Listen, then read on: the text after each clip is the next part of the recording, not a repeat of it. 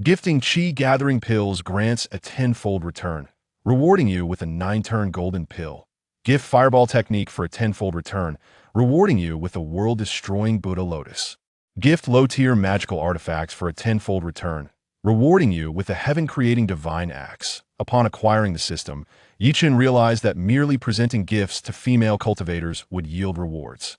Chen could only lament, "I truly did not wish to become sycophant." However, the system's generosity was undeniably overwhelming. Chapter 1. I hold the utmost contempt for sycophants. Yunluo Mountain Range. Silver Moon Market. The cold wind howled, toppling unknown objects with a resounding crash.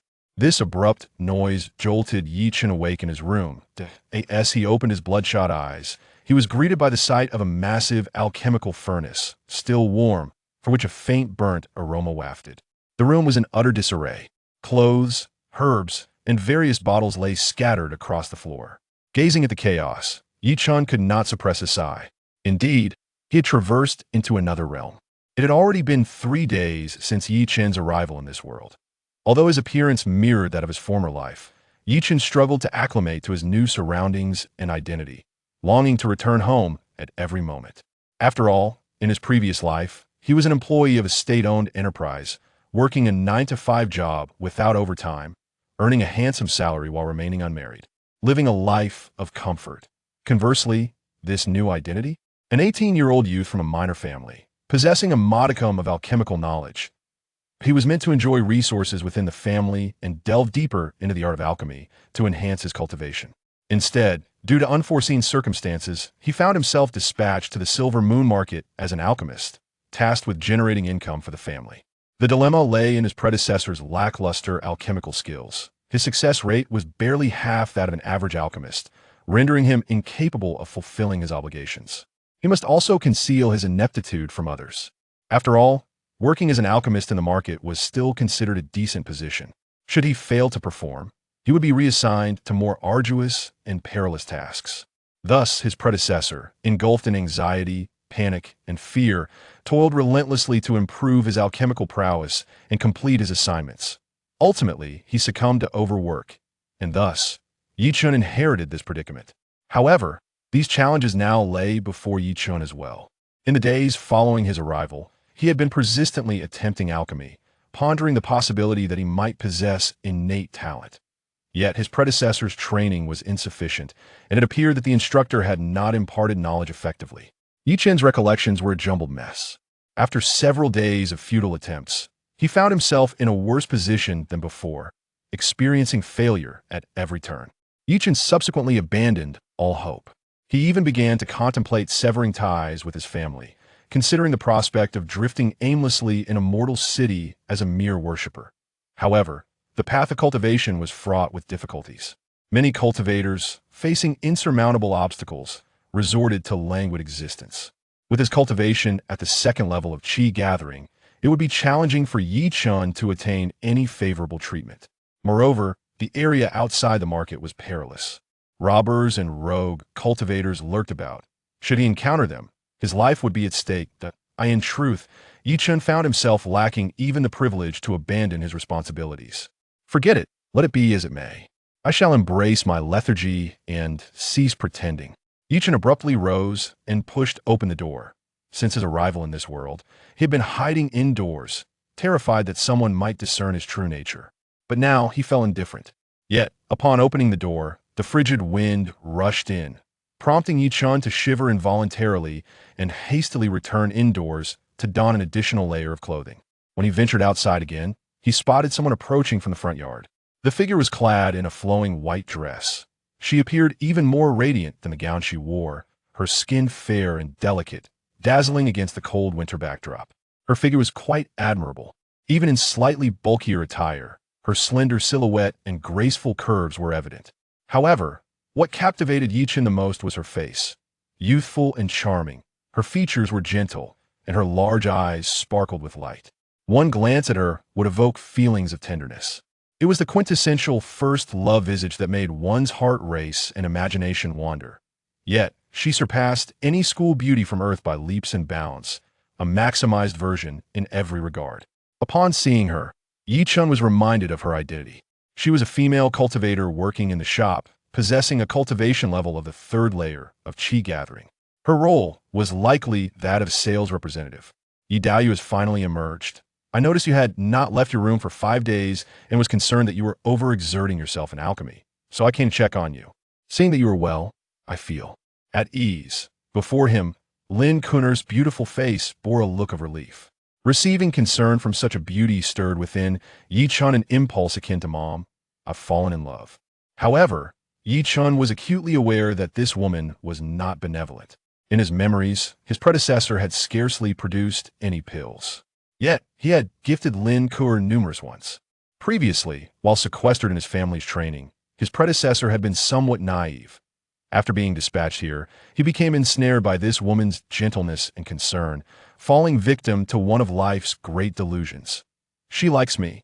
Thus, when Lin Kuer casually mentioned her meager salary, unable to afford rent and medicinal pills, his predecessor promptly gifted her several of the few qi gathering pills he had managed to produce. This brought joy to Lin Kuer.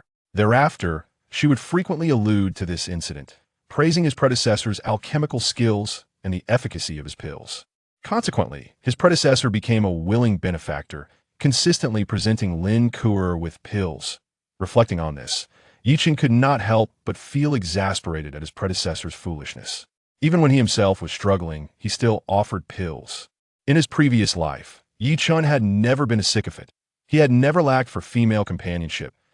He understood that money was not for women to squander, but rather for oneself to enjoy, unless one truly found someone worth a lifetime of commitment.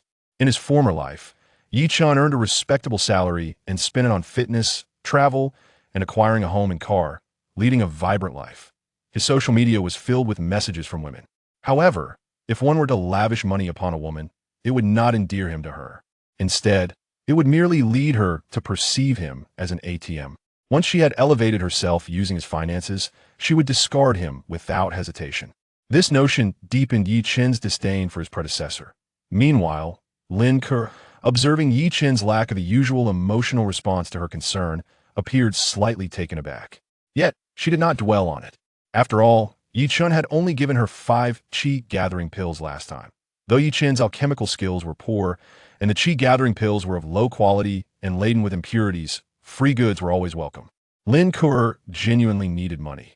Thus, her eyes crinkled into crescent moons as she cheerfully asked, Yi Daoyu must have produced quite a few pills during your prolonged seclusion. I truly envy you, Yi Daoyu, for possessing innate talent as an alchemist, unlike myself. As she spoke, Lin Kuer's voice took on a hint of melancholy. Hearing this, Yi Chen felt a surge of sympathy. However, his heart was filled with derisive laughter. Was she mocking him? Furthermore, his predecessor had been the one to offer gifts willingly. Now, as he remained unresponsive, was she growing anxious, unable to hide her true intentions? It was evident that this woman was far from virtuous. Yet, Yi Chen was not his predecessor, nor was he a sycophant. Did she desire pills? That could be arranged. After all, Yi Chen had already resolved to abandon all pretense. Although he still possessed over 20 qi gathering pills from his predecessor's efforts, they were insufficient to meet expectations, so he thought, let it be. If he could use these pills to experience the life of a cultivator, it would not be entirely unwelcome. After all, Lin Kuer's beauty and demeanor were indeed exceptional, with a face reminiscent of first love. But to seek something for nothing? That was out of the question. Yi Chen would rather leap from here than become a sycophant. Just as Yi Chen prepared to voice his thoughts, a sudden chime resonated in his mind, detected a suitable female cultivator. Gift bonding system officially activating. Compatible target, Lin Kuer. Gift return rate, 10-fold. Yi Chen listened to the voice, his heart a tumult of excitement intertwined with confusion. The exhilaration stemmed, naturally, from acquiring a system. Yet the description of this system felt somewhat amiss. Chapter 2. This is not flattery. This is an investment. The gift bonding system? The name itself seemed rather peculiar. The system stipulations regarding suitable gift recipients, promising 10-fold returns, appeared oddly strange. Did this imply that if he presented Lin Kuer with a gift, the system would reward him with 10 times the value? Was this a system designed for sycophants? Yi Chen promptly inspected the system's details. Before long, a comprehensive description materialized before his eyes. This system is a gift bonding system. As long as you present gifts to suitable recipients, you shall receive rewards. Requirements for suitable recipients are as follows: appearance above 90, physique above 90, possessing spiritual roots, being a cultivator, and unmarried. Depending on the specific qualities of the recipient, rewards will vary. The host will receive different multiples of reward based on the recipient. Doubling the reward may manifest as either an increase in quantity or quality, determined by the system according to the host's needs. When gifting, one must not offer gifts that far exceed the cultivation level required by the female cultivator. If the gift fails to meet the standards, the system will not recognize the success of the gift and will refuse to provide rewards if the gift is of paramount importance to the female cultivator, causing significant emotional fluctuations. Additional rewards may be obtained. Gifting can only trigger a reward once per week. Upon reading this, Chen was utterly bewildered. This system seemed to possess potential. The idea of receiving doubled rewards for gifts, and even additional rewards for gifts of critical importance, was astonishing. This functionality was essentially cultivating sycophants, or rather, attentive sycophants who must continuously observe the needs of others. This was truly absurd. Even the system was fostering sycophants. What had become of this world? Yet, with this system, it appeared he need not languish in mediocrity any longer. Yi Daoyu? Lin Ku'er noticed Yi Chen's silence, caught in a stupor while gazing at her face. She furrowed her brow slightly. In truth, Lin Ku'er held Yi Chen in low regard. His cultivation was meager, and despite having a small family background, he had only reached the third layer of qi refinement, on par with her own level. However, it was essential to note that she was a loose cultivator, while Yi Chen had the resources of a family. This suggested that his aptitude was likely quite poor, most probably possessing inferior spiritual roots. The only commendable trait Yi Chen possessed was his alchemical talent, which Lin Ku'er perceived as mostly lacking.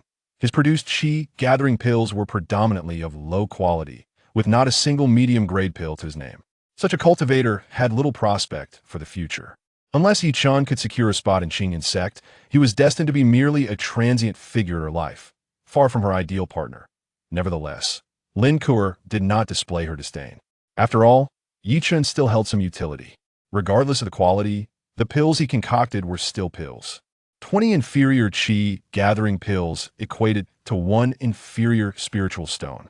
It is worth noting that her monthly remuneration amounted to merely 3 inferior spiritual stones.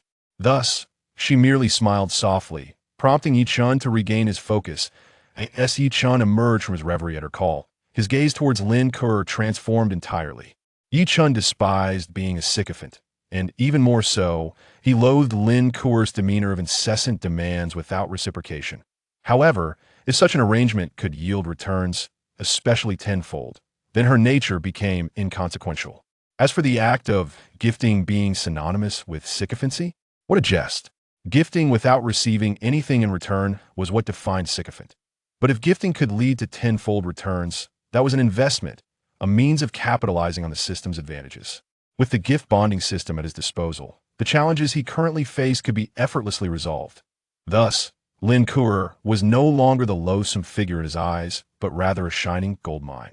Unless Yi Chen encountered a female cultivator offering even greater returns, he would provide Lin Ku'er with whatever she desired. The more precious the gift, the more he would bestow. After all, the more he gave, the more he stood to gain.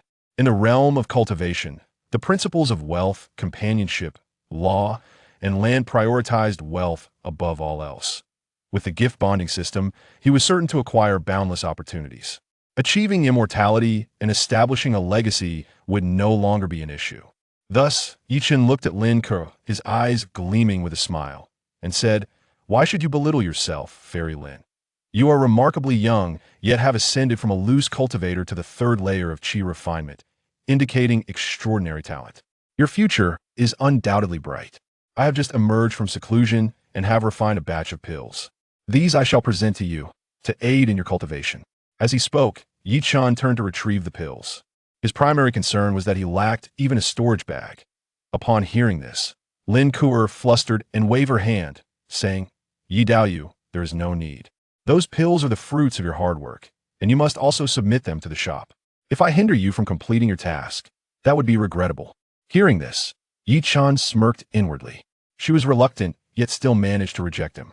Was he meant to beg to gift her? This was the epitome of a demanding green tea. However, Chen precisely sought out this green tea. If she truly felt embarrassed to accept, he would find it troublesome. So, Chen replied with a smile. Fairy Lin, you worry too much. The success rate of my qi gathering pills is quite high. Thus, I will produce plenty. Offering some will not affect your task. Upon hearing this, Lin Kuer ceased her refusals, lowering her head shyly as she said, Then I must thank you, Yi Dao Yu. You are truly kind-hearted. Kind-hearted? You and your entire family are kind-hearted. Yi Chen inwardly scoffed while his steps remained steady. He swiftly returned to his room to retrieve the alchemical vials he had prepared. In total, he had 2 vials containing 20 pills. Yi Chen calculated that gifting 20 pills would yield a reward of 200 next week. Gifting 200 would result in a reward of 2,000. Relying solely on Lin Kuer, he could potentially open a pill shop. He could directly adopt a low-price competition strategy akin to the model of Pinduoduo, driving all merchants in Silver Moon Market into despair. A lucrative venture indeed. However, just as he picked up the vials, the system's notification chimed. When gifting pill-type items, a maximum of 10 pills may be gifted at once. Exceeding this amount will not yield rewards. Yi Chen's dreams of becoming a business magnate were abruptly curtailed. With a slight pout, Yi Chen grasped a vial of pills and exited the room, saying, Fairy Lin, please accept this. Lin Kuer's eyes sparkled brightly, though she still appeared somewhat bashful as she solemnly accepted. I cannot refuse such generosity. Thank you, Yi Dao Yu. When I eventually break through, I will surely repay you. Lin Kuer lowered her head, glancing at the vial, her heart swelling with joy. To her delight, there were 10 pills, a most unexpected surprise. Yi Chen nodded with a smile, yet in truth, he hardly regarded it as significant. Having lived 2 lifetimes, Yi Chen had yet to encounter a green tea who reciprocated favors to sycophants. Well, perhaps there had been some instances of sycophants being rewarded with children. However, all that was irrelevant now. For in Yi Chen's mind, the system's notification had begun to resonate, a sound so melodious. Chapter 3. This is not green tea. This is a gold mine. The gift was successfully delivered. The gift consists of 10 low-grade, gathering, qi pills. 100 low-grade, gathering qi pills have been credited as a reward. It has been detected that this is the host's first gift, and although it did not bring great surprise to the recipient, it still triggered a critical reward. The reward is a complete comprehension of the first-grade alchemy technique. The complete comprehension of the first-grade alchemy technique has been issued. It has been detected that the host does not possess storage equipment. Thus, the physical rewards will be temporarily stored within the system space and can be retrieved at any time. Upon hearing the system's notification, Yi Chen's eyes widened in astonishment. Not only had 100 gathering qi pills been credited, but he had also triggered a critical reward. Had he truly achieved a complete understanding of the first-grade alchemy technique? This was simply exhilarating. Yi Chen had experienced the arduousness of alchemy over the past few days. There was hardly any formula to adhere to.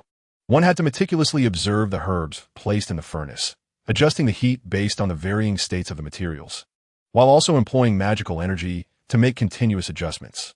A slight misstep could result in a complete failure of the entire batch. His previous incarnation had studied alchemy for 4 years and had only just scratched the surface. He was still far from becoming a true first-grade alchemist. Now, having attained a complete understanding in one go was akin to receiving a windfall. At this moment, Yi Chen's gaze toward Lin Kuer transformed entirely. This was no mere green tea. She was a veritable treasure trove. He thought to himself, I want to savor this for a lifetime. The fervent glimmer in Yi Chen's eyes made Lin Kuer feel slightly uncomfortable. She couldn't help but harbor concerns. Did Yi Chen think that a mere gift would entitle him to become her partner? That was utterly implausible. Yi Chen couldn't be this naive, could he? However, every time he had given her something previously, he would excitedly pull her into conversation, rambling on for ages. Lin Kuer had no choice but to listen and agree, as it would be impolite to leave immediately after receiving a gift, especially since she wished to acquire more pills in the future. But she needed to maintain a distance. She could not allow Yi Chen to believe that receiving gifts meant belonging to him. Accepting gifts was one matter, but being a partner was an entirely different affair. Just as Lin Kuer pondered how to keep Yi Chen interested without letting him completely abandon hope, Yi Chen spoke up directly.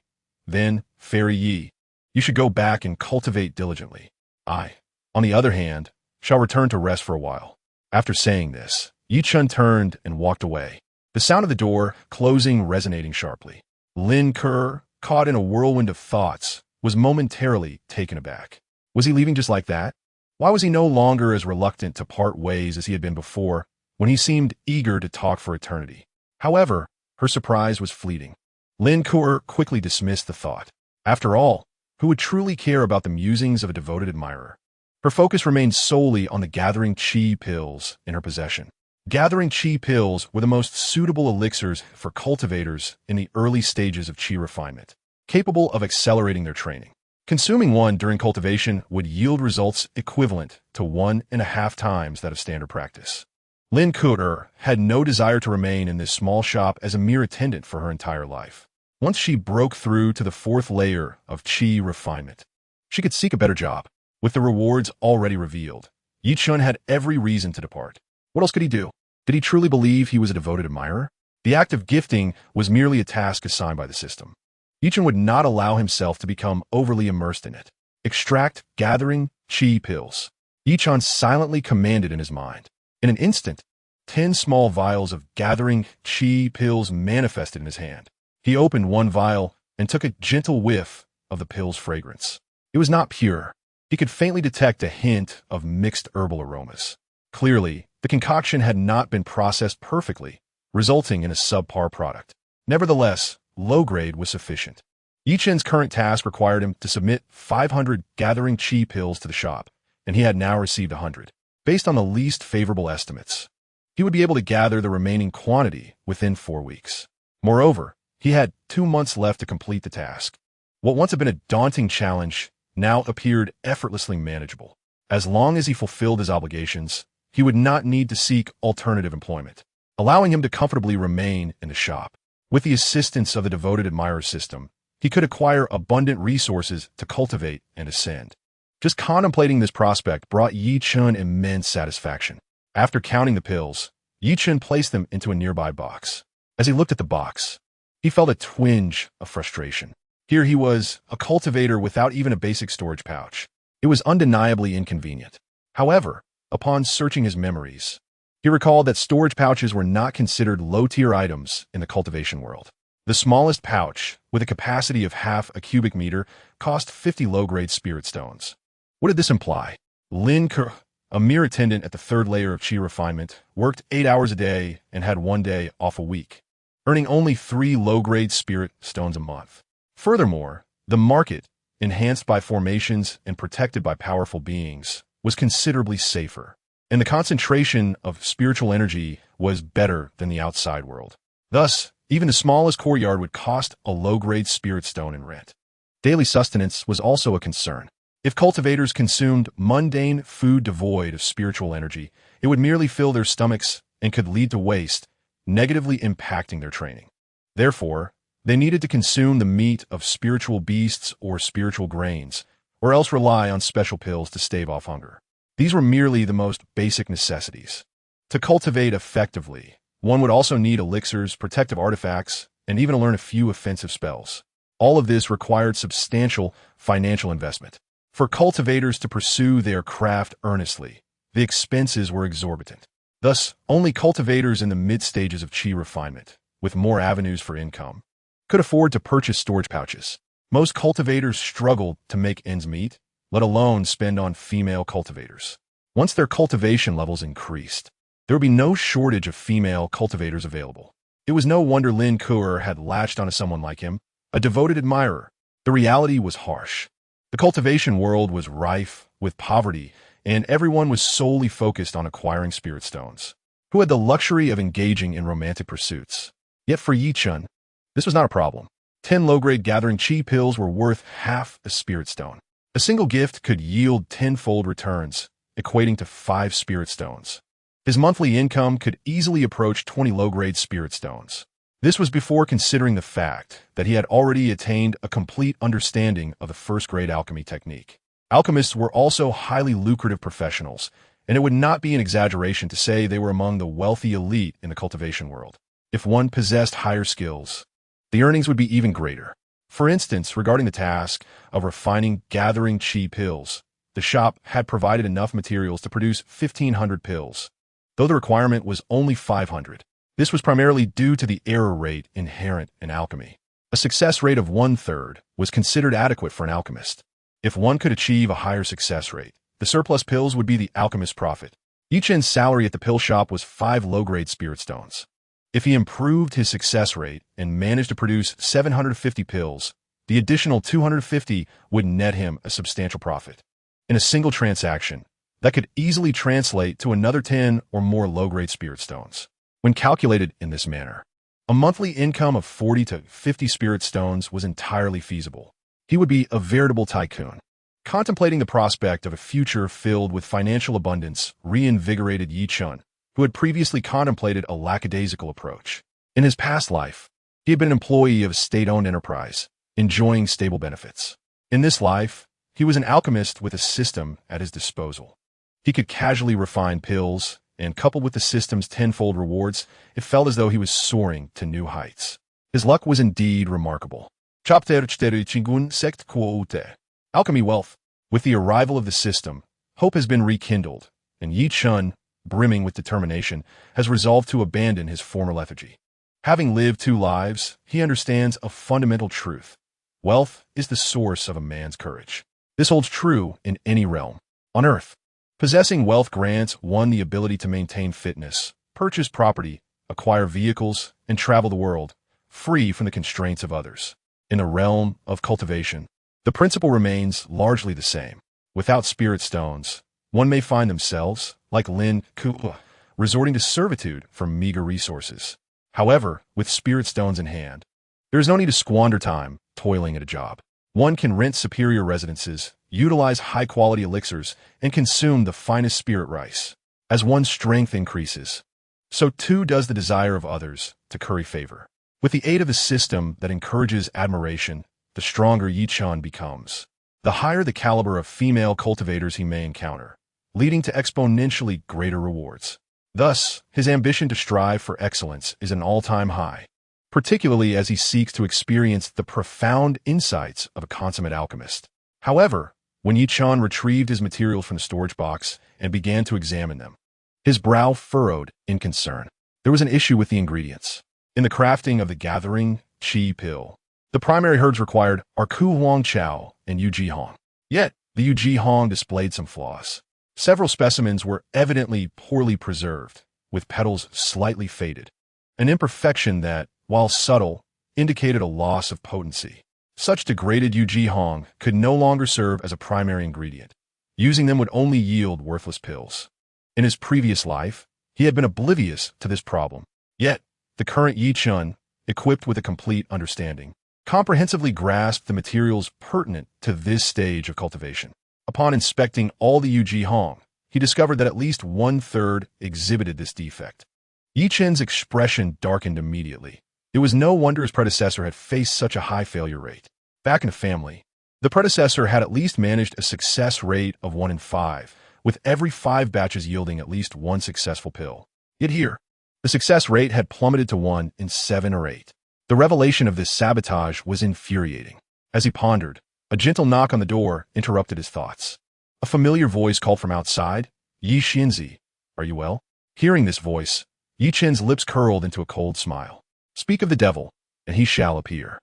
Chen hastily returned the flawed Yu Ji Hong to the storage box, donned a congenial smile, and courteously opened the door to welcome the visitor, xianxia. "What brings you here? Please come in." After 10 years in a state-owned enterprise, Chen had acquired a wealth of experience. The figure entering the room, xianxia, appeared portly, his face adorned with a genial smile. "I've come to inquire about the progress of your elixirs, Xianxia. I hope I haven't interrupted your work." Chen promptly shook his head. "Not at all. The elixirs are progressing well. However, as a newcomer to the family, I am still adjusting, which has slowed my pace a bit. It may be that I will only be able to submit the elixirs by the deadline." Xianxia, catching a whiff of the lingering burnt aroma in the room and noticing the uncollected remnants of herbs, beamed even more broadly. "Nonsense. As a member of the Yi family, this shop belongs to you. There's no need to worry about deadlines. I have the authority to grant a bit of leeway. This will provide you with a better chance to join the Qingyan sect, won't it?" The mention of the Qingyun sect caused Chen to maintain a neutral expression while internally confirming his suspicions. The one sabotaging him was none other than this individual before him. The Qingyun sect is a prominent sect in the area, presided over by a golden core ancestor. The first ancestor of the Yi family had once been an outer disciple of the Qingyun sect, but misfortune had prevented him from establishing a foundation. Subsequently, he had founded the family, which flourished over time. The Qingyun sect had supported this endeavor, as disciples lacking prospects would spread the sect's influence. Occasionally, tasks would be assigned to these families. The first ancestor had friends who became foundational elders, and former peers would often visit, allowing for assistance in times of need. Thus, the family thrived until the first ancestor's passing, which diluted their connection to the sect. While some remnants of this bond lingered, they were scant. By the time the third generation had succeeded, the ties to the Qingyun sect had been severed completely. Nevertheless, the Qingyun sect offered preferential treatment to these semi-affiliated families.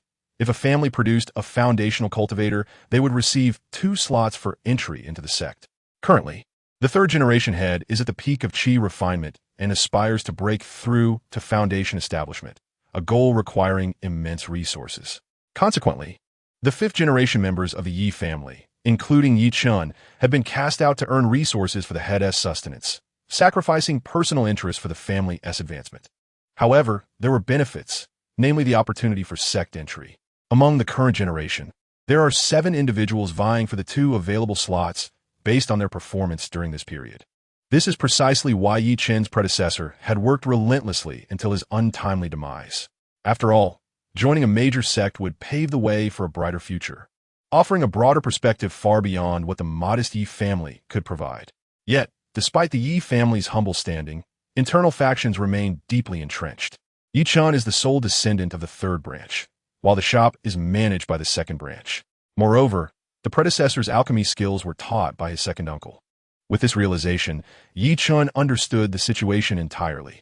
It was no wonder his predecessor's alchemical skills were so lacking. He could not even discern the quality of the Yuji Hong. It also explained why the shop had secretly provided tampered Yuji Hong, an insidious trap set to undermine his competition for the Qingyun sect slots. The absurdity of a mere Qi refinement family, instead of uniting to elevate their standing, engaging in infighting over a dubious opportunity, was laughable. Having reached this conclusion, Chen found himself devoid of any expectations for the family. However, he remained genuinely interested in the opportunity to join the Qingyun sect. After all, the system had indicated that the higher the caliber of female cultivators, the greater the multiplier effect, just as beautiful women flock to major cities on Earth. The same principle applies in the realm of cultivation. Exceptional female cultivators inevitably join sections. Should Chen gain entry into the Qingyun sect, he might encounter beauties with multipliers of 20, 30, or even 100-fold, potentially saving him decades of effort. Merely contemplating this prospect filled him with excitement. The requirements for formal discipleship in a sect are stringent, necessitating candidates to have no prior cultivation experience and to come from unblemished backgrounds. Individuals like Lin, Ku, who are loose cultivators without opportunities, have no chance of joining a sect. Chen is no exception. Thus, he is determined to contend for this opportunity. Chapter 5. Cultivators are also beasts. Rest assured, Uncle, I will certainly deliver the gathering Qi pill on time and not cause you any trouble. Having grasped the entirety of the situation, Chen spoke with a smile, omitting any mention of the Yuji Hong. A simple acknowledgement of oversight from the subordinates would suffice to cover it. Revealing too much could risk alerting them to his awareness. With the system at his disposal, he could achieve tenfold returns, rendering any concerns about completing the task irrelevant. Upon hearing this, Zhang Guanshir's plump face beamed with a radiance reminiscent of a blooming chrysanthemum. As he amiably patted Chen's shoulder, exclaiming, "I knew my esteemed nephew had great potential. Please continue your rest. I shall not disturb you." With a smile, Chen escorted Zhang Guanshir to the door. Once the door was firmly shut, a cold smirk crossed Chen's face. Outside, Zhang Guanshir's expression was laced with derision as he glanced back at Chen's room, scoffing. The room reeks of discarded elixirs. Who knows how many failures he has endured? Yet he still harbors ambitions of completing his tasks. The most absurd part is that he cannot even concoct a few pills himself, yet he still tries to impress the female cultivators. Truly, a fool raised by a minor clan. With his cultivation level, he could easily attract any woman. A mere low-grade spirit stone from Hongxiu Tower could entice a female cultivator to serve him devotedly. To willingly squander precious resources? Such incompetence would render any hope of entering Qingyun's sect futile, even without my interference. Zhang Guanshi held Yi Chen in utter disdain, deeming him unworthy of his time. He merely hoped that the head of the Yi family could genuinely break through the foundation establishment stage. A successful breakthrough would significantly enhance the Yi family's influence, allowing the second branch to secure better positions as managers, thus avoiding the drudgery of languishing in the desolate Inu market and wasting their lives. A foundation establishment expert could sway numerous interests. After Zhang Guanshi departed, Yi Chen silently noted his name in a small book. He then took his place before the alchemy furnace, meticulously organizing the medicinal materials, discarding the inferior ones. Once he had sorted a batch of herbs, he placed them sequentially into the furnace. The furnace was divided into 8 sections, enabling various operations simultaneously: roasting, steaming, and merging the materials, among others. He ignited the fire and commenced the alchemical process. Alchemy required the mastery of fire control and water manipulation techniques. Previously, Yi Chen had been somewhat lost, his efforts chaotic and frantic. The fire could be fierce or gentle, and the flow of the medicinal liquid varied according to the properties of the herbs, requiring different techniques.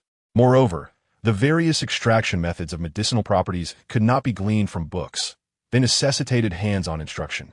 Unfortunately, his late uncle had failed to provide adequate teaching, leaving Yi Chen bewildered and prone to failures in alchemy. However, everything was evidently different now. With newfound insights, Yi Chen deftly controlled the process. Yet at the critical moment, his hand inadvertently trembled, causing the flames to flare slightly, resulting in a jolt from the furnace and the unpleasant scent of charred herbs. It was a failure. Nevertheless, Yi Chen did not succumb to disappointment. Though he had gained insights, his body still required practice, and he believed subsequent attempts would yield better results. Soon, he tidied the alchemy furnace and began a second attempt.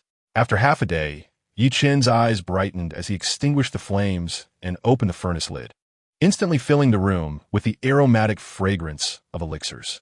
With a wave of his magical energy, he retrieved the pills, 2 low-grade for middle-grade and, astonishingly, 1 high-grade, gathering qi pill. Holding the elixirs in his hand, Yi Chen felt a surge of elation. Yet, he immediately began to reflect on his performance. It was his habit to review his work, identify issues, and improve for future endeavors. The green fruit had melted into the medicinal liquid, but the fusion had encountered some difficulty, resulting in unevenness.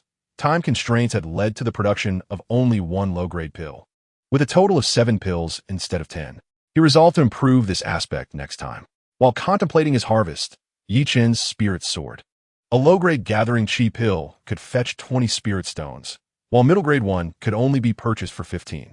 As for the high-grade gathering qi pill, a single spirit stone would yield only 10. The quality of the pills was contingent upon their efficacy, potency, and impurity levels. Higher-grade pills boasted superior effects, pure energy, and fewer impurities. However, this was only relative. The efficacy difference was typically around 10 to 20%. Thus, only affluent cultivators would opt for the more prestigious high-grade or middle-grade pills, while ordinary cultivators had little choice. If a pill could sustain a practitioner for 20 days, they could hardly afford one that lasted only 15 or 10.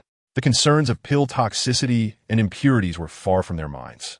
Much like Yi Chen's previous life, he would refuse takeout due to concerns over plastic containers releasing toxins. Poverty is a far more daunting specter than toxic impurities. Gazing at his rewards, Yi Chen carefully stored the middle-grade pills in a new vial, keeping them close. As for the high-grade pill, he swallowed it whole. Naturally, Yi Chen would never hand over these precious elixirs to the store. It was evident that Zhang Guanshi intended to deceive him.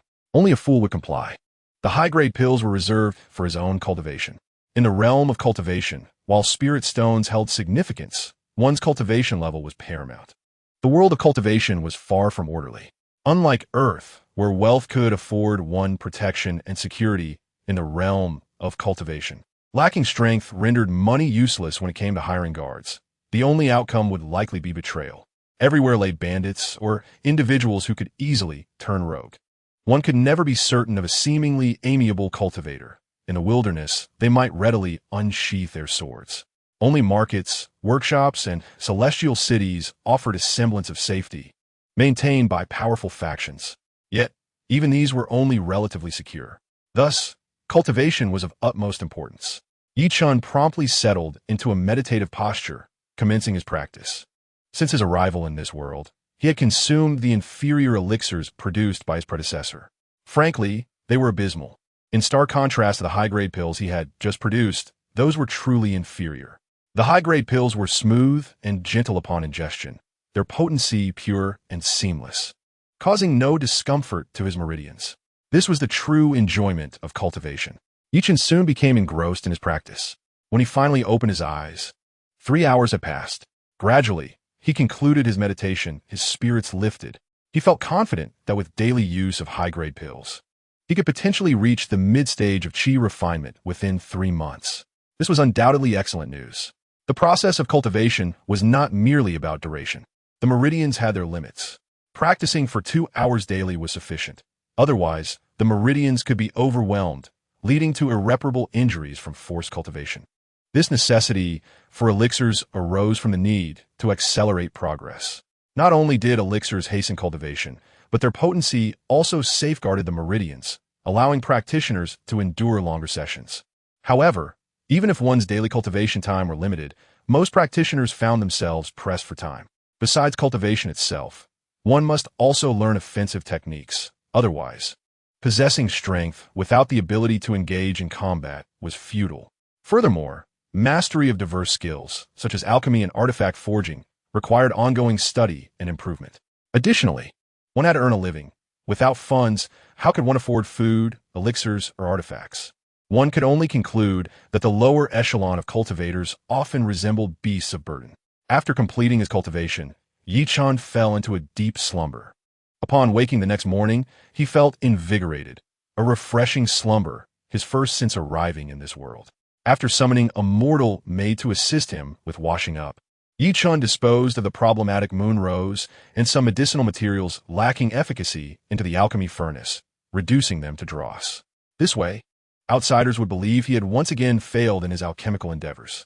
Having realized that the shopkeeper was keeping a close eye on him, Chen decided he must forge a waste dan. He resolved to conceal his alchemical skills for the time being. Today, he ventured out to procure the necessary herbs for crafting birchi gan jukidan. The previous incarnation had squandered a fair amount of materials, and some had been tampered with. It was imperative to acquire new ones. This also served as a facade for the steward, who was aware of Chen's inability to produce any dan. Although Chen could effortlessly complete the task with a tenfold return, suddenly presenting dan would raise suspicions. Therefore, he needed to buy some herbs as a cover. Moreover, he was eager to see if there were more attractive women in Inu Market, despite the little green tea, offering a tenfold return. Chen was not the type to be a mere sycophant. Should he encounter someone with a higher multiplier, he would unhesitatingly abandon Lin, for he prioritized personal gain above all else. As Chen exited the backyard, news of his departure swiftly reached Steward Zhang. After a brief moment of contemplation, he surmised Chen's intentions. To be frank, Steward Zhang had grown weary of wasting his thoughts on Chen, whose lackluster talent and inferior alchemical skills rendered him incapable of discerning even the simplest herbs. In such circumstances, it was astonishing that Chen's mind seemed solely occupied with women, constantly considering gifts for them. Such a worthless individual posed no threat and would not gain a quota without interference. Yet, Chen's background was somewhat unique. His father was a late-stage practitioner at the 8th level of qi refining, the strongest force in the Yi family aside from the patriarch, responsible for the family's logistics. While Chen might not perceive the steward's machinations, his father was a cunning fox, and should he discover any deceit, it would spell trouble. Furthermore, disqualifying Chen early could invite retaliation. Reflecting on this, a smile crept onto Steward Zhang's face. This young man surely possessed a considerable amount of spirit stones. And since he intended to purchase Dan from outside, why not benefit from this opportunity? If the spirit stones could be mine, it would be even better, as it would spare me from continually gifting them to women and artificially inflating prices. With this thought, Steward Zhang waved his hand to summon a confidant and issued instructions. Upon stepping out of the backyard, Chen surveyed Inu Market, feeling somewhat disheartened. His family store was situated on the main street, which boasted a layer of blue stone pavement. The street appeared relatively clean, but further down, the areas outside the main thoroughfare were littered with gravel paths and dirt roads. Many of the houses looked small and drab, lacking the ethereal quality one would expect of cultivators. Instead, it resembled a village from the early 2000s. It seemed that most cultivators led truly difficult lives. Dao. A sudden voice interrupted Chen's thoughts. A shifty-eyed cultivator approached him. Chen instinctively stepped back, his guard up, as he activated his cultivation technique. Dao, are you in need of Dan? My father is an alchemist, and I'm currently in a tight spot, so I've stolen some Dan to sell. I have 500 lower grade year Qi Dan. If you're interested, I can offer them to you at a discount. But please keep this a secret. Upon hearing this, Chen's heart filled with caution. Lower grade Ju Qi Dan? This was precisely what he required for his task. But how could he encounter such an offer shortly after leaving? Chen was not the sheltered youth of his previous incarnation, oblivious to worldly affairs. He immediately sensed something amiss, reminiscent of the mobile phone scams at train stations in his past life. Did the cultivation world operate similarly? This realm of cultivators was surprisingly down to earth. Waving his hand, Chen decided to ignore the individual. The cultivator grew anxious, glancing around and whispering, Dao, my Dan is genuinely affordable. It's 30 spirit stones each. Though they were stolen, they're authentic Dan, and their efficacy is guaranteed. A single lower-grade spirit stone can facilitate nearly 2 months of cultivation. Purchasing them would be a bargain. If you buy all, I'll let you have them for just 15 lower-grade spirit stones. Fearing Chen might not believe him, he hastily produced a Dan for inspection. Chen glanced at it, raising an eyebrow. With his current abilities, he could discern that this lower-grade year Qi Dan was of decent quality, at least superior to those crafted by his predecessor. Seeing Chen's interest, the cultivator quickly displayed several more, all of similar quality. They were indeed genuine year Qi Dan, not counterfeit. However, this only piqued Chen's curiosity further. To sell Dan of this caliber at such a price was akin to charity. Was it mere coincidence that such a fortunate opportunity fell into his lap? Most notably, the quantity was precisely 500. What stroke of luck! Chen's mind involuntarily conjured the image of Steward Zhang's plump face. After a moment's reflection, he formed a hypothesis. Although it was merely conjecture, Chen felt it was highly probable. Steward Zhang appeared intent not only on deceiving him, but also on draining his resources. Aware that Chen could not produce Dan, he likely arranged for someone to sell him discounted Dan, ensuring Chen possessed the necessary supplies to complete his task. In this exchange, Zhang would profit, while Chen would continually expend spirit stones until he was completely drained. Ultimately, with a little manipulation from Zhang, should Chen be required to publicly refine Dan, his inability would be laid bare, and his opportunity with Qing Yun's sect would vanish. This steward truly lacked humanity. Contemplating this, a shadow crossed Chen's eyes. In his previous life, he was not one to suffer indignities. He believed in repaying grievances in kind. Steward Zhang was treading a path to his own demise. Nonetheless, amidst his indignation, the acquisition of these readily available Dan proved advantageous. Initially, he had to fabricate an explanation for the Dan's origin, but now, purchasing this batch at a bargain would eliminate the need for subterfuge. After all, they were essentially sold to him by the other party, saving both time and effort. As for the financial outlay, that was out of the question. With the sycophant system and his first-rate alchemical skills, Chen's spirit stones would only multiply. Thus, Chen declared, "Allow me to inspect all the Dan. If everything checks out, I will take them." Upon hearing this, the furtive cultivator's eyes brightened with delight. He promptly nodded, allowing Chen to scrutinize each item. After dedicating nearly half an hour, the transaction for the 500 lower-grade year Qi Dan was completed. Throughout this process, Chen's prior assumptions were further solidified. Had these been stolen goods, the seller would have been eager to exchange them for money, lacking the time for any delays. Yet, as Chen took his time inspecting the Dan, the seller displayed no signs of urgency. One could only conclude that his acting skills were rather lacking. In Chen's recollection, his previous incarnation's father was a practitioner at the 8th level of Qi refining, holding a respectable position within the family and enjoying relative affluence. He had been quite fond of his only son, providing him with 20 lower-grade spirit stones before his arrival here. Now, spending 15 spirit stones on Dan was a trivial matter. After the transaction concluded, Chen felt a surge of contentment. With an ample supply of Dan, he no longer needed to waste his precious system rewards on lower-grade Jirqi Dan. Instead, he could present Lin Ku with more valuable gifts, yielding greater returns. Following the completion of the transaction, Chen did not rush back home, but strolled leisurely through the street, seeking out beautiful women.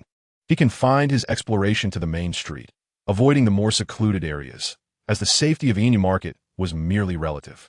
Each month, the bodies of some cultivators would still be discovered.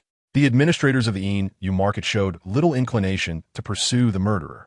Instead, they occasionally killed a few rogue cultivators from the wilderness, presenting them as scapegoats at the market entrance.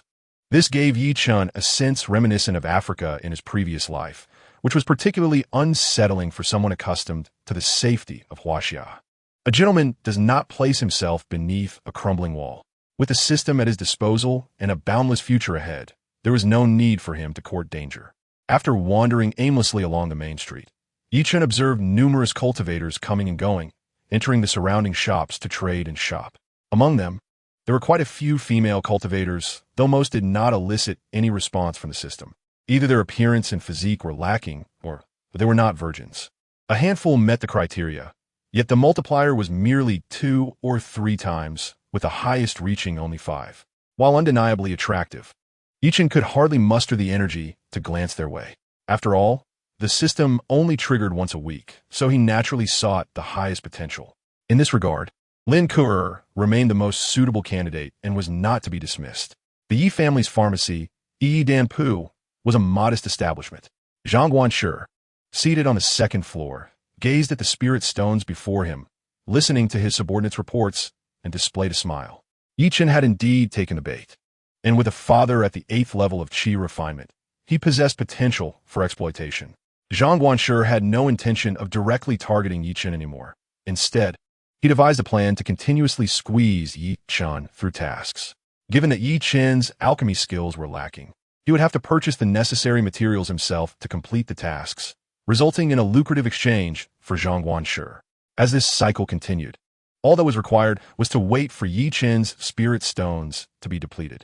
Even if Chen's father invested heavily to support him, it would be easy to expose him during a direct alchemy demonstration. In Zhang Guanshi's eyes, Chen was completely under his control, easily disposable at any time, rendering further attention unnecessary. Upon returning to his room, Chen promptly rummaged through his belongings, quickly discovering a jade slip inscribed with the technique, long xianxia. This was a form of external cultivation technique. The essence of the qi refinement stage involved guiding spiritual energy to cleanse the physical body, shedding its mortal ties, and ultimately achieving the true spirit foundation. The physical form was of paramount importance, yet most techniques offered only moderate enhancement. Thus, it was essential to cultivate an external technique to achieve a harmonious balance of internal and external growth, enhancing combat prowess and increasing the likelihood of establishing a foundation in the future. The earlier one began, the better. However, such techniques were not inexpensive. Long Xianxia had cost his predecessor 3 mid-grade spirit stones. It was a simplified version of a technique originating from a sect even more powerful than Xinyan sect. It was said that such techniques were deliberately sold by major sects as a means of screening potential talents. If a genius emerged, they could be absorbed into the sect. Another rumor suggested that these techniques had hidden flaws, being countered by their original versions. Chen was unsure of the truth behind these tales. But Long Xianxia was indeed an excellent external technique capable of refining tendons and bones. Since his predecessor's arrival in this realm, he had been preoccupied with alchemy, leaving no time to learn. Chen, too, had no intention of studying it. The jade slip was a one-time use item, once learned would shatter, accompanied by a vow to prevent its dissemination. With that in mind, Chen resolved to gift this external technique to Lin Ku. Long Xianxia was already valuable, having cost 3 mid-grade spirit stones. If it were to return tenfold, what kind of technique might he receive in return? Would it potentially yield the original version? Chen was filled with anticipation. Unfortunately, He had only gifted her a present the previous day, meaning he would have to wait 6 more days for the cool-down period to expire. Nevertheless, Chen was not anxious. He followed a steady routine of cultivation and alchemy, quietly enhancing his own prowess. In the second week, Chen arrived at the pharmacy early in the morning. The family establishment was not particularly large, consisting of 2 floors, primarily selling medicinal pills provided by the family and purchasing various herbs, especially Inu Chow. The name of the Inu market was derived from this herb, which thrived in the local mountains and served as the primary ingredient for Qing Mai Dan. As its name suggested, Qing Mai Dan was capable of cleansing the accumulated toxins and impurities within the meridians, making it highly sought after by late-stage qi refinement cultivators. For ordinary cultivators, however, it was a distant dream, as they barely had enough pills to consume, let alone the spare funds for Qing Mai Dan. The threat of toxin accumulation was far more daunting than poverty. After a brief wait, a female cultivator entered the shop, dressed somewhat flamboyantly, though she appeared to be older. Upon seeing Chen, her eyes brightened, and she hurried over, eager to engage him. She was well aware of Chen's reputation as a young alchemist, especially given his generous nature, often seen rushing to deliver pills to Lin Ke, much to the envy of others. With this in mind, she subtly adjusted her attire to showcase her advantages, thinking that if she could win Chen over, her worries about pills would be over. However, Chen, observing the unresponsive system, took a step back, responding coldly. He could discern her intentions at a glance. What gave her the right to expect gifts from him? His indifferent demeanor caused the female cultivator's smile to falter, and feeling humiliated yet unable to express her anger, she retreated to the back to gather her belongings. At that moment, Lin Ke arrived for work, dressed in a white gown that exuded an ethereal quality. Her long hair flowed gracefully, and she appeared stunningly beautiful. Upon seeing Chen, Lin Ke expressed mild surprise, but her face quickly broke into a sweet smile, her eyes crescent-shaped with joy at his presence. Ye Daoyo, have you emerged from seclusion? You must have made significant gains. Chen was not in the mood for pleasantries with Lin Ke, recognizing her insincerity. All he wanted was to claim his rewards. Thus, he promptly stated, I have a gift to present to Lin Xianxia. Lin Ke was momentarily taken aback. Chen was coming to offer her a gift? It was likely another batch of pills. Naturally, she was reluctant to refuse. Yet she still had 3 lower-grade gathering pills remaining from his last gift, and she hesitated to accept more, fearing it might seem greedy. Meanwhile, another female cultivator at the counter, overhearing their exchange, gritted her teeth in envy. Lin Ke, however, was resolute, shaking her head. I appreciate your kind intentions, but I still have 3 pills left from your last gift, so I cannot allow you to spend more on me. She was determined not to accept this time, wanting to establish her image and avoid giving Chen the impression that she was only after his pills. Occasionally refusing was not a bad strategy. The nearby female cultivator felt even more envious, silently lamenting, what makes Lin Ke better than me? Give me, please. I genuinely desire it. Chen noted Lin Ke's refusal, yet her mention of the remaining 3 pills clearly hinted that she would be open to accepting a gift in 3 days. This mixed signal elicited a chuckle from Chen. However, he prioritized matters at hand, declaring, it's not pills, it's an external technique, xianxia, which can refine flesh and sinew. This technique comes from the xiang sect. I notice you are on the verge of breaking through to the mid-stage of qi refinement. And with the assistance of this external technique to refine your body and condense your qi and blood, your efforts will yield twice the result with half the effort. Upon hearing this, Lin Ke, who had been steadfast in her refusal, was momentarily stunned, her pupils dilating in astonishment. This was not a mere pill, but an external cultivation technique. The immense surprise left Lin Ke feeling dizzy. An external technique? Moreover, it is a precious external cultivation technique capable of refining tendons and bones. This is truly remarkable. It is well known that most foundational external techniques can only refine flesh and blood with mediocre results. A step higher allows for the refinement of tendons and bones. But such techniques are exceedingly rare and costly. Even cultivators in the late stages of qi refinement would feel a pinch when purchasing them. The pinnacle of such techniques can refine both tendons and bones in addition to the 5 vital organs, but they are typically reserved for elite disciples of top-tier sects, leaving loose cultivators with no hope of acquiring them. Lin Ke has refrained from practicing external techniques, anticipating a breakthrough in her cultivation to the mid-chi refinement stage. Hoping to accumulate spirit stones over the years in search of better external techniques. To her astonishment, Chen has directly presented her with one. Although she's aware of Chen's affection for her, this gesture is still beyond her expectations. Chen has been remarkably generous. At that moment, the shop fell into silence. Another maid, consumed by jealousy, wore an expression of disbelief, while the few attendants regarded Chen with the eyes of a spendthrift. Manager Zhang, a rotund figure, stood in the corridor, his face tinged with envy. He understood Chen's infatuation, but did not anticipate such an extravagant display. This external technique is worth at least 2 or 3 mid-grade spirit stones. How could he so casually give it to a woman? What kind of family does he hail from? One might mistakenly think he belongs to a foundational family. 2 or 3 mid-grade spirit stones could attract numerous women. Manager Zhang ground his teeth in frustration, wishing to snatch the jade slip from Chen's hands for himself, though it was not his to claim. He felt an acute sense of loss just witnessing it. Chen, unfazed by the opinions of others, simply smiled at Lin Kuer, her lips pressed together, her beautiful eyes sparkling with desire. However, her strong willpower compelled her to refrain from reaching out, prompting her to say, "Dao Yi, you also need external cultivation techniques. I cannot accept this." Lin Kuer longed for it, but restrained herself, wishing to feign reluctance before ultimately accepting it, which would appear more graceful. She had done so in previous encounters.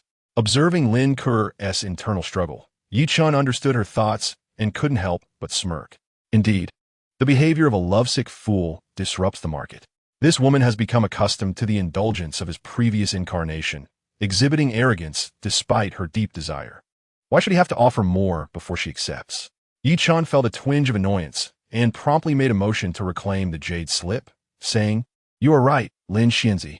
If that is the case, then I shall take it back." Upon witnessing Chen actually retract the jade slip, Lin Kuer's eyes widened in disbelief. How could he take it back? Hadn't he just encouraged her to accept it after a few rounds of polite refusal? At that moment, she felt an overwhelming wave of regret, wishing to lunge forward and seize the jade slip from Chen's grasp. That was a technique worth several mid-grade spirit stones, capable of refining tendons and bones. Even if she abstained from eating, drinking, or cultivating, it would take her at least a decade to afford it. And now, because of her hesitation, it slipped from her fingers? Lin Kuer feared that for the next few years, she would awaken in the middle of the night, slapping herself in regret. But at that instant, Chen's hand paused as he declared, "I just remembered that my father mentioned he might find an even better external technique and would bring it to me next time. Therefore, this Longxiang Shou shall be gifted to you for your cultivation." With that, he presented the jade slip back to Lin Kuer. As she gazed at the reclaimed jade slip, Lin Kuer's emotions soared, akin to a roller coaster ride. She dared not refuse again, fearing the opportunity would vanish. Thus, she hurriedly accepted the jade slip with both hands, exclaiming, "If that is the case, I sincerely thank you, Dao Yi." Hearing the system notification echoing in his mind, Chen felt elated. This was how it should be. He offered it, and she accepted without delay. Who has the time to observe her attempts at maintaining an image? Did she truly believe he was a lovesick fool seeking her approval? Chen dismissed Lin Kuer's gratitude with a wave and turned to leave, eager to check the system rewards. As Chen departed, the shop remained silent. No one believed his final words. Even if Chen's father was in the late stages of chi refinement, he could only afford 3 to 5 mid-grade spirit stones a year. How could he possibly procure another technique?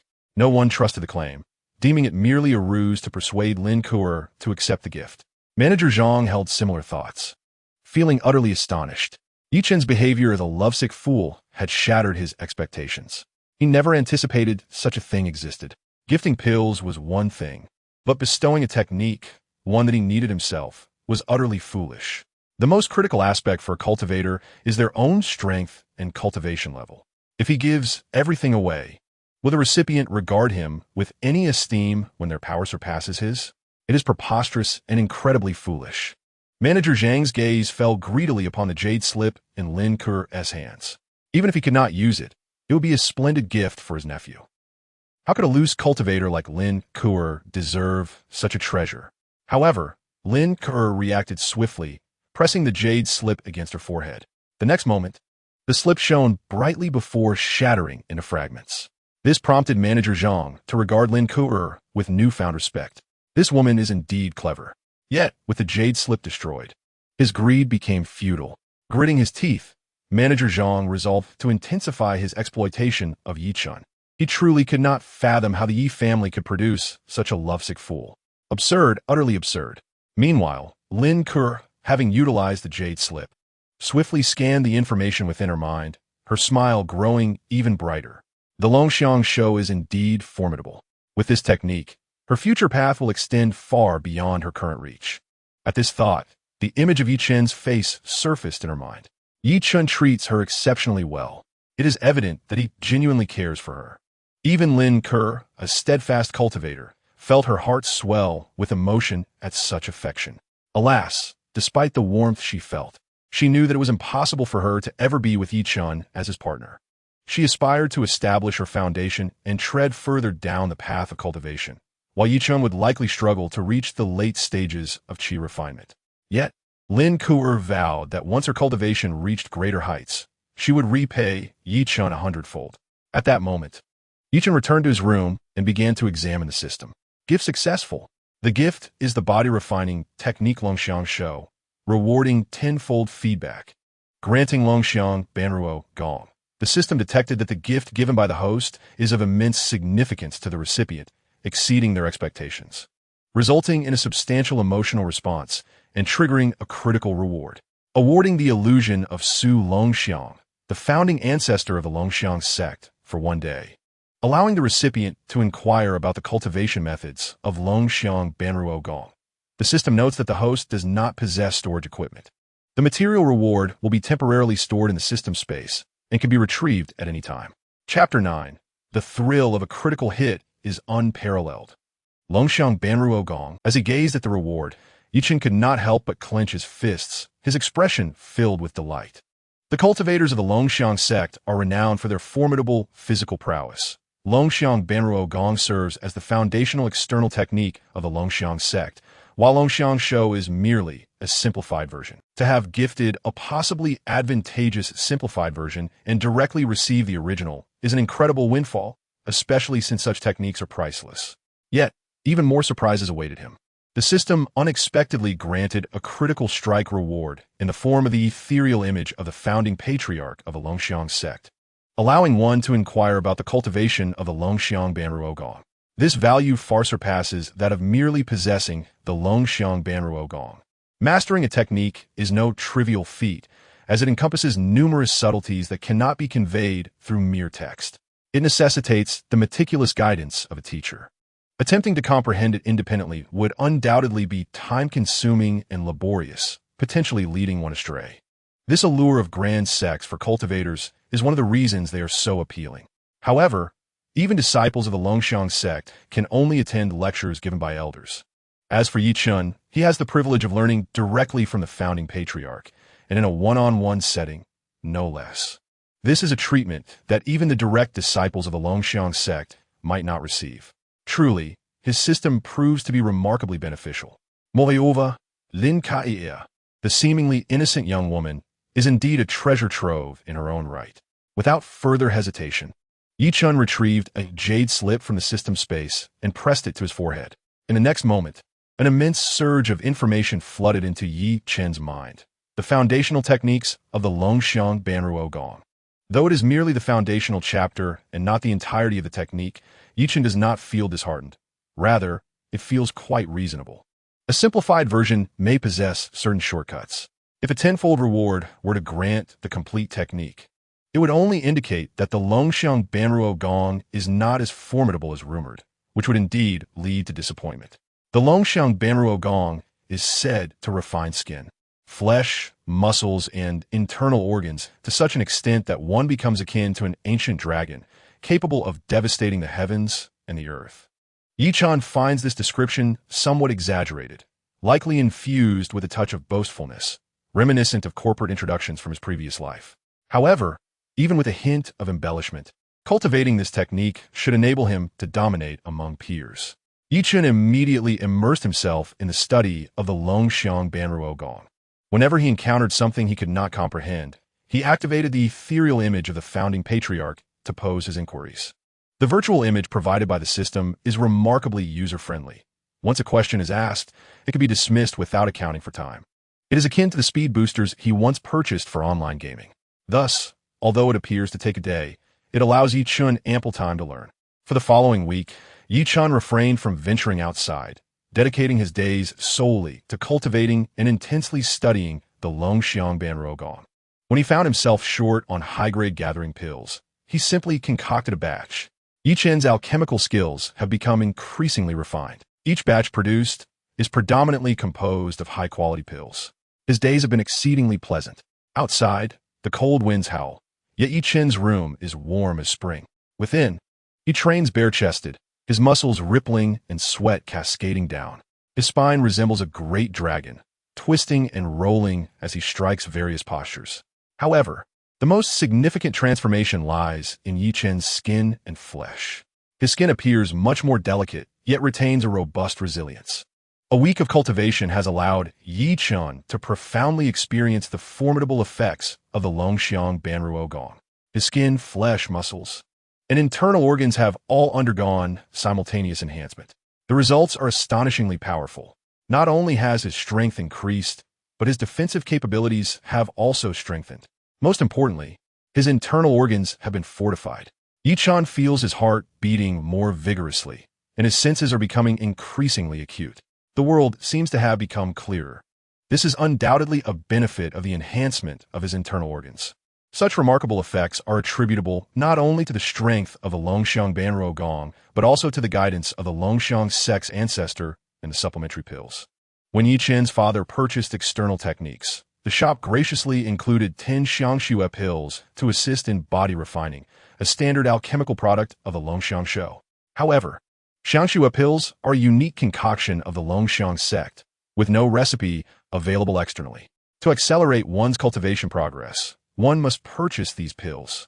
Selling a body refining technique with such shortcuts ensures a continuous stream of income. The expenditure of spirit stones is unavoidable, making it a clear scheme. In the Inu market, there are naturally no xianxia pills available for sale. However, Chen acquired the recipe for xianxia pills from the ethereal image of the Longxiang sect's ancestor. As long as he gathers the necessary materials, he can concoct them himself. This is indeed a lucrative opportunity.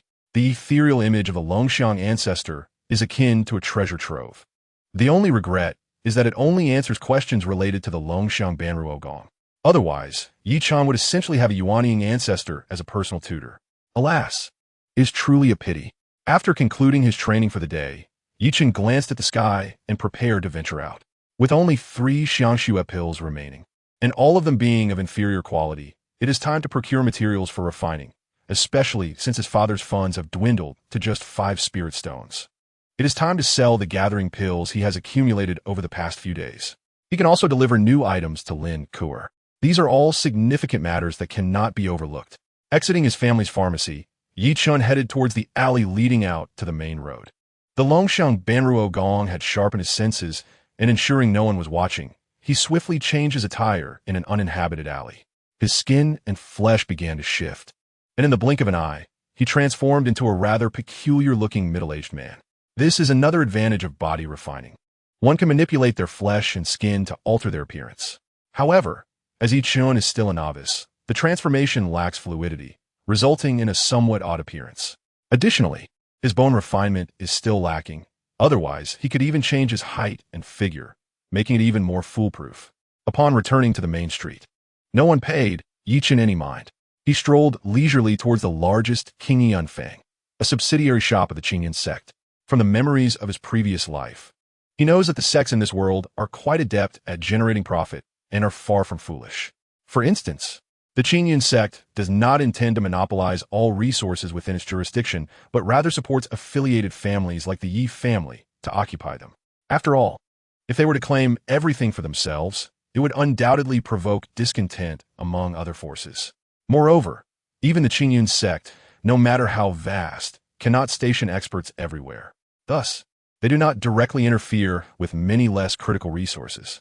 However, in bustling locations, Qingyan sect shops are always present. The quality of Qingyun sect goods is certainly unmatched by smaller families or wandering cultivators. They possess far greater financial strength. No one dares to challenge King Yanfang in business.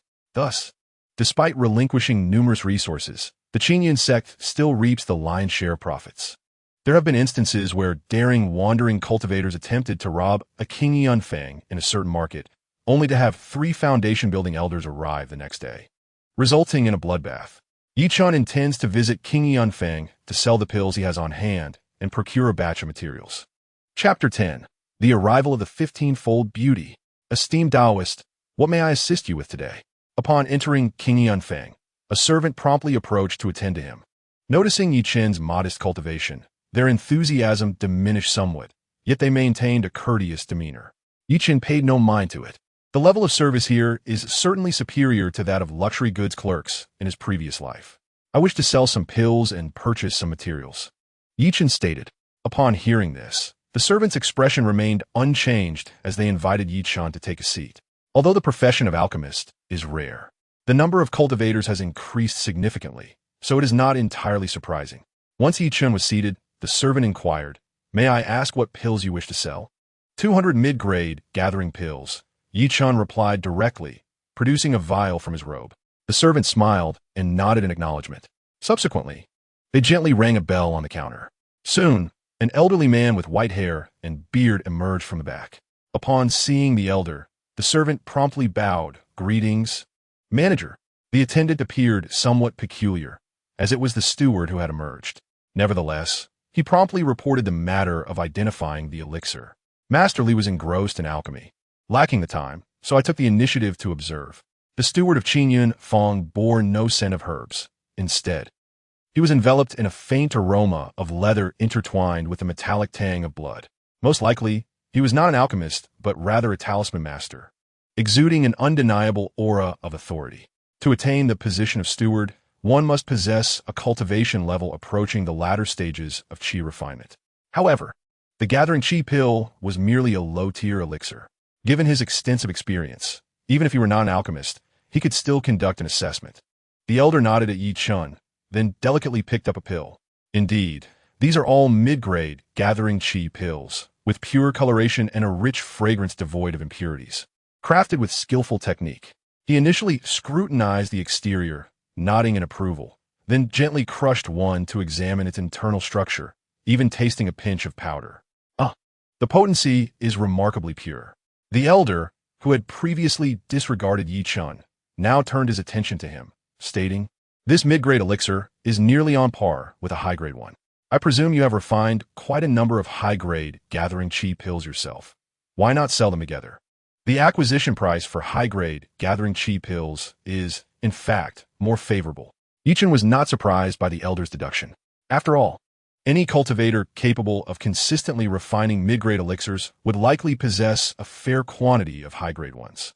Though high-grade elixirs appeared more valuable, the demand was equally significant. Even moderately affluent loose cultivators often opted for high-grade elixirs, for if given the choice, they would undoubtedly select the superior option, as such elixirs typically contained fewer impurities. It was said that Qingyun sect provided its disciples with daily cultivation elixirs starting from mid-grade, while those with better spiritual roots receive high-grade ones. This was one of the reasons for the envy of loose cultivators. However, Chen shook his head. "I have not produced many high-grade elixirs. I consumed them during my own cultivation." The elder nodded, not insisting further. 200 gathering qi pills represented a trivial transaction for Qingyun Fang. The acquisition price for mid-grade gathering qi pills was 18 spirit stones each. "If you have no objections to this price, we can settle the transaction." Chen nodded in agreement, refraining from negotiating. The standard market price for mid-grade pills was 15 spirit stones each. However, the elder would undoubtedly seek to profit from the price difference. After all, who would engage in charity? The difference of 3 stones per pill was not excessively greedy. "What herbs do you require?" The attendant stowed away the box, and the elder continued to inquire. Chen produced a prepared list of herbs. The elder glanced over it and raised an eyebrow slightly. The herbs listed by Chen were quite diverse, including the primary ingredients for gathering qi pills, as well as components for cleansing vein pills and others for various elixirs. The elder did not recognize them. However, in the realm of cultivation. There existed an overwhelming multitude of formulas. It was not surprising that he, not being an alchemist, could not identify them. After handing the list to the attendant quickly assessed the price, approximately a bit over 10 low-grade spirit stones. Previously, the gathering chi pills had totaled 11 low-grade spirit stones. If no additional purchases were made, 1 low-grade spirit stone would be returned to Chen. Chen had no objections to this. Soon, the attendant also gathered the herbs. After Chen confirmed that everything was correct, he collected the herbs and spirit stones, preparing to depart. Should you possess any elixirs in the future, you may return here to sell them. Among the entire Silver Moon market, Qin Fang has the most comprehensive collection of herbs. Although Qin sect did not lack alchemists, those cultivated within the sect seldom produced low-tier elixirs, as their contributions were minimal. Consequently, the sect faced a slight shortage of low-tier elixirs. Qin Fang retained the higher-quality elixirs sourced externally for the sect, while the lesser quality was sold to the public. Chen's elixirs were of commendable quality. Hence the elder's remark. Chen acknowledged this with a nod, but did not take it to heart, wishing to avoid drawing too much attention to his elixirs. Just as Chen was about to leave, a female voice suddenly resonated from the back of the shop. "Father, I've drawn a mid-grade fireball talisman. Look, isn't it impressive?" Upon hearing the voice, a smile spread across the elder's face, though he reprimanded. "Didn't I tell you? No loud noises in the shop. Wait until I finish my tasks before speaking." Despite the reprimand, his tone was undeniably joyful. Chen, who had reached the doorway, involuntarily turned to glance back. He saw a young woman emerge from behind the counter, clad in a blue garment, her hair elegantly styled and pinned with a jade hairpin. She possessed a graceful figure, with delicate brows and lively, playful eyes. Her skin was luminous, radiating a striking whiteness. Upon seeing her, Chen was momentarily taken aback. The young woman, sensing his gaze, furrowed her brow. Chen nodded in acknowledgement and promptly turned to leave. That person was rather unattractive, the young woman muttered softly as Chen departed. The elder affectionately ruffled her hair, saying, "It's merely a face that has been distorted by external techniques. His cultivation is only at the 3rd layer of chi refinement. Likely timid." However, he recognized that he had been overly cautious. After all, it was merely a few low-grade spirit stones. Qin Fang would hardly regard such a sum. The elder, with his vast experience, immediately discerned that Chen was a novice lacking experience. His previous reticence stemmed not from silence, but rather from inexperience, leading him to speak less to avoid making mistakes. All cultivators at the foundational level had traversed this path. His alchemical skills were commendable, yet other aspects were of little significance. The elder took his daughter to the back courtyard to provide her with guidance. As Chen exited Qin Fang, he glanced back once more, but at that moment, the young woman had vanished from sight. Chen was certainly not struck by love at first sight. The cultivation world was replete with intrigue, and with the support of the system, his future was promising. There was no reason to squander time on romantic entanglements. The reason for his earlier pause was primarily due to the system's prompt. Compatibility check initiated. Sun Ruoxin, 15 times. At last, in the Silver Moon market, he had discovered an individual with a compatibility multiplier exceeding Lin Ku'er. How could Chen not feel elated? This was a multiplier of 15. Offering Lin Ku'er a single elixir would yield 10 in return. However, presenting this Sun Ruoxin with 1 would garner 15. This represented a direct increase of 1/3. Furthermore, for techniques and similar items, the returns would be even greater. The only regret was that this Sun Ruoxin possessed a notable status and substantial wealth, making it unlikely that she would easily associate with a loose cultivator like himself. Attempting to gift her something would not be a simple endeavor. Chapter 11, Lin Kaiya's Initiative. A girl with a 15-fold multiplier was indeed a treasure. However, approaching her hastily would undoubtedly raise her suspicions. Additionally, she was clearly different from someone like Lin Ku'er, as evidenced by her attire, which consisted entirely of law garments. The complexity of crafting such garments elevates their cost above that of ordinary magical tools, indicating her affluence. Chen could not discern her cultivation level, suggesting it was certainly higher than his own, likely at least in the mid-stages of chi refinement. She was undoubtedly a refined young lady from a wealthy family. To present her with an unsolicited gift would likely be disregarded, and it could even provoke trouble. Thus, This matter required careful deliberation. Chen was in no rush. After all, he still had Lin Kuer as a backup. Finding a suitable location to restore his appearance, he changed back into the attire he wore when leaving and returned home through the front entrance of his apothecary. The shop was devoid of customers at that moment. Upon seeing Chen enter, the expressions of those present were a complex mix. Even though a week had elapsed since he had gifted external techniques, the shock it had brought to the shop as staff had yet to dissipate. The dragon elephant hand, valued at 3 medium-grade spiritual stones, is indeed a remarkable treasure. It is unlikely that anyone could afford it, even after a decade of abstaining from food and drink, yet it was given to a woman without a second thought. This is undoubtedly the act of a prodigal. However, if such an extravagant gift were to secure Lin Kuer within his abode, it might be somewhat justifiable. At least others could comprehend the rationale behind it. The dilemma arises from the fact that Chen, after bestowing the gift, did not make an appearance before Lin Kuer. What could this mean? Is he merely inclined to give without any expectation of reciprocation? Such behavior seems excessively sycophantic. His peers struggled to fathom Chen's actions, even expressing disdain, wishing they could take his place. After work, they often gathered to mock him privately. Consequently, many local cultivators at Inu Market became aware of the alchemist from the Yi family, a notorious sycophant. They regarded him with palpable contempt. Unbeknownst to Chen, his reputation had already spread far and wide. However, even if he were to learn of it, he would remain indifferent. Whether or not he is a sycophant is ultimately determined by himself. Others' opinions hold no weight. He asserts that he is not, and thus he is not. Curiosity stirred among the others regarding Chen's purpose for visiting. Could it be that he had come yet again to offer gifts? Upon seeing Chen, Lin Kuer displayed a complex expression. She had already practiced the dragon elephant hand, experiencing its remarkable efficacy, far surpassing that of ordinary external martial arts. Receiving such a substantial gift from Chen left her uncertain about how to face him. What if Chen were to propose some unreasonable demand? How would she refuse? However, Lin Kuer was relieved to find that Chen did not seek her out. Instead, he summoned an attendant and instructed them regarding several medicinal herb names to be noted for delivery to the backyard. Chen had not purchased all the herbs he needed at Qingyanfang. He intended to acquire the more common herbs from his own shop, while also procuring some unnecessary ones, ensuring that no one could discern his intentions for alchemy. The xianxia Dan is an exclusive elixir of the dragon elephant sect. If word spread that he could concoct it, he might attract unwanted attention. Thus, caution is wise. Returning to his chamber, Chen remained calm, swiftly organizing the herbs that had arrived and commencing his alchemical work. After more than 4 hours, a distinctive aroma permeated the alchemy room, coinciding with the lid of the furnace lifting. Several red pills soared from the furnace into Chen's hands. Xianxia Dan, 5 lower grade and 3 medium grade pills, with none of higher quality.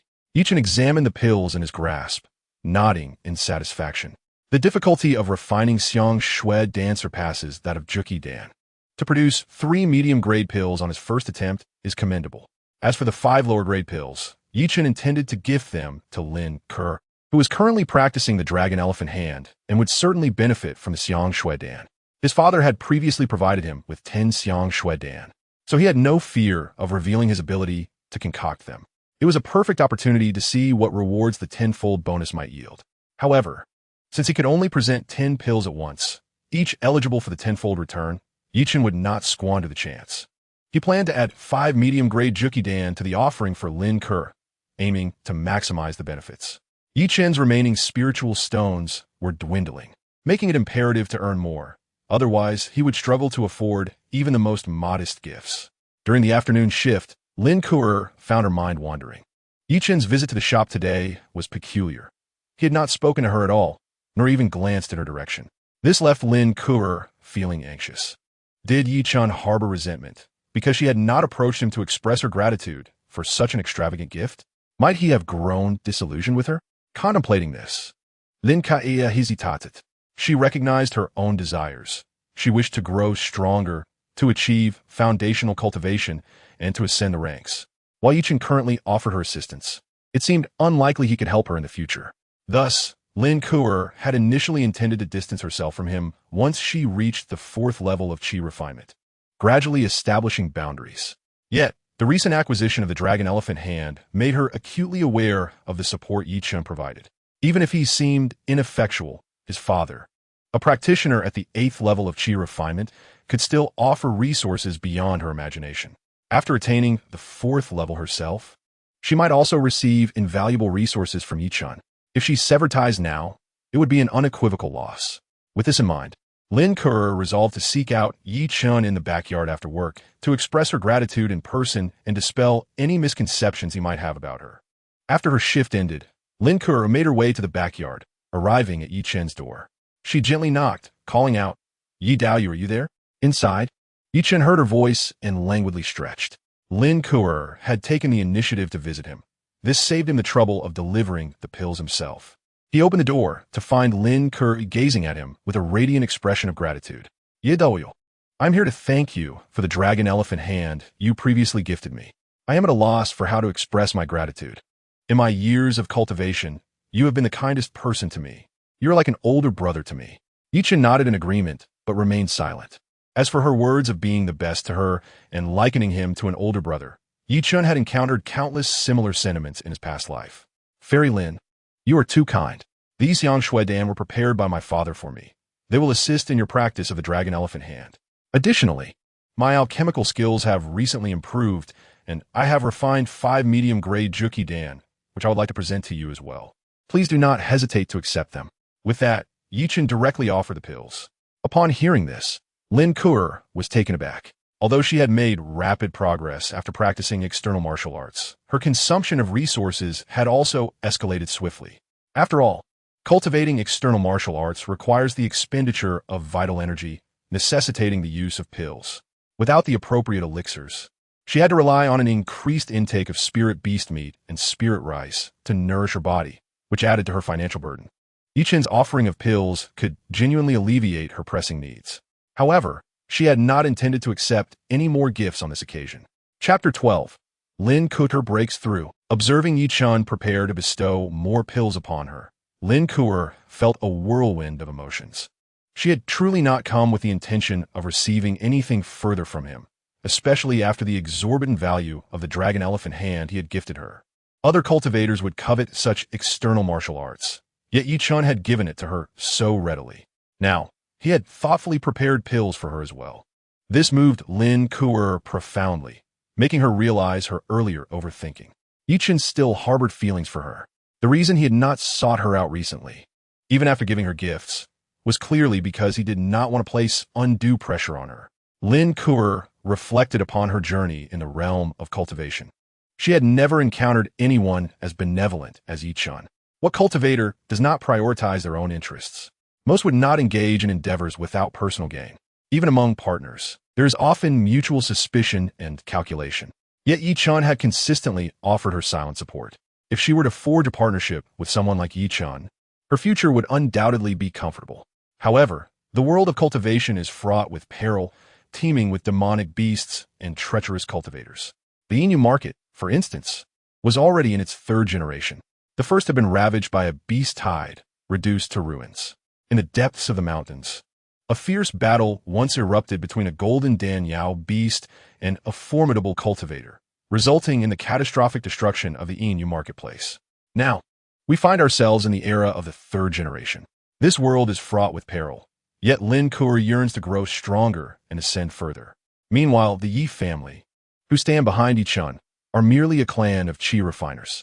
Chen himself possesses only mediocre talent, and the support he can offer is insufficient for Lin Kurer to reach greater heights. Thus, despite Chen's admirable qualities, he is not the appropriate choice. How unfortunate! Gazing at the pill bottle before her, Lin Kurer hesitated for a moment, but ultimately extended her hand to accept it, sincerely expressing her gratitude. "Thank you, Dao Yi." Chen, upon hearing the system prompt echo in his mind, could not suppress a smile. "No need for formalities, just focus on your cultivation. Tu lin kuat?" Chen's smile appeared to convey joy at having received a gift, which inadvertently placed some pressure on her. Chen seemed to harbor a deep affection for her. What if in the future, unrequited love turned to resentment? Would he reclaim everything he had given her? If she could not repay him, might he resort to coercion?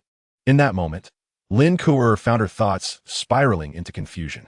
However, A sudden noise interrupted her reverie as Chen delivered the items and promptly returned to his quarters. Lin Kuo was momentarily taken aback, but soon exhaled in relief. This was for the best. She hastily departed the backyard, preparing for her training. 5 inferior xianxia dan had transformed into 25 superior xianxia dan, which she could now consume.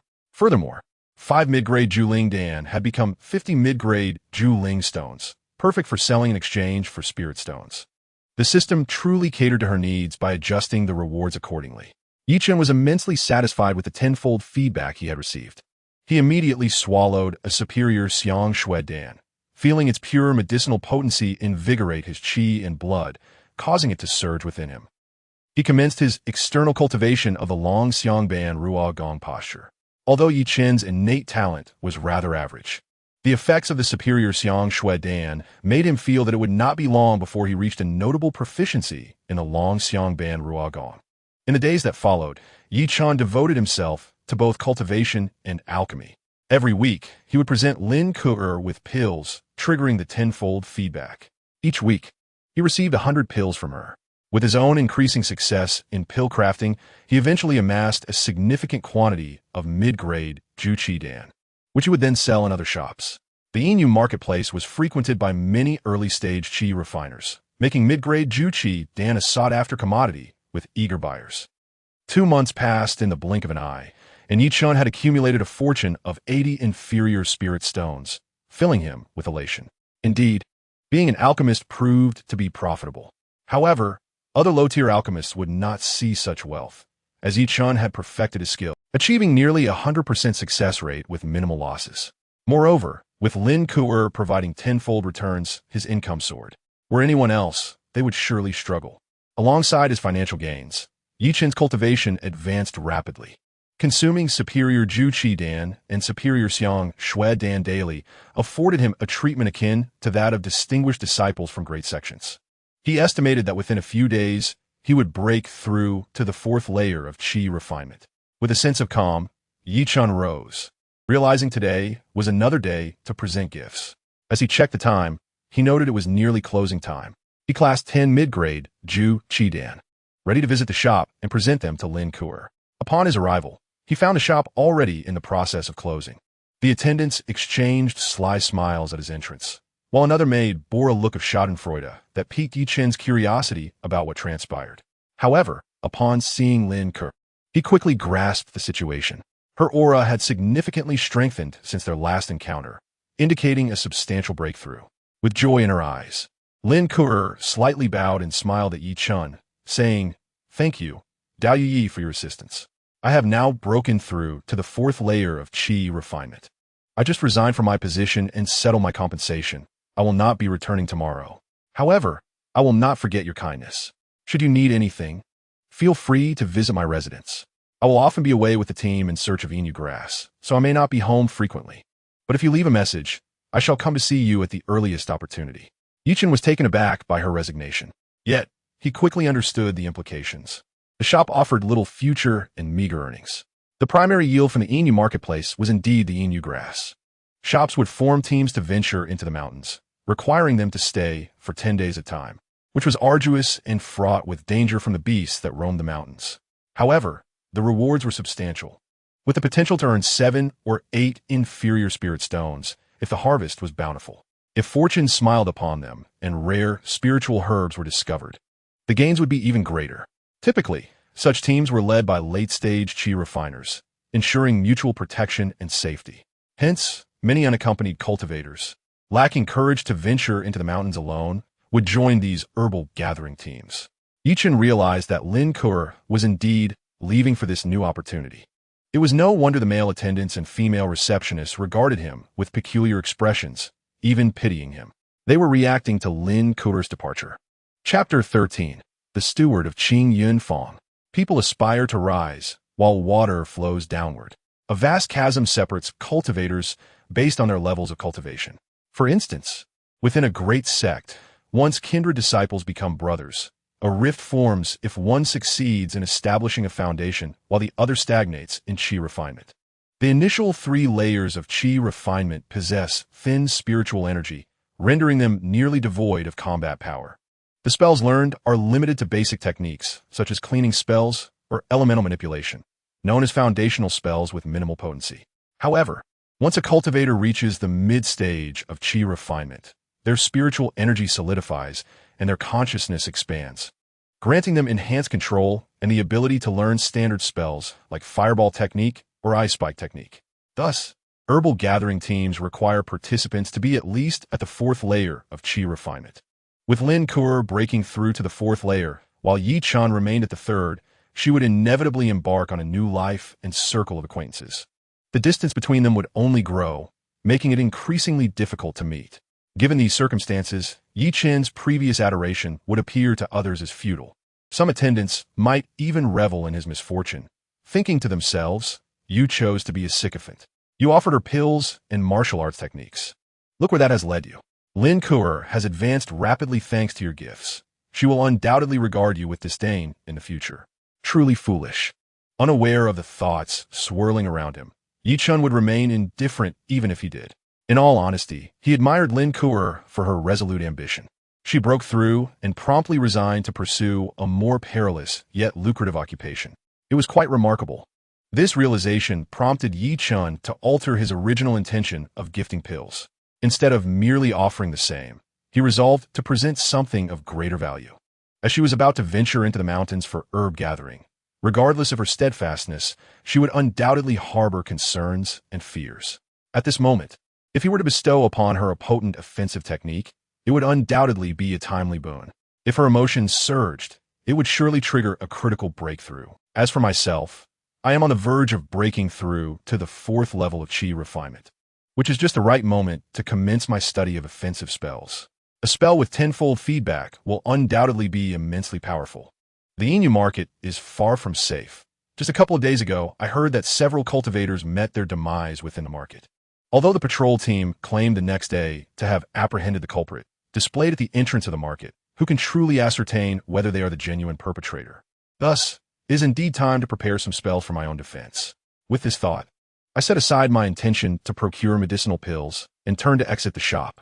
Without uttering a word, I departed, prompting the hidden smiles of the attendants to spread uncontrollably across their faces. To them, it was evident that I must be overwhelmed with sorrow. Another maid found my distress laughable, yet felt an unsettling stir within her. Lin Kuo was about to leave. In my melancholic state, did it not present an opportunity for her? If she could ensnare me, perhaps she could also reap a bounty of medicinal pills. This thought brought a smile to her face.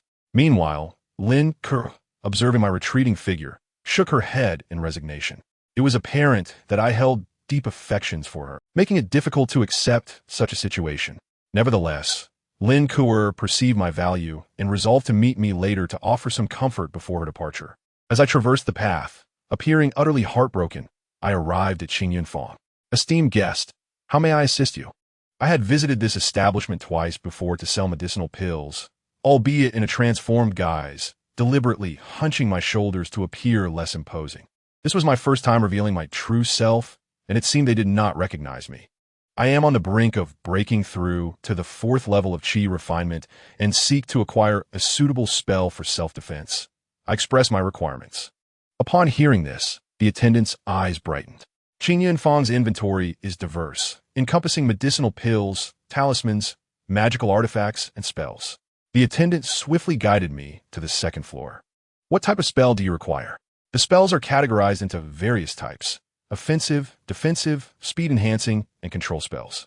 The Great Fireball technique is an offensive spell, priced at 30 low-grade spirit stones. After cultivating, a cultivator can form a fireball the size of a fist that detonates upon impact, possessing formidable power. The ice spike technique can create sharp ice spikes to assault adversaries. These spikes are exceptionally keen and swift, capable of piercing an opponent's skull with a single strike. Moreover, the ice spikes exude a chilling aura that, even if they do not strike a vital point, will slow the opponent's movements upon contact.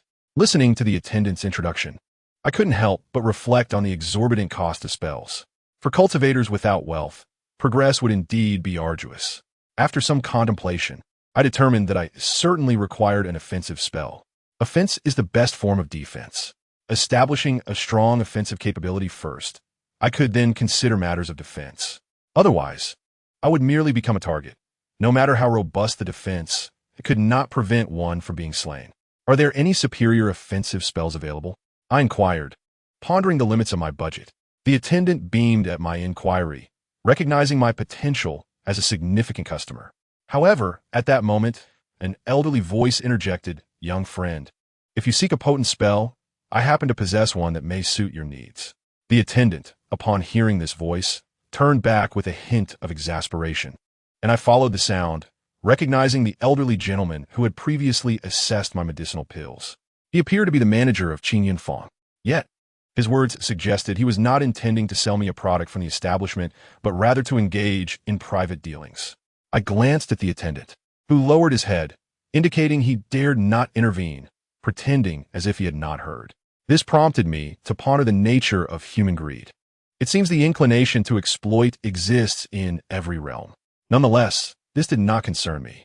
I was indifferent to whom I purchased from and was, in fact, eager to seize the opportunity to become acquainted with the elder, as his daughter was a potential match with a 15-fold compatibility. Establishing a connection with him would consequently afford me the chance to meet her, aligning perfectly with my intentions. "May I inquire what spell you possess that would be suitable for me?"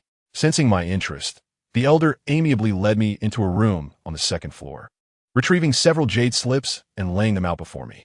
With a welcoming smile, he began to explain, "This first spell, which I acquired in Qingyan City, is called the xianxia sword technique. It can unleash an attack resembling sword energy, exceedingly sharp and possessing remarkable penetration and speed. Upon mastery, it can effortlessly pierce through thousands of pounds of stone. Most importantly, it carries an icy aura that, if it injures an enemy, will erode their physique, causing negative effects that hinder their spiritual energy flow. The price for this spell is 1 medium-grade spirit stone. The second spell is the golden body technique, a top-tier defensive spell from the Buddhist sect. It offers robust defense and activates swiftly, emitting a golden light that envelopes the entire body, effectively repelling nefarious attack spells. This spell is also priced at 1 medium-grade spirit stone. Following this, the elder presented a total of 4 spells, all of commendable quality, prompting me to appreciate his background as a former outer disciple of the Qingyan sect. The managers of small establishments like Qingyun Fong are typically those who have failed to break through and have been eliminated in the competitive landscape. Yet, backed by a prominent sect, they possess advantages over solitary cultivators. Among the 4 spells, I found myself particularly intrigued by the xianxia sword technique and the golden body technique. The former bears resemblance to the 6 meridians sword technique from my previous life, wielding one's fingers as swords to unleash formless sword energy. However, the elder's descriptions seemed exaggerated, suggesting it could pierce through anything. Conversely, the golden body technique appeared impenetrable. I pondered whether the xianxia sword technique would prevail against the golden body technique in a confrontation. Yet such a comparison seemed unwise. After some reflection, I ultimately desired an offensive spell, making the xianxia sword technique my first choice. As for the golden body technique, I could always consider it later when I had accumulated enough spirit stones. "Elder, might the xianxia sword technique be available at a more favorable price?" I pointed to the jade slip containing the spell. Given that this was a private transaction rather than a fixed price, I believed there was room for negotiation. However, the elder frowned at my proposition. "What amount are you willing to offer?" Adhering to my past experiences with haggling, I boldly proposed a cut of half, 50 low-grade spirit stones. The elder's expression soured immediately, and he waved his hand dismissively. Leave, go buy elsewhere." He refused to sell. I felt a pang of anxiety. Had I been too aggressive in my offer? Was the principle of having not applicable in the realm of cultivation? No, wait, 70 spirit stones. I hastily increased my offer. Yet, the elder merely crossed his arms and cast a disdainful glance my way, showing no inclination to respond. I was left with no choice but to concede 80 low-grade spirit stones. That is all I possess. As I spoke, I revealed the spirit stones I had on hand, indicating that this was my limit. However, the elder remained resolute. 90 low-grade spirit stones, and you may take it. I sensed his unyielding stance, realizing that this price was non-negotiable. With only 80 low-grade spirit stones at my disposal, I resigned myself to the possibility of returning another time. Lin Kurer likely would not venture into the mountains to gather herbs anytime soon, so there was still time. As Chen began to pack his belongings and prepare to depart, The elderly man's stern visage flickered slightly. He sensed that Chen indeed possessed only 80 spiritual stones, devoid of any tricks. After a moment's hesitation, the elder spoke directly. Forget it, forget it. You young cultivators have it tough. 80 it is. Chen instantly revealed a smile, decisively placing the spiritual stones down. His promptness was not at all reminiscent of a cultivator who would expend all their wealth for a spell. Could it be that he had been deceived by this young man's performance? Such a loss it would be. Nevertheless, having already agreed, there was nothing further to discuss. Confirming that the spiritual stones were in order, the elder handed the jade slip to Chen. It is a one-time use. It will shatter once employed. Chen nodded, briefly touching the jade slip with his brow, confirming that it indeed contained the xianxia sword technique. There was also a simple introduction. However, upon reading it, he felt that the old man had exaggerated significantly. The xianxia sword technique could indeed unleash invisible sword chi from the fingertips with remarkable speed, allowing for continuous attacks. Yet, as for its power, it could only be described as average. The so-called effect of corroding the enemy's meridians was similarly mediocre. It had some utility, but was far from exceptional. This spell was only suitable for striking vital points or for ambushes. Otherwise, its effectiveness could only be deemed adequate. The elder was indeed boasting. Chen did not activate the jade slip, but returned it to his pocket. The elder, in good spirits, recalled how he had once been duped into purchasing the xianxia sword technique for 70 low-grade spiritual stones. Now he had sold it, making a profit of 10 stones, a substantial gain. The elder believed Chen still had some wealth, so he couldn't resist offering, "Young friend, would you like me to guide you? Although I have not practiced it myself, I was once a disciple of Qingyun Zong, well-versed in various matters. Should you encounter any confusion during your cultivation, feel free to inquire. It could indeed expedite your progress." Chen raised an eyebrow. Perhaps the elder had a slight conscience after all. However, the next moment made Chen realize he was overthinking. "For 10 low-grade spiritual stones, I can guide you for 3 days." Chen's lips twitched as he promptly stood up, saying, "Farewell, senior." This elder was truly insatiable for money. As a steward of Qingyun Fong, his offerings were already substantial, and one could be certain he had performed many private jobs like today's. He must be quite affluent. Yet, in such circumstances, he remained so greedy, clinging to wealth. As a cultivator, could he not exhibit a bit of celestial demeanor? Despite his internal complaints, the elder's avarice left Chen in a surprisingly good mood, as it seemed he might have an opportunity to interact with that 15-fold beauty, Sun Ruoxin. In wealth and honor, do not forget your origins. Sister Lin, may your future be bright, and when you emerge from the mire, do not forget your sister. I wish Fairy Lin a swift ascent in her cultivation, breaking through the foundation establishment stage. The mountains are perilous. Fairy Lin must be cautious. At the Ia Dan Pu, dusk had fallen, and business had officially ceased. The staff, having finished their tidying, bid farewell to Lin Kuer, regardless of their internal grievances towards her. The fact remained that at merely 20 years old, she had already broken through to the 4th layer of qi refinement, placing her far ahead among the scattered cultivators. Thus, they were all willing to offer a few kind words, considering that should she rise in prominence one day, they might also benefit. This was not an unheard-of phenomenon. Lin Kuer smiled in response to each farewell, her thoughts occupied with Chen. Already gone. Before leaving, she had intended to offer him some words of comfort to maintain their relationship. Just then, Chen returned from the main street. "Ye, my resignation is solely for the sake of cultivation. While it is true that all gatherings must eventually part, I remain in the Inu market, and we shall meet again. I shall not forget your kindness, Ye Daoyu. Upon my first return from herb gathering, I will use my first earnings to treat you to a meal at the Xingchen Tower." Lin Kuer stood before Chen, beaming as she spoke. Chen nodded in acknowledgement, replying, "I will treat you to a meal." This was the usual banter of green tea. Chen took it with a grain of salt. However, he was still hopeful for a potential critical hit this time. The xianxia sword technique had cost him a full 80 low-grade spiritual stones, and he was quite eager about the rewards it might yield. Thus, he spoke up, "I am indeed delighted for your breakthrough, Fairy Lin. However, venturing into the mountains to gather herbs is fraught with danger. Therefore, I have specially purchased a defensive spell for you as a gift." As soon as Chen finished speaking, both Lin Kuer and the onlookers among the shop staff were left astounded. What manner of devoted admirer was Chen? Chapter 15. the first devoted admirer of Inu Market. The crowd, taken aback by Yi Chen's words, could hardly believe it. They had not anticipated that upon learning of Lin Kuer's departure, his first reaction would not be sorrow or regret, but rather concern for her safety. The fact that he rushed to buy her a spell out of worry was simply outrageous. It should be noted that truly offensive spells were not inexpensive. Yi Chen's actions left everyone at a loss for words. They could only wonder how deeply Yi Chen felt for Lin Kuer to behave in such a manner. Lin Kuer herself was momentarily stunned, caught off guard by Yi Chen's unexpected gesture. Typically quick-witted, she found herself at a loss for words in response. Before she could gather her thoughts, Yi Chen continued. This spell was carefully selected by me just now at Qingyan Fong, priced at 1 medium-grade spiritual stone. Fairy Lin, you must practice it thoroughly before venturing into the mountains. It will ensure your safety. With his words, the staff members who had been internally critiquing could no longer suppress their exclamations. 1 medium-grade spiritual stone? That was quite an expensive spell, considering their annual income of 30 to 40 low-grade spiritual stones. It would take at least 2 to 3 years of abstaining from food and drink to afford such a spell.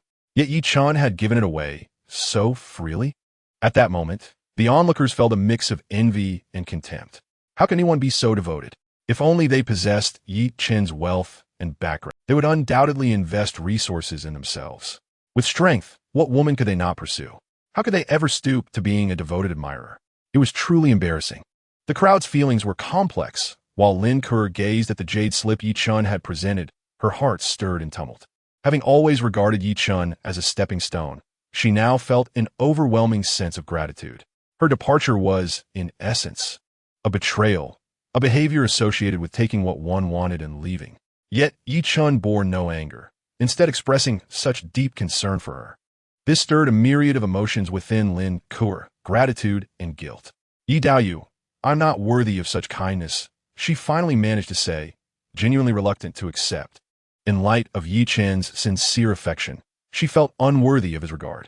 Compared to Yi Chen's purity, she felt profoundly inadequate.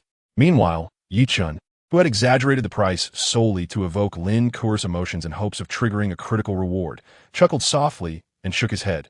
Do not say that. You are deserving of all the beauty this world has to offer. I only lament that I encountered you at a time when I was most powerless, unable to provide you with more assistance, and must helplessly watch you venture into the mountains to gather herbs. You must accept this, for no matter what the future holds, as long as you are safe, it will be a sunny day for me. With that, Yi Chen took Lin Kuer's delicate hand. Her hand was smooth and cool to the touch, a delightful sensation. After placing the jade slip in her hand, he turned to leave, feeling that he was on the verge of losing composure with his heartfelt words. If a laugh disrupts the atmosphere too much. Lin Kuer gazed at the jade slip in her hand and deeply bowed, saying, Yi Daoyu's kindness is something I shall never forget. One day, I will repay this debt. This time, Lin Kuer was not merely speaking out of courtesy. She was genuinely moved. As long as you are well, it is a sunny day. Such sincerity of emotion. Although she was wholly devoted to her path and reluctant to bear this sentiment, once she attains a higher level of cultivation, she resolves to assist Yi Chen in finding several exquisite Dao partners to compensate him. The jade slip was a one-time use item, to prevent others from coveting it. Lin Kuer pressed it directly to her forehead to activate it. Xianxia. Utilizing her fingers as a sword, she unleashed formless sword energy. Upon reading the introduction, Lin Kuer felt even more exhilarated. This spell was far more powerful than the ones she had previously accumulated and purchased.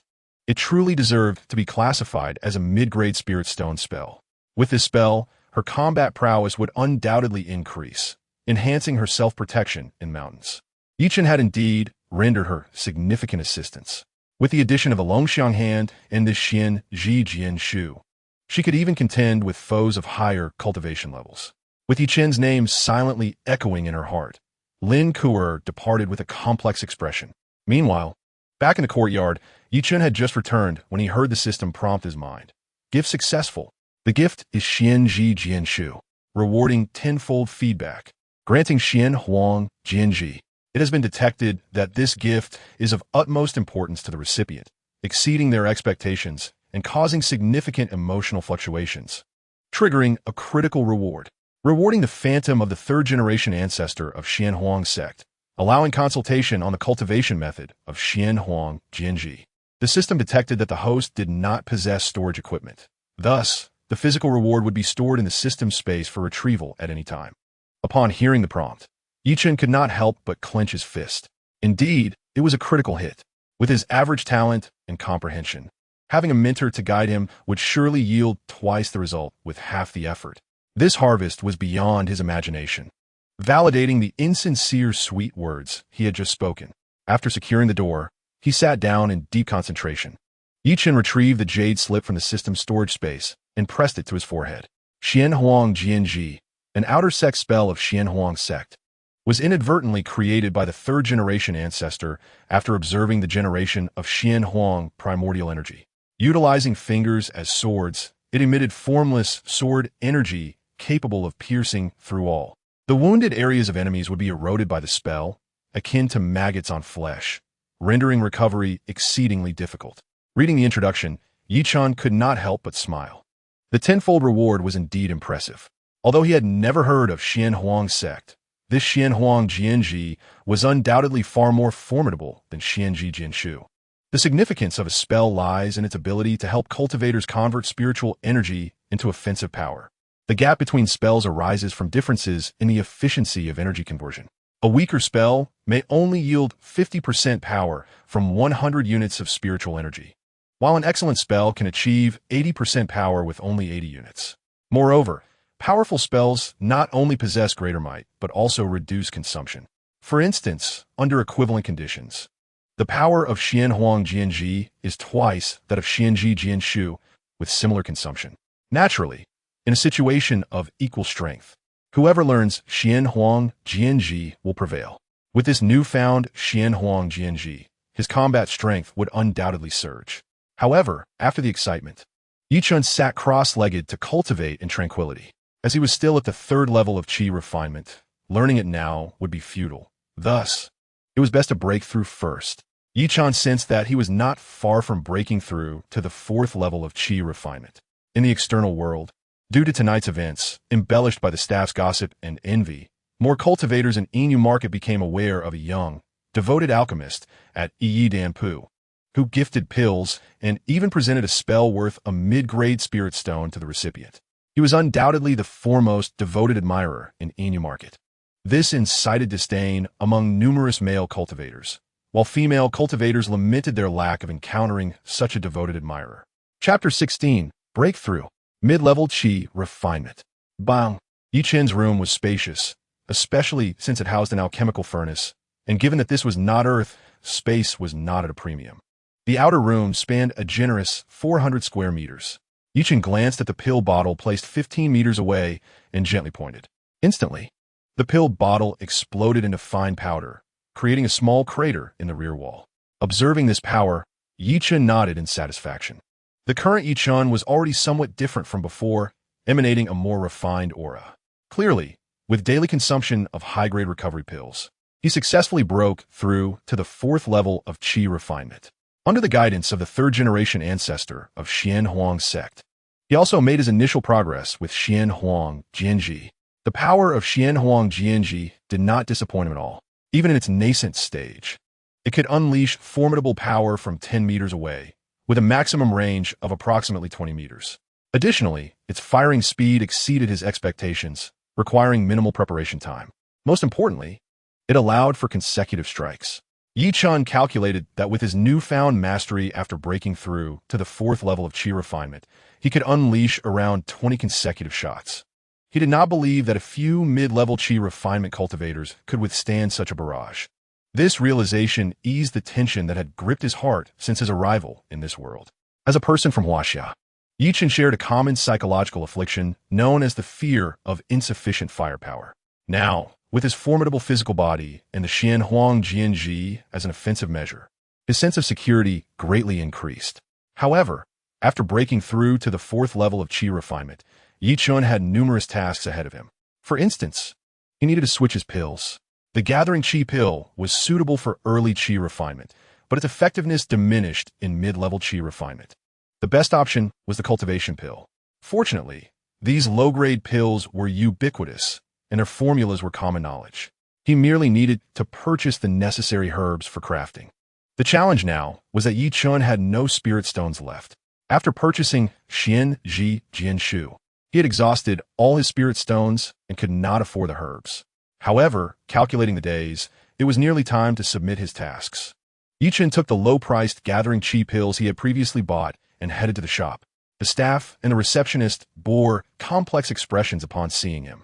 The new receptionist, however, brightened upon spotting him and quickly approached, saying, "Yi Dan Sure, are you here to advance your herbs? Let me assist you." Casting a glance at her, Chen found her appearance quite pleasing, with alluring eyes that could captivate anyone. In his past life, such looks could easily land her stardom. Lin Kurer had only resigned a week ago, yet someone new had already filled her position with such beauty. The employment environment in the cultivation world evidently left much to be desired, aptly illustrating the saying, "If you do not work, others will." However, Chen's system provided no prompts, so he could not be bothered to pay her any mind. He shook his head and headed straight upstairs, saying, "I'm looking for Manager Zhang." Chen's apparent indifference left the confident receptionist squinting her eyes.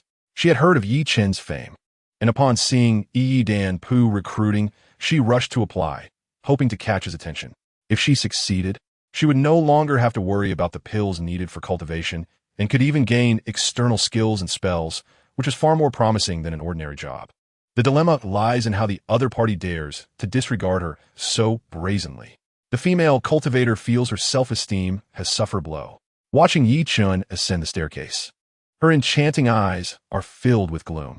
Yi Xian's nephew has unexpectedly broken through to the mid-stage of qi refinement. Truly, congratulations are in order. 500 low-grade, gathering qi pills. No need to count. I naturally trust Yi Xian's nephew. Completing the task 5 days ahead of schedule.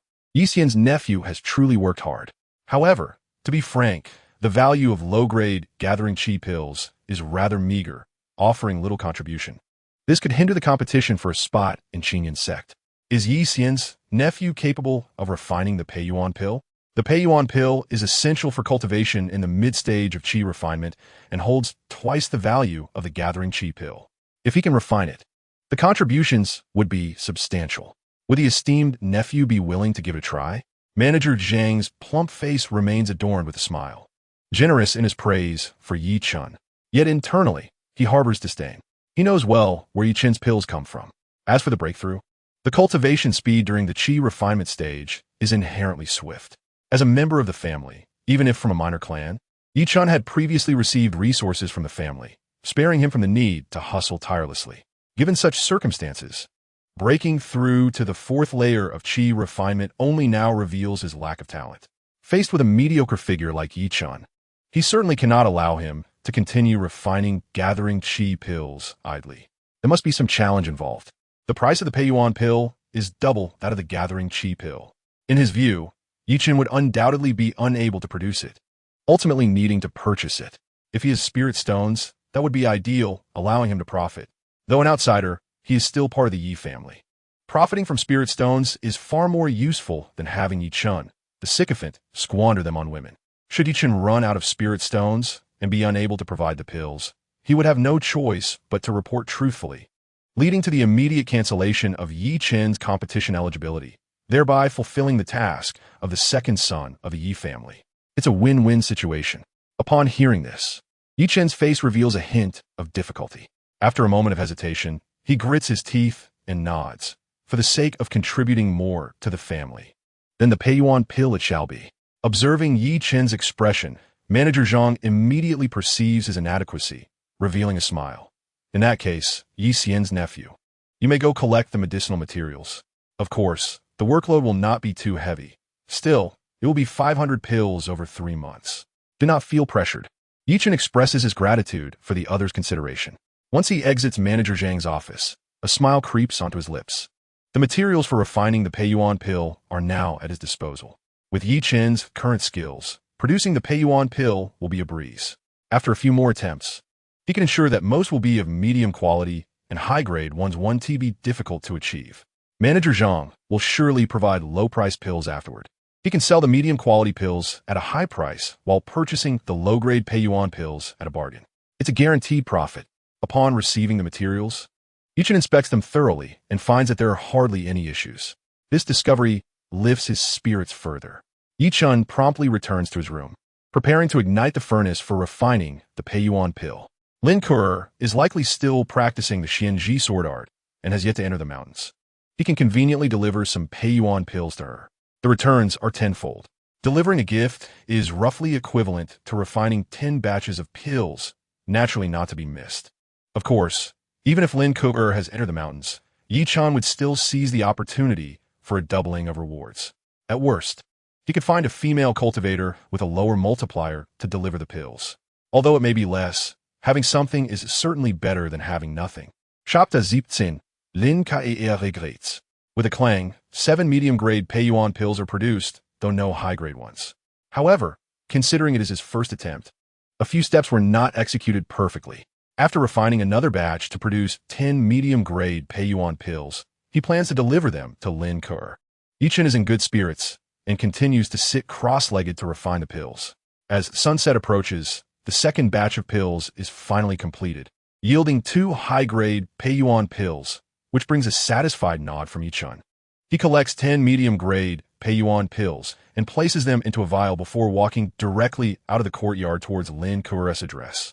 Lin Ku'er resides at the outermost edge of the Inu market, where safety is comparatively lower. However, having broken through to the 4th layer of qi refinement, Chen possesses not only a robust physique that far exceeds his peers, but also the formidable Xian Huang swordfinger. Although this may not be deemed significant within the entire realm of cultivation, being stronger than those around him suffices. Hence, Chen is no longer as cautious as before. As he walks through the alley, he brushes past various cultivators, encountering several heavily made-up female cultivators who, despite their faded youth, beckon for him to enter their homes. Occasionally, he notices older men following these women inside, prompting Chen to reflect on how down-to-earth the cultivation world truly is. The Inu market is not overly large. After approximately 20 minutes, Chen arrives at the address Lin Ku'er had provided. It is a rather dilapidated small courtyard, featuring 2 relatively small houses, each appearing to be just over 30 square meters. Such a courtyard still commands a monthly rent of 1 low-grade spirit stone, which is quite outrageous. However, having traveled through time for a while, Chen understands that while land is inexpensive in the cultivation world, protection and order come a premium. The Inu market has its order and patrolling teams, making it difficult for rogue cultivators to act openly. Thus, there's a basic level of safety. Hence, that single low-grade spirit stone essentially serves as a protection fee. After a brief glance, Chen refrains from dwelling on it too much. He still needs to return to cultivate after delivering the pills. Standing outside the courtyard, he calls out, "Fairy Lin, I have come to see you." Soon, a door swings open, revealing the cool and graceful Lin Ku'er, who, upon seeing Chen, displays a hint of surprise and quickly strides to the entrance. "Yi Dao Yu, what brings you here? Please come in." She ushers Chen into the courtyard. Although the courtyard is small, it is equipped with a stone table and stone benches, allowing the two to sit comfortably. Chen smiles and responds, "It's nothing much, just a bit concerned about you, Fairy Lin, and wanted to know if you have entered the mountains." He refrains from mentioning the previous gift, which is precisely what Lin Ku'er appreciates about him. He never brings up gifts repeatedly, sparing her the psychological pressure. "Thank you for your concern, Yi Dao Yu. I am still delving into the xianxia sword art you provided. I have just begun and plan to practice for another month to gain more confidence." She expresses her gratitude once more. "This xianxia sword art is remarkably exquisite, far surpassing what I had prepared previously. With this technique, I will certainly achieve greater gains in the mountains." Lin Ku'er speaks sincerely. Over the years, she has saved spirit stones to prepare spells for her breakthrough to the mid-stage of qi refinement. However, the spell she had prepared pale in comparison to Chen's xianxia sword art. Chen smiles in response, glancing at the darkening sky. Knowing that she will remain for another month, he decides against further pleasantries and intends to simply deliver the pills and depart. However, just as Chen prepares to retrieve the pills from his pocket, the door of another room swings open, ringing with the sound of bells. Curiously, Chen looks up to see a voluptuous female cultivator stepping out from the room. Simultaneously, the previously silent system notification regarding the street women also chimes in, detected matching gift recipient. Lu Jing, tenfold gift reward. Yi Chen's eyes involuntarily widen. It turns out that someone else resides in Lin Kuer's courtyard.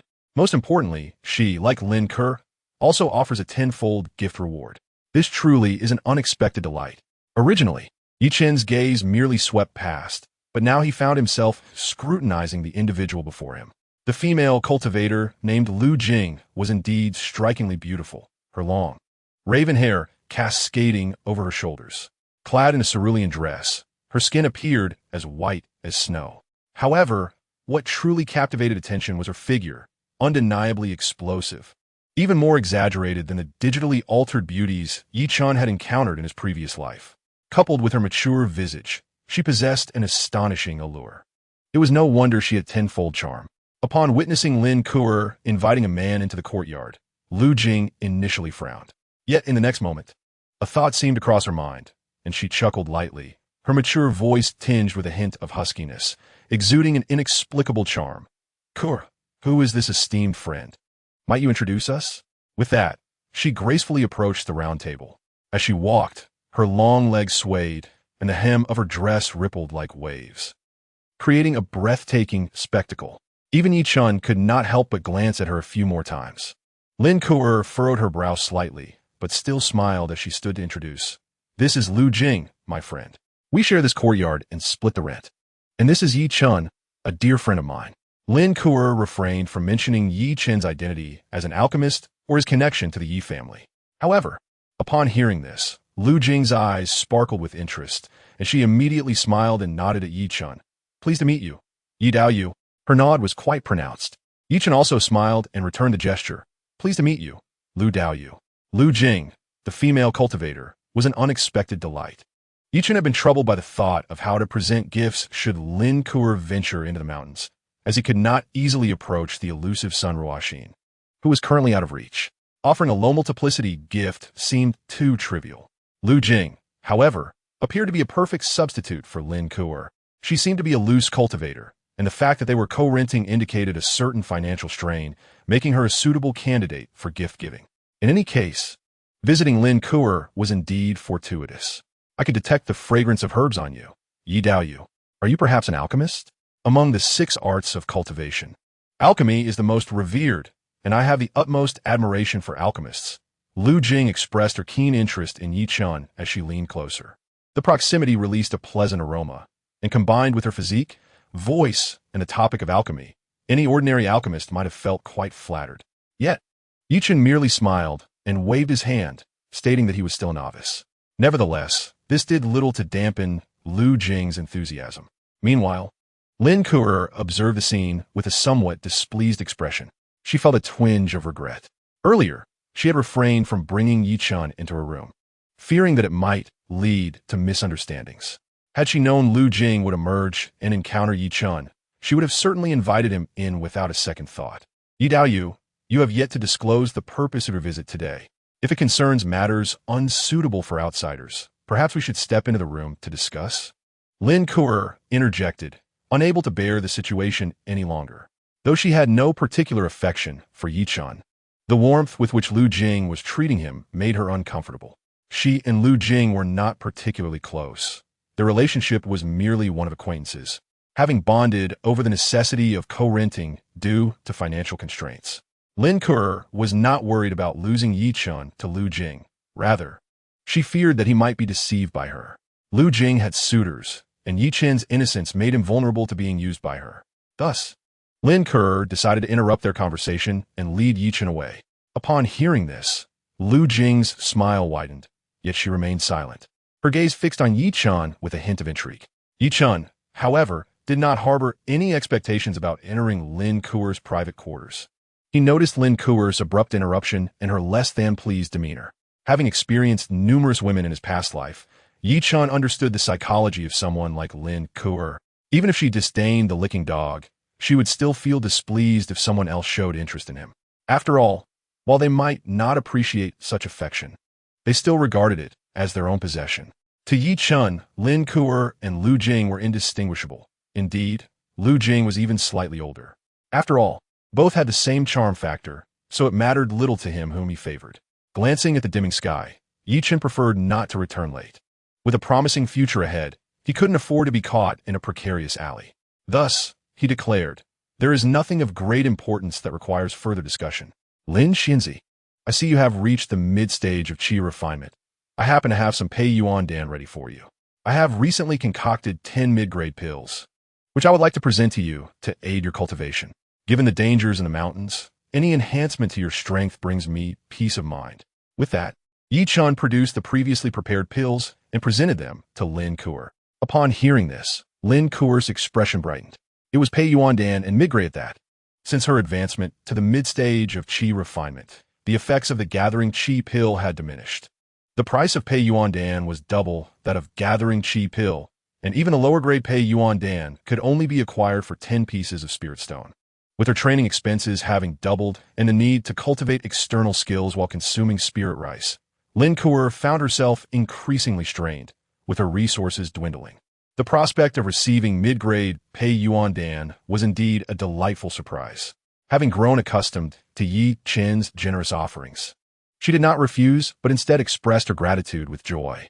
Seeing her accept the pills, Chen smiled at the system notification. "In that case, I shall take my leave. No need to see me off, Xianxia." Afterward, he nodded at Lu Jing, who wore a knowing expression, and departed the courtyard, making his way back to Danpu. As the evening approached, the number of female cultivators in the alley increased, prompting Chen to reflect on the dire employment conditions within the cultivation world. "Lu Daoyu, I must take my leave," he called out as he exited. Lin Kuer waved her hand and returned to her room. Typically, the two would maintain a polite demeanor, but today, witnessing Lu Jing's fervent interest in her licking dog, Lin Kuer could hardly contain herself.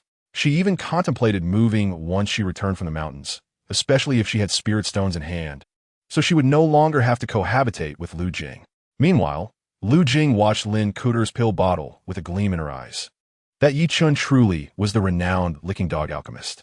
Chen had gained considerable fame throughout the Inu market, known for generously gifting both external skills and spells, alongside countless pills. Initially, Lu Jing had found such tales exaggerated, believing it impossible for a male cultivator to be so foolish. While many male cultivators expressed interest in Lu Jing, they merely offered token gestures, with few willing to part with anything substantial. Some would even demand immediate reciprocation for the slightest favor, as though they could purchase her with a few spirit stones. Yet, Chen was different. The willingness to part with even a Zhongping Pei Yuan Dan is noteworthy. One must understand that a single piece of this mid-tier medicinal pill can only be exchanged for 7 pieces of low-grade spirit stones. Thus, 10 Zhongping Pei Yuan Dan equate to nearly 1.5 low-grade spirit stones.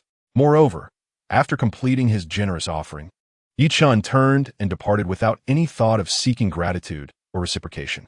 This behavior convinced Lu Jing of the veracity of previous rumors. It had also stirred feelings of jealousy within her. What of Lin Kuer? Her figure pales in comparison to Lu Jing's, possessing merely a slightly cooler demeanor. By what right does she deserve such a devoted admirer, one who gives without expecting anything in return? Why should such an adoring figure not belong to Lu Jing? Reflecting on the awe expressed by Chen upon first seeing her figure, Lu Jing began to feel that perhaps she was not without hope. If Chen were to shift his affections, bestowing upon her the gifts intended for Lin Kuer, it would be nothing short of perfect.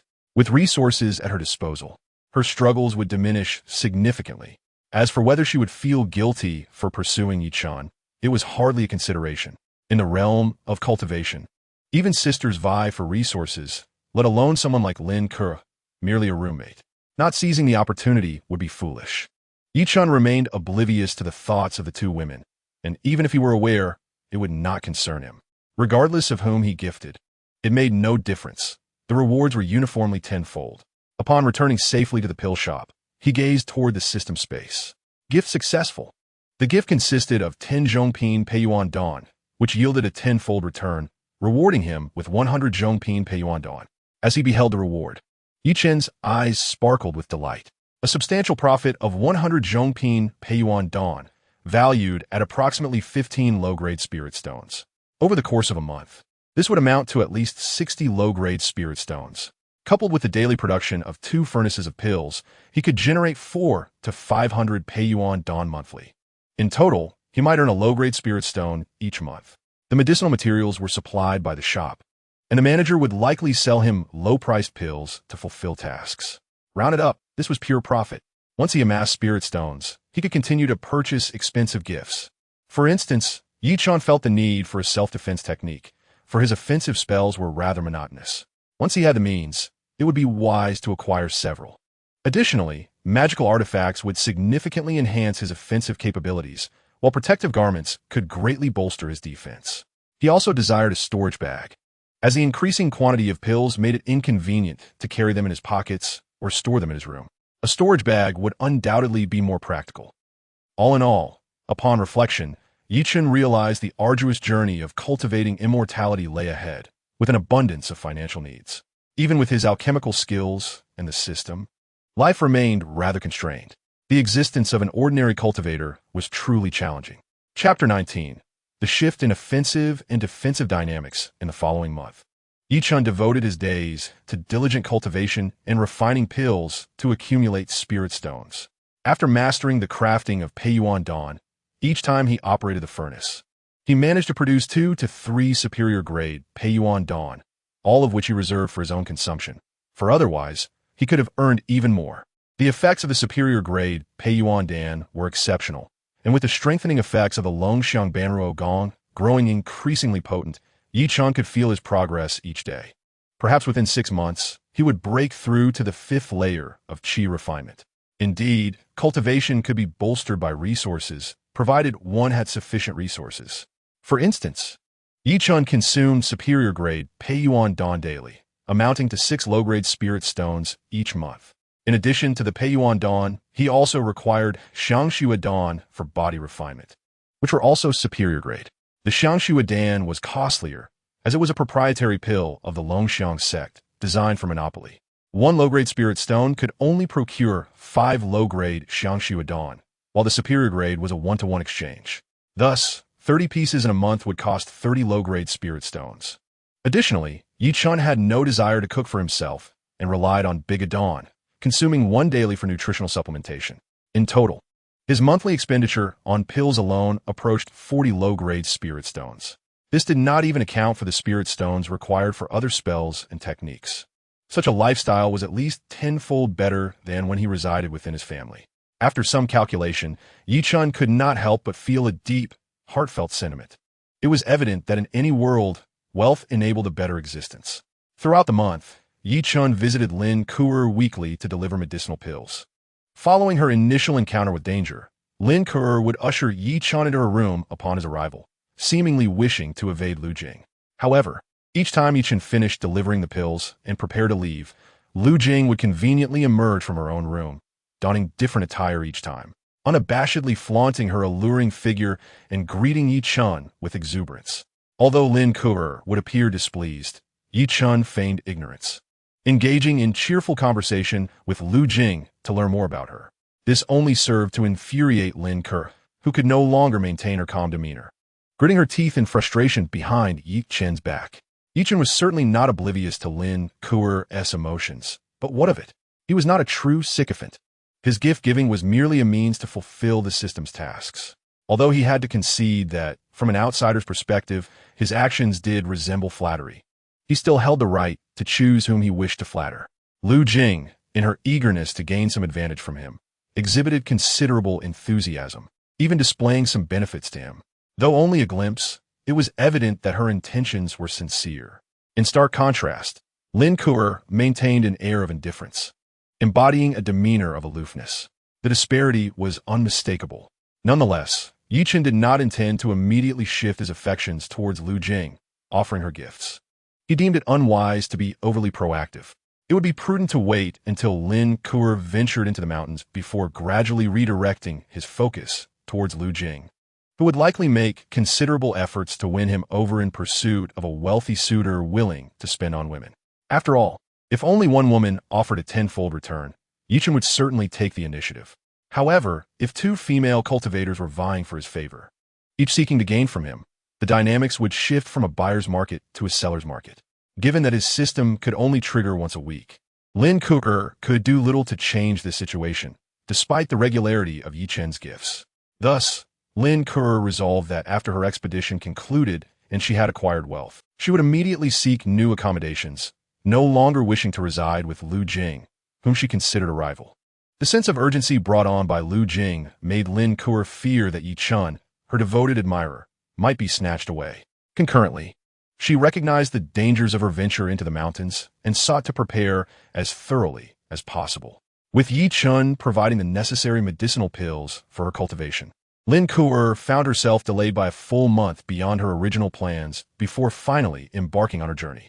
The medicinal gathering team she selected was carefully chosen, led by a reputable female cultivator in the late stages of qi refinement, known for her fair dealings and excellent reputation. This was a rare opportunity for Lin Kuo, but the team could not wait indefinitely for her, and if she failed to join them, they would be forced to replace her. Although she had the medicinal pills provided by Yi Chen for her daily cultivation, the cost of cultivation remained quite substantial.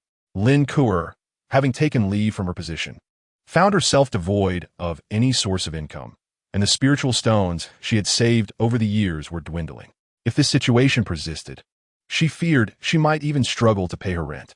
In light of these circumstances, Lin Kuo had no choice but to acquiesce to her captain's request to set out early the following morning.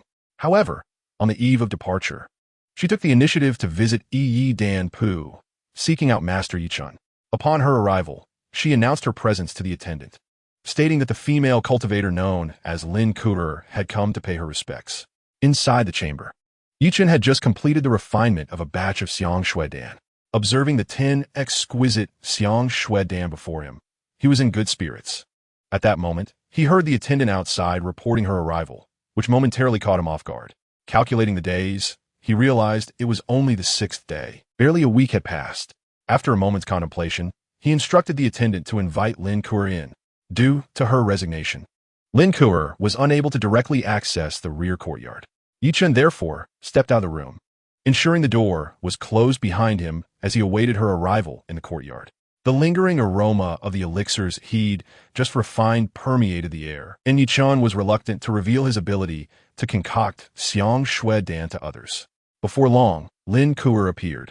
Though her attire was notably different from her usual garb, she wore black-fitted clothing consisting of long sleeves and trousers, a stark contrast to the flowing skirts she typically donned.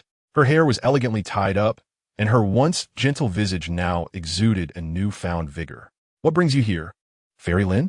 Yi Chen greeted her with a warm smile as the attendant offered spiritual tea at the stone table, a courtesy afforded to him as the shop's alchemist. Lin Kuo gazed earnestly at Yi Chen and spoke. "Dao Yu, I shall be venturing in the mountains at dawn tomorrow for my first herbal gathering, which may last approximately a month. You are my only friend at Yin Yuji Shi, and the only person who genuinely cares for me. I felt it necessary to inform you before my departure." Upon hearing this, Yi Chen was suddenly enlightened.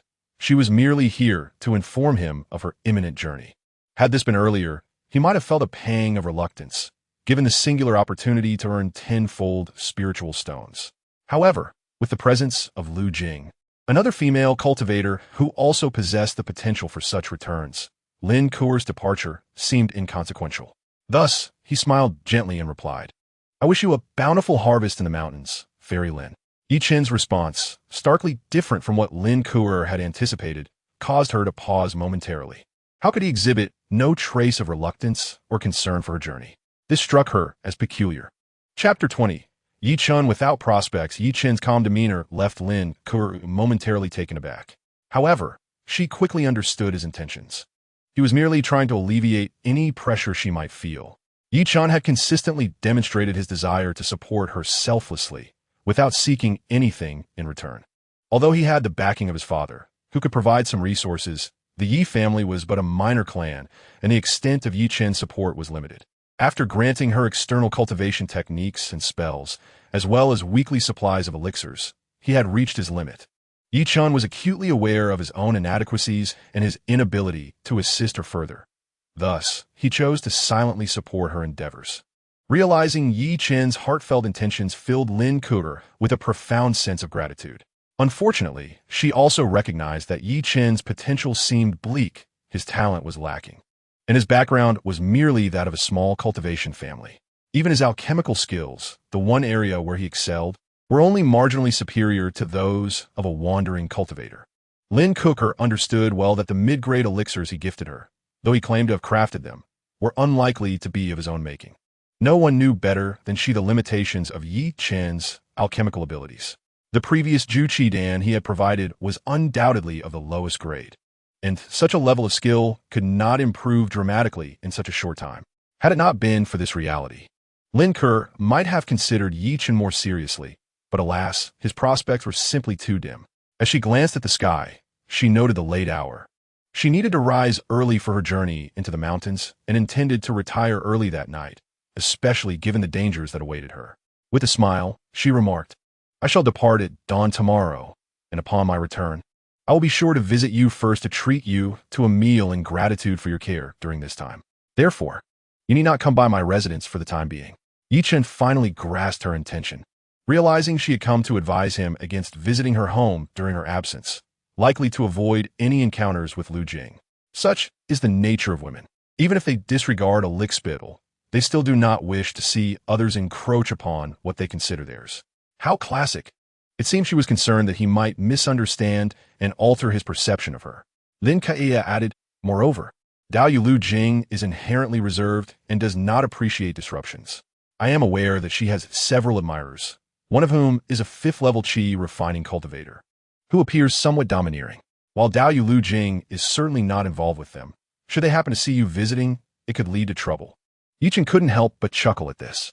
Lin Ke had indeed displayed a level of sophistication, ostensibly warning him against potential trouble while simultaneously casting aspersions on Lu Jing's suitors. This reminded Yi Chen of his past experiences. During his travels, he had encountered a pair of close friends whose camaraderie was palpable. Yet, during private conversations, they would often reveal each other's past misdeeds, sharing tales of previous relationships and personal struggles. It appeared that even Lin Ke, who had previously maintained a serene facade, was now engaging in similar behavior, indicating that Lu Jing's presence had indeed brought her some degree of pressure.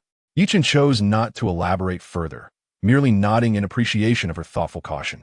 However, whether he would heed her advice was another matter altogether. He certainly intended to visit. For Yi Chen, the opportunity to present a gift came with a 10-fold reward. Would Lin Ke compensate him if he chose not to go? After further conversation, Lin Ke sensed Yi Chen's lack of response and felt a twinge of disappointment. For the past 2 months, he had consistently provided her with elixirs each week, and now, nearly a week had passed since his last delivery. She wondered if he had prepared anything for her, perhaps healing or detoxifying elixirs, though she had brought some of her own. However, who would ever complain about having? Yet, it struck her as odd that the same Yi Chen, who had rushed to procure spells for her upon learning of her impending resignation, now showed no inclination to offer her anything in light of her journey. It was puzzling. But Lin Ke soon deduced the truth. Yi Chen's supply of spiritual stones was likely exhausted. After all, his family could not provide him with ample support. For over 4 months, he had consistently provided her with elixirs, most of which were mid-grade, a significant expense. Moreover, the xianxia sword technique he had purchased cost him a mid-grade spiritual stone, an expenditure beyond the means of a typical early-stage Qi refining cultivator. It was only reasonable that Yi Chen could no longer prepare additional items for her under such circumstances. Upon reflecting on this matter, Lin Ke felt a tinge of disappointment. Nevertheless, she smiled and bid farewell to Yi Chen. Deep within her heart, she realized that as her cultivation progressed, the assistance Yi Chen could offer would inevitably diminish. It became clear that she and Yi Chen belonged to different worlds.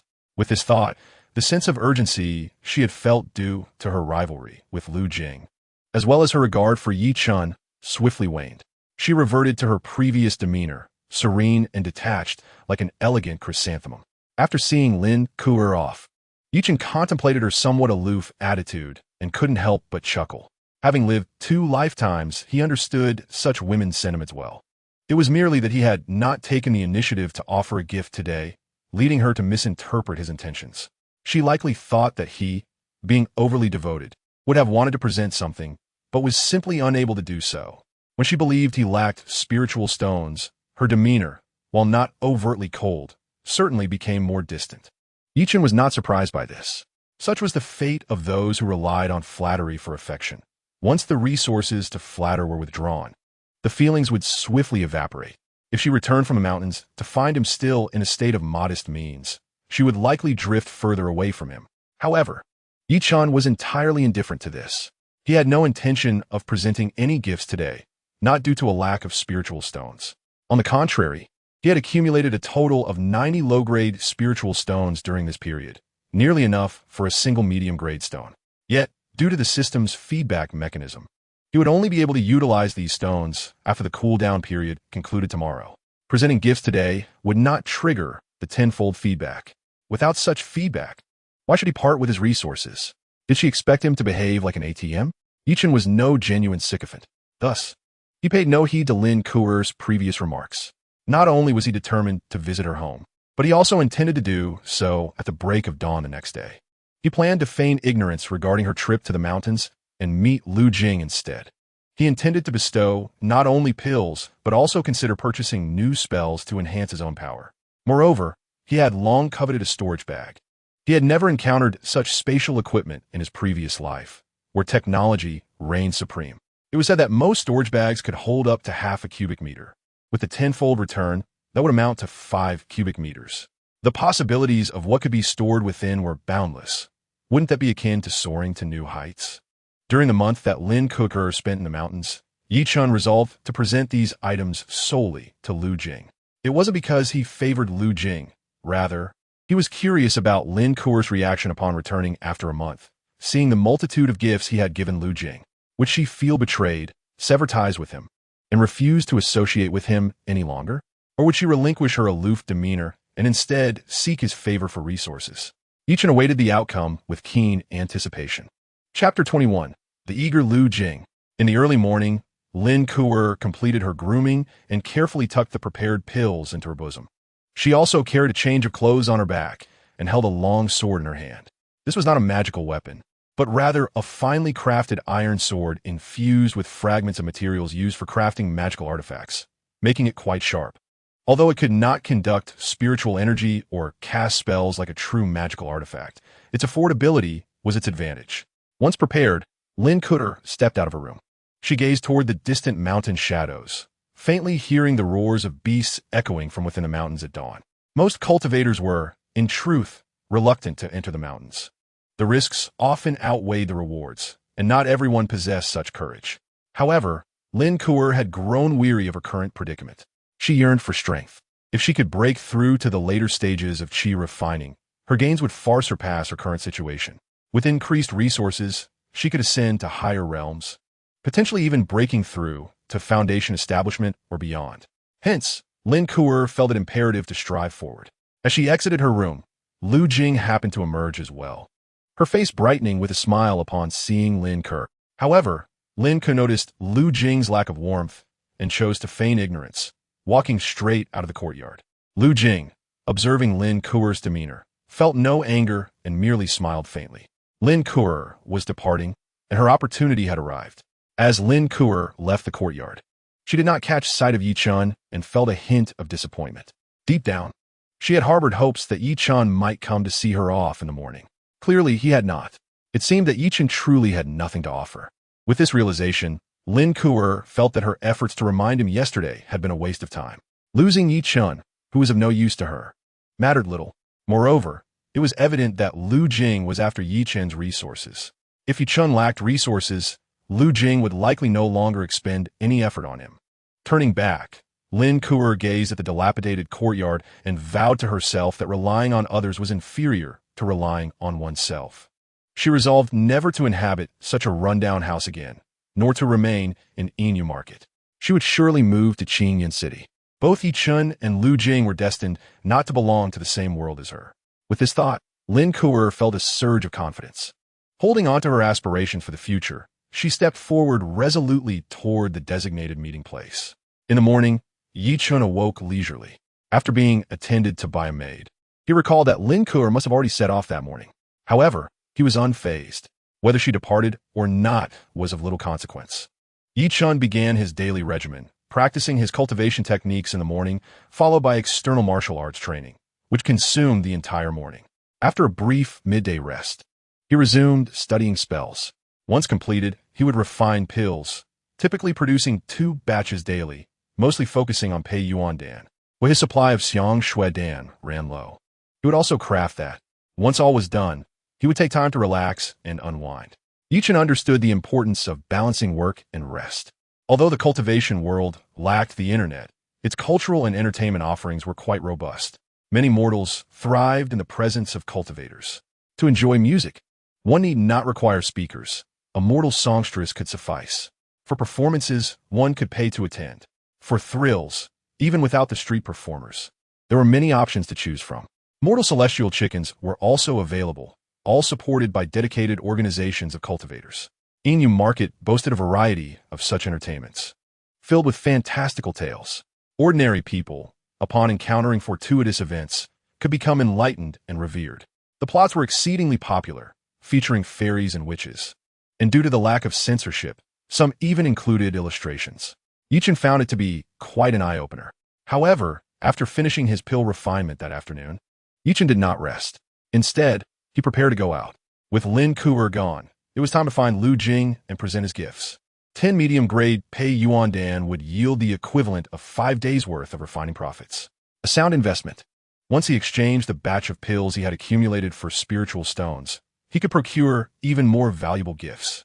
Yet, just as Chen was ready to step outside, a maid approached to inform him.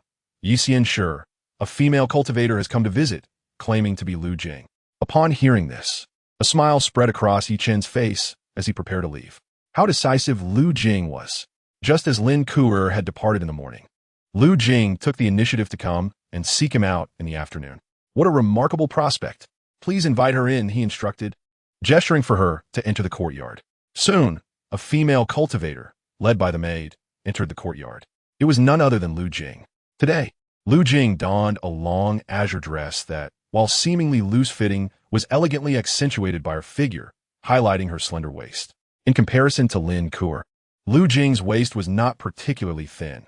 However, her exaggerated curves made it appear delicate and dainty. With her long hair elegantly styled and her mature visage exquisitely refined, it was evident that she had put considerable effort into her appearance, drawing attention effortlessly. Chen reflected on Lu Jing's natural assets, thinking how, in his previous life, even the slightest glimpse of her would have left countless men restless. How did you come here, Daoyu? Please, take a seat. Chen feigned confusion as he inquired. Lu Jing's almond-shaped eyes fluttered playfully, as if sparking with electricity, and she feigned a pout. Are you not welcoming me, Daoyu? Should I leave? Chen laughed heartily. How could that be? I was just about to visit you to find Kerr, but unexpectedly, Daoyu Lu Jing arrived. Upon hearing this, Lu Jing smiled warmly, gently smoothing the hem of her dress as she gracefully bent to sit down. Although the day was still early, Chen felt as though he had already glimpsed a full moon. I came here for a specific purpose. Kuer ventured into the mountains early this morning. I feared you might make a fruitless trip, so I wanted to inform you. Did Kuer not notify you? Chen's expression darkened upon hearing this. She has gone into the mountains? I just learned of this. Notijing Ye Chen Sombe Demanov. Lu Jing felt a surge of delight, but quickly masked it with concern. Daoyu, please do not overthink it. Kuer may have simply not wanted to worry you. It does not mean she cares any less for you. Oh, Kuer also mentioned that she chose a team leader for the mountain expedition, who has a younger brother with considerable talent, already at the 5th level of Qi refinement at just 19. She said he exudes a sense of security, and he seems quite warm towards her. Perhaps she refrained from informing you to avoid misunderstandings. However, please do not tell Lin Kuer that I shared this with you. She is still young. It would not be good if she were to become upset. Chen, amused by Lu Jing's theatrics, found her adeptness at manipulation comparable to Lin Kuer. The tea brewed by the maid had not yet arrived, yet the aroma permeated the courtyard. Is this how you comfort others? If I were truly infatuated, I might very well be driven to despair. Yet, it was no surprise that they were close companions living together. Just yesterday, Lin Kuer had subtly spoken ill of Lu Jing, and today, Lu Jing reciprocated with her own subtle jabs. The two were in perfect sync. Chapter 22. A must-win. However, Lu Jing's insinuations aligned perfectly with Chen's thoughts. After hearing her words, his expression grew increasingly despondent. Observing this, Lu Jing felt a thrill of triumph, but quickly adopted a self-reproachful demeanor. Have I said too much? Dao Yu, truly, do not overthink it. Lin Kuer is solely focused on her cultivation and has no interest in romantic matters. Most cultivators are like this. They are indifferent to others, fixated only on their own advancement. Yi Chun stifled a laugh, recognizing Lu Jing's subtle implication of Lin Kuer's selfishness. She certainly had a keen insight into others. Yet, Yi Chen's expression grew even more forlorn. Doesn't that imply she would have no interest in me either? Lu Jing silently praised Yi Chen's perceptiveness, as this was precisely the notion she intended to convey. Nevertheless, she quickly shook her head, asserting, "It is not so, Dao Yu. Kai regards you differently. You have provided her with much assistance, and she must be exceedingly grateful. With a bit more effort, who knows what could happen?" However, the seed of doubt had been sown. A rational person would naturally conclude that Lin Kuer treated him favorably only because of the gifts he had provided. What would happen once those gifts ceased? Lin Kuer would undoubtedly discard him without hesitation. Yi Chun had long perceived the truth of this situation. Yet his expression grew increasingly pained. Unable to bear it any longer, he abruptly rose. "Dao Yu, I apologize, but I am not feeling well and must take my leave." Lu Jing did not anticipate Yi Chen's reaction to be so poignant. His unveiling of the truth had evidently struck a chord. Her anticipation grew. Such an emotionally invested admirer would soon belong to her. She immediately adopted a sympathetic demeanor, expressing concern. "Please, do take care of yourself. By the way, I have a low-grade xianxia talisman here. This is the very first talisman I ever crafted, and I have kept it as a keepsake. Seeing that you seem troubled, I wish to gift it to you." This was yet another of Lu Jing's tactics. Lin Kuer had only ever accepted benefits without reciprocation, whereas Lu Jing was not only generous but also proactive in offering Yi Chen gifts. Although the xianxia talisman held little monetary value, it bore significant sentimental meaning as her inaugural creation. In comparison, the disparity was stark. It would surely deepen Yi Chen's disappointment in Lin Kuer. As expected, upon receiving the xianxia talisman, Yi Chun appeared somewhat astonished, as if recalling something, then shook his head. He promptly retrieved a small vial from his robes. It is only proper to reciprocate. "Here, this pill bottle contains 10 medium-grade Peiyuan pills." At this, a glimmer of delight flickered in Lu Jing's eyes. She recognized the vial all too well. For 2 whole months, Yi Chen had been gifting Lin Kuer a vial each week. 10 medium-grade Peiyuan pills were worth approximately 1.5 low-grade spirit stones. In a month, that totaled 40 pills, equating to 6 low-grade spirit stones, nearly matching her income as an apprentice at the talisman shop. Thus, Lu Jing had long coveted these pills. Clearly, this vial had been intended for Lin Kuer, but now, disillusioned with her and eager to reciprocate, Yi Chen offered it to her. This indicated that her earlier words had indeed influenced him. However, Lu Jing had no intention of accepting it. Instead, she sought to reel him in gradually. She aimed to distinctly showcase the disparity between herself and Lin Kuer, thoroughly eclipsing Lin Kuer to win Yi Chen's affections. Once Yi Chun, this little admirer, belonged entirely to her, her desires would know no bounds. Thus, she shook her head and said, "That xianxia talisman is my heartfelt gesture. No return is necessary. Dao Yu, I shall take my leave." Yi Chen observed Lu Jing's feigned nonchalance towards the pill bottle and felt a sense of amusement. Those who initially refuse gifts often seek greater rewards in the future. Many women in his past life would craft such personas to attract suitors. Yet, once they felt assured of their hold, they would spare no effort in claiming everything they could. Nonetheless, Yi Chen was not swayed by such tactics. To him, gifting was a serious matter. He could even forego earlier pleasantries and proceed directly to the act of gifting. However, the act of giving could not be overlooked. Thus, Yi Chen spoke earnestly. "It is of no concern. To me, it is merely a batch of pills made with ease." In contrast, Dao Yu's first creation holds far greater significance. If you refuse to accept it, then please take the xianxia talisman back. Hearing Yi Chen's words, Lu Jing felt a strange dissonance. What did he mean by first? Was it merely the first xianxia talisman? However, she did not dwell on this. Instead, she interpreted Yi Chen's comments as an indication of his value being greater than she had anticipated. A master capable of crafting medium-grade Peiyuan pills represented a lucrative opportunity. Yet, this was not a rarity, even within the Inu marketplace. Many alchemists surpassed Yi Chen's abilities. However, the crux of the matter lies in the fact that, regardless of how much wealth other alchemists accumulate, it remains their own, with no connection to her, Lu Jing. Yet what of Yi Chen?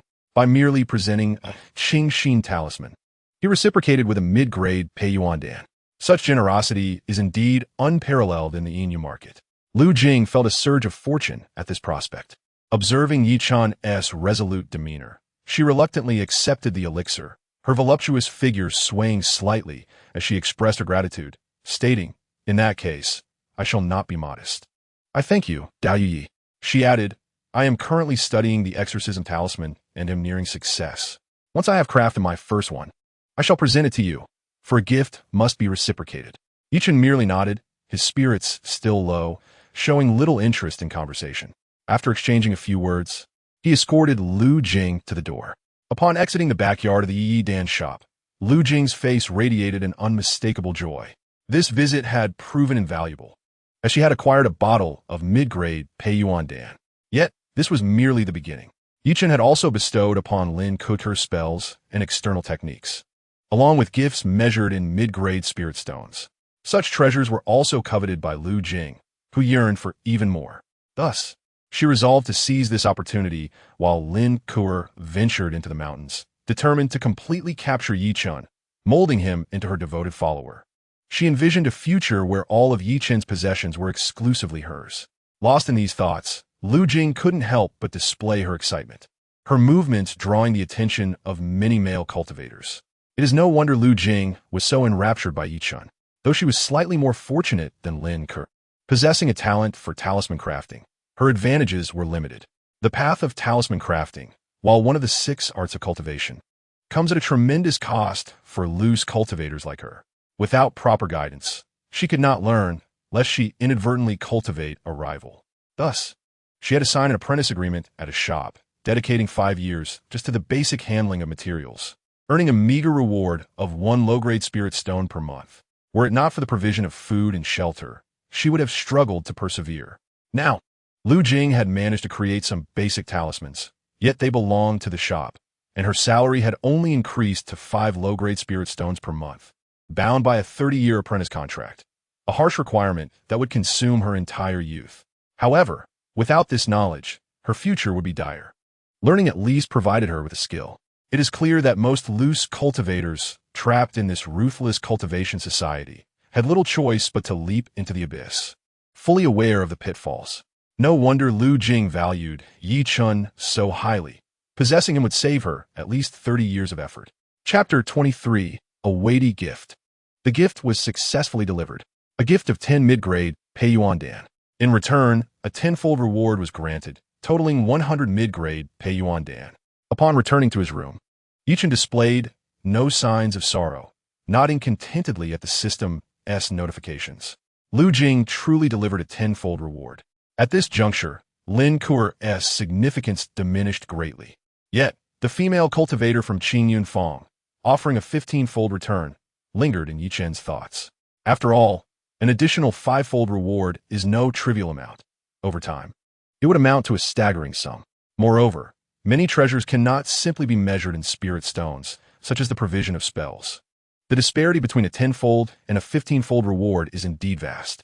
Yi Chen had gleaned insights from Lu Jing regarding the female cultivator from Qingyun Fong. He had also learned that the shopkeeper there was Sun Yi, and that Sun Ruoxin was his daughter. Sun Yi, known for his avarice, possessed commendable talisman crafting skills, having once been an outer disciple of Qingyun's sect. Unfortunately, an injury sustained during a sect competition had barred his advancement, relegating him to manage the Qingyun Fong at Inu Market. Given his penchant for wealth, Yi Chen planned to pay for tuition to learn talisman crafting from him. Unlike Lu Jing, who worked without pay as an apprentice, Yi Chen's monetary contribution would equate to hiring a teacher. Given Sun Ye's nature, learning from him would undoubtedly come at a steep price. However, establishing this connection would also allow him to meet Sun Ruoxin, thereby gaining access to the 15-fold return channel. The investment in tuition would easily be recouped. As for whether his skills as an alchemist would render learning talisman crafting a waste of time, Yi Chen was unperturbed. Learning would only enhance his capabilities. A diverse skill set is never a burden. Should he fail to master it, the 15-fold return via Sun Ruoxin would still be advantageous. However, his current resources were insufficient, necessitating a period of accumulation. After contemplating this broader developmental strategy, Chen leisurely immersed himself in his studies. It must be noted that this world lacks scrutiny. Some narratives are indeed exhilarating. The following morning, Chen resumed his disciplined practice. Though he awoke each day brimming with vigor, he was not hasty, understanding the value of delayed gratification. In a realm fraught with peril, only cultivation and strength hold true significance. All else, including romantic pursuits, is ephemeral, merely hindering his progress. Once he attained greater strength, what pleasures would be out of reach? Thus, unless the system mandated a gift-giving, Chen had no intention of venturing out to meet female cultivators. However, by afternoon, Lu Jing returned under the pretext of expressing concern for Chen, offering him comforting words. On the third day, she conveniently passed by after work to check on him again. On the fourth day, she presented him with her first crafted exorcism talisman. In the realm of cultivation, souls indeed exist, and some cultivators who perish in unique circumstances may transform into aberrations. Exorcism talismans are particularly effective against such entities. In summary, Lu Jing made it a point to visit Chen almost daily, seeking reasons to see him. This routine undoubtedly yielded favorable results. After all, who would not be swayed by the daily attention of a strikingly mature and alluring woman? Most male cultivators would inevitably wonder if she harbored feelings for them, especially when she constructed a persona around him and gifted him items of sentimental value. Coupled with her innate allure, this combination would certainly ensnare the hearts of many. Chen's reactions aligned perfectly with Lu Jing's expectations. Previously melancholic, he had begun to look at her differently, his gaze igniting with newfound warmth.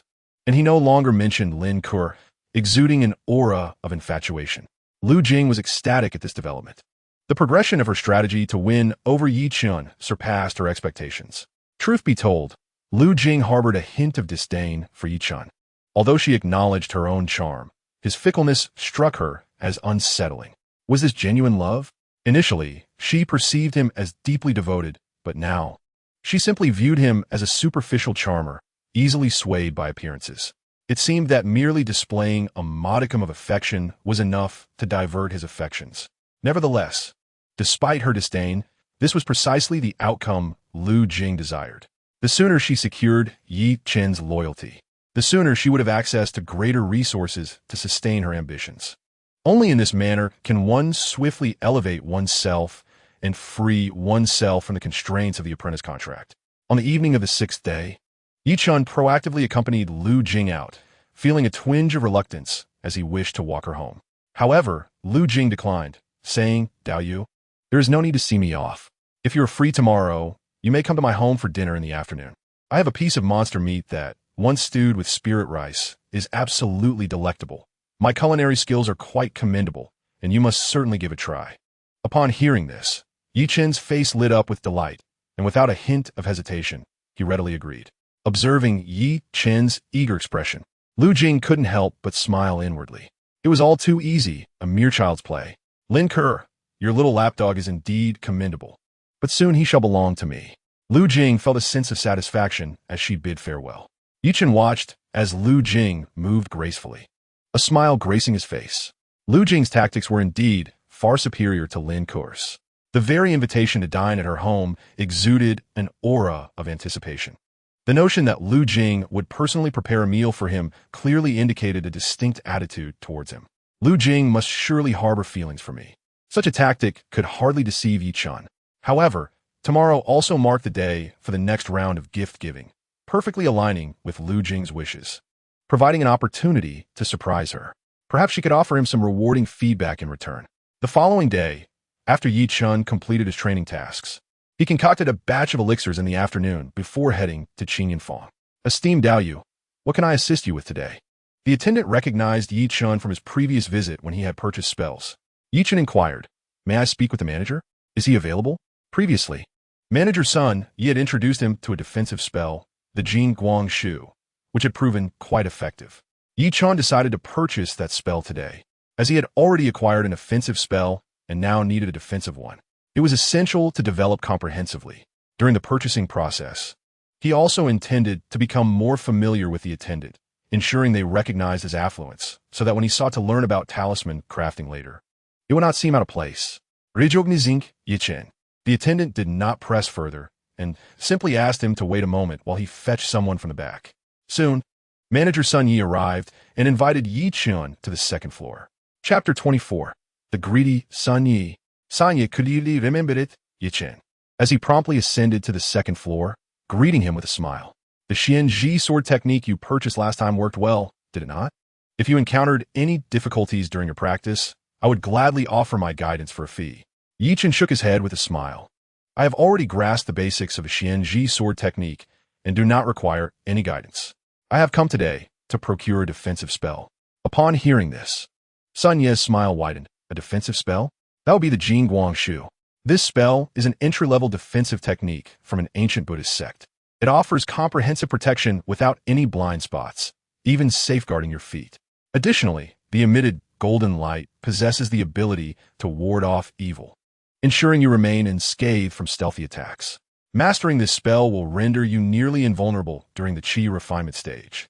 Sun Yi, sensing the potential for profit, enthusiastically promoted the spell. Yi Chen grew increasingly convinced that when he returned to learn about talismans, payment should not pose a problem. Although Sun Yi exaggerated the merits of the Jing Guang Shu, Yi Chen was unfazed. He was not planning to cultivate this particular spell. Thus, he feigned curiosity and asked, Esteemed senior, what is the price of this Jing Guang Shu? Sun Yi extended a finger, 1 mid-grade spirit stone. Ye Chan's Liebsteichit. That is equivalent to 80 low-grade spirit stones. Sun Yi immediately shook his head. Let me tell you, this spell is indeed powerful. Many external disciples at Qingyun sect practice the Jing Guang Shu. I was once an external disciple of Qingyun sect. Would I deceive you? I assure you, 1 mid-grade spirit stone is a fair price. Even if you were to purchase it in Qingyun City, it would be the same price. It cannot be cheaper. Yi Chen nodded in feigned agreement, then stated earnestly, 80 low-grade spirit stones. Sun Ye's expression turned indignant. Did you not hear what I just said? That is the price. Yi Chen thought to himself, I believe you not. Nevertheless, he smiled and replied, In that case, I shall compare with other spells. It was not that he distrusted the senior. Rather, he simply lacked the necessary spirit stones. With someone as shrewd as Sun Yi, who was no delicate flower, he aimed to save wherever possible. Seeing Yi Chen's resolute demeanor as he prepared to leave, Sun Yi pursed his lips. All right, seeing as you have purchased from me before, I will give you a discount. 80 it is. Yi Chen's face broke into a smile as he produced 80 low-grade spirit stones from his pocket and handed them to Sun Yi, subsequently acquiring the Jing Guang Shu. This would serve as the gift for Lu Jing this afternoon. He wondered what kind of response he might receive in return. Sun Yi, having received the spirit stones, was in good spirits, clearly having made a substantial profit. Yi Chen pondered for a moment and asked, Esteemed senior, I have heard that your talisman crafting skills are quite profound, ranking among the best at the Inu market. Sun Yi rolled his eyes. Ranked among the best? In this small place like Inu market, if I say I am second, who would dare claim a first? Clearly, Sun Yi held a considerable amount of confidence in his talisman crafting abilities. Yi Chen expressed admiration and then inquired, if I wish to learn talisman crafting from you, what would your guidance fee be? Sun Yi looked at Yi Chen with a hint of curiosity. You, a pill master, want to learn talisman crafting from me? Although Yi Chen had not presented himself as a prominent figure at Qingyun Feng, the faint scent of medicinal herbs that clung to him was unmistakable. Sun Yi recognized him immediately. Yi Chen offered a wry smile. Although I am a pill master, my skills are rather lacking, so I wish to explore whether I possess any talent for talisman crafting. Upon hearing this, Sun Yi couldn't help but sneer inwardly. In the realm of cultivation, there are countless individuals like Yi Chen who are restless and lack focus. Without diligently honing their skills, they flitted from one discipline to another, hoping for a stroke of luck. This was common even in Qingyun sect, where many would dabble in pill refining one day, talisman crafting the next, and artifact forging thereafter, yet ultimately achieving nothing. However, with such a gullible fool before him, he could hardly resist the temptation to take advantage. Sun Yi pondered briefly before saying, I do not take on apprentices. However, since you seem agreeable, I could offer you some guidance. How about this, for 5 mid-grade spirit stones?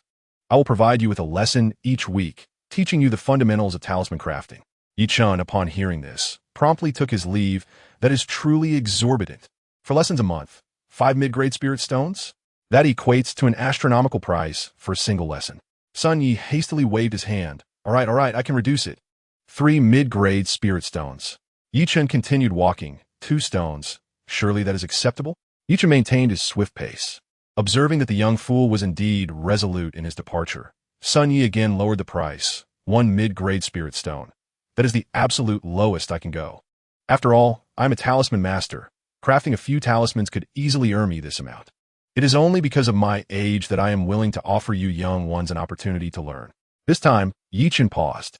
1 mid-grade spirit stone for 4 introductory lessons was still exorbitant. As for the claim that talisman crafting could effortlessly yield profits, Yi Chen found it utterly unconvincing. However, what Yi Chen desired was merely a channel to connect with Sun Ruoxin. The price he was offered was within an acceptable range. Thus, Yi Chen clasped his hands in gratitude and said, "Thank you, senior, but this is not a trivial amount. I must return to discuss it with my elders." Sun Yi nodded in acknowledgement. "Make haste, otherwise I might be reassigned at any moment." Yi Chen nodded in thanks and turned to leave, while Sun Yi looked forward to Yi Chen's next visit. A mid-grade spirit stone for 4 classes was an extraordinary deal, for classes were hardly sufficient for an introduction. Having already spent money, Yi Chen would undoubtedly need to continue his studies. Spending 2 to 3 months for the basics would surely lead to advancement, which would naturally come at a higher cost. This venture promised considerable profit. Sun Yi had now developed an interest in Yi Chen, curious about which cultivation family he hailed from. Upon leaving Qingyunfang, Yi Chen proceeded directly to Lu Jing's residence. Along the way, he casually reviewed the introduction to the Jing Guangshu golden light technique he had in hand. This technique was indeed stronger than ordinary defensive spells, capable of enveloping the user in a protective golden light. However, this protection came at the expense of defensive strength. Typically, if a cultivator fully activated the Jingguang, it could only withstand a few blows before shattering, and it required significant energy. Furthermore, the spell emitted a glaring light, making the user a conspicuous target. Nevertheless, it had its merits, such as rapid activation and the ability to repel evil, effectively countering malevolent forces. Yet, it fell short of the impressive effects Sun Yi had described. Nonetheless, Yi Chen remained unconcerned. After all, this was a gift for Lu Jing. What he truly intended to cultivate was a defensive spell with tenfold feedback, which would undoubtedly far surpass the Jingguang Shu in efficacy. Chapter 25. Becoming her exclusive admirer as he walked through the streets. The cultivators around him appeared hurried and somewhat discontented. The evident societal pressures left many unable to fulfill their desires, resulting in widespread unhappiness, a reality mirrored in the cultivation community. Yi Chen sighed softly as he arrived at Lu Jing's doorstep. He knocked on the door, which was soon opened, revealing Lu Jing's radiant smile as she greeted him enthusiastically. Today, Lu Jing appeared particularly striking. Her hair was slightly damp and cascaded down her back. Her attire cool and refreshing, reminiscent of someone who had just bathed. Yi Chen had arrived during winter, and now, months later, the weather had turned warm, even hinting at the onset of heat. Lu Jing's figure was already remarkable, and her choice of attire, while modest, nonetheless evoked enticing thoughts. "Dao friend, Yi has arrived. Please come in. The meat is just perfectly stewed," Lu Jing said, gracefully brushing her hair aside. Every movement exuded a mature allure. "My apologies for the intrusion," Yi Chen replied politely as he entered the room alongside her.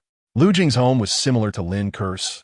1 living room, 1 kitchen, and 1 bathroom, though it was not particularly spacious.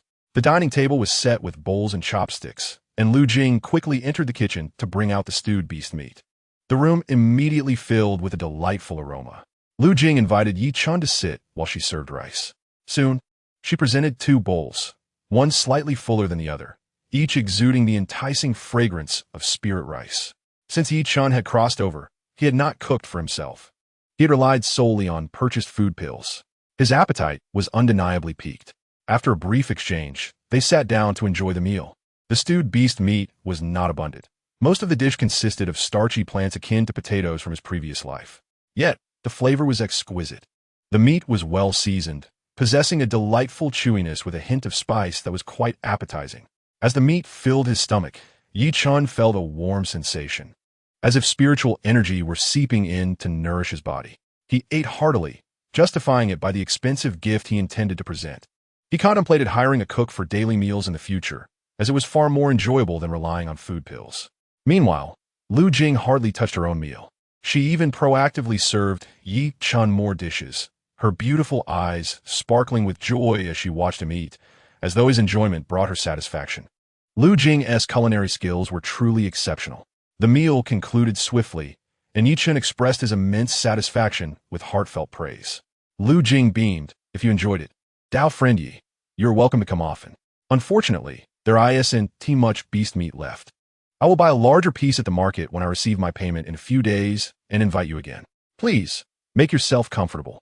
I will tidy up the dishes and join you shortly," she said, gracefully turning to the kitchen. Yi Chen remained in the living room, admiring Lu Jing's maturity, which certainly surpassed Lin Kuer's. This visit had showcased her alluring attire and culinary prowess, while subtly revealing her financial constraints, such as the limited beast meat and spirit rice. Yet, she had generously offered him the majority. How could any man not be moved by such treatment? Any capable individual would feel a pang of sympathy and a desire to assist her. In his previous life, many women employed similar tactics to evoke compassion and affection from men. Yi Chen recognized this, but chose not to expose it, as it perfectly aligned with his intention to present her with a grand gift. Soon, Lu Jing returned after cleaning the dishes and sat down to converse with Yi Chen. As she took her seat, the chair seemed to accentuate her figure further. "Thank you for the delightful meal, Lu Jing," Yi Chen expressed sincerely. Lu Jing noticed the change in Yi Chen's gaze, which now held a touch of affection compared to when he first arrived. Her heart fluttered with joy. Her strategy had succeeded. However, she masked her excitement, smiling as she shook her head. "Oh no, it was my inadequate hospitality. You clearly have not had enough." Yi Chen shook his head in response. "You are too kind, Lu Jing. I did not prepare a gift for this visit, so please accept this." He then produced the jade slip containing the Jin Guang shoe he had just purchased from Qin Yunfang and offered it to Lu Jing. Lu Jing initially hesitated, but was taken aback upon seeing the jade slip. Was it truly a jade slip? Whatever was contained within was undoubtedly more valuable than pills. Yi Chen elaborated, "This is the defensive spell Jin Guang shoe I acquired from Qin Yunfang." The steward mentioned that disciples of Qin Yunzong practice this technique, which is significantly more powerful than ordinary defensive spells. It is said to be an ancient Buddhist sect's external defensive spell. Upon hearing this, Lu Jing was utterly astonished. A defensive spell, one practiced by disciples of Qin Yunzong? How many spirit stones must it have cost? Her heart surged with elation, for this acquisition far exceeded her expectations. However, despite her overwhelming desire to accept the gift immediately, Lu Jing still found herself refusing, saying, "This is too precious. I cannot accept it." Yet Yi Chen was undeterred, boldly asserting, "It is merely the price of a mid-grade spirit stone. If Lin Xianxia truly regards me as a friend, then please do not decline." As he spoke, he firmly grasped Lu Jing's delicate hand and slipped the jade slip into it. Lu Jing's hand was plump and soft, a delight to touch. Most importantly, female cultivators in the cultivation realm often possessed flawless skin, nourished by spiritual energy, smooth and fair like silk. At that moment, Lu Jing's heart was racing with excitement at the thought of Yi Chen gifting her a defensive spell. Ordinary defensive spells were not inexpensive, and this Jin Guang shoe was worth an entire mid-grade spirit stone, a veritable windfall. She could hardly think of Yi Chen's hand holding hers. After holding the jade slip for quite some time, Lu Jing felt a sense of unreality. This was a spell valued at a mid-grade spirit stone, something an average mid-stage cultivator would toil for 6 months to a year to earn. How had she come to possess it so easily? Although she had long known of Yi Chen's generosity, experiencing it firsthand made her realize just how magnanimous he truly was.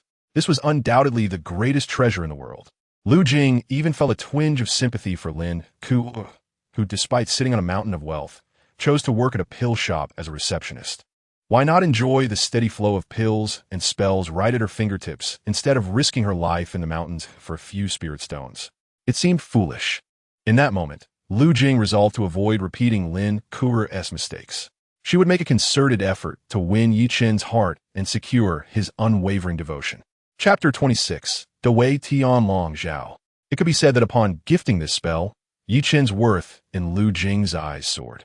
Given this, she shamelessly accepted, saying, "Thank you, Dao Yi." Her voice was imbued with charm, and her gaze upon Yi Chen seemed to glisten with emotion. At that moment, Yi Chen's mind resonated with a notification. Gift successful. The gift is Jing Guangshu, rewarding tenfold feedback. Dui Tian Long Zhao. The system has detected that the gift you presented is of utmost significance to the recipient and exceeded their expectations, triggering a critical reward. A projection of the first-generation abbot of Tianlong Temple will be available for 1 day, allowing you to inquire about the cultivation method of Dui Tianlong Zhao. The system also notes that you lack storage equipment. Thus, the physical reward will be temporarily stored in the system space and can be retrieved at any time. Dui Tianlong? While it merely added a protective barrier, the name alone hinted at its superiority over Jing Guangshu. It was a substantial profit, and the critical reward entailed guidance from an esteemed figure of unknown antiquity. Ye Chan's Sipirit Soarit. Observing Ye Chan's Ilaton. Lu Jing naturally assumed it was due to her acceptance of the gift, believing that he was captivated by her charm. Yet, Lu Jing was determined not to become complacent. The fact that she had managed to win Yi Chen from Lin Kuer indicated that he was not particularly steadfast in his affections. If she let her guard down, someone else could easily take him away. Thus, she resolved to intensify her efforts to make Yi Chen infatuated beyond reason. Just as Lu Jing contemplated her next words, Yi Chen interjected, "Since you are pleased with the gift, Lin Xianxia, focus on your cultivation. I shall take my leave." With that, he bid farewell and departed. Lu Jing escorted him to the door, reflecting on his retreating figure with increasing sentiment. Given how delighted he appeared, it was unlikely he would wish to leave so soon. He must have left to allow her time to master the spell, which was exceedingly considerate of him. Nevertheless, while she felt gratitude, Lu Jing secretly shook her head. Unfortunately, this was a survival of the fittest world of cultivation. Yi Chen, regardless of his cultivation level or family background, could not provide her with a sense of security. He was destined not to be her Dao companion. Her partner must be a strong foundational cultivator to ensure her safety. As for the Jing Guangshu, Lu Jing had no intention of cultivating it herself. Instead, she planned to sell it. She had no affinity for combat and had no desire to venture into the mountains. Learning it would be of little use. It was far better to exchange it for spirit stones to acquire what she truly needed. However, this had to be done discreetly. If Yi Chen were to discover her intentions, he would undoubtedly be hurt, and that could lead to unfavorable perceptions. A spell worth a mid-grade spirit stone could easily be sold for 70 low-grade spirit stones, nearly equivalent to a year's worth of income. How wonderful! The thought of soon earning a net profit of 70 low-grade spirit stones brought a radiant smile to her mature face. Meanwhile, not far from Inu Market, within the mountains, Lin Kuer, clad in rugged attire and appearing somewhat fatigued yet spirited, was indulging in a meal. Despite a taxing week, her mood was exceptionally buoyant. In just a week, she had nearly amassed 5 low-grade spirit stones. If she ventured into the mountains for a month, she could at least gather 20 low-grade spirit stones. Indeed, to earn resources, one must take risks. Those who, like Lu Jing, cower from danger and hide in the market will never have a promising future. Lin Kuer was thoroughly satisfied with her harvest, even lamenting that she should have ventured into the mountains sooner. While Yi Chen had gifted her pills each month, their value was negligible, merely a stone or so per week, totaling about 5 stones a month. Yet, in the mountains, she was already earning 5 low-grade spirit stones weekly.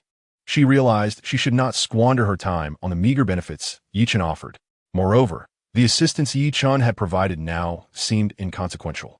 Reflecting on Lu Jing's eager expression, Lin Kuer couldn't help but smile with pride.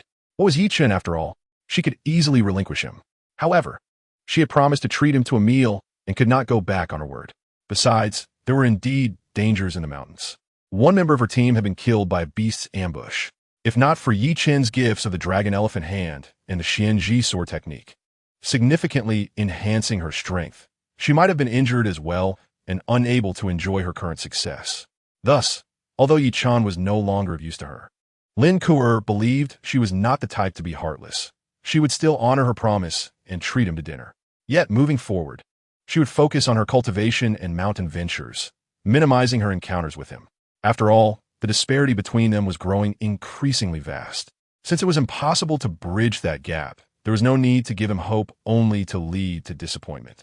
Lin Kuer felt quite benevolent. At this moment, during a break, Lin Kuer did not have to keep watch. So after finishing her meal, she found a spot in the temporary camp and fell into a deep sleep. She felt that her hard-earned rest was truly delightful. Dawei Tianlong Zhao. This spell could convert spiritual power into the Buddha power of the heavenly dragon, manifesting a celestial dragon projection to protect the user, offering formidable defense that was difficult for spells of the same level to breach.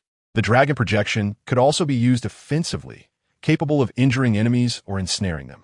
Dawei Tianlong Zhao was particularly effective against demonic creatures and malevolent entities.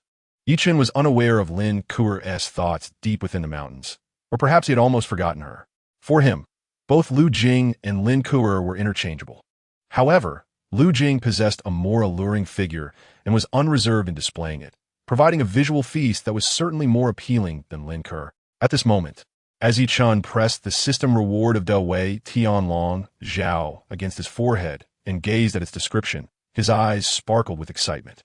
The effects were astonishingly powerful. It served both as a defense and a means of suppression, embodying the perfect amalgamation of offense and defense.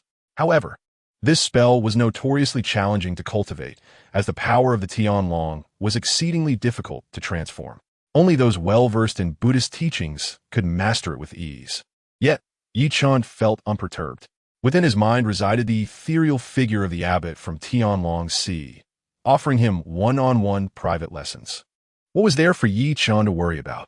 Thus, he immediately settled into a meditative posture and began his cultivation. Soon, a soft golden radiance flickered around him. The following week returned to a semblance of tranquility for Chen. His days were filled with alchemy, cultivation, and practicing spells, interspersed with moments of leisure. Life was exceptionally fulfilling and pleasant. Meanwhile, Lu Jing frequently visited Chen, her demeanor radiating warmth and affection. Her gaze upon him was as tender as a lover's. Lu Jing even made arrangements for the following week, inviting Chen to her home for a meal when she received her salary. Chen had no objections. Her culinary skills were commendable, and it coincided with the conclusion of his cooling period, allowing him to present a gift. However, he recognized that he could no longer afford spells. Instead, he opted to gift elixirs and gather spirit stones. This realization stirred a sense of melancholy within Chen. Indeed, he was still rather impoverished. The spirit stones he had accumulated over a month were scant. If only he were a bit more affluent, he would undoubtedly have bestowed spells and techniques of greater value weekly, which could even be resold for a profit. Now, he was forced to expend his precious tenfold rewards on elixirs, which felt like a waste. In Chapter 27, Please Stop Licking, Chen sat cross-legged in his room, enveloped in what seemed like a golden bell shield. Remarkably, a faintly colored little dragon flitted about the shield. This dragon could automatically reposition itself to counter enemy attacks, skillfully averting the shield from being shattered. Chen was thoroughly pleased with this level of defense. Suddenly, his expression shifted as he gently formed a hand gesture. Go. Dawei Tianlong. In an instant, the little dragon surged forth from the shield, propelled by an intense momentum towards the wall. However, just before contact, Chen ceased his power, and the dragon vanished in a thin air. The Dawei Tianlong Zhao was indeed formidable, capable of both offense and defense. Regrettably, his cultivation was still too weak, and the dragon he conjured was merely an infant dragon, hardly qualifying as a true Tianlong. Nevertheless, it provided him with a sense of security. Nonetheless, elevating his cultivation remained paramount. Chen calculated that he had been teetering on the brink of breaking through to the fourth layer of qi refinement for nearly 3 months. He estimated that in another 3 months, he would ascend to the 5th layer. This pace was commendable, yet Chen still felt it was somewhat sluggish. He had heard of treasures in this world capable of accelerating cultivation, but such items were beyond his current reach. Otherwise, he would undoubtedly acquire one for himself. After concluding his meditation, Chen glanced at the sky and prepared a bottle of mid-grade Pei Yuan Dan before departing for Lu Jing's home. It had been precisely a week since he last presented her with a gift, and he was set to dine at her residence today. Upon arriving at Lu Jing's home, Chen's eyes lit up once more. Today, Lu Jing was dressed even more strikingly than before, donning a soft material reminiscent of earthly silk. It clung to her form like a second skin, accentuating her every curve. Though only her arms were exposed, the boldness of her attire transcended all expectations. Chen, unreserved, gazed intently while nodding in satisfaction. Indeed, the benefits were remarkable. Today's feast prepared by Lu Jing was also quite extravagant. After a hearty meal, Yi Chen presented his gift. Lu Jing was far from disappointed by the elixirs. After all, the spell of a mid-grade spirit stone was beyond the means of even Yi Chen's father. A bottle of elixirs required 1.5 lower-grade spirit stones. Why not accept it? Most importantly, even if they were merely elixirs, over time, they would accumulate to a significant sum. Thus, Lu Jing was exceedingly delighted, her demeanor noticeably more animated. After engaging in conversation for a while, Yi Chen took his leave, feeling content. As he exited Lu Jing's home, the sun was nearing its descent. However, just a few steps away, a male cultivator approached Yi Chen briskly, greeting him warmly. "Yi Daoyu, I have long admired your name." Yi Chen furrowed his brow at the unexpected recognition. Did this person know him? Was he about to encounter trouble? Yi Chen remained unfazed. He possessed the external skills of Long Xiang Ban Rua Gong, the spell Xian Huang Jian Ji, and the Dawei Tian Long Zhao. He felt no fear against most mid-stage qi refinement cultivators. Moreover, they were in a marketplace. Even if he were overmatched, he could endure until the patrol team arrived for assistance. What was there to fear? Thus, Yi Chen regarded the individual without speaking, maintaining a vigilant mindset. The man approached and introduced himself. "I am Li Xiang from Li's Talismans. My father is the shop owner." Li's Talismans. The name was familiar to Yi Chen. He had heard Lu Jing mention it, noting her apprenticeship in talisman crafting there. But why was he seeking him? Did he somehow learn that Yi Chen wished to study talisman crafting under Sun Yi and was attempting to poach him as a student? Seeing Yi Chen's puzzled expression, Li Xiang sighed and continued, "Yi Daoyu, I won't keep you in suspense. You're pursuing Lu Jing, aren't you?" Yi Chen raised an eyebrow. This was related to Lu Jing? Was he facing a rival for her affection? The allure of a beautiful woman often invited trouble, a universal truth. Yi Chen was prepared for this. Thus he spoke confidently. "Yes, and what of it? In the face of a rival, one mustn't adopt a timid demeanor.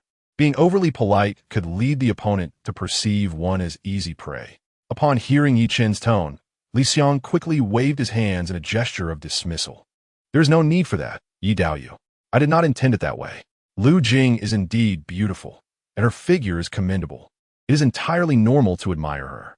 I merely wish to advise you to pursue her without gifts, if possible." Yi Chen was even more perplexed. A rival advising him not to present gifts? Was this the peculiar method of handling competition in the realm of cultivation? Noticing Yi Chen's confusion, Li Xiang felt increasingly frustrated. He had been captivated by Lu Jing since he first saw her 6 years ago and had cultivated a good relationship with her. Whenever Lu Jing encountered difficulties in her studies, he was there to assist her. Their relationship was amicable, and he would often escort her home after late hours at work. Although he had never entered her room, Li Xiang would attempt to confirm their relationship and take a step further, only to be rebuffed by Lu Jing, who claimed she wanted to focus on her cultivation and studies. Yet, after these refusals, Lu Jing remained friendly, maintaining her previous demeanor. Thus, Li Xiang believed he still had hope, often offering enthusiastic guidance. However, in recent weeks, Lu Jing's attitude had shifted considerably, growing distant from Li Xiang. Even when he offered to help her learn talisman crafting after work, she declined. This sudden change alerted Li Xiang. After observing the situation closely, he discovered that Lu Jing had been frequenting Yi Danpu after work. In recent months, Yi Danpu had gained considerable fame in Inu Market. However, the issue at hand is not one of business prosperity.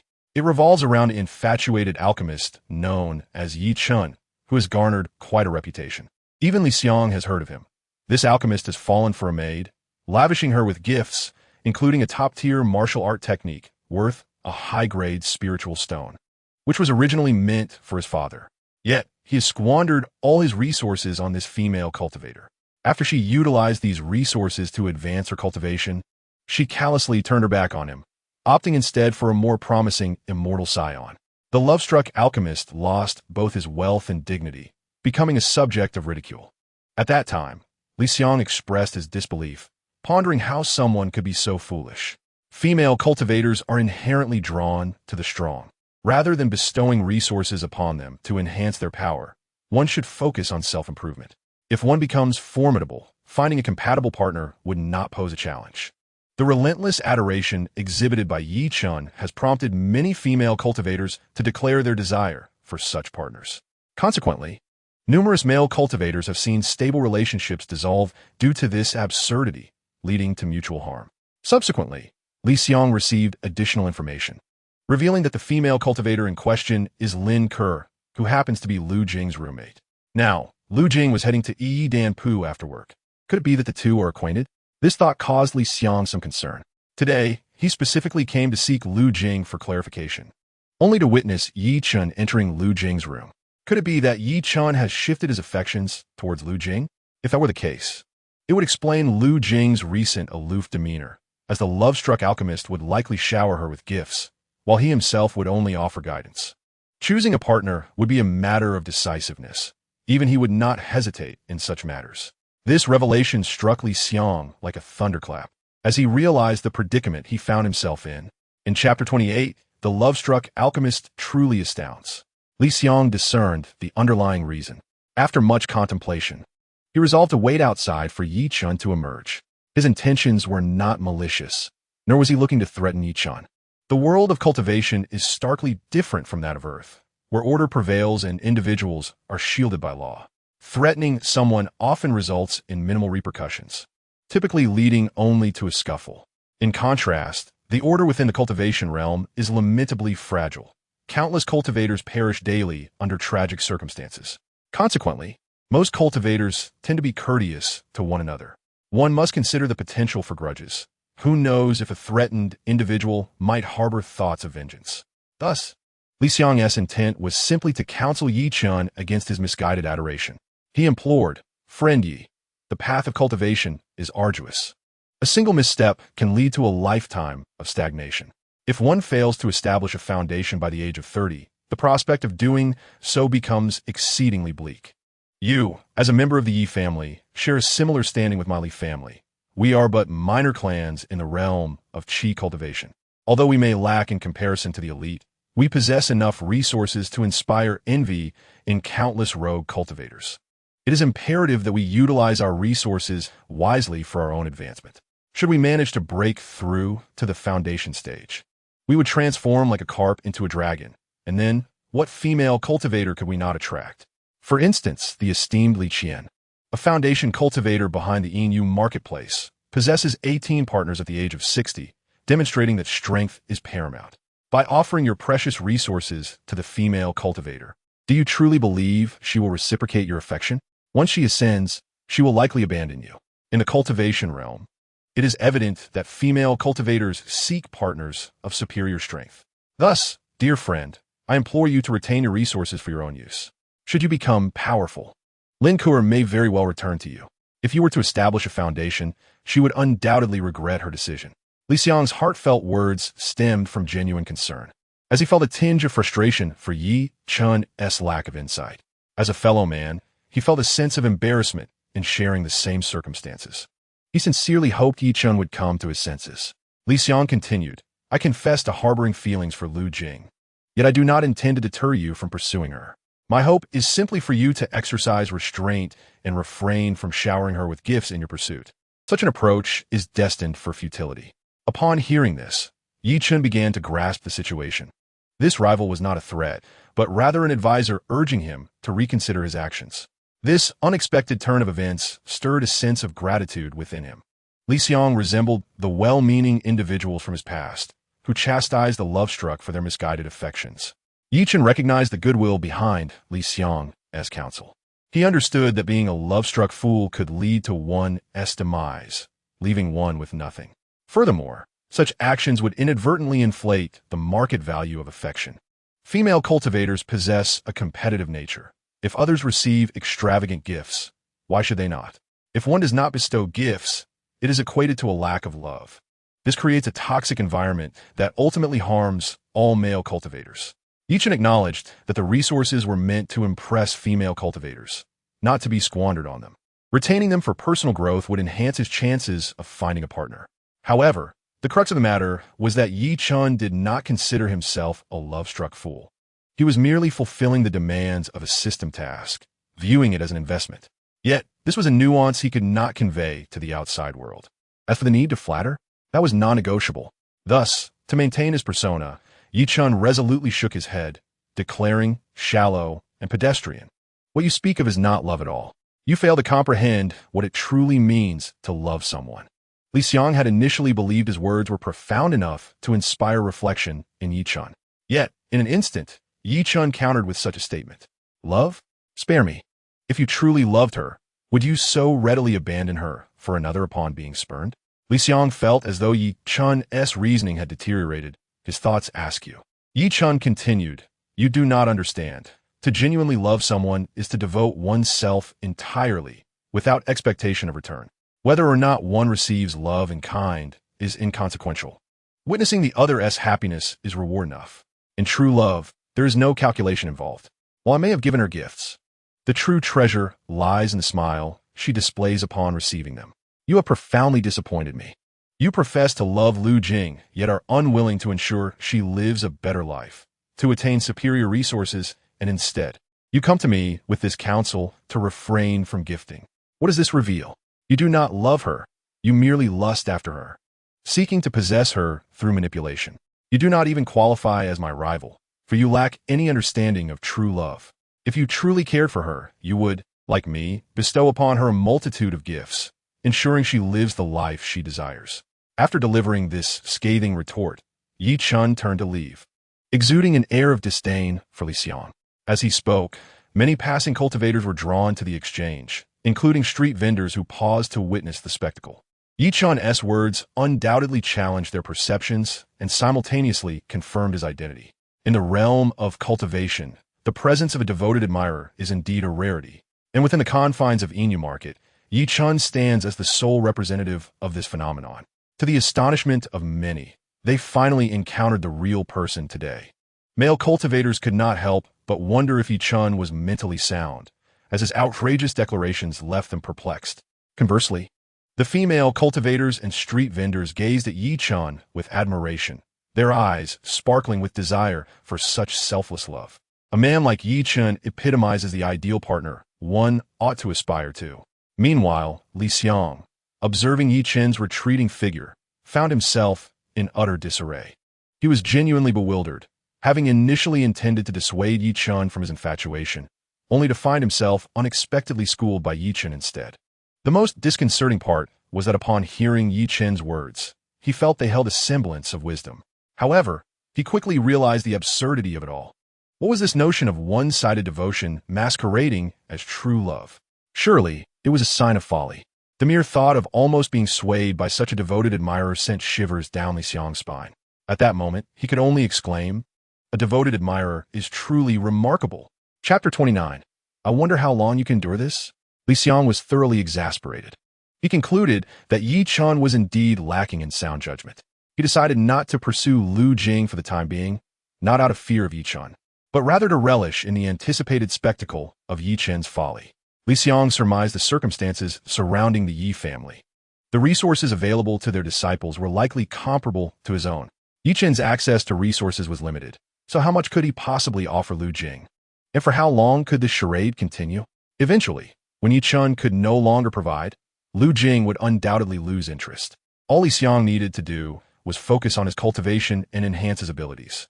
Ultimately, Lu Jing would be his. Yi Chun's efforts amounted to nothing more than a means to bolster the strength of his future partner, a pure jest indeed. The words Yi Chun spoke today reverberated throughout the market, spreading like wildfire. For the first time, the cultivators of Inu Market became aware of such a devoted admirer existing in their world. The absurdity of it all was unanimously recognized, and many believed that Yi Chun must surely be out of his mind. When the inevitable rejection came, they thought Yi Chun would regret it for a lifetime. Yet, a number of female cultivators developed a keen interest in Yi Chun, not due to his demeanor, but rather because they yearned for a man who would shower them with gifts. As for Yi Chun, he remained unfazed by the external gossip. A single gift could yield tenfold returns. If the roles were reversed, they would undoubtedly be even more devoted than he. His devotion was not directed at women, but rather at acquiring resources. The notion of ending up with nothing was unfounded. The system assured him that he would only gain more with each act of devotion. Yi Chun continued his daily regimen of alchemy and cultivation, occasionally venturing out to sell the amassed potions. His life was stable and fulfilling. Meanwhile, Lu Jing was evidently aware of the situation. Initially, she harbored concerns that Li Xiang's words might sway Yi Chen, leading him to reconsider his course of action. What would she do if Yi Chen ceased to offer gifts? Consequently, she developed a strong disdain for Li Xiang. As a disciple from a qi refining family, he had never gifted her a single potion in 6 years, merely offering condescending advice on talisman crafting. Now that she had found a willing cultivator to provide her with resources, how could he dare to disrupt her newfound happiness? Did he truly expect her to consider him as a partner? Such a notion was laughable. She would not even give him the time of day. During her work days, Lu Jing's Garcelia no laja Li Xiang. However, when visiting Yi Chen, her demeanor was markedly warmer. She would feign accidental physical contact, such as holding his hand or leaning in closer during conversations, even allowing her breath to brush against his face. She also took the initiative to tidy up his living space and brought him meticulously prepared delicacies of beast meat, originally intended for her own enjoyment. Lu Jing's every action was aimed at enveloping Yi Chen in her tenderness, shielding him from the influence of Li Xiang's words. Should Yi Chen truly experience a change of heart, it would devastate her. Fortunately, Yi Chen's affection for her remained unwavering, and he often seized opportunities to indulge in small favors from her, displaying genuine excitement. He appeared completely unaffected by the external chatter. With a sigh of relief, Lu Jing was reassured by his unwavering devotion. As time swiftly passed, another week had gone by. On this day, after diligently completing his cultivation and refining, Yi Chen resolved to procure a storage bag. He had long anticipated acquiring one, as it was an essential item in the world of cultivation, capable of holding a considerable amount without bearing the weight of the contents. During his time on Earth, had he possessed a storage bag, he could have avoided parking fees by simply carrying it along. A standard storage bag had a capacity of half a cubic meter, priced at 50 low-grade spirit stones.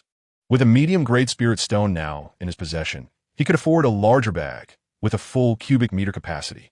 If the price were multiplied, it would yield 10 cubic meters, a remarkable bargain. With a storage bag, all of his belongings could be easily transported, allowing for greater convenience in the event of a hasty departure. Yi Chen exited through the back courtyard and made his way to Qin Yunfang, the only establishment in Yinyu Market known to sell storage bags, as the crafting process was said to be quite intricate. Upon arrival, the attendant, already familiar with Yi Chen, inquired if he required assistance in notifying the manager. Yi Chen shook his head, stating that he was there to purchase a storage bag, preferably of larger size, ideally 1 cubic meter. The attendant's expression shifted to one of surprise. Storage bags were considered a luxury among qi refining cultivators. Although they were indeed useful, they were merely tools for holding items, unless one had specific needs, such as gathering herbs or hunting beasts. Most ordinary cultivators preferred to carry their belongings in bags rather than spend 50 low-grade spirit stones on a single storage bag. Few could afford such an expense, as their entire fortune might not amount to that value. If they had the funds, they would rather invest in spells or other necessities. "Please follow me," the attendant said, leading Yi Chen to their offerings. "This is the storage bag produced by our sect. It has a capacity of 1 cubic meter and is priced at 1 medium-grade spirit stone. The exterior is crafted from Yunwen silkworm silk, providing excellent resistance against the fluctuations of spells during combat, thus preventing damage to the bag. As long as it isn't directly struck by a spell, it should remain intact. Our storage bags are designed for normal use over a period of 20 years without issue. However, we recommend replacing them every 15 years, as the array patterns can deteriorate over time. If it were to fail unexpectedly, it would require the assistance of an array master for repairs, which carries the risk of losing the contents." As the attendant elaborated on the features of the storage bag, Yi Chen was taken aback. The notion that a storage bag could age and require periodic replacement was unexpected. However, upon reflection, it seemed quite reasonable. In his previous life, appliances often malfunctioned after prolonged use. Given that storage bags utilized arrays for their functions, it was only logical that the materials would wear down, leading to a gradual decline in efficacy. Yet, considering he would not be using it himself, as the system provided him with superior quality items, Yi Chen decided to proceed with the purchase. Watching as 100 low-grade spirit stones were extracted, the attendant's face lit up with joy, as sales like these came with significant commissions. This transaction allowed for the acquisition of a low-grade spiritual stone, which naturally brought joy to Yi Chen. After examining the spatial dimensions of the storage bag, He tucked it into his chest and departed from Qin Yunfang amidst the attentive demeanor of the attendant. Outside the Yinyu market, a group of weary herbalists emerged from the mountains, visibly relieved as they approached the market, their faces adorned with delight. Among the dozen or so individuals was Lin Ke, who had spent a month gathering herbs in the mountains. In Chapter 30, Lin Ke eavesdrops. Today, Lu Jing exerted her utmost efforts to prepare a sumptuous feast for Yi Chen, who relished every bite. Once the meal concluded, the room felt somewhat stifling, prompting the two to recline in the shade of a large tree in the courtyard, seeking respite from the heat. Yi Chen occasionally stole glances at Lu Jing, who was dressed in a similarly cool manner today, lying unguarded and exuding an alluring grace. Yi Chen found himself captivated by her charm. It must be noted that the skin of female cultivators is truly remarkable, their pores imperceptible. During this time, Lu Jing, in order to avoid awakening any suspicions due to rumors, had been exceedingly generous, surpassing even the most lavish mobile game planners of his past life.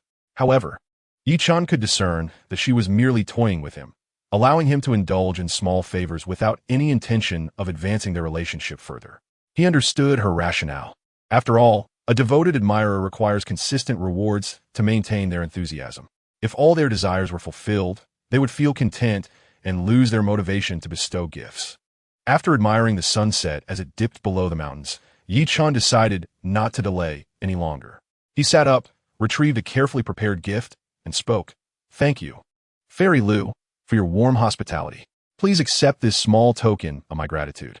Lu Jing's eyes sparkled at his words.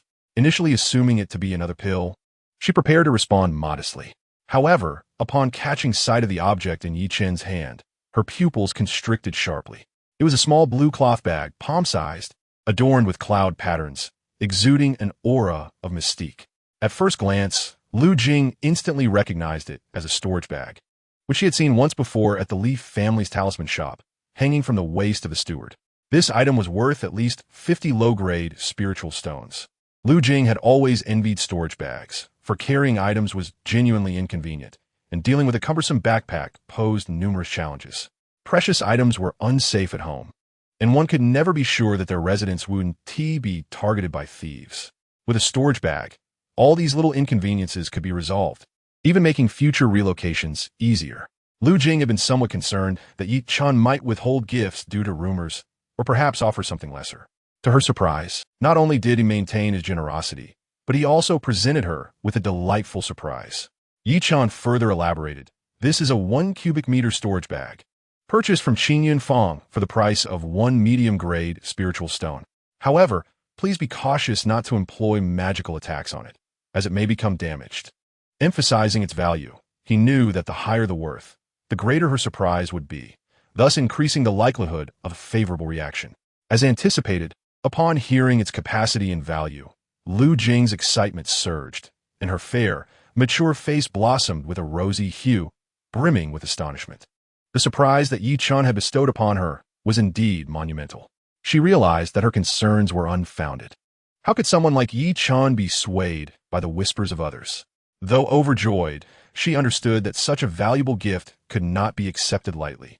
Therefore, she engaged in the customary dance of modesty and reluctance before finally accepting the item. Yi Chen, swayed by the allure of the setting sun, was more than willing to indulge her in this performance. Finally returned from the mountains, where they had earned significantly, the group expressed their exhilaration as they approached the Yinyu market. Living in the perilous mountains had taken its toll, depriving them of restful sleep, a burden even the cultivators could not bear.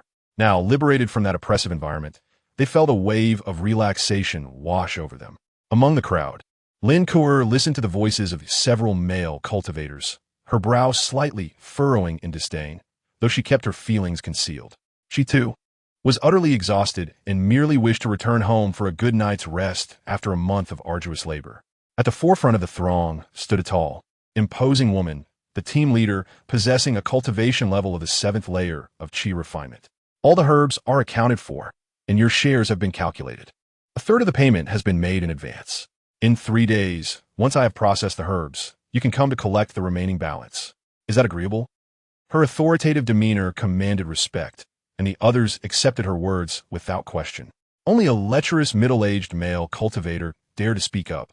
"Boss, could you possibly advance me a few more low-grade spiritual stones? I plan to stay at the Yichun Lu for 3 days." His suggestion elicited laughter from the crowd. While most cultivators aspired to elevate their cultivation levels and worked diligently toward that goal, many lower-tier cultivators had lost hope for breakthroughs and thus chose to indulge in revelry, spending their hard-earned spiritual stones on enjoyment and companionship. The fruits of a month's labor could vanish in mere days. Yet, unlike mere admirers, they directly purchased services. Such individuals were not uncommon in the Inu market. The woman shot a cold glance at the middle-aged cultivator. "Begone. The women at Yichun Lu practice dubious arts, and you think they will help elevate your cultivation? Look at yourself.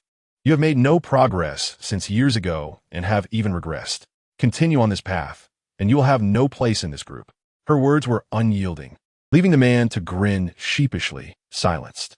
Entering the Inu market, the woman turned and departed, causing the group to disperse, leaving in small clusters.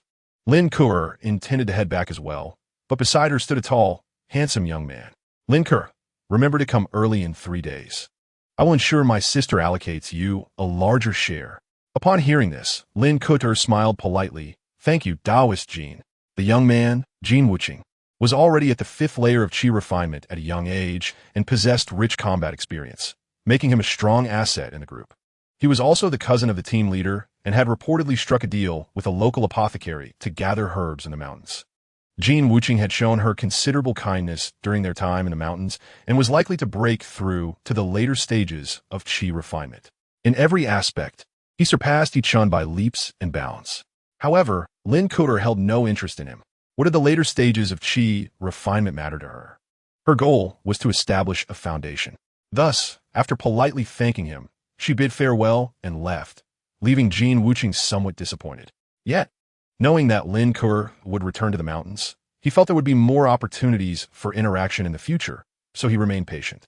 As Lin Kuer walked along the path, contemplating her gains, a smile unconsciously graced her lips. Due to her fortunate discovery of a patch of Yin Yuling Chao, her harvest had far exceeded expectations.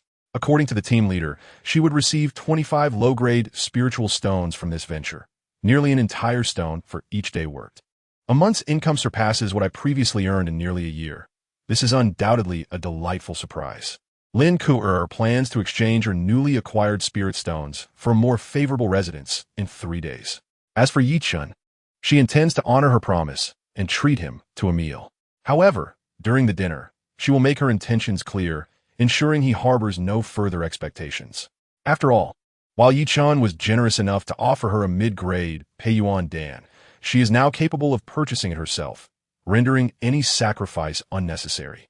With these thoughts in mind, yet, upon reaching the entrance, she overheard a conversation within, one that sounded rather familiar. Chapter 31. You gave my belongings to another? During her time gathering herbs, Lin Kuer had learned the art of concealing her presence and remaining silent. Thus, upon hearing voices from a courtyard, she refrained from making a sound or rashly entering, fearing they might be thieves or rogue cultivators. If that were the case, she would need to alert the patrol. However, upon discerning their identities, her brows furrowed slightly. One was Lu Jing, and the other was Yichun. What were they doing here? She had clearly informed Yichun of her intention to enter the mountains before her departure. Why would he come here, knowing she was absent? Unless, of course, Yichun had long harbored feelings for Lu Jing. With this realization, Lin Kuer felt a surge of disdain toward Yichun, which only intensified her loathing for Lu Jing.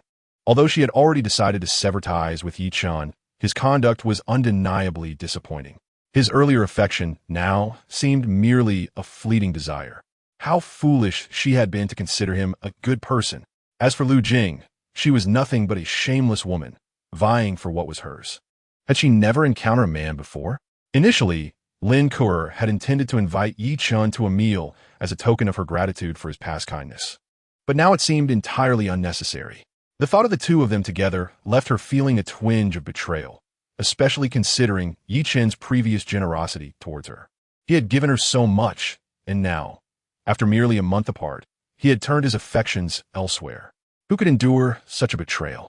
Yet, her anger was fleeting. After all, She had no use for Yi Chen's trivial gifts anymore. They were items she no longer desired.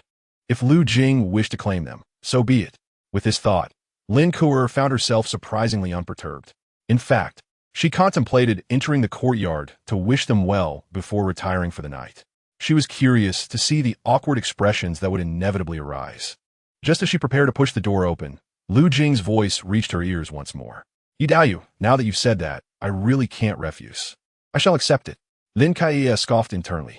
It was merely a bottle of mid-grade Pei Yuan Dan, something she had no desire for.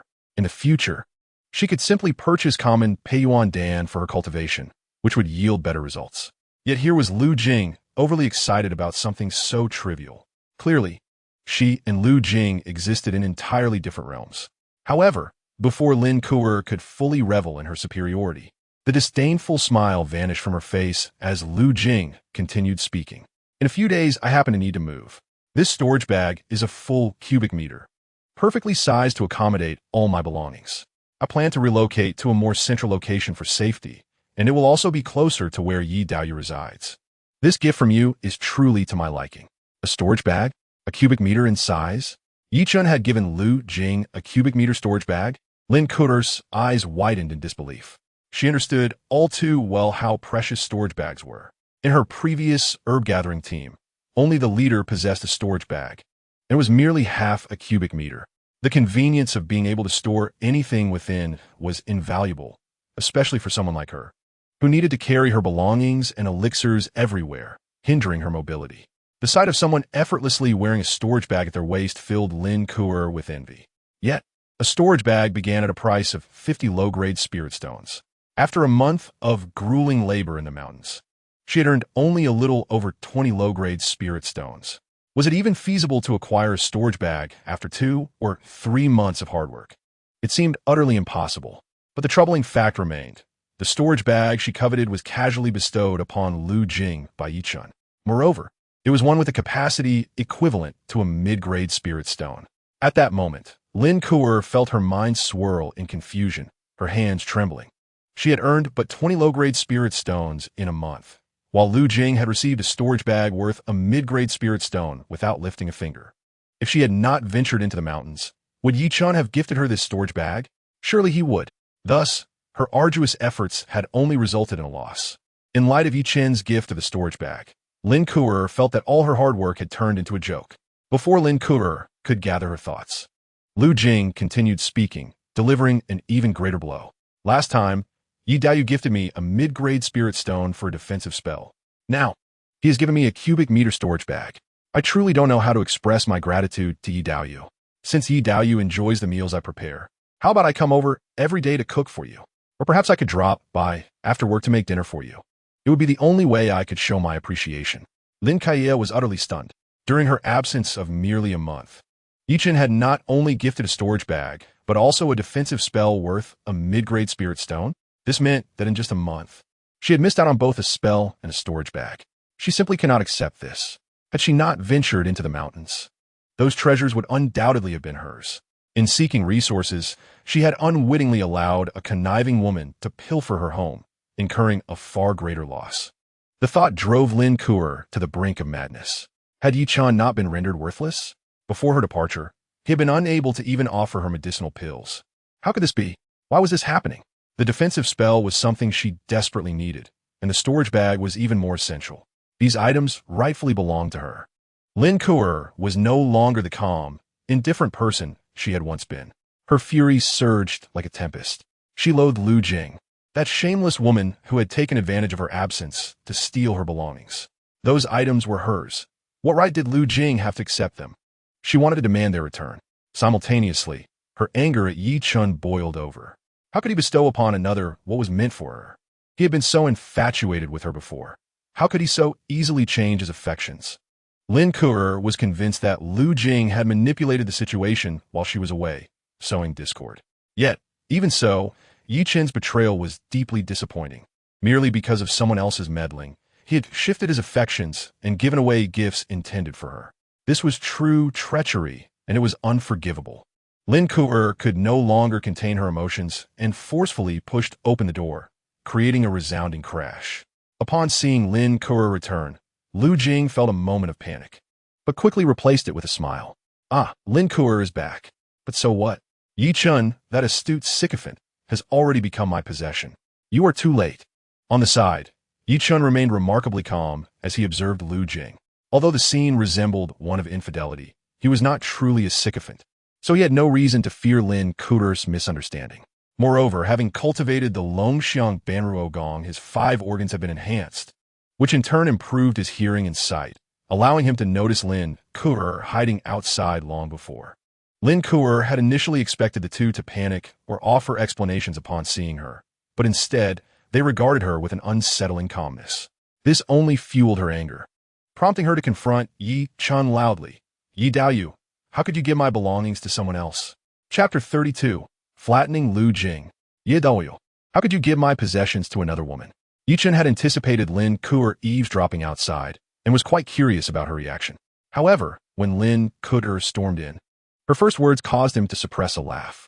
What did she mean by my belongings? Lin Kuer's demeanor reminded Yi Chun of a story he had once heard.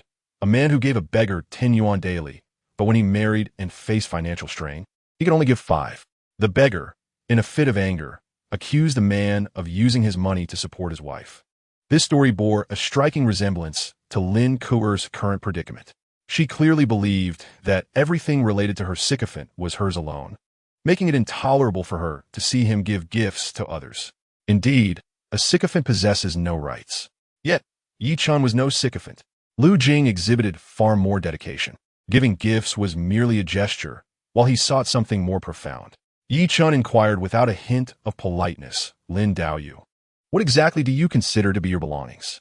Lin Kuer was momentarily taken aback by his words, only to grow even angrier. You used to give me gifts. If you are now giving things to Lu Jing, whose possessions are they if not mine? Most importantly, you used to call me Lin Xianxia, but now it seems I have become Lin Daoyu. Is that right? Men truly are worthless.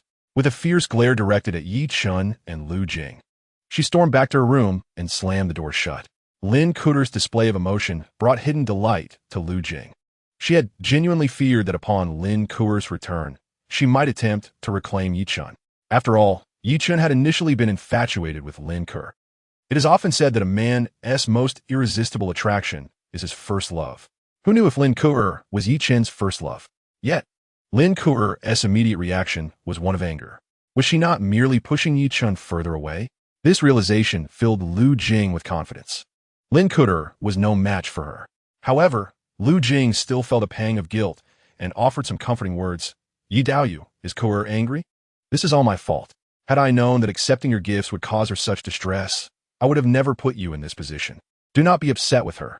There must be some misunderstanding. Yet, I cannot help but feel sympathy for you. You have given so much, and all Kuer does is lash out. If it were me, I would not be angry. I would only feel for you. As Lu Jing seized the opportunity to sow discord, Yi Chun found himself increasingly amused. He feigned deep emotion and, without hesitation, embraced Lu Jing. In the summer's light clothing, he fully absorbed the impact of her presence. Initially startled, Lu Jing's instinct was to resist and push him away. However, she hesitated, remembering something.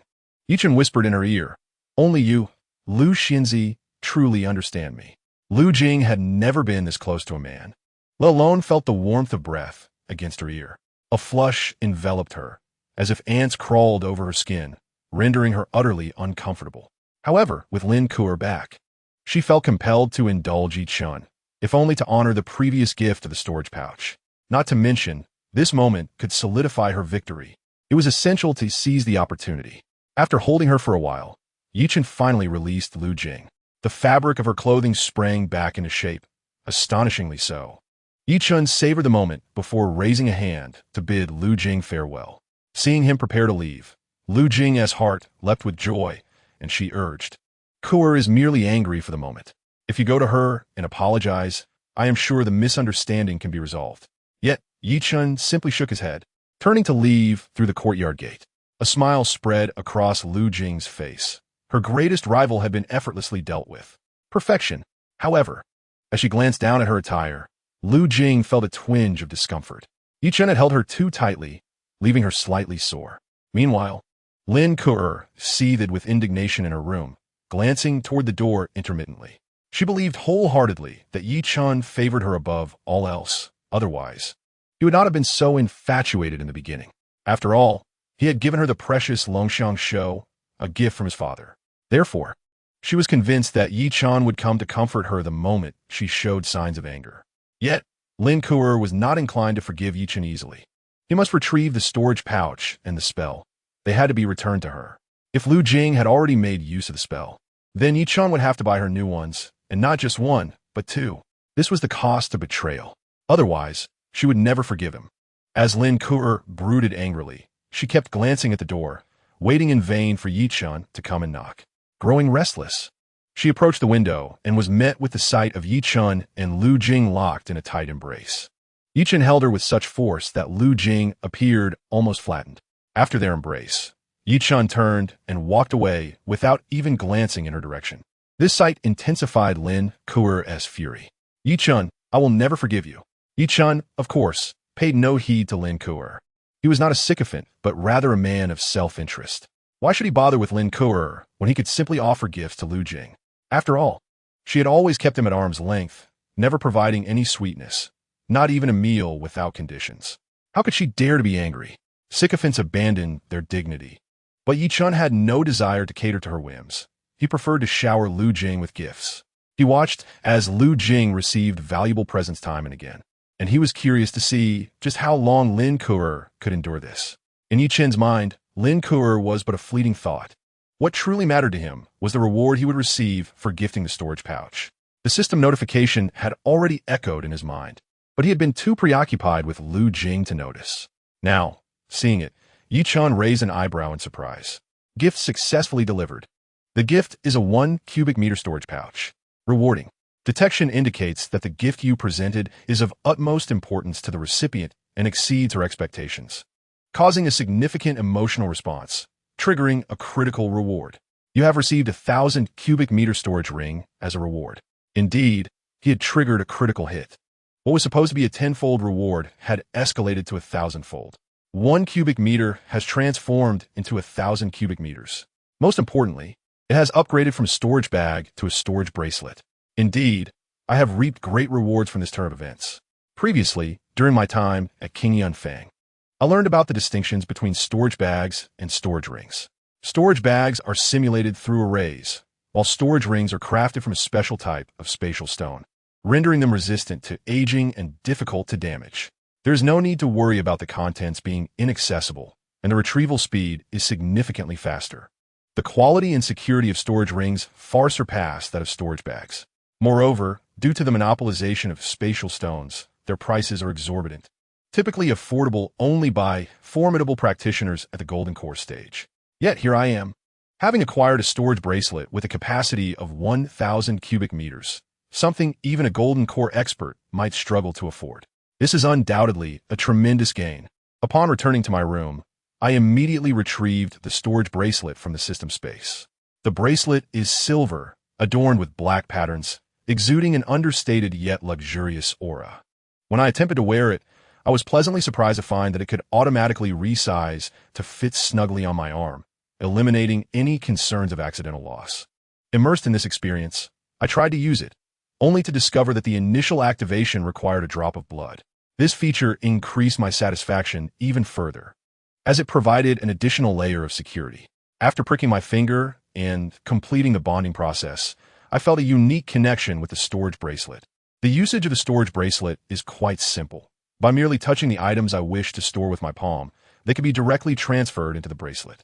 Before long, I had stored my concocted elixirs, medicinal herbs, and a variety of eclectic books within the bracelet, which brought me great relief. Perhaps due to the exceptional intellect of practitioners in this world, coupled with the absence of oversight, the books I acquired were quite risque, covering a wide range of genres. Had anyone seen them, it would have been utterly mortifying. During my book purchases, I had to disguise myself, but now that they are tucked away in the storage bracelet, I no longer fear being discovered. Finally, I can rest easy. Retrieving items is equally effortless. A mere thought suffices. I found myself toying with the storage bracelet, even inserting and removing my alchemical furnace multiple times. It seems nearly flawless. Anything that fits within its capacity can be stored. The only drawback is that it can be mentally taxing. I reveled in this newfound plaything for quite some time until a sudden realization struck me. I recalled that I had seemingly fallen asleep and transmigrated into this world. My browsing history and group chat records remained untouched. If the authorities or my family were to discover them, it would be disastrous. I had once imagined that, with the help of the gift-giving system, I would eventually return to Earth to reflect on my journey. However, I now feel little attachment to Earth. Perhaps it is best that I do not return. In the days that followed, my life resumed its tranquil rhythm. I adhered to a disciplined routine of cultivation and alchemy, steadily accumulating spirit stones. With offensive and defensive spells at my disposal, I now sought an escape spell. My safety was of paramount concern, and I aspired to be a well-rounded practitioner, devoid of any weaknesses. As for Lin Ku's return, it did not affect my mood in the slightest. Quite the opposite, as Lu Jing, who had claimed the storage bag, became increasingly enthusiastic, visiting me daily after work to prepare meals. This brought me considerable joy. Although I had acquired the licking dog system, which necessitated gift-giving, there's an art to being a devoted admirer. If one is excessively devoted, a woman may not feel the urgency to cherish her admirer, thus undermining his significance. Conversely, if one adopts a more ambivalent approach, as long as the gifts are sufficiently valuable, the woman will prioritize the admirer, even beginning to invest in him. Clearly, Lu Jing embodied this sentiment. Having secured me from Lin Ku, she understood that I could easily be taken away by someone else, prompting her to be particularly affectionate and occasionally offer little perks. As for Lin Ku, I was curious to see if she could truly restrain herself. In her room, Lin Ku appeared somewhat despondent. After returning from the mountain, she had intended to rest, yet she found herself unable to sleep for 3 consecutive days. The thought of having missed out on a spell in a storage bag simply by venturing into the mountains would keep any practitioner awake. Let alone the true worth that I possessed far exceeded her initial expectations. However, it appeared that I, her devoted admirer, had been claimed by Lu Jing. This realization only deepened her distress, making her want to slap herself for being so frugal and opting to share a rental with that wretched woman. Lin Ku had been eagerly awaiting my arrival to apologize, as I had treated her well. She was willing to grant me another chance. Yet, as time passed without my appearance, anxiety began to gnaw at her. Could it be that I truly no longer held any affection for her, completely captivated by Lu Jing? Should I lose my value, Lin Ku would likely not care. But the issue was that my worth was, in fact, immeasurable. Under such circumstances, how could Lin Ku accept the loss of me, her devoted admirer, willingly? Nevertheless, today Lin Ku had prepared herself and was ready to step out. It was the day to collect her share from the herb-gathering expedition. Upon her return, she had been quite looking forward to it, anticipating nearly 20 low-grade spirit stones. Yet now, her excitement had waned. Lu Jing had done nothing but flaunt her charms, effortlessly receiving 2 middle-grade spirit stones as a gift, while Lin Ku had to toil for an entire month to earn a mere 20 low-grade spirit stones. The disparity was staggering. Lost in such conflicting thoughts, Lin Ku soon arrived at the captain's courtyard, where her fellow herb-gatherers were also present. Some had already emerged, beaming with spirit stones in hand. At that moment, Jin Wuqing, the captain's brother, greeted everyone and, upon noticing Lin Ku, flashed a charming smile. Daoist Ku, you've arrived. What brings you here so late? Lin Ku regarded Jin Wuqing with a neutral expression. Initially, she had wished to cultivate a positive relationship with him, given that he was a formidable practitioner at the 5th level of Qi refinement and the captain's brother. Establishing a rapport with him could prove beneficial. However, her perspective had shifted dramatically. The thought of returning to the mountains to gather herbs had also lost its appeal. The efforts she had made now seemed utterly insignificant when compared to the gifts I had bestowed. With her disinterest in returning to the mountains, nurturing a connection with Jin Wuqing felt equally pointless. Noticing Lin Ku's cold demeanor, Jin Wuqing furrowed his brow in confusion. After Lin Ku received her spirit stones, Jin Wuqing accompanied her to the exit and remarked, "My sister is currently in seclusion. We will wait for her to emerge before embarking on our next expedition. I will inform you when the time comes." Lin Ku nodded, yet her heart was already inclined towards giving up. "Would you care to join me for a meal?" Daoist Lin, Yin Wuqing invited, harboring all fondness for Lin Ku. She possessed an air of elegance, with stunning features and a remarkably tall figure. Although Lin Kuo maintained a distant demeanor, showing little enthusiasm, Jin Wuqing remained indifferent. He believed that by venturing into the mountains again, he could create several opportunities for heroic rescues, thus winning Lin Kuo's heart. Yet, when faced with an invitation, Lin Kuo shook her head and said, "I'm sorry. I'm not feeling well. Perhaps next time." Watching Lin Kuo's retreating figure, Jin Wuqing furrowed his brow, sensing that something had changed in her since his return. In the 34th chapter, the confident Lin Kuo finds herself in possession of 20 inferior spirit stones. In times past, acquiring such a sum would have filled her with elation, robbing her of sleep. However, today, as she gazed upon the 20 inferior spirit stones, she felt a sense of disillusionment. These stones could not purchase a single spell, nor even a storage bag, rendering them disappointingly inadequate in her eyes. Meanwhile, Chen seemed completely ensnared in Lu Jing's affections. Despite Lin Kuo having returned for several days, he had not sought her out even once. It was clear that Chen had betrayed her. Must she now take the initiative to find him? Lin Kuo felt incapable of such an act. Upon returning to her courtyard, she caught a whiff of the aroma of stewed meat wafting from Lu Jing's room. This only fueled her indignation, for she understood all too well that Lu Jing, as a talisman apprentice, had struggled to acquire true knowledge and had lived frugally, rarely indulging in beast meat. Yet now, in her absence, Lu Jing feasted on it daily. The stark contrast in their economic situations could only be attributed to Chen. At that moment, Lu Jing, hearing the commotion in the courtyard, emerged to investigate and, upon spotting Lin Kuo, offered a slight smile before closing the door without greeting her. Their relationship had always been merely cordial, a simple cohabitation, and now, due to Chen, even that courtesy had vanished. To Lin Kuo, Lu Jing's smile felt like a provocation, as if to say, "I have taken your devoted admirer. What do you do about it?" The more she contemplated this, the more incensed she became, unable to concentrate on her cultivation. Tossing and turning in bed, she found no solace until midnight when she abruptly sat up. She could no longer endure it. How dare Lu Jing, that wretched woman, steal Chen and then challenge her? Lin Kuo realized that her ongoing anger towards Chen only played into Lu Jing's hands. This was no longer merely a matter of resources. It was a question of dignity. "If you enjoy taking what is mine, then I shall reclaim Chen and leave you with nothing," she resolved, brimming with confidence. Compared to Lu Jing, she felt superior in every way. She had previously been unable to see it, but now she understood that Chen would undoubtedly be within her grasp. After all, even when she had been cold towards him, he had been infatuated. Now that she would take the initiative, there was no way he could refuse her. The trivial amount of meat that Lu Jing boasted of held no significance in her eyes. Once she had made up her mind, Lin Kuo decided to seek out Chen the very next day. With newfound clarity, she was finally able to enjoy a restful night's sleep. That night, Lin Kuo even experienced a rare dream wherein Chen knelt before her, apologizing for his past betrayal and presenting her with countless gifts capable of elevating her to the foundational stage, all in a bid for her forgiveness. In her dream, Lin Kuo smiled radiantly. Upon waking in the morning, Chen contemplated the effectiveness of his body refinement technique, acknowledging its remarkable potency. Of course, Lu Jing's frequent favors also contributed to his vitality. In truth, with Chen's capabilities, he could certainly find a way to win Lu Jing over. However, the system had specific requirements for matching partners. Chen could not guarantee that winning Lu Jing would result in tenfold returns on his investments. Currently, there were few stable channels for high returns. Among the multitude of female cultivators in Enya market, he had only encountered 3 who offered returns exceeding tenfold.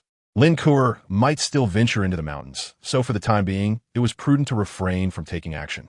Once he secured a more stable and lucrative feedback channel, he would advance further. Chen possessed the willpower to wait. As for the street girls outside, he looked down upon them. The women within the buildings were indeed beautiful, but he had heard that they practiced all manner of erratic secret arts that could undermine one's foundation, given his already mediocre talent. And the slow progress he made even with superior pills, it would be unwise to engage in activities that might jeopardize his cultivation. Therefore, he decided against it. Chen had been diligently inquiring about treasures that could enhance one's spiritual root, even if only slightly.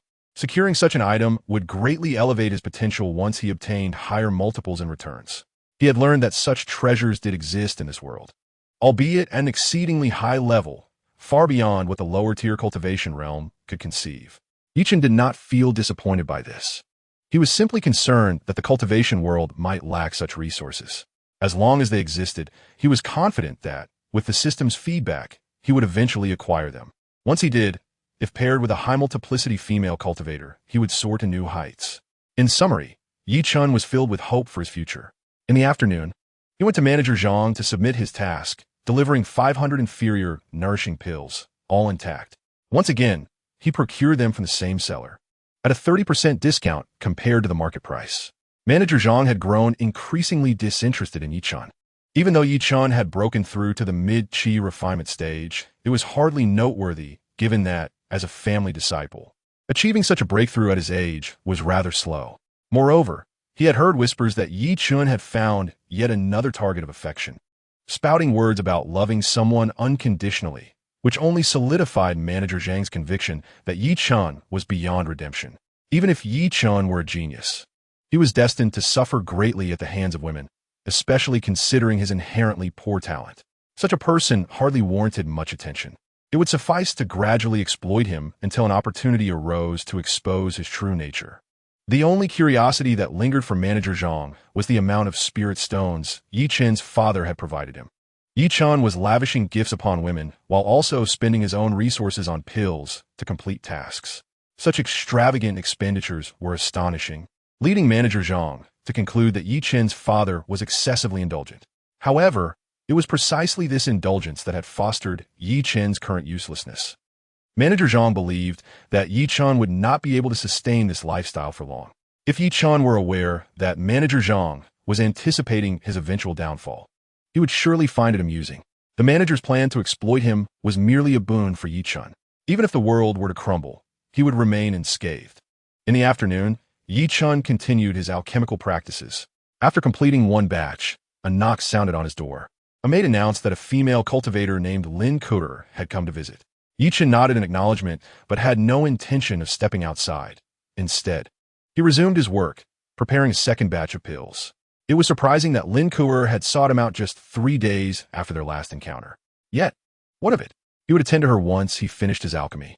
Outside the back gate of Danpu, Lin Kuter stood waiting to be admitted. However, when she received the maid's response, her expression shifted dramatically upon hearing that Chen was currently occupied with alchemy. Unhappy at the prospect of having to wait, she recalled that in the past, she had never had to wait when seeking out Chen. However, upon thinking of Lu Jing, Lin Kuter still patiently awaited at the door, though her mood was particularly irritable. Chen was truly excessive. What kind of elixir could possibly be more important than coming in person? Chapter 35. Father, how could I be a sycophant? The alchemy session concluded. As he gazed at the freshly produced 10 superior Pei Yuan Dan, a satisfied smile spread across Chen's face. His skill in refining Pei Yuan Dan had reached an unparalleled level, consistently producing high-quality results. He stored the elixirs in his spatial ring and stepped outside. The maid hurriedly reported, "Xianxia, Lin Xianzi is still waiting outside." Chen raised an eyebrow, a smile gracing his lips. Lin Kuter had indeed been provoked. If he held no value, she would surely wish to sever ties with him immediately. Yet, the fact that he could present such a precious gift changed everything.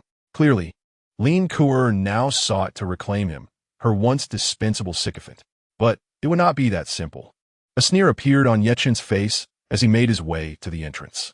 "Ah, it is you, Lin Daoyou. I sincerely apologize for the delay during the critical moment of alchemy." Upon seeing Lin Kuter, Chen expressed his apology politely.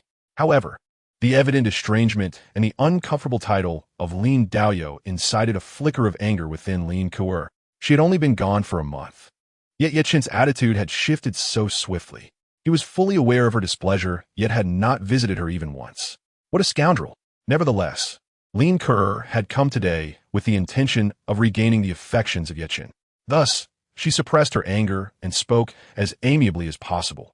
"It's no trouble. Alchemy is indeed more important. I only came to fulfill my promise of inviting you to dinner before I left. Shall we go now?" Lin Kuter planned to take the initiative in inviting Chen to a meal. She had never invited him before, and her assertiveness would surely astonish him. It would be an effortless way to reclaim his attention. Upon hearing this, Chen chuckled. This Lin Ku'er truly believed herself to be his devoted admirer. A kind word, a meal, and she thought he would return her side? What gave her such confidence? Perhaps it was Liang Jingru? Faced with Lin Ku'er's confidence, Chen shook his head. No, I have engagement today. Rejected? Lin Ku'er's eyes widened, ready to retort. Just then, footsteps approached from behind. To her astonishment, Chen's cold demeanor transformed into a smile.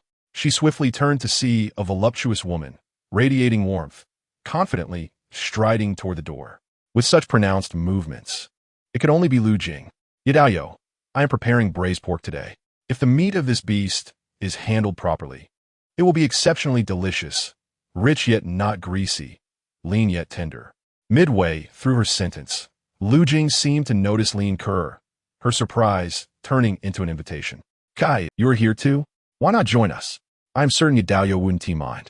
Lin Ku'er's expression darkened. She had invited Chen to a grand banquet, yet he preferred to dine on Lu Jing's cooking. Such treatment was unprecedented for her.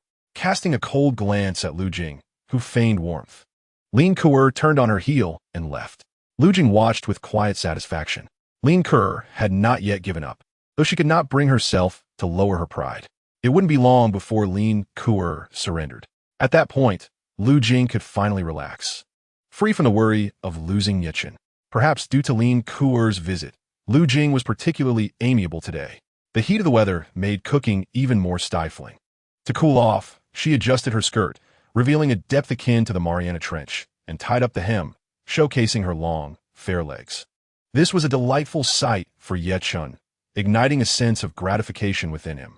The only regret was that the cultivation world seemed devoid of black stockings. Otherwise, it would have been perfect. In the following days, Chen continued to live a peaceful life, practicing his cultivation, refining elixirs, and enjoying sumptuous meals. Though devoid of electronic devices, his existence was far more pleasant than in his previous life. Meanwhile, Lin Ku'er had not appeared in the past 2 days, which did not concern Chen. He had seen through her intentions. As long as he continued to present Lu Jing with a few more fine gifts in her presence, Lin Ku'er would undoubtedly be prompted to take action. One morning, Chen awoke leisurely. After concluding his practice, he examined the contents of his spatial ring. Having only recently acquired a storage pouch, his supply of spiritual stones was insufficient to procure anything of significant value. Therefore, he decided to gift elixirs and accumulate spiritual stones. Next week, when he had enough spiritual stones, he would purchase a better escape spell. While he pondered, a knock resonated at the door. Dear nephew, your father has come to see you. This was evidently the voice of Zhang Guanshi. What? Why has my biological father suddenly arrived? Chen felt a surge of panic. After a moment's hesitation, he hurried to open the door. Upon opening it, he found not only the plump Zhang Guanshi, but also a cold-faced middle-aged man exuding an air of authority, who bore some resemblance to him. Recalling memories of his past life, Chen addressed the man, Father, you arrived just in time. I am out of spiritual stones. Please give me some funds. As soon as he spoke, the previously stern middle-aged man's expression faltered. Zhang Guanshi, observing this exchange, understood why Xianxia was so formidable. Yet his son appeared to be a wastrel. Such indulgence was excessive. If his own son dared to speak thus, he would likely have been struck dead. Suppressing laughter, Zhang Guanshi bowed to Xianxia. Yadaoyo, I shall take my leave now. Xianxia nodded politely. Once Zhang Guanshi departed, Xianxia entered the room. His expression grim as he looked at Chen. I have heard that you have taken a liking to a female cultivator, sending her elixirs daily, and even gifting her the long xianxia I bought for you. He appeared ready to take action. Yet Chen quickly shook his head. No, it is a female cultivator who has been pestering me. After all, I resemble you, father. I am naturally handsome, and female cultivators are drawn to me daily. Who could be spreading such rumors? It must be jealousy. Seeing the doubt in Xianxia's eyes, Chen hastily continued to affirm, Father, look at my vitality. As he spoke, Chen activated the long Sheng Banruo Gong, causing his blood vitality to surge. Xianxia's eyes brightened as he observed Chen's vitality. The quality was remarkably high, and his physique appeared robust, far exceeding the typical external cultivation effects. It was evident he had practiced the long xianxia. Since there was only one copy of the long xianxia The notion of gifting it to another was utterly absurd. Following this, Chen released his cultivation level for Xianxia descents. Father, see how close I am to reaching the 5th layer of qi refinement. If I were to give resources to others, how can my cultivation progress so swiftly? Xianxia carefully assessed and was pleasantly surprised. Chen was indeed on the verge of a breakthrough. A smile spread across Xianxia's face, genuine joy illuminating his features. Excellent, excellent. My son is indeed promising. Xianxia had come to the Xianxia market to collect goods. Upon his arrival, he overheard the attendants discussing his son, sharing some unfounded gossip. This had angered him greatly. His son, a sycophant? Did you really give away precious cultivation resources and even external martial arts techniques? If this is true, Xianxia intends to let Chen truly experience what paternal love feels like, akin to a mountain. After all, the child's spiritual roots are poor. This cannot be helped, as it is innate and cannot be blamed on anyone. However, to be a sycophant is utterly unacceptable. Fortunately, all those rumors are false. If his son had given away the Longxiang hand, where would all this formidable vitality come from? As for giving away resources, that is even more impossible. Chen's talent is well known to him. Without sufficient resources, it would be impossible to make such rapid breakthroughs. Xianxia felt relieved and affectionately patted Chen's shoulder, saying, Son, you must never become a sycophant. In my youth, I had a friend who fell for a female cultivator and devoted everything to her. However, just a month after they became partners, he sustained an injury. Though not severe, a year of proper recuperation and some medicinal pills would have sufficed. That very night, the female cultivator secretly absconded with his decades of savings. If I hadn't stepped in to help, my friend might not have survived that year. Lacking resources for healing, he suffered significant damage to his vitality, causing his cultivation level to plummet from late qi refinement to mid-level, rendering him practically useless for life. My son, you are still young, and with your father backing you, you have the opportunity to correct your mistakes.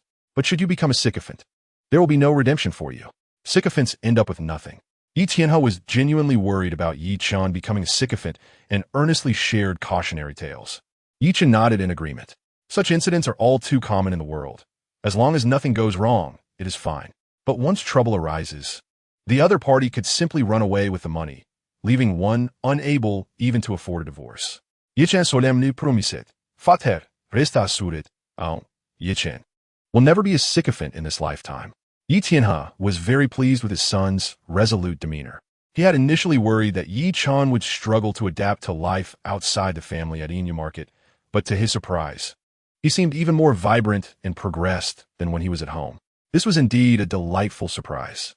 Thus, Xianxia took out a long sword radiating a blue glow from his storage bag and handed it to Chen. This is the Qing Feng sword, a top-grade magical weapon. I invested all my earnings this year to purchase it. The Xianxia market is too close to the mountains, and there might be demonic beasts lurking about. In case of danger, you'll be better equipped to protect yourself. Upon hearing top-grade magical weapon, Chen was instantly thrilled. Wouldn't this gift make him soar tenfold in strength? Seeing his son so delighted, Xianxia's mood lightened as well. However, had he known Chen's thoughts, he would have wished to strike this wayward son on the spot and start anew with a different character. Chapter 36. The mindset crumbled. Is this truly a top-grade magical weapon? After a long absence, Xianxia was particularly concerned about his son, asking various questions for quite some time. After they conversed a bit longer, Xianxia prepared to take his leave. As a cultivator at the 8th level of qi refinement, he was the most powerful member of the Yi family aside from the patriarch. The cultivation world is fraught with instability, so Xianxia was tasked with transporting supplies within the family. After years of development, the family business was still thriving, with several shops akin to Yi Danpu, totaling 7 or 8. There was even one in Qingyan City. Thus, Xianxia was exceedingly busy.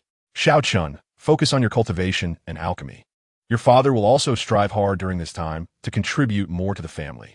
The patriarch has a high probability of breaking through to the foundation establishment stage and has obtained a foundation establishment pill through the connections he built years ago. If he succeeds, I will certainly secure a spot for you in Qingyun sect. Once you enter Qingyun sect, with my support from outside, you will have an easier path to obtain a foundation establishment pill. If you can break through to the foundation establishment stage in this lifetime, I will finally be at ease. Before leaving, Yi Tianhe encouraged him with heartfelt sentiment. Yi Chen was also quite moved by this. Regardless of the world, fathers always have their children's best interests at heart. However, amidst his emotions, Yi Chen began to contemplate the issue of the Qingyun sect quota. He wondered if the quota could be transferred to another. If it could be given away, what would the tenfold reward entail? 10 quotas? Or perhaps a spot in an even more prestigious sect? Yi Chen was exceedingly curious. If it were possible to transfer, he would certainly give it a try. He was not worried about obtaining a quota. After all, his father was the second strongest in the family. And once he showcased his alchemy skills, who in the family could possibly object to him securing a place in Qingyun sect? Yi Chen clearly anticipated entering Qingyun sect. After all, Sun Yi was merely an outer disciple, yet his daughter, Sun Ruoxin, enjoyed a 15-fold return. In Qingyun sect, there would undoubtedly be even more female cultivators with high return rates. Moreover, many resources that could not be purchased with money in the outside world were monopolized by the sect. The privileges associated with joining a sect were unparalleled. Thus, entering a sect was undoubtedly the right path, as higher platforms lead to greater opportunities for personal development. After Lin Tianhe reminded Yi Chen to diligently cultivate, he felt quite pleased as he chatted briefly with Manager Zhang before hastily departing. He sensed that his son was more industrious than before, which was a good sign and motivated him to strive harder.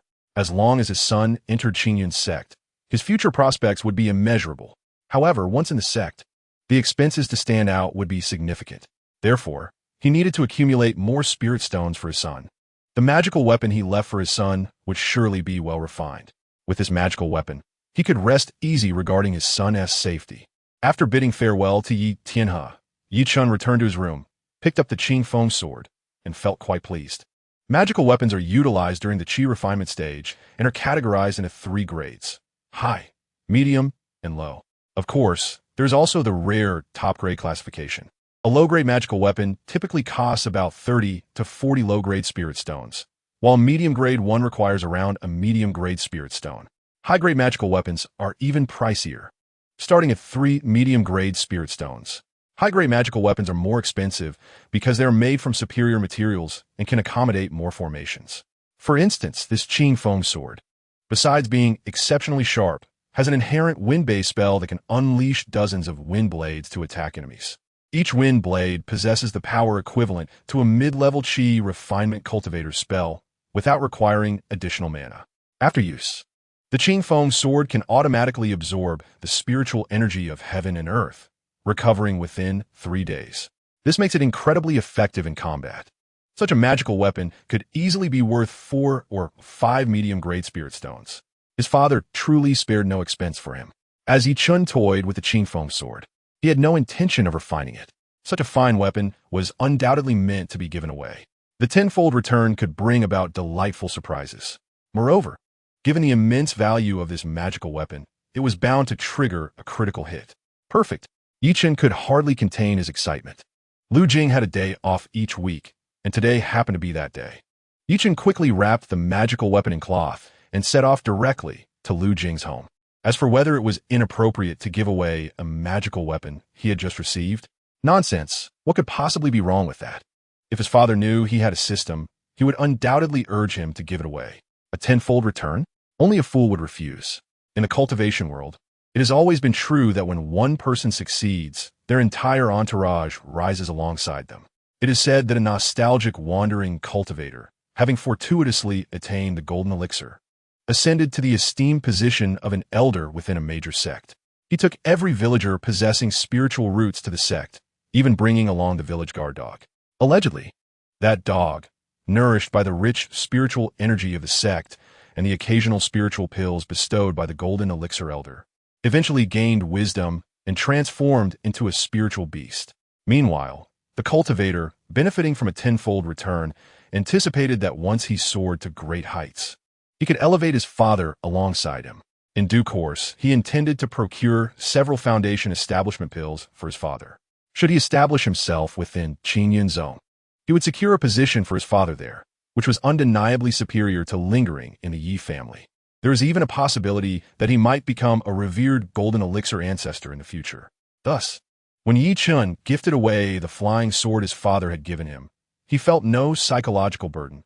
This was not an act of sycophancy, but rather a calculated investment. Lin Ku-er, having completed her cultivation, found herself in a rather displeased mood as she stepped outside, gazing up at the sky. Upon entering the courtyard, she was immediately greeted by the enticing aroma of braised meat, evidently being prepared by Lu Jing. The recipient of such a culinary offering was all too clear. Recalling the humiliation of being rejected on that day, Lin Ku-er's mood soured further. The experience of being turned down by Yi Chen for a meal felt like the utmost disgrace. She had resolved to abandon any lingering feelings for Yi Chen, convinced that her own diligent efforts would lead her to far greater achievements than he could ever hope for. As for Yi Chen, despite being a disciple of a Qi refinement family, he seemed solely devoted to women, squandering all resources on them, destined to be a hopeless waste. Moreover, how long could he continue with such generosity? His previous gifts of spells and storage bags surely served only to inflate his image. One day, when she broke through to Foundation establishment, she would certainly pay a visit to the Yi family. Upon seeing her, Yi Chen would undoubtedly bow to her, the esteemed elder of Foundation establishment. At that moment, she would relish the expression of regret upon his face. Just then, a knock resounded at the courtyard door. Lu Xianxia, are you there? It was Yi Chen's voice. Lin Ku-er's expression darkened immediately. The infatuated sycophant had come to fawn over Lu Jing again. The thought that Yi Chen had once lavished his attention solely upon her, only to now display it before her eyes on another, stirred a pang of bitterness within her heart. Lu Jing, having heard the commotion, hurriedly emerged from her room and smiled brightly upon seeing Lin Ku-er. She then gracefully approached the door to welcome Yi Chen. Yi Daoyu, what brings you here unexpectedly?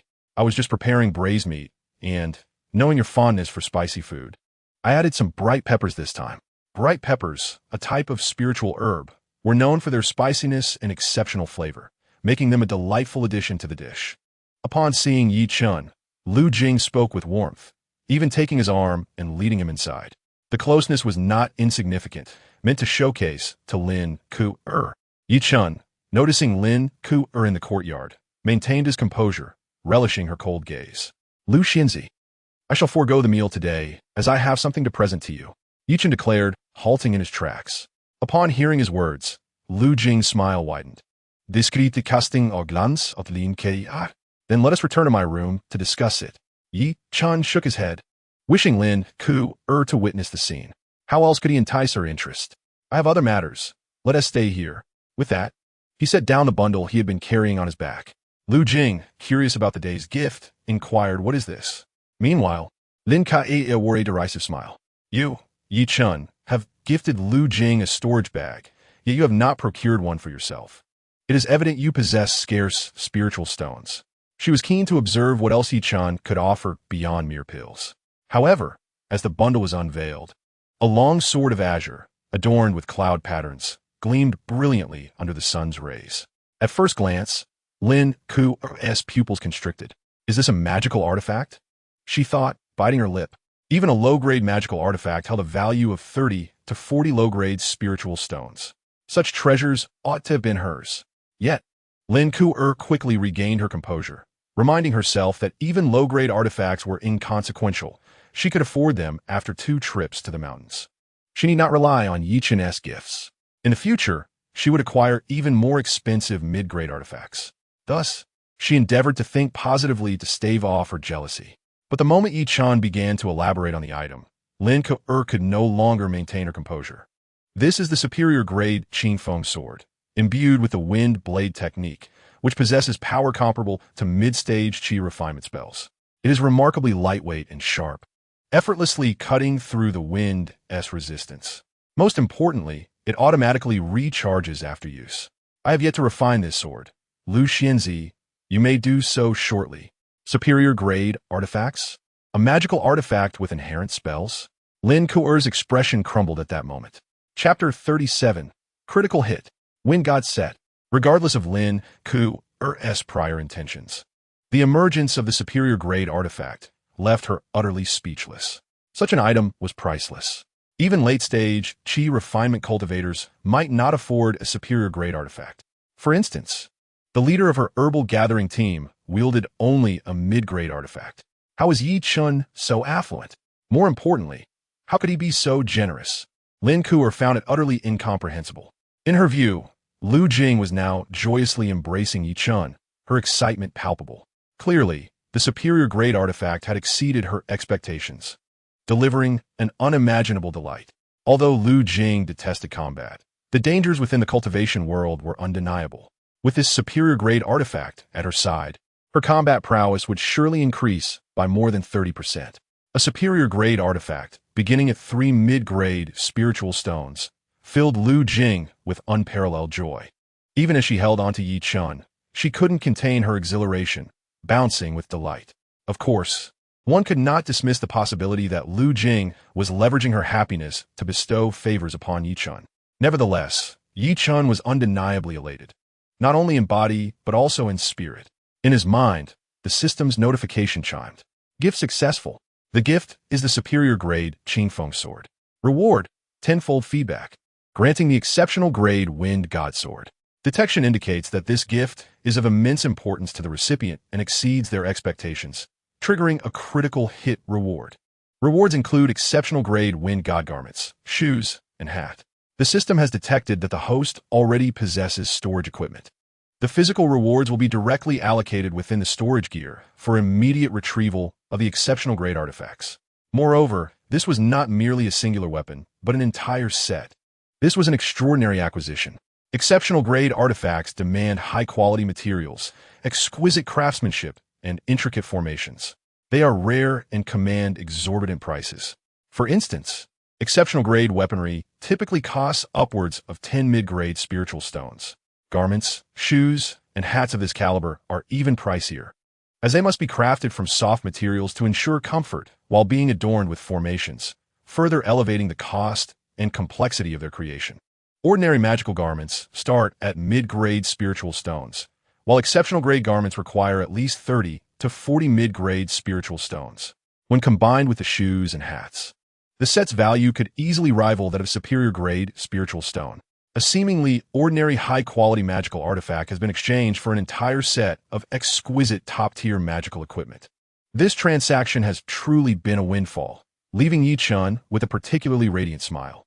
Among the 3 individuals in the courtyard, 2 are filled with joy, while only Lin Kuo harbors a level of envy and jealousy so intense that it seems to gnaw at her very core. How wonderful it would be if she could possess the Qingfeng sword. Observing Yi Chen's unrestrained joy as he embraces this newfound treasure, Lin Kuo initially scoffs but soon finds her perspective shifting. If Yi Chen can produce a high-quality magical artifact, who knows what else he might unveil in the future. Such a generous and valuable cultivator. Why should she allow herself to be easily taken by Lu Jing? Yi Chen is known for his penchant for seizing opportunities. Although she may not surpass Lu Jing in stature, she believes she is just as worthy, if not more so. If she throws herself into the fray, what could possibly stand in her way? Lin Kuo fixes her gaze firmly on Yi Chen, resolving to reclaim what she has lost. Lu Jing, just wait. Ye Dongyu. Perhaps you should rest in your room for a while, Lu Jing suggests, her eyes sparkling with delight as she holds the Qingfeng sword. Her voice carries a hint of allure, complemented by her exquisite form, making it nearly impossible for any man to resist her charm. Yet, despite her appeal, Yi Chen's interests lie elsewhere. His focus is on the rewards from the system's storage space. He is eager to uncover their functionality, leading him to politely decline her invitation. Perhaps another time. My father has come to visit, bringing me some spells and various other matters that require my attention. Upon finishing his statement, Yi Chen subtly adjusts his trousers before turning to take his leave. Upon hearing Yi Chen's words, both women experience a moment of clarity. No wonder he could suddenly produce a high-quality magical artifact. His father is here. They have heard that Yi Chen's father is the second strongest in the Yi family, responsible for internal trade and logistics. The profits from such dealings must be substantial, and what he has brought is not limited to just the sword. There are other treasures as well. Lu Jing's heart races anew, while Lin Kuo recalls the dragon elephant hand that Yi Chen once gifted her, tightening her grip.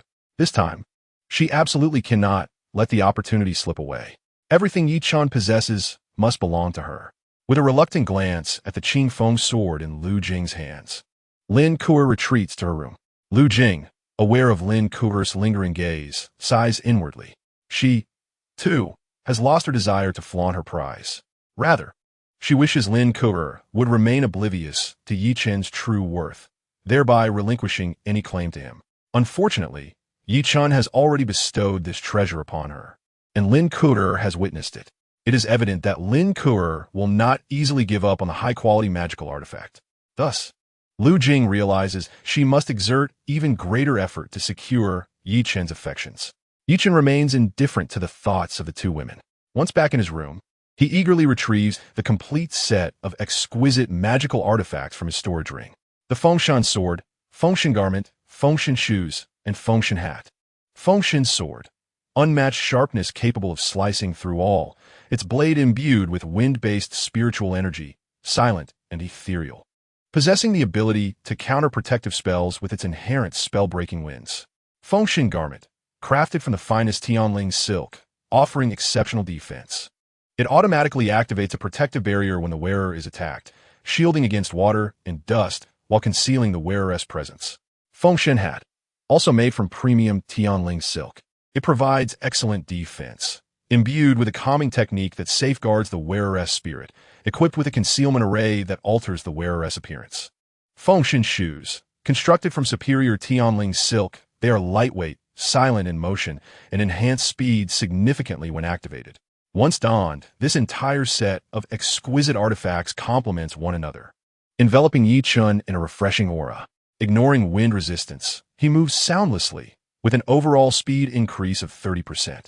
Yi Chen is utterly astonished by the system's description. The potency of this set is astonishing. With this equipment, his combat prowess is bound to double. The only regret Yi Chen harbors is that the rewards previously granted by the system cannot be triggered again. Otherwise, if he were to give away the Fengshan set, he might create an infinite loop, potentially producing a set of celestial artifacts. Chapter 38. Lin Ku'er has come to a realization. Having donned the entire set, Yi Chen casts a water mirror technique to admire his reflection, nodding in satisfaction. Radiant light accentuates his handsome features, and the garments feel as though they are barely there. Moving without a sound, it seems even the gentlest breeze cannot disturb him. The Fengshan sword, whether swung or thrust, emits not a whisper.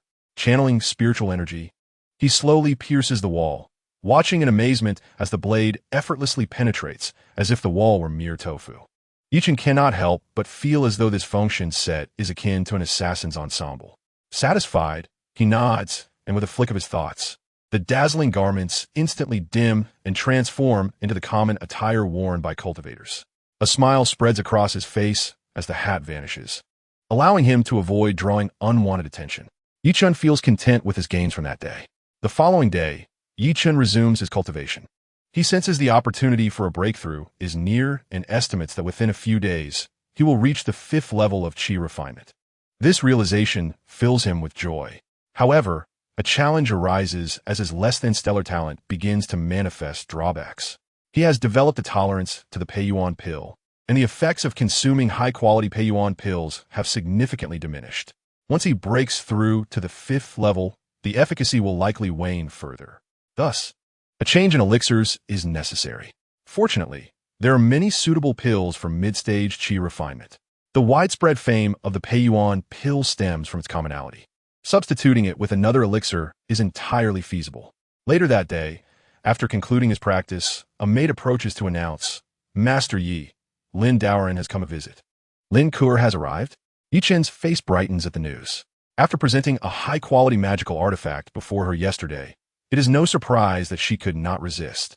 Yi Chen welcomes this development. Although he receives rewards for his gifts, they cannot simply take without reciprocation.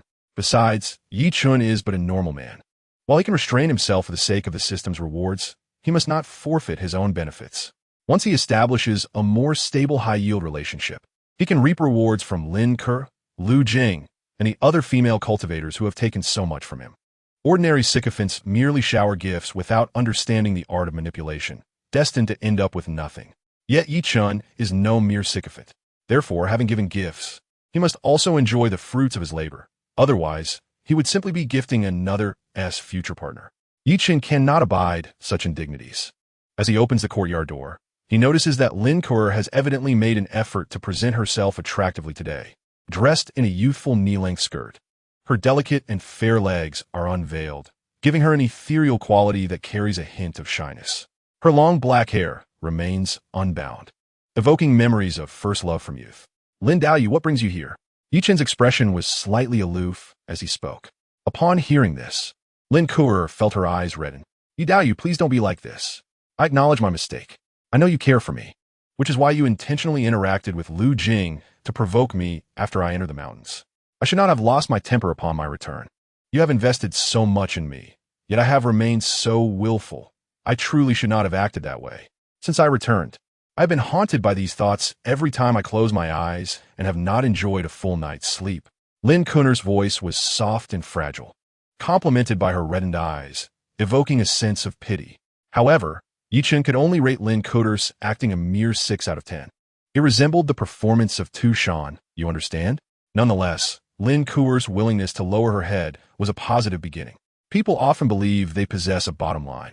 Yet, once they take a step back, they will continue retreating. Hence, Yi Chen appropriately displayed a hint of compassion, albeit with a trace of hesitation. Noticing y que Chen's incertain attitude. Lin Kuer felt a surge of joy within her heart.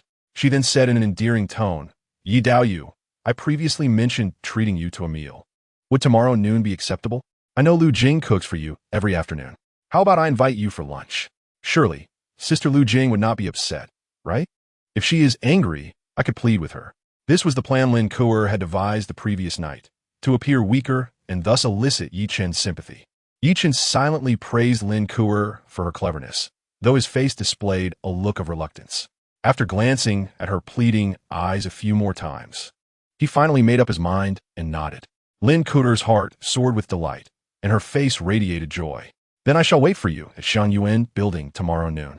Yi Daoyu, you may return to your tasks. I will take my leave first, lest I cause you trouble in front of Sister Lu Jing. Yi Chen observed Lin Kuer's understanding demeanor and nodded appreciatively. Once she departed, he closed the door, a smile gracing his face. Indeed, it is the same in any world. When you offer something willingly, the other party often dismisses it. However, when you merely allow them to see you without offering, they become anxious and will approach you. A man, after all, must not become a sycophant. In the evening, Lin Kuer spotted Lu Jing returning to the courtyard, and a triumphant smile spread across her face. No matter how proactive Lu Jing may be, Yi Chen ultimately prefers me. Today, I merely needed to apologize, and he was already touched. It won't be long before Yi Chen becomes my devoted admirer once more. With a satisfied smile, Lin Kuer enjoyed a restful night's sleep. The following morning, Lin Kuer rose early to begin her grooming. Naturally, as a top-tier beauty, her careful preparations made her appear ethereal, captivating all who beheld her.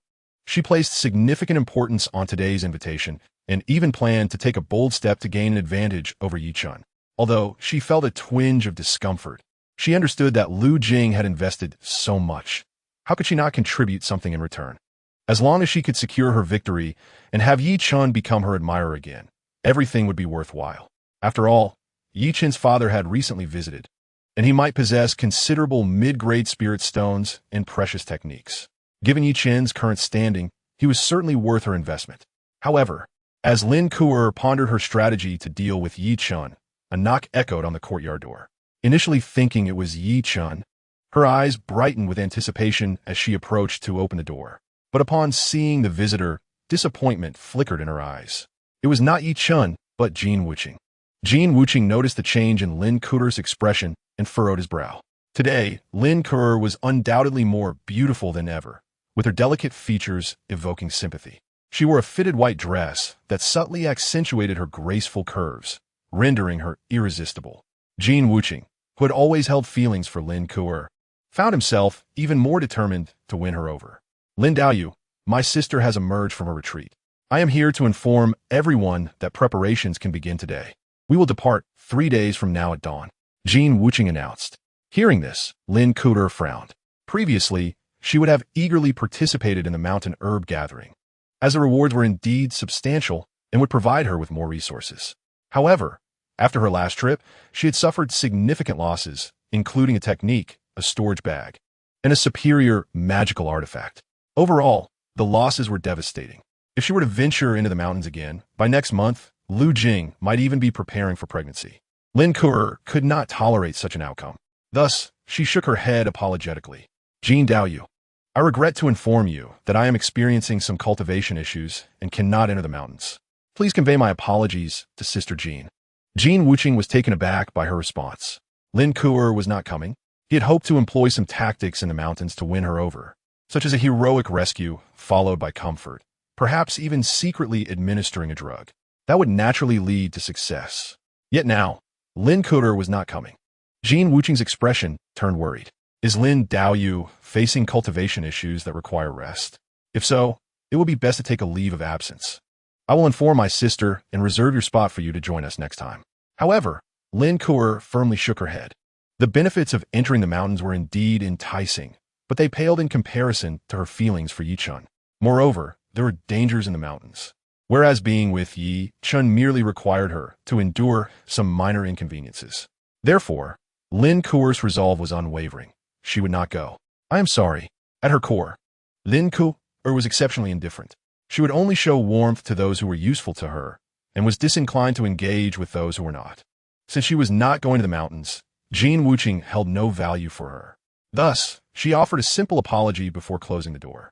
Lin Kuo was eager to avoid wasting time and feared that Yi Chen might see her and overthink matters. This was a crucial moment for mending her relationship with Yi Chen. If Jin Wuqing's presence disrupted that, it would be a significant loss. Meanwhile, Jin Wuqing stood before the closed courtyard door, bewildered and filled with anger. Lin Kuo was indeed heartless. Not only was she not going to the mountains, but she also couldn't even be bothered to invite him inside for a moment.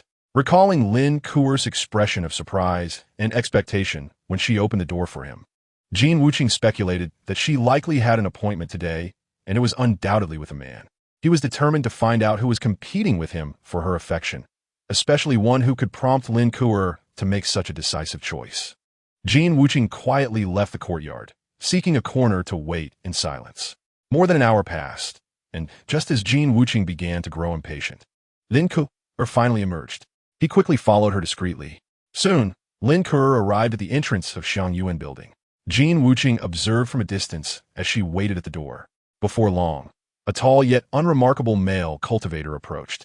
The previously cold Lin Kuo instantly lit up with a radiant smile upon seeing him.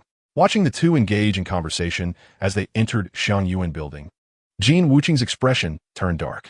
After a moment of contemplation, he turned to leave, but soon returned with a lecherous middle-aged man by his side. The meal lasted over an hour.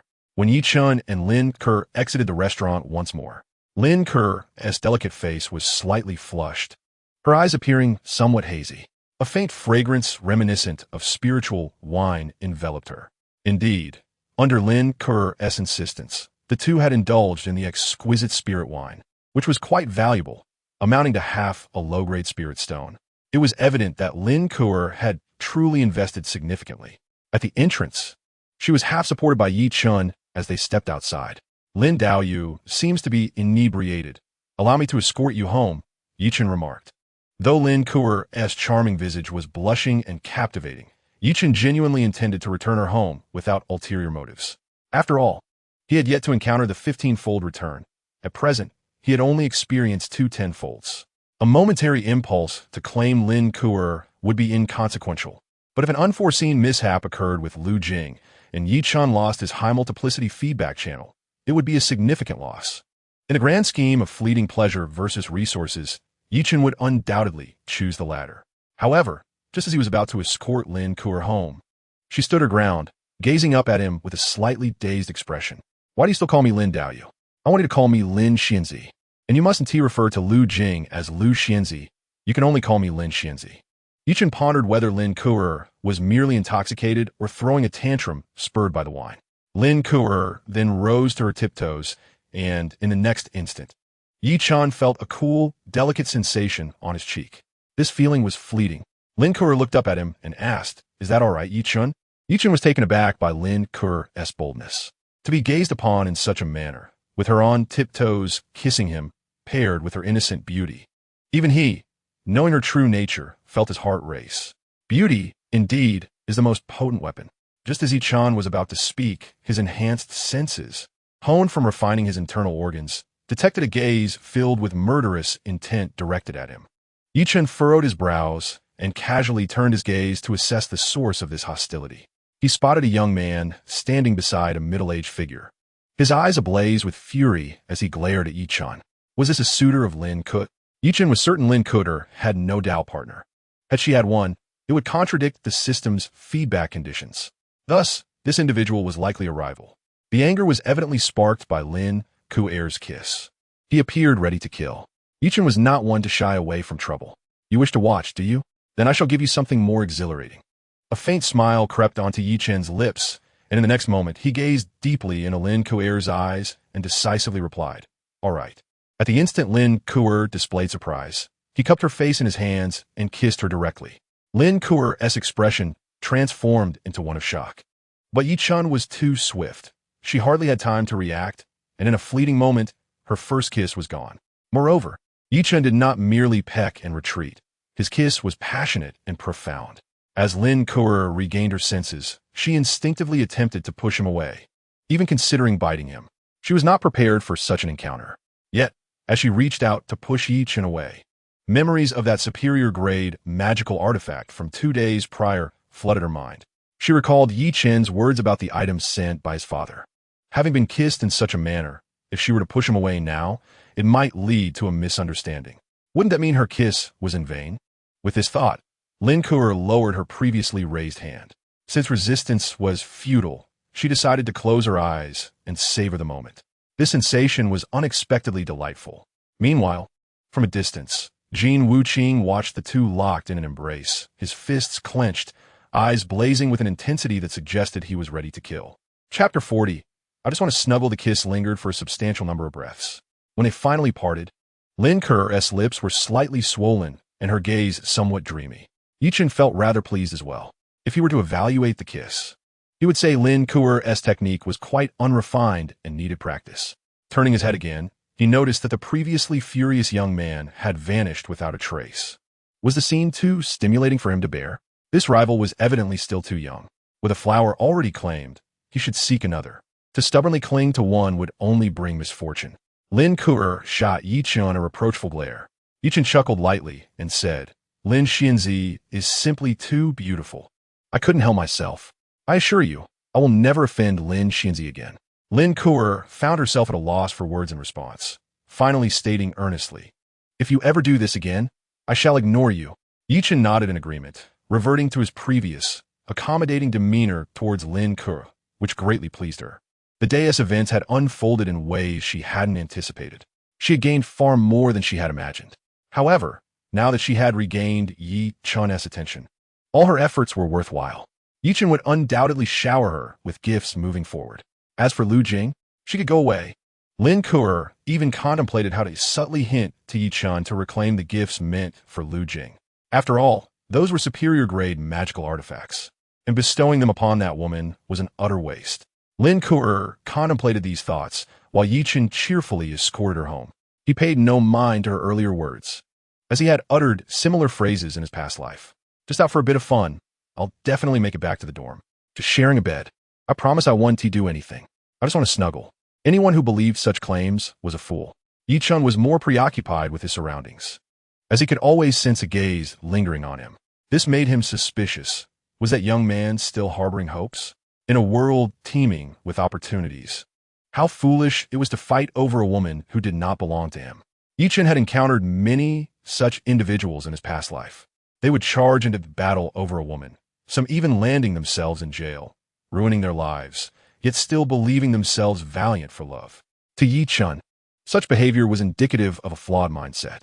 If a woman did not reciprocate your feelings, then seek the next. We are all cultivators. Can't one act a bit more mature? After escorting Lin Kuo home, Chen did not rush to leave, but engaged in conversation about cultivation. Lin Kuo had spent the afternoon anticipating a gift from Chen, hoping he would bestow upon her the spells or artifacts sent by his father. Unfortunately, Chen brought nothing, as the system was still on cooldown. Without the tenfold feedback, he would certainly refrain from gifting anything.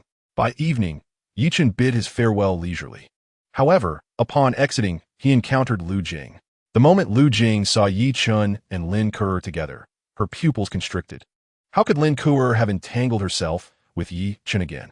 This thought surged a wave of anxiety within Lu Jing.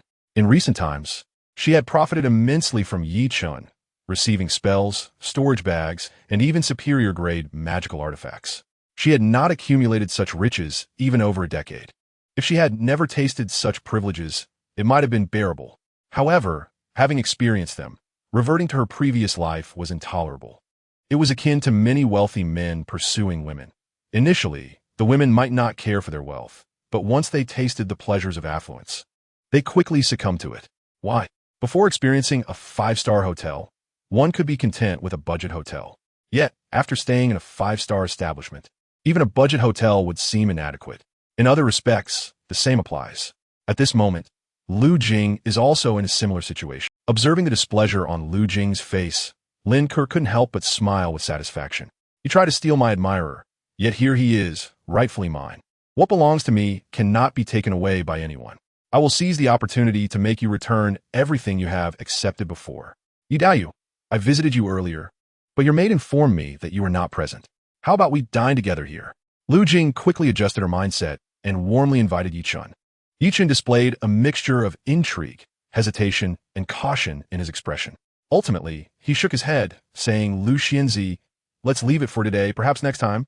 I must take my leave." As his words fell, Yi Chen exited the courtyard, leaving behind 2 discontented women. Lu Jing's displeasure stemmed from Yi Chen's rejection. His expressions hinted at his concern for Lin Ke's feelings, indicating that he truly valued her more. This intensified Lu Jing's sense of urgency. However, Yi Chen's hesitation and attraction implied that she still held some significance in his heart. She had not yet lost. Casting au glance at Lin Ke, Lu Jing resolved to intensify her efforts.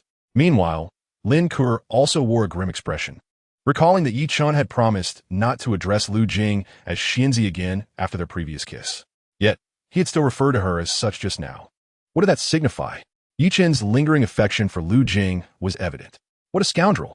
To kiss me for so long, yet still think of another woman. However, Lin Ke reflected that Yi Chen's swift change of heart suggested he was not a person of unwavering resolve. With this thought, her anger dissipated. It was merely the first day. With a little more effort, she could easily make Yi Chen forsake Lu Jing. At worst, she could allow him to kiss her a few more times. After all, whether it was once or several times, a kiss was still a kiss. In conclusion, the 2 women exchanged glances filled with tension before simultaneously huffing and turning to return to their rooms. Meanwhile, Yi Chen was in good spirits, pleased with his performance. However, as he walked, he noticed a narrowing of his eyes. Someone was watching him. Was it the rival from earlier? Or perhaps he had drawn the attention of bandits due to his frequent gifts to female cultivators. Yi Chen pondered various possibilities and contemplated different methods of handling the situation. Ultimately, he decided to give the observer an opportunity, as he disliked the feeling of being scrutinized by an unknown enemy. It would disrupt his rest at night. With a formidable physique cultivated through the Longxiang Bana technique, he possessed top-tier offensive and defensive spells and donned the Fengshan ensemble. His exquisite artifact, the Fengshan sword, was readily accessible. If he truly encountered an insurmountable threat, he could buy time to escape. This was the Inu market. Although the patrols were not particularly diligent, they were not entirely ineffective. As a scion of a family, his status would afford him greater attention than that of a rogue cultivator, especially since his family shop contributed to the market's revenues. Once he ascertained the identity of the observer, Yi Chen had ample means to deal with them. With these thoughts in mind, Yi Chen quietly altered his course, heading toward a relatively secluded alley that was seldom frequented. He resolved to set a trap. Not far away, a middle-aged, lecherous man who had been watching Yi Chen's every move saw him enter the alley, and his eyes brightened with opportunity. The sky had darkened. The moment had arrived. The middle-aged man was an elder of the Jin family's herbal gathering team, currently at the 5th level of Qi refinement. Due to a lack of resources in his youth, advancing further had become increasingly difficult with age. Despite his efforts, he might only reach the 6th level of Qi refinement in his lifetime. Recognizing the futility of his struggles, he chose a life of indulgence. Each time he returned from the mountains with spirit stones, he would lavish them on female cultivators with abandon, adhering to the belief that life is short and one should not endure unnecessary hardships. Earlier that day, Jin Wuqing had sought him out to investigate the identity of a certain cultivator. The middle-aged man had been curious about Jin Wuqing's sudden interest in inquiries. However, Upon seeing the scene, he quickly realized that it was concerning Lin Ke, who had found herself a partner, even engaging in public displays of affection. Lin Ke was youthful and beautiful, with an enviable figure and a face that inspired affection. The middle-aged man had long suspected that Jin Wuqing had taken a liking to Lin Ke. Previously, Lin Ke had delayed joining the team, which had caused dissatisfaction in their leader, Jin Zhaodi, who considered replacing her. Jin Wuqing had insisted on waiting for over a month for Lin Ke, only to find her embracing another man, so openly. If the middle-aged man were in Jin Wuqing's position, he would have easily moved on to another female cultivator. Why cling to a single tree? Yet, Jin Wuqing, in his youthful arrogance, had developed murderous intent. The middle-aged man swiftly uncovered Yi Chen's identity. For Yi Chen was well known in the Inu market as the foremost admirer of female cultivators. It was rare to encounter someone who would relinquish all resources to female cultivators, making Yi Chen a peculiar case. Understanding Yi Chen's status made the middle-aged man hesitate. Yi Chen was not a rogue cultivator, but a scion of a family. Killing him could invite trouble. However, Jin Wuqing's resolve to kill was unwavering. He even offered a mid-grade spirit stone to encourage the middle-aged man to take action. After some hesitation, the middle-aged man acquiesced. They had committed similar acts of violence in the mountains before without any psychological burden. Additionally, he had mastered a technique to conceal his presence and was adept at using throwing darts, silent, swift, and capable of penetrating even protective spells. A dart laced with poison could easily claim a life if the target was unprepared. With the middle-aged man at the 5th level of Qi refinement and possessing ample experience in combat, he felt confident. As for Yi Chen, he was merely at the 4th level of Qi refinement and had squandered his treasures on women. The middle-aged man could dispatch him with ease. Jin Wuqing even borrowed his sister's storage bag, intending to dispose of the body in the mountains afterward without fear of investigation.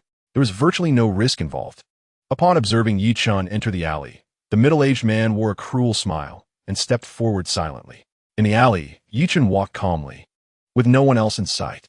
The middle-aged man retrieved a simple dart from his pocket, channeling his energy through it, causing it to gleam momentarily before he decisively launched it with astonishing speed. Even a mid-stage Qi refinement practitioner would struggle to perceive it, only able to hear a vague whistling sound. A smile of anticipation crept onto the middle-aged man's lips. Yi Chen, the admirer, surely possessed a considerable amount of spirit stones. Being an alchemist, he might also have a wealth of elixirs. Tonight, he intended to indulge in the pleasures of ice spirit and fire dance, relishing an entire night of ecstasy. Yet, in the next moment, astonishment crossed his face, for Yi Chen, with his back turned, shimmered with golden light, effortlessly deflecting the dart. Yi Chen had managed to block it. He must possess some treasure. These scions of affluent families have monopolized resources, leaving the rogue cultivators impoverished. Even this so-called admirer had such hidden cards. It was infuriating. The middle-aged man realized he was in trouble and immediately intended to retrieve his dart before swiftly departing. Failing to deliver a fatal blow necessitated an immediate retreat. Otherwise, the commotion would surely attract the enforcement team, leading to his inevitable demise. However, in the next moment, a look of horror washed over his face as he beheld Yi Chen, who had been several dozen meters away, now charging towards him with fierce determination. Most astonishingly, his speed was nothing short of incredible as he rapidly closed the distance between them. In his hand appeared an unexpected azure longsword. How could Yi Chen be so fast? Moreover, he possessed storage equipment. How affluent could this family be? The situation was entirely unforeseen, yet the middle-aged man promptly conjured a defensive spell, intending to withstand one attack before making his escape. Yet in the blink of an eye, blood erupted. His defensive spell crumbled before Yi Chen's azure sword, resembling mere tissue paper, offering no resistance whatsoever. The speed of Yi Chen's strike was astonishing, not even producing a sound as his freshly acquired dart was swiftly severed from his arm. A superior magique l'artefact. How could this sycophant possess such a treasure? At this moment, the middle-aged man was solely focused on fleeing. However, with Yi Chen now in close quarters, escape became an impossibility. In swift succession, the middle-aged man's arms and legs were severed by Yi Chen's relentless assault. He collapsed to the ground, reduced to a mere head and torso. As he gazed at the blood-soaked ground, a wretched wail escaping his lips. Yi Chen, wielding the Feng Shun sword, exhaled deeply, though his heart raced with adrenaline.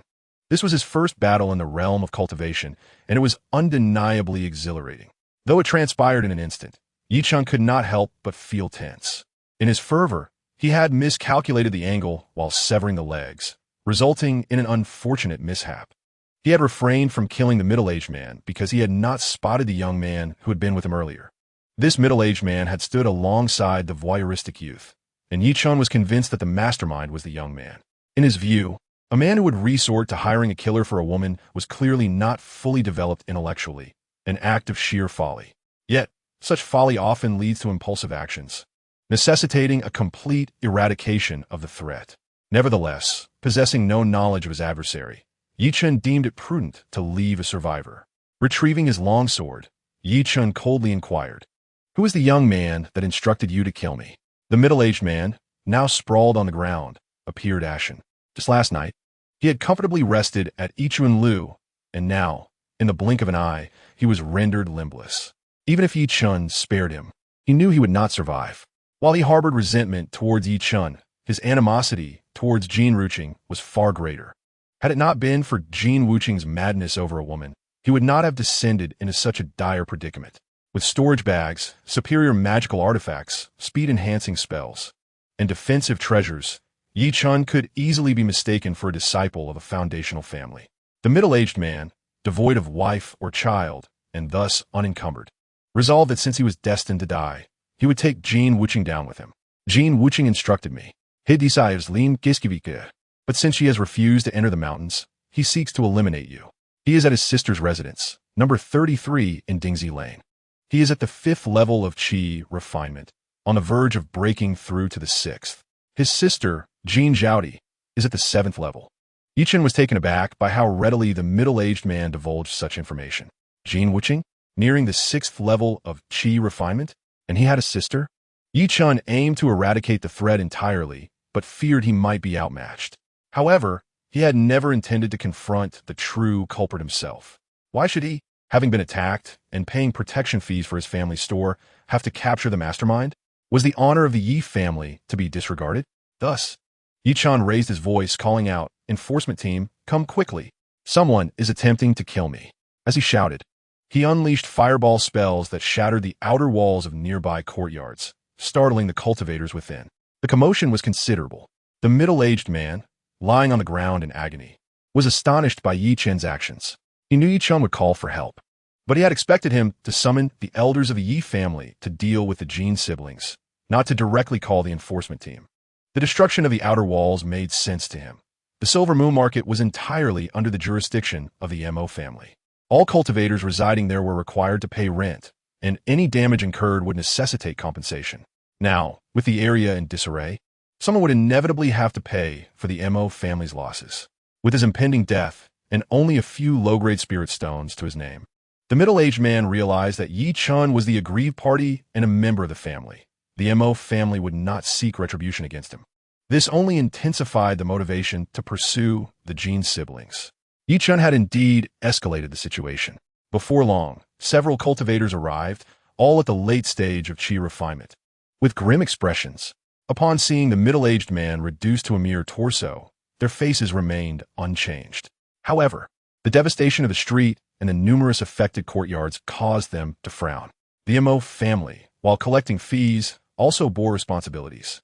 If a rented property was damaged without cause, they were obligated to restore it, which would incur a significant expense.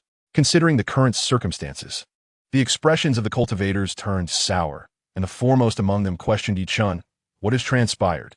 Chen gently clasped his hands in "Greetings, esteemed elder. I am Chen, a disciple of the Yi family, son of Yi Tianhe. This man suddenly attacked me, and I managed to retaliate by chance." The cultivators glanced at Chen, who appeared unscathed, then at the middle-aged man, now a mere torso, their lips twitching in disbelief at the notion of mere chance. Yet, upon learning Chen was a disciple of a reputable family, their demeanor softened considerably. The cultivation world was not solely about combat. One's background mattered. They were familiar with the Yi family and had heard of Yi Tianhe. However, someone had to be held accountable for the Mo family's losses. They turned their attention to the middle-aged man, stating, "To kill in the Silver Moon Market is a capital offense. whether one acts or instructs another. Speak the truth, and we shall grant you a swift end. The middle-aged man, already in excruciating pain, wasted no time in confessing everything that had transpired, even disclosing that they had killed several individuals in the mountains, including members of other families. Clearly resigned to his fate, he had adopted a reckless attitude. Finally, he pointed at Chen, saying, "But it was he who broke the wall. I was lying on the ground, all my limbs severed, and he was casting fireballs while calling for help. It was all him." The middle-aged man's hatred for Jin Wuqing was profound. Yet he also sought to ensure that Chen would not escape unscathed. Chen felt a pang of embarrassment, realizing he had inadvertently put himself in a compromising position. He had intended to incite the Mo family into action, hoping they would not concern themselves with his predicament, much like when he reported a stolen bicycle and received no assistance. Now, he faced the awkwardness of being publicly exposed. This was indeed exceedingly embarrassing. Chen accarded a planet. I was too anxious and lost control. The expressions of the Mo family cultivators grew complicated as they regarded Chen. They had clearly heard of his reputation and even jested about him during meals. A sycophant who offered his resources to female cultivators would have faced severe consequences had he appeared among the Mo family. Unexpectedly, I encountered the main character today, and it was due to a woman causing trouble. However, he was not as foolish as rumored, though he was still somewhat lacking. As for Chen, who was at the 4th level of qi refining, killing someone at the 5th level was hardly surprising. A loose cultivator relies entirely on chance. It is quite normal to be unable to defeat a disciple from a family. A cultivator from the Mo family directly crushed a middle-aged man with his foot and then began to search the corpse. Inside the empty storage bag, there were a low-grade flying dagger, a pair of magical shoes, and a few miscellaneous elixirs. Quite a decent haul. The man collected the items and, with a smile that was not quite a smile, handed them to Chen, saying, "Young friend, according to the rules of my Mo family, as you subdued this person who attempted to kill you, his belongings now belong to you. Please take them. As for the Jin siblings, we will head over immediately." Chen felt relieved. Although the matter of the courtyard wall was not mentioned, it seemed they believed his explanation. Nevertheless, he had to be sensible. Moreover, Chen had no interest in these trifles, so he only took the storage bag and left the remaining magical items untouched, saying with a smile, "I happen to need a storage bag. As for the rest, consider a compensation for the courtyard wall. Although I was careless, it was still my doing." The others nodded in satisfaction at Chen's understanding. They then said no more and turned to leave, even neglecting to dispose of the corpse. The 4 of them were all at the late stage of qi refining, with the lowest being at the 7th level. Furthermore, the Silver Moon Market's guards worked in shifts, indicating that there were indeed more late-stage cultivators than one might expect. Clearly, the Mo family was quite powerful. It was no wonder they were a foundational family. Only a foundational family could sustain such a large business and maintain order. Otherwise, if cultivators were allowed to run amok, the Silver Moon Market would have descended into chaos long ago. Chen initially considered following them to observe, but decided against it, thinking of Jin Wuqing and her late-stage qi refining sister. If a conflict erupted, he would be at a significant disadvantage. Moreover, with 4 late-stage Mo family cultivators taking action, there was little doubt they could handle the situation. Thus, Chen put his mind at ease, secured the storage bag, and proceeded toward the shop. Although he had no need for the storage bag, gifting it to Lin Ku'er would yield substantial rewards. After a 10-fold return, he could sell it for several mid-grade spirit stones. That evening, Chen reflected on the brutality of the cultivation world. All for a woman, someone sought to kill him. Such conflicts, if they occurred on Earth, would merely result in a fight. Why couldn't there be a pursuit of peace and a spirit of cooperation for mutual development? As he pondered, Chen couldn't help but think about the Jin siblings, wondering if they had been sent away. Although it was Jin Wuqing who wanted him dead, it might not necessarily involve her sister. However, considering the name Jin Zhaodi, it suggested a family that favored sons over daughters. With the brother dead, the sister would surely seek vengeance. Chen did not wish to be targeted by a late-stage qi refining cultivator. Thus, he hoped they would leave together, avoiding the pain of sibling separation. Alas, being from Xianxia, he was naturally kind-hearted. The next day, guests arrived early to visit, members of the Mo family. After all, Chen was the victim of an attack, and they had to provide an explanation. Otherwise, If powerful families felt too threatened, they might refrain from conducting business here, leading to the desolation of the silver moon market and a decline in the Mo family's income. Yi Daoyu, Jin Wuqing, is dead. Upon hearing this, Yi Chen immediately felt relieved. However, the visitor quickly continued, but Jin Zhao Di has cultivated a rather sinister escape technique. Though severely injured, she still managed to flee into the mountains. However, Yi Daoyu need not worry. She is already on our Mo family's wanted list. Should she dare to emerge from the mountains, she will be slain upon discovery and will not escape for long. Yi Chen's heart, which had just settled, was suddenly anxious again. Damn, is your Mo family's guard team really that incompetent? 4 against 2, and you still let one escape? If you can't even manage to send the siblings away together, what else can you do? Quickly return my magical item, with an additional late-stage qi refining enemy. Yi Chen felt a bit panicked. He even began to consider whether he should send a message to his father and have him take him away instead. Chapter 43. The way a man kisses unexpectedly. Yi Chen found himself with an additional late-stage qi refining nemesis, leaving him feeling quite helpless. However, there was nothing to be done about it.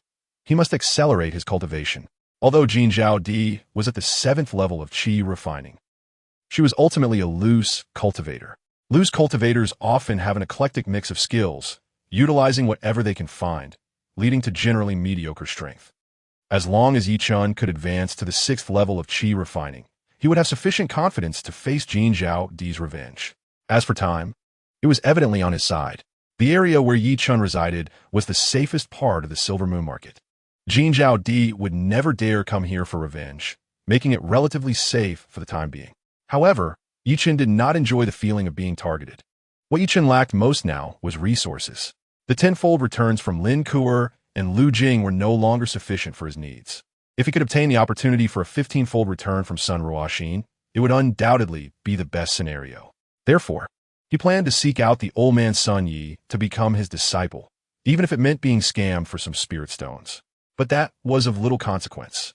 Old man, the spirit stones you scammed from me, I will reclaim them from your daughter with interest. As he looked at the spoils he had obtained from the middle-aged man, a satisfied smile spread across Yi Chen's face. Whether it was Yi Chen being targeted for assassination, or Jin Wuqing's demise, or Jin Zhao Di's escape, none of it stirred any significant commotion in the silver moon market. On one hand, the Mo family sought to suppress the news, and on the other hand, such occurrences were commonplace in the cultivation world. Cultivators died in large numbers daily for various reasons, leaving little worth discussing. Thus, for days passed. On a clear morning, while meditating, Yi Chen suddenly felt a surge of enlightenment. He had finally broken through to the 5th level of qi refining. As he sensed the increasingly formidable spiritual energy within him, a radiant smile graced his face. In the cultivation world, all that mattered were external possessions. Yet only cultivation and strength were fundamental. With his breakthrough, how could Yi Chen not rejoice? Furthermore, the cool-down period for the system's return had also elapsed, and he could now deliver the storage bag. A storage bag was worth 50 low-grade spirit stones, and with a 10-fold return that amounted to 5 mid-grade spirit stones. With 5 mid-grade spirit stones in hand, Yi Chen could seek out a master at King Yanfeng and find an opportunity to present Sun Ruoxin with a more valuable gift. In the past few days, Lu Jing and Lin Kuer had been particularly attentive, vying for his affection. Lu Jing pretended to accidentally brush against Yi Chen's back, allowing him to enjoy the benefits. Meanwhile, Lin Kuer had once again practiced kissing techniques with him just yesterday. Although Yi Chen's hands instinctively moved upward, they were firmly restrained by her. Nonetheless, it was enough to satisfy his cravings. Given Lin Kuer's considerable efforts, it was time to offer her some sweetness as well. He couldn't keep her hanging indefinitely, that would risk losing her. With these thoughts in mind, Yi Chen suddenly felt a sense of joy. Initially, he was the one chasing after her affection, yet in the blink of an eye, it felt as if the roles had reversed. Was this what it meant to be a devoted admirer, to have it all? As the door was knocked upon, Lin Kuer, seeing that it was Yi Chen, slightly furrowed her brow. To be honest, she was quite dissatisfied with Yi Chen. His indecisive behavior over the past week, constantly weighing his options, made it seem as if he could not choose between her and Lu Jing. She greatly despised such indecision, feeling as though she was competing with other women for Yi Chen's affections. Moreover, an entire week had passed. Yi Chen had not given himself anything. Could it be that he had run out of spirit stones? Lin Kuo hesitated inwardly, contemplating whether to give up. After all, her first and second kisses had been taken by Yi-chan. To abandon this now would be to incur a significant emotional cost. Despite her inner turmoil, Lin Kuo still managed to display a joyful smile as she approached the door. "What brings you here, Dao?" she inquired. Although surprised, she maintained a slight distance, as Yi-chan had previously made unexpected advances that instilled a sense of caution in her. "Yi-chan similit genti.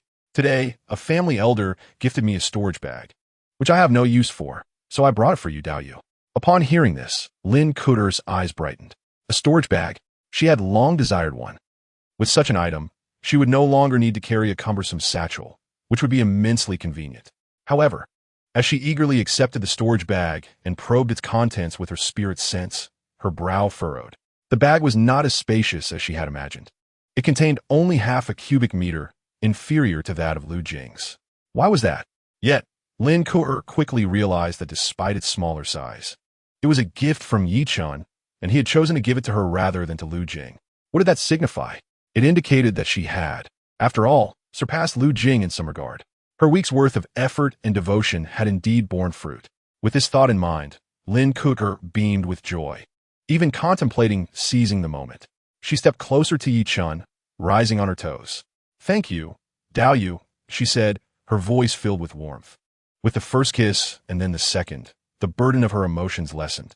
Seeing Lin Kuo, with her eyes closed and a pure, innocent demeanor poised before him, Yi-chan could not resist. He leaned down to savor the sweetness of the moment. After a long while, they finally separated.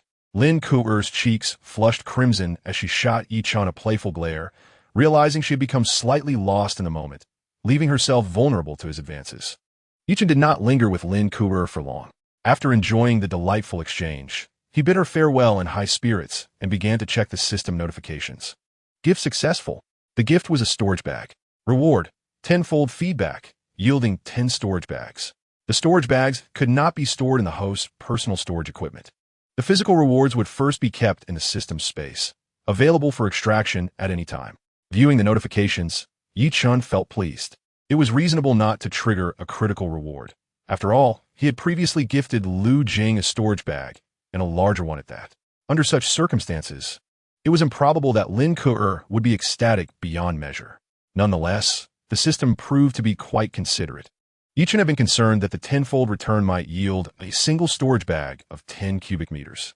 Although valuable, such a large space would be challenging to liquidate in a small place like Xianxia Market. However, 10 storage bags would be a far simpler matter. As he walked, unnoticed in a secluded corner, Yi-chan's appearance subtly transformed, and the style of his robes changed as well, even altering his aura. He began to enter various shops, systematically dealing with the storage bags. Most shops had a buyback policy, but even in pristine condition, they could only offer 80% of the retail price. Selling at a stall might yield a slightly higher price, but Yi-chan was reluctant to waste time or attract trouble. With his incessant shifts in appearance and demeanor, Yi-chan swiftly managed to dispose of the storage bags rewarded by the system. He obtained 4 medium-grade spirit stones. With this substantial sum in hand, a smile crept onto his lips as he resumed his original appearance and headed toward Qin Yunfang. "Son Ruoxin, your devoted admirer has arrived." Chapter 44. "You're the most inferior batch I have ever taught."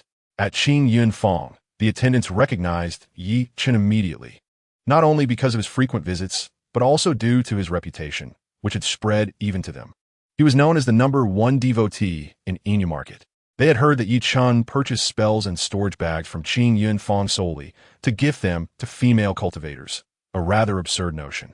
One attractive attendant approached with a flirtatious smile. "Dao, what can I assist you with?" "I can fulfill any request you have." Taken aback by the overt flirtation, Yi-chan replied, "I am looking for Manager Sunday." Noticing the system's inactivity, he was disinclined to engage further with the woman. Disappointed, she promptly went to summon the manager. Soon, Sun Yi arrived, his eyes lighting up at the sight of Yi-chan. This generous patron typically came bearing gifts, making him particularly warm in his welcome. He beckoned Yi-chan to a private room on the second floor. "Little friend, why didn't you mention your previous purchase of a storage bag? I have a second-hand one here, as good as new, for just 90 low-grade spirit stones. Were you in the market for today?" spells, elixirs, or magical artifacts. Whatever it is, Qingyan Fong has it all. If we don't have it in stock, we can order it from Qingyan City and deliver it to you next time. Sun Ye's enthusiastic demeanor delighted Yi Chun, who appreciated the man's avarice, considering it beneficial for his intentions with Sun Ye's daughter. Yi Chun chuckled and shook his head, producing 100 low-grade spirit stones. As previously agreed, I wish to learn talisman crafting from you. 1 month of classes, 4 sessions, 1 medium-grade spirit stone each. How about I start with a month? Sun Ye's face registered mild surprise at Yi Chen's genuine interest. A session costing 25 low-grade spirit stones was not insignificant. More importantly, the materials required for crafting talismans could be quite costly, especially for a novice who would likely waste a considerable amount before successfully producing a talisman. This high upfront cost was precisely why many loose cultivators, despite knowing that talisman crafting and alchemy could be lucrative, refrained from learning. They simply could not afford it. Sun Yi was aware of Yi Chen's background as a mere scion of a small chi-refining family. How much support could he expect? It was already a feat for Yi Chen to pursue alchemy. Sun Yi did not believe the Yi family would finance Yi Chen's studies in talisman crafting. Yet, to his astonishment, Yi Chen had genuinely come forward. Nevertheless, Sun Yi wasted no time in collecting the spirit stones from the table, smiling broadly as he agreed. Since you have brought the tuition, then of course you can study. But how about paying a bit more upfront? If you pay for half a year, I can waive half a medium-grade spirit stone. Upon hearing Sun Ye's proposition, Yi Chen's lips twitched. At that moment, Sun Yi bore an uncanny resemblance to a gym instructor. Sun Yi certainly would not be so generous, and it was clear he was betting that Yi Chen would not persist in his studies for long. Perhaps a month from now, he would give up. This was akin to the gym's strategy of offering a $1,000 annual membership and a $1,500 2-year deal, hoping to lure customers into committing for the longer term. However, Yi Chen shook his head. Let me try it out first. If it proves effective, I will continue. If not, then that will be the end of it. After all, the cost of learning talisman crafting was indeed considerable. Upon hearing his refusal, Sun Yi felt unfazed. He resolved to ensure that the first month would be well spent, showering Yi Chen with praise to ensure he felt accomplished. If that were the case, Yi Chen would be inclined to continue paying. At that point, he could nudge Yi Chen to request resources from the Yi family and pay a lump sum for additional classes. With this in mind, Sun Yi grinned and said, "Very well, no rush. I have time today. Why not start the first lesson today?" Yi Chen harbored no objections and nodded in agreement. Fuzhuan, or talismans, are indeed one of the essential weapons for cultivators. Essentially, talismans are crafted through formations to create paper imbued with the ability to unleash spells. Their advantages are considerable, as they can assist practitioners in activating spells that they have yet to master. Many wandering cultivators, unable to afford spells, would purchase a few talismans for self-defense. However, talismans also come with their drawbacks. For instance, users cannot control the spells as effortlessly as they would with normal incantations, and their power is fixed. Moreover, the talisman must first be activated, making it easily anticipated by adversaries. Nevertheless, there remains a significant market for them. Although Yi Chen's motivation to learn talisman crafting was primarily to seek opportunities to engage with Sun Ruoxin, he did not intend to take the matter lightly. Sun Yi, a true master of talisman crafting, would naturally provide valuable instruction, and Yi Chen was determined to learn diligently, having invested his resources. Mastery of diverse skills is never burdensome. Despite already being proficient in alchemy, acquiring knowledge in talisman crafting would only enhance his capabilities. However, at that moment, Sun Yi interjected, asking, "You haven't prepared the talisman brush, ink, and paper, have you? We can use what remains from my daughter's practice for this lesson." Yi Chen nodded, feeling somewhat reassured by Sun Yi's apparent sense of responsibility. Yet, Sun Yi continued, "These will be priced at 1 lower-grade spirit stone." Yi Chen thought to himself, "I will endure this. Just wait until I win over your daughter." Yi Chen was earnest in his desire to learn, while Sun Yi was equally intent on teaching and encouraging him. Yet, within half an hour of class commencing, Sun Yi's expression darkened considerably, his voice rising in a furious roar. "Are you drawing ghostly symbols? I have repeated myself 100 times. When you inscribe, your spiritual energy must flow evenly. Where is your focus? What are you constantly gazing at? I have never encountered such a dullard. Increase your payment." Sun Yi's ire echoed even to the first floor, eliciting puzzled looks from the attendants. Meanwhile, in the private chamber, Chen's lips twitched and his countenance darkened. It was not the scolding from the old man that bothered him, but rather the realization that his learning aptitude seemed genuinely lacking. In his past life, during his alchemy studies, he endured similar rebukes, though that was from his second uncle, making it difficult to speak too harshly. Chen had previously assumed that his second uncle did not teach him adequately, believing that his innate talent was not as poor as it appeared. With the subsequent enlightenment he received as a first-grade alchemist, he had ceased to consider the matter of talent. However, as he followed Sun Ye's teachings in talisman crafting, he found himself lost and unable to grasp the key points. Chen was certain that Sun Yi was explaining earnestly, yet he struggled to comprehend. Even when his mind understood, his hands could not keep pace, nor could his spiritual energy synchronize. This confirmed for Chen that his current body's learning aptitude was indeed woefully inadequate. At the end of the class, Sun Ye's expression remained as dark as coal. Were it not for the prospect of earning spirit stones, he would not wish to lay eyes on Chen. No wonder he had shifted from alchemy to talisman crafting. With Chen's comprehension, he would be incapable of refining even the simplest of elixirs without causing harm. Chen felt somewhat embarrassed, asking, Senior, will we continue with the remaining classes? If you do not wish to teach anymore, I can forfeit the remaining tuition. Sun Ye's expression darkened further. Since I have accepted your payment, I must teach. Go home and practice diligently. Sun Ye had no intention of issuing refunds. Fearing that Chen might perceive his own lack of talent and wish to withdraw from the course, he turned to leave, lamenting internally at the thought of Chen's lack of aptitude, fearing that he would not be able to earn next month's tuition. Chen was indeed the worst batch he had ever taught. On the other hand, Chen felt somewhat disheartened. Although he had not originally intended to rely on talisman crafting for anything substantial, his ineptitude was difficult to accept. Chen felt a tinge of despair concerning his talent. Without the system, he would likely remain at the bottom of the cultivation world, devoid of any chance for advancement. Fortunately, he possessed the system, rendering the issue less daunting. Thus, Chen did not dwell too much on his lack of talent. If he could not learn, it mattered little. After all, his primary aim was to seek an opportunity to connect with Sun Ruoxin. Consequently, in the following days, Chen refrained from fixating on talisman crafting, instead adhering to his daily regimen of cultivation and alchemy. However, Lin Ku'er and Lu Jing's attitudes towards Chen grew increasingly warm. Lin Ku'er was naturally enthusiastic due to the storage bag, while Lu Jing felt a sense of urgency. Chen had not gifted himself anything for an entire week, but had instead presented Lin Ku'er with a storage bag. Did this not suggest that Chen was genuinely developing affections elsewhere? Lu Jing found this unacceptable. Simultaneously, both women noticed that Chen had inadvertently broken through to the fifth layer of qi refinement. Such breakthroughs in minor realms are typically challenging to detect unless one employs specific detection spells. Chen's current cultivation surpassed theirs, naturally prompting the two women to regard him with heightened esteem. After all, women are innately drawn to strength, and they preferred men who exhibited greater prowess. As a result, the rivalry between the two women intensified, and they became increasingly fervent in their affections, showering Chen with more benefits. Chen, for his part, ceased offering elixirs and instead began to profit through trade. Spirit stones were non-refundable, and the gifts must align with the recipient's needs, avoiding excess. Thus, Chen's generosity grew more extravagant.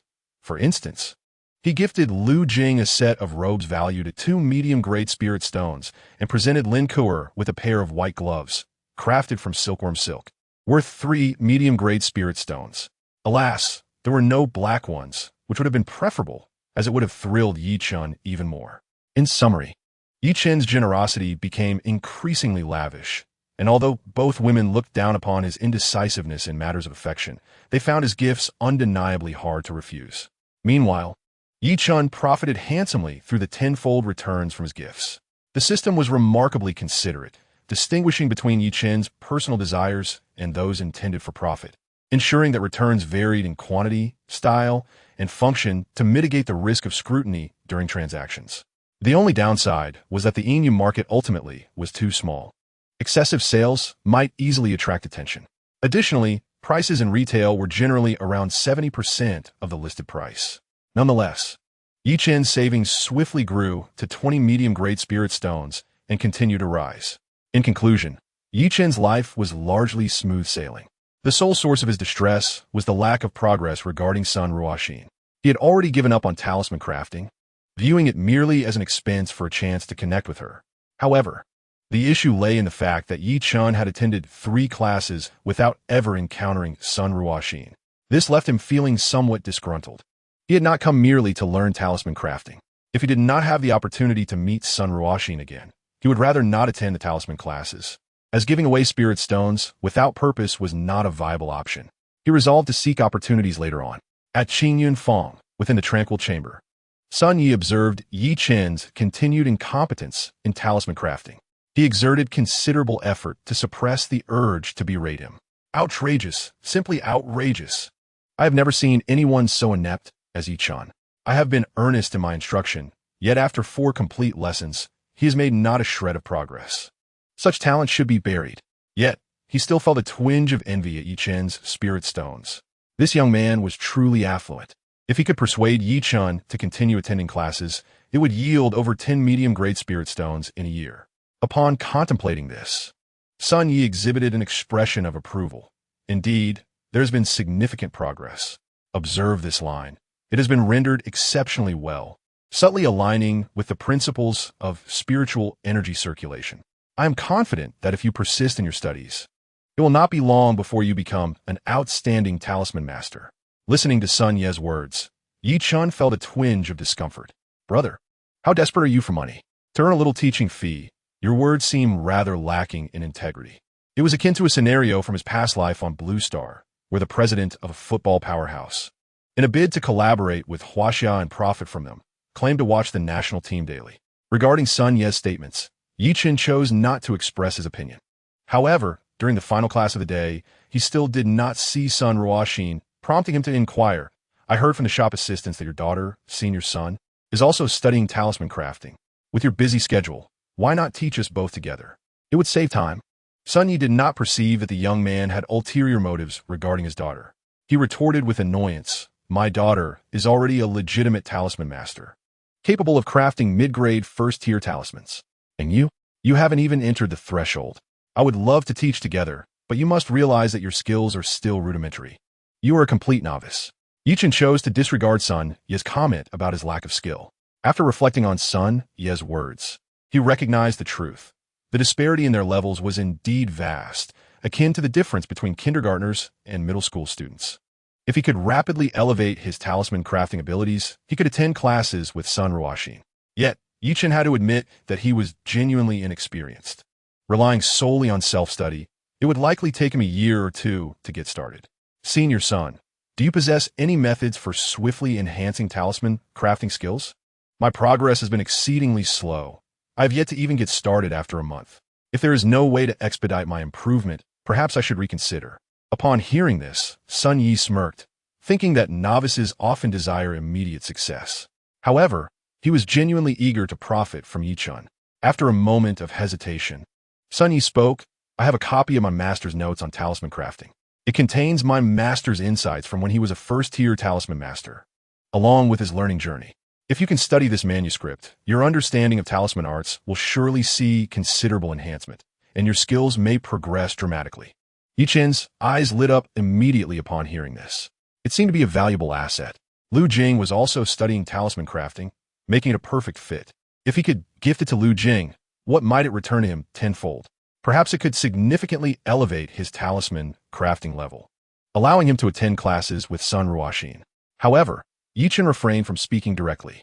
He understood that with Sun Ye's greedy disposition, it was unlikely he would offer it for free. Chapter 46. Has Yi Chen awakened? Even with such expectations in mind, when Sun Yi finally spoke, Yi Chen was still taken aback. 5 mid-grade spiritual stones. Yi Chen, 5 mid-grade spiritual stones? You might as well just rob me. He truly felt as though he were being treated as a fool. Consequently, he lost interest immediately. Sun Yi, noticing Yi Chen's displeased expression, quickly added, do not think I am trying to cheat you. My master is an elder of the Qingyun sect, a peak 2nd-tier talisman master, on the verge of breaking through to the 3rd tier. It is worth noting that there is only one 3rd-tier talisman master in the entire Qingyun sect. To read the notes of such a person, for merely 5 mid-grade spiritual stones is akin to having the opportunity to learn talisman crafting alongside him, a chance that many would covet. Peak second-tier talisman master? Chen raised an eyebrow. This seemed promising. However, 5 mid-grade spiritual stones were still too expensive. In the end, Chen negotiated down to 3 mid-grade spiritual stones. Yet, he did not hand over the payment immediately, stating he needed to request funds from home and would return the next day to purchase it. Chen did not wish to appear overly affluent. Given Sun Ye's avaricious nature, what if he decided to seize the opportunity to earn money more quickly and simply robbed him? Sun Ye, meanwhile, wore a satisfied smile. The notes from his master were indeed genuine and could provide substantial inspiration for talisman masters, but they were not as miraculous as he portrayed. Selling them for 3 mid-grade spiritual stones was certainly profitable. Most importantly, with Chen purchasing the notes, he would undoubtedly continue attending classes. The greater the sunk cost, the less likely Chen would abandon his studies midway. Thus, this transaction was a lucrative success. On Chen's side, just as Sun Yi grew anxious, concerned that the Yi family might refuse to be taken advantage of, he returned to Qin Yunfang. Presenting 3 mid-grade spiritual stones, he purchased the manuscript. Title, Lin Undicesimo Futan. After a lengthy wait, Sun Yi beamed upon receiving the spiritual stones, even asking Chen to pay for the tuition fees together.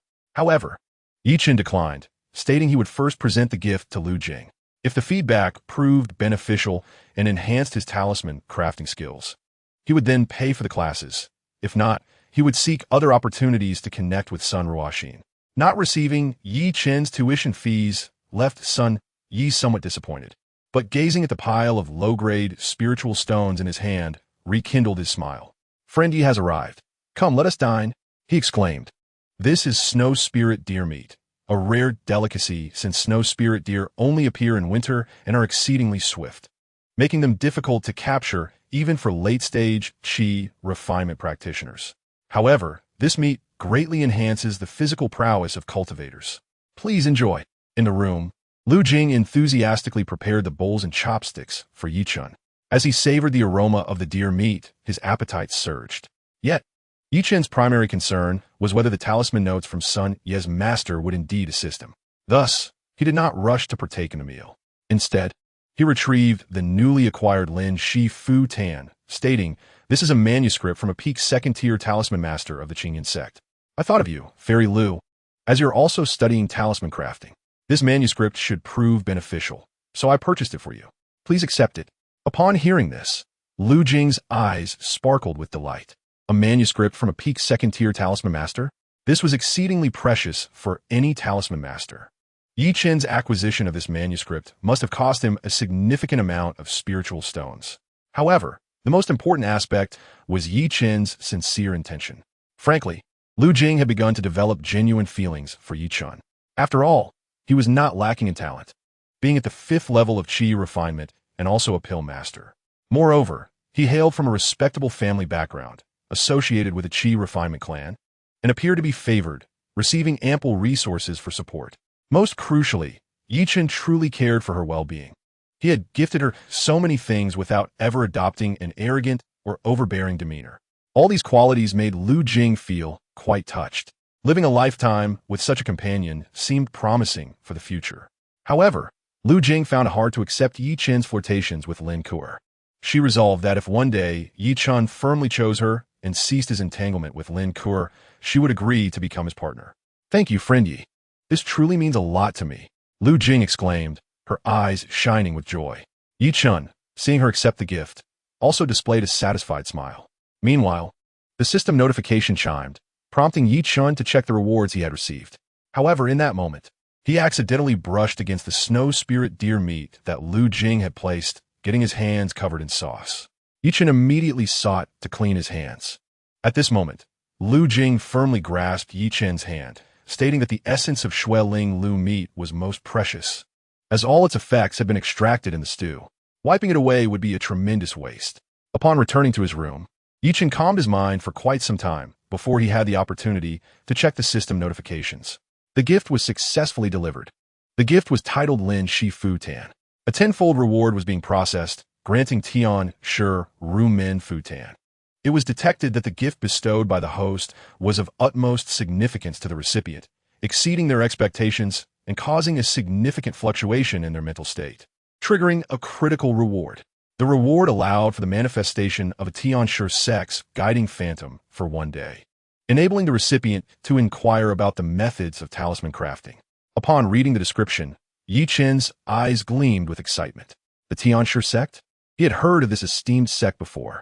It was a top-tier sect, far surpassing the Qingyun sect in prestige. This sect was renowned for its talisman crafting. Had he truly acquired the talisman notes of a xianxia? Moreover, he was granted the opportunity for guidance from a sect master. This was nothing short of a soaring success, a tremendous windfall. Immediately, Chen took out the xianxia Rumin Fu Tan and began to study it. This book was of unparalleled quality, presenting the intricacies of talisman crafting in a clear and profound manner. Many of the confounding aspects he encountered while learning from Sun Yi were effortlessly resolved through this text. The depth of understanding regarding talisman crafting was indeed remarkable. Furthermore, when he faced challenging concepts, Chen could directly consult the guiding phantom of the sect master. In merely one night, Chen's proficiency in talisman crafting experienced a meteoric rise. The following day, he approached the tuition payment with renewed confidence. Sun Yi, observing Chen's performance, was astonished. Chen had successfully drawn a dust-cleansing talisman. Although this was merely the most basic entry-level talisman, it was a significant milestone for Chen. He seemed to have suddenly attained enlightenment. What was happening? Chapter 47.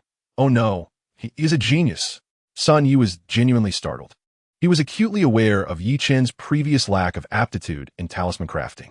It would not be an exaggeration to say he was as unyielding as a decayed log, utterly clueless. Yet, merely a week had passed, and Chen appeared transformed when drawing talismans. His strokes flowed like water, although he still exhibited some awkwardness at certain points. Claiming he had undergone a complete metamorphosis would not be an overstatement. Chen, how did you suddenly improve so significantly? Sun Yi could not suppress his curiosity and inquired as he examined the dust-cleansing talisman. Have you secretly sought out another talisman master for private lessons? Upon hearing this, Chen responded without hesitation, I was just reading. Reading? Sun Yi was momentarily taken aback before recalling the talisman notes he had sold to Chen. Indeed, they were the notes of his master, which he had perused daily in the past. Yet, how could such rapid progress be possible after only a week? Wasn't he that a bit outrageous? When he had studied, he had not experienced such results. Could it be that Chen was a genius? Had he been misjudging his own teaching all along? Was it not that Chen was lacking, but rather that he had misled his students? In an instant, Sun Yi began to question his own teaching capabilities. However, the reality was clearly not as Sun Yi presumed. Chen was most aware of his own limitations. His talent was indeed lacking. Yet, with the aid of the system, he was achieving remarkable strides. In any case, Chen's performance disrupted Sun Yi's plans. Nevertheless, Chen's ability to enter the realm of talisman crafting was a positive development, signifying a continuous stream of tuition fees. Thus, Sun Yi regained his enthusiasm. Yet, over the next month, he was repeatedly astonished by Chen's progress. Every week, as they met for lessons, Chen's skills surged forward. In the span of just 1 month, Chen had thoroughly mastered the fundamentals of talisman crafting. He had completely grasped the techniques for low-grade talismans, such as the Qing Phone Talisman and the Dust-Cleansing Talisman, officially becoming a first-tier talisman master. He could even begin attempting to learn the creation of mid-grade talismans. Similar to spells, low-grade talismans lacked significant power. It was only with mid-grade talismans that one could begin to attempt crafting the true spells required by cultivators. Sun Yi was utterly dumbfounded by Chen's performance. In just 1 month, transitioning from an entry-level to a mid-grade practitioner. This was no waste. This was the hallmark of an unparalleled genius. The thought of this caused Sun Yi considerable distress, not due to the concern of having delayed a genius, but rather because Chen had achieved enlightenment through the notes of his master, while he himself had only sold 3 mid-grade spirit stones. He had suffered a tremendous loss. Senior, may I learn to create mid-grade talismans? After class, Chen earnestly inquired. Upon hearing this, Sun Yi felt a headache coming on. Chen was learning far too quickly. He had scarcely collected any tuition fees. Yet, he did not wish to intentionally delay matters. That would be too unseemly. After a moment of hesitation, Sun Yi replied, "Yes, you may. Come a day earlier next week, and you can attend class with my daughter. Bringing 1 or 2 students is the same. Since that was the case, it would be more convenient to have them both attend together." Moreover, his daughter had become somewhat complacent since she could craft mid-grade talismans, so it was just right to have her attend class with Yi Chen, allowing Yi Chen's talent to serve as a means to humble her. When Yi Chen heard this, his eyes brightened. "Although I have not formally become a disciple, your daughter could still be considered my senior sister. Since we will be attending class together, should I prepare a gift for our first meeting?" Seeing Yi Chen's excitement, Sun Yi furrowed his brow. Why was this fellow so thrilled at the mention of his daughter? "Why didn't you prepare a gift for me?" he mused. This boy wouldn't actually be smitten at the sight of a female cultivator, would he? However, Sun Yi understood his daughter well. She had lofty aspirations and would surely not be interested in Yi Chen. Thus, if Yi Chen truly wished to pursue her, he might as well go ahead. After all, why not seize the opportunity? Finally, he had awaited this moment. Thankfully, he had not given up. Yi Chen returned to his courtyard at Qingyan, humming a tune, feeling exceptionally elated. He finally had the opportunity to interact with Sun Ruo Xian. That indeed promised a 15-fold reward. Gifts related to spells would surely yield even higher returns. So, what should he present during their first meeting? Gifts of resources bore little significance in terms of the difference between 10-fold and 15-fold returns. It merely affected the quantity gained.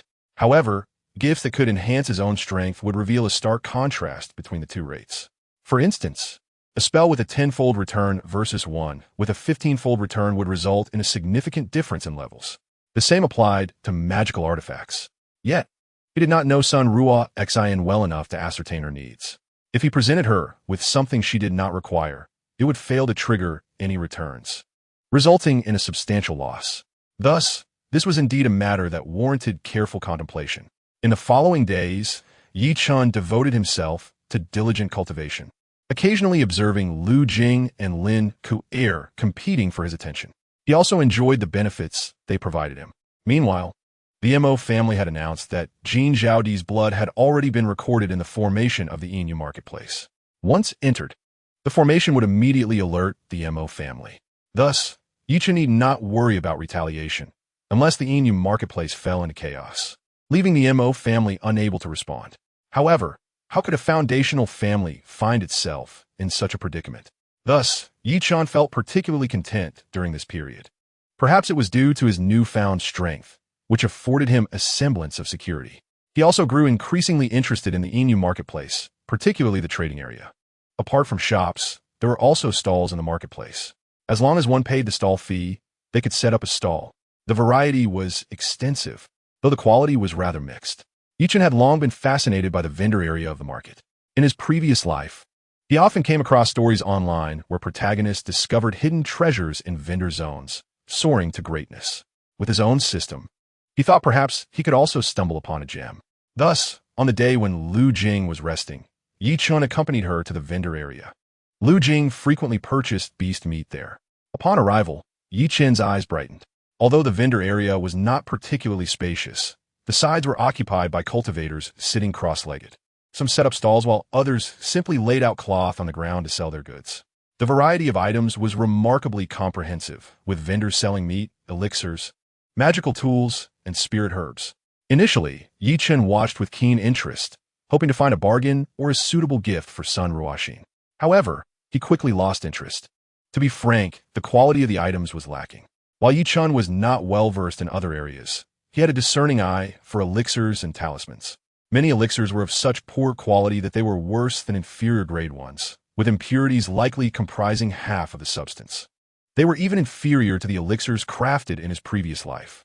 The talismans were similarly disappointing, lacking in spiritual energy, possessing insufficient power, and activating slowly. In critical moments, they might even fail to activate. Although they were cheap, they held no value for Yi Chen. While meandering about, Yi Chen and Lu Jing noticed a particular stall in the center of the vendor area, surrounded by a large crowd, piquing Yi Chen's curiosity. Why were there so many people? Had they discovered some treasure? Chapter 48. I want this bracelet. This bracelet of mine is undoubtedly of superior quality, perhaps even a top-tier magical artifact. I have tested it. This bracelet can protect the soul, resist consciousness-based spell attacks, and mitigate negative effects from low-level malevolent entities. Moreover, it can emit a divine light, covering the face and filtering various toxins and malevolent energies. Most importantly, wearing this bracelet enhances the speed of cultivation. While cultivating with the bracelet, it automatically filters and purifies spiritual energy, saving practitioners the time needed to convert their power. Cultivation is fundamental for any cultivator, and with the same amount of training time, one can convert more power. I believe everyone understands how crucial this is for cultivators, right? I went through great lengths to obtain this item. As Chen listened to the introduction of the bracelet's functions from the back of the crowd, he was initially indifferent. However, upon hearing that it could enhance cultivation speed, his eyes instantly sparkled, despite being at the 5th level of Qi refinement. Chen was not satisfied with his cultivation speed and hoped to improve it more rapidly. Yet, relying on superior-grade elixirs had already reached its limit. He had not anticipated that there would be a treasure capable of enhancing his progress, which instantly stirred his interest. To Chen's surprise, the surrounding cultivators were also discussing the enhancement of cultivation speed, yet he did not observe much enthusiasm on their faces. What was the matter? Logically, everyone should be eager for an increase in their cultivation speed. It did not take long for Chen to unravel his confusion. Among the onlookers, a burly man, wearing a half-smile, inquired, "How much can it enhance?" Upon hearing this, the stall owner's expression became somewhat awkward. Clearly, these cultivators were astute and could not be easily deceived. As a 6th-level Qi refinement cultivator, wearing this bracelet can probably enhance my cultivation speed by half a level. Upon hearing this, many cultivators who had been interested, like Chen, revealed expressions of disappointment. Chen frowned slightly. Half a level was merely 5%, which was indeed a bit low. After all, the enhancement from consuming superior-grade elixirs exceeded 40%. Chen finally understood why many cultivators appeared disinterested. After all, magical artifacts were not cheap. But how much did elixirs cost? If this bracelet were to cost a dozen or 20 medium-grade spirit stones, one could afford to buy elixirs for 20 to 30 years. For most wandering cultivators, spirit stones were precious. Spending decades' worth of elixir money for an artifact that only improved cultivation speed by 5% was hardly justifiable. Moreover, the amount of spiritual energy purified by the artifact was fixed. A 6th-level Qi refinement cultivator could enhance their speed by half a level, but for a 7th-level cultivator, the enhancement would be even less. When considering this, the effectiveness was indeed not as impressive as imagined, and the cost-effectiveness was too low. If one had the money to buy this artifact, it would be better spent on higher-quality elixirs. How many spirit stones?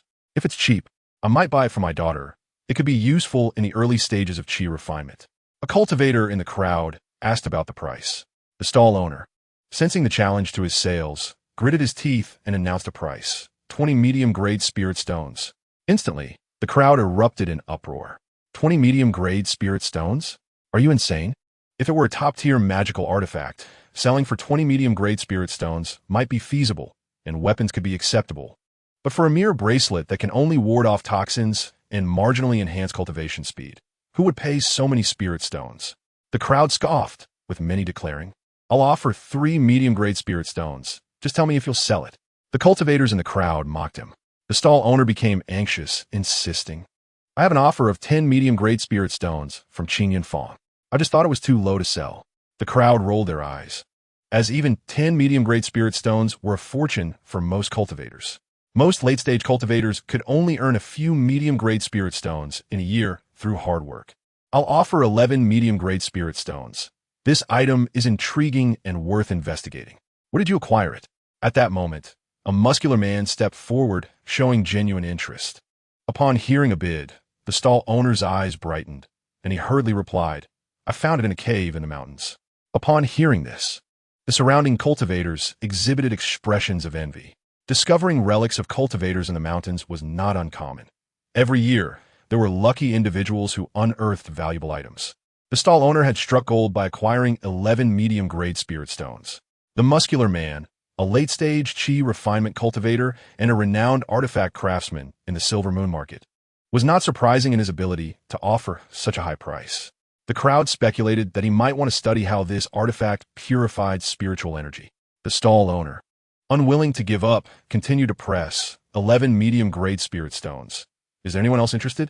This is undoubtedly the only artifact in the silver moon market that can enhance cultivation speed. Missing this opportunity would mean missing a lifetime. He emphasized that purchasing this bracelet would not only benefit oneself, but could also be useful for one's children, making it an excellent investment for future generations. Although the effect was somewhat mediocre, selling it for merely 11 medium-grade spirit stones still felt like a loss for the stall owner. At that moment, Chen, who had been lingering at the back of the crowd, spoke up, 12 medium-grade spirit stones. Upon hearing this, the crowd involuntarily turned to look back, curious about the identity of this affluent bidder.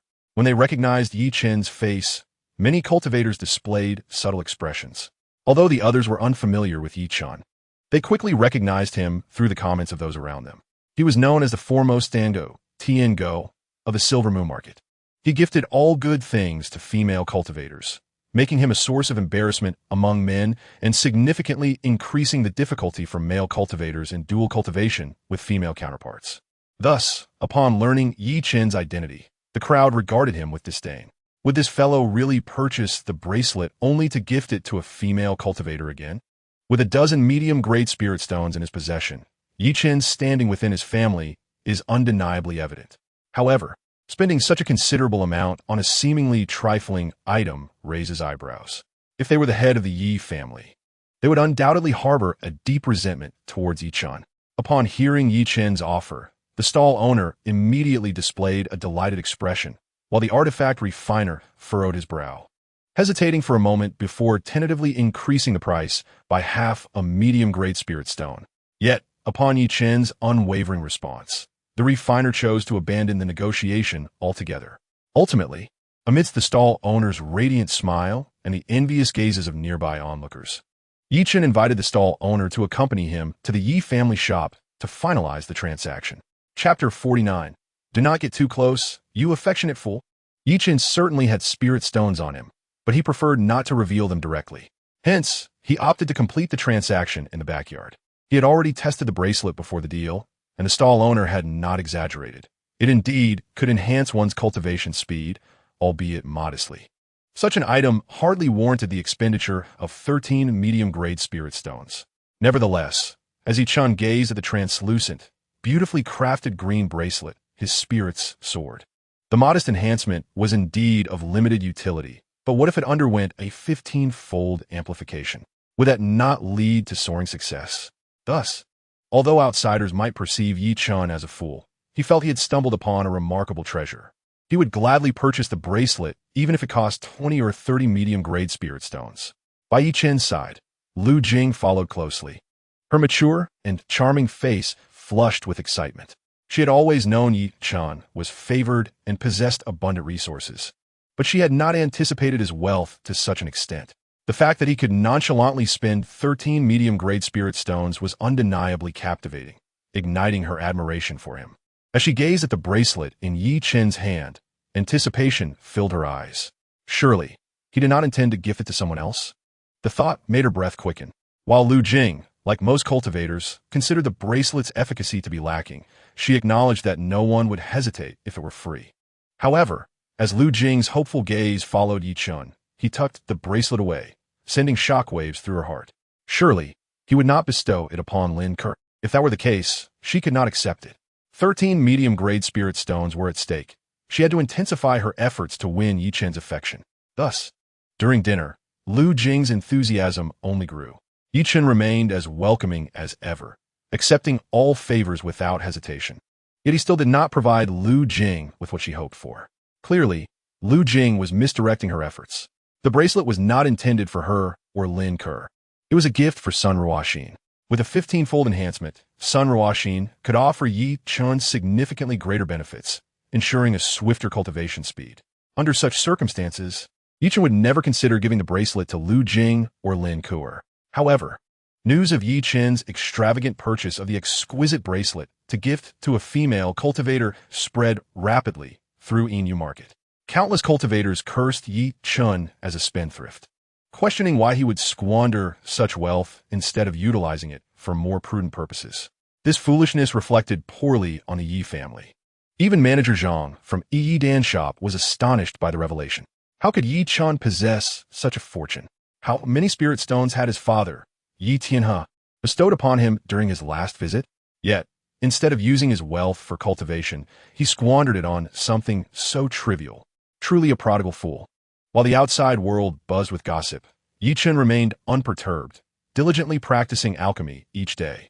Only Lu Jing and Lin Cooker were aware of the bracelet's existence, and they both showered Yi Chen with warmth and attentiveness, revealing the enthusiastic nature of women when they take the initiative. Unfortunately, none managed to obtain the bracelet from him. Once the system's cool-down concluded and class time arrived, Yi Chen proceeded to Qinyunfang. Today, he had been invited to the backyard for lessons. Upon entering, he spotted Sun Yi instructing a young woman. As Yi Chen arrived, Sun Ye's eyes lit up, as if he had discovered treasure, while the woman curiously regarded Yi Chen with her beautiful phoenix-like eyes. The woman was none other than Sun Ruoxin, whom Yi Chen had encountered previously. To be honest, Yi Chen was quite curious about why Sun Ruoxin was rated at 15 times. Just as he was about to observe her further, Sun Yi, with a pained expression, lamented. "You actually bought that bracelet?" Hearing this, Yi Chen nodded, noting how swiftly the news had traveled, even reaching Sun Yi. However, Yi Chen had no inkling of Sun Yi's regret. A wandering cultivator had come to Qinyunfang to sell the bracelet, and Sun Yi had only offered 8 medium-grade spirit stones, refusing to go higher. Little did he know that Yi Chen would purchase it for 13. If only he had accepted the bracelet and sold it to Yi Chen, he would have made a fortune. Regret consumed him. Unfazed by Sun Yi's animated expressions, Yi Chen turned to Sun Ruoxin and said, "You must be the senior's daughter. I am Yi Chen. It is a pleasure to meet you, junior sister." Upon hearing Yi Chen refer to her as junior sister, Sun Ruoxin's youthful and radiant face displayed intrigue. Although it was their first meeting, she had already heard much about him, such as how he had given the dragon elephant hand prepared by her father to a female cultivator, and how he had promptly presented the alchemical products he created to female cultivators. Even when a female cultivator was about to depart, he was the first to express concern for her safety, ensuring she had protective spells. Furthermore, the spatial pouch he purchased from the shop had never been seen in use, likely a gift for a female cultivator as well. And now, having bought the bracelet she had admired when it was up for sale, she assumed he would likely gift it to another female cultivator. While some female cultivators admired Yi Chen's actions as romantic, Sun Ruoxin perceived him as lacking ambition. A man who so shamelessly sought to please women had no promise for the future. He was merely self-deprecating. Contemplating this, Sun Ruoxin rose and coolly stated, "I am Sun Ruoxin." She refrained from acknowledging any notions of seniority or junior status, thinking, "What are you trying to achieve with your flattery, you affectionate fool?" Yet Yi Chen remained oblivious to Sun Ruoxin's cold demeanor. He took a moment to appreciate her, noting her youthful beauty that exuded a vibrant charm, reminiscent of a neighborly girl. Her figure was curvaceous, not as voluptuous as Lu Jing's, but perfectly proportioned. However, what captivated Yi Chen most were her long, slender legs. Invoking memories of a popular internet phrase from his previous life, legs for days. Nevertheless, Yi Chen did not linger on this for long. With a smile, he produced the bracelet from his pocket. The senior said, "I should attend class with you, junior sister. It would be rude to come empty-handed on our first meeting. I found this bracelet quite appealing, so I purchased it with the intention of giving it to you. Are you satisfied with it?" As Yi Chen's words fell, both Sun Yi and Sun Ruoxin's eyes widened in astonishment. Chapter 50. He must like me. Yi Chen intends to gift the bracelet, which cost him 13 medium-grade spirit stones. To her, Sun Ruoxin, who had previously regarded Yi Chen with indifference, now found herself utterly astonished. As for Sun Yi, who regretted not accepting the bracelet and reselling it to Yi Chen for a profit, he was equally astonished. They had all heard of Yi Chen's generosity towards female cultivators, but none had anticipated such an extravagant display. A gift comprising several mid-grade spiritual stones was something even the inner disciples of Qingyun sect would not casually give away. Yi Chen had done so. This was quite the prodigal behavior. Sun Ruoxin hesitated momentarily. She certainly admired the bracelet, which could enhance her cultivation speed and was aesthetically pleasing. Most importantly, it was of considerable value. However, receiving such an expensive gift without justification left her feeling uneasy. Yet, Sun Yi acted swiftly, taking the bracelet from Yi Chen's hand and placing it on Sun Ruoxin's delicate wrist, saying, "Yi Chen, you are truly considerate. My daughter admired this bracelet the other day, but as her father, I couldn't bring myself to buy it. I never imagined you would gift it to her directly. I thank you on her behalf.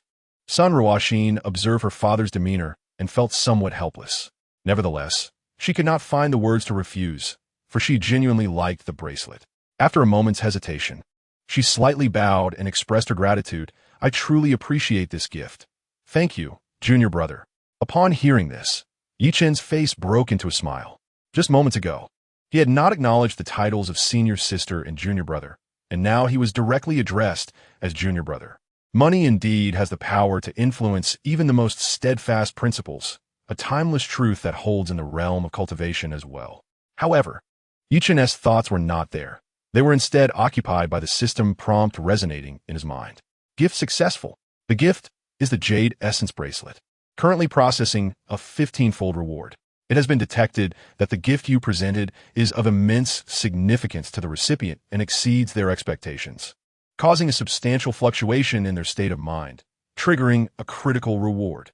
Reward: Stone Clock Jade Essence Bed. Stone Clock Jade Essence Bed. Crafted from jade essence spawned alongside spiritual veins, it possesses the ability to absorb, purify, and refine spiritual energy, significantly enhancing the speed of cultivation. The reward has been deposited into the host's storage space. The Stone Clock Jade Essence Bed. As he read the description, Chen's eyes widened in astonishment. Although the specific effects were not clearly outlined, just the materials used indicated that its effects would be extraordinary. This made Chen clench his fists in excitement. A 15-fold reward combined with a critical hit was indeed impressive. However, he needed to attend class at that moment. Chen restrained his eager disposition, exchanged pleasantries with Sun Ruoxin, and commenced the lesson. Perhaps due to the precious gift his daughter received, Sun Yi was in high spirits as he guided the class, his energy palpable. Meanwhile, Sun Ruoxin, amidst her talisman crafting, occasionally glanced at Chen, her eyes filled with confusion. The class soon concluded, and Chen, disinterested and lingering, took his leave. Once Chen had departed, Sun Ruoxin began to scrutinize the bracelet adorning her wrist, furrowing her brow as she inquired, "Father, why do you think you would gift me such an expensive magical artifact?" Sun Ruoxin had already experienced the bracelet's effects during class. It indeed purified and refined spiritual energy automatically. Furthermore, wearing it made her mind clearer, undeniably qualifying it as a premium auxiliary artifact. Such a valuable gift. Why would Chen give it to someone he had never met instead of keeping it for himself? In response, Sun Yi casually remarked, "Isn't it simply a meeting gift for you? I recall the last time I spoke to him about you attending class together. He mentioned wanting to prepare a present. Perhaps he aims to curry favor with me to ensure I teach him diligently?" Sun Ruoxin pouted slightly. Chen is paying only 1 mid-grade spiritual stone for a month of talisman crafting lessons with you. If there were no other reasons, how could he possibly give me something worth 13 mid-grade spiritual stones? That's the cost of a year's tuition. Upon hearing this, Sun Yi too sensed something amiss. Yet, the gift had undoubtedly been given. But why? Sun Ruoxin confidently smiled. Then Chen must have seen me before. He likely came to study talisman crafting with you solely to have the chance to interact with me. Upon learning that we would be in class together, he unhesitatingly spent lavishly on a gift to win my favor. Sun Ye's lips twitched at the absurdity of his daughter's thoughts. No ordinary person would act so extravagantly for a woman. What was going through her mind? However, recalling the rumors surrounding Chen, Sun Yi suddenly found it plausible. Chen had gifted magical artifacts and storage bags to female cultivators before. Thus, if he had previously met his daughter, it seemed reasonable for him to gift her a bracelet. Nevertheless, after coming to this conclusion, Sun Ye's expression turned to one of anger. This rascal dared to cast his eyes on my daughter. I had thought he was genuinely interested in learning talisman crafting. Sun Yi treasured his daughter immensely. Sun Ruoxin gently swayed the bracelet, producing a melodious sound, and upon witnessing her father's anger, a sly smile appeared on her fair face. "If you're so upset, why not stop teaching him?" Upon hearing this, Sun Ye's lips twitched. 1 mid-grade spiritual stone a month was no small sum. Sun Yi hesitated momentarily, then suggested, "Perhaps it's best to continue the lessons. The young man seems harmless enough. However, do not be misled by his small gestures of kindness. Although he shows some talent in talisman crafting, a man who lavishes gifts upon women has no future. Moreover, I have heard he is entangled with 2 female cultivators, constantly showering them with gifts. Now he dares to pursue you. What does that say? He is undoubtedly fickle. This man was not a suitable candidate for a partner. Sun Yi wished to earn money, while also fearing that his daughter might truly fall for Yi Chen's charms. So he offered this cautionary advice. Sun Ruoxin laughed, her voice like silver bells. Father, you are overthinking. In 2 years, I will also be a disciple of Qingyan sect, destined to reach foundation establishment. How could I possibly be interested in a young man from family with no prospects? If he chooses to give gifts, so be it. They are his to give, not something I demanded. Accepting his gift does not imply anything. I would never act foolishly over mere gift. Sun Yi immediately smiled in satisfaction. Truly, she was his daughter, so clever. As long as she did not become enamored, it would only benefit her if Yi Chen continued to give. Sun Yi began to contemplate whether he should subtly hint to Yi Chen about the new treasures arriving at Qingyanfang, or mention what his daughter liked to encourage Yi Chen to bestow more gifts. Yi Chen's first gesture of goodwill was a gift of 13 mid-grade spiritual stones, reflecting his fondness for his daughter. This young man dared to set his sights on her. Thus, it seemed perfectly reasonable for him to extract as much from Yi Chen as possible. Chapter 51. 15 times the reward is truly impressive. Yi Chen paid no mind to how Sun Yi and his daughter perceived him. Upon returning to his room, he immediately retrieved the system reward. The stone clock jade essence bed, measuring 2 meters in width and length, formed a perfect square. The bed radiated a greenish glow, accompanied by a chilling aura. However, as Yi Chen sat cross-legged upon it, he found it neither cold nor hard. The surface felt almost jelly-like. It would undoubtedly provide a comfortable sleeping experience. Settling down, Yi Chen prepared to cultivate and test its effects. 2 hours swiftly passed. When Yi Chen opened his eyes, only surprise remained at his gaze. The cultivation result from these 2 hours had more than doubled compared to before. The stone clock jade essence bed exhibited an astonishing ability to absorb spiritual energy. The concentration of spiritual energy surrounding him had multiplied several times over, effortlessly flooding into Yi Chen's acupoints. Moreover, the bed significantly purified spiritual energy, greatly accelerating its conversion rate. These factors have significantly enhanced Yi Chen's cultivation efficiency. Initially, Yi Chen estimated that it would take him at least a year to break through to the 6th layer of qi refinement. However, it now appears that he may achieve this in no more than 3 to 5 months. The Shizhong Yusue bed serves as an extraordinary accelerator for his cultivation. The several mid-grade spirit stones he invested have yielded such a remarkable treasure, which undoubtedly constitutes a tremendous profit. The 15-fold enhancement provided by Sun Ruoxin has proven to be quite beneficial. If it were gifted to Lu Jing or Lin Ke, it is likely that even with a critical hit, they would struggle to obtain something as valuable. Therefore, Yi Chen is determined to increase his efforts. He contemplates presenting Sun Ruoxin with a more precious gift in the future, a sentiment that is reciprocated by her. Despite their differing motivations, their thoughts align perfectly. In the days that followed, Yi Chen's life returned to a state of tranquility. His weekly routine consisted of attending class once, and then spending the remainder of his time at home, diligently cultivating. As for Lin Ke and Lu Jing, they have taken to visiting Yi Chen daily, employing various means to ensure he feels well cared for.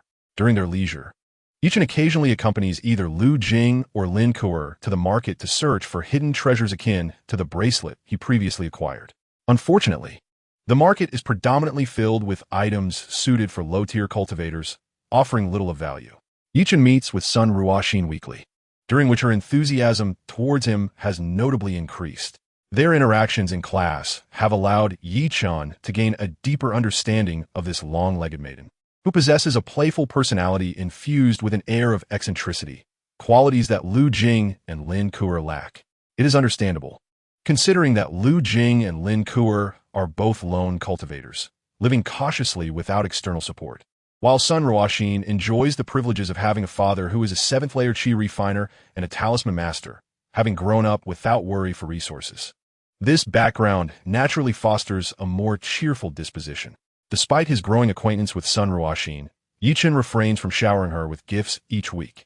As she is already quite affluent, the system imposes strict requirements. For instance, if the recipient possesses a superior gray garment, presenting another of the same kind would not qualify as fulfilling their needs. Even if the recipient desires it, selling it for spirit stones upon receipt is not permissible. It is evident how much Sun Yi treasures his daughter, as Sun Ruoxin is adorned in superior grade clothing and possesses superior grade artifacts, complemented by the finest elixirs and spells. Under such circumstances, Yi Chen finds it challenging to identify suitable gifts for her. However, thanks to Lu Jing and Lin Ke, he does not feel a loss, as he continues to accumulate spirit stones through the tenfold feedback mechanism. When he eventually encounters a worthy treasure for Sun Ruoxin, he will be ready to acquire it.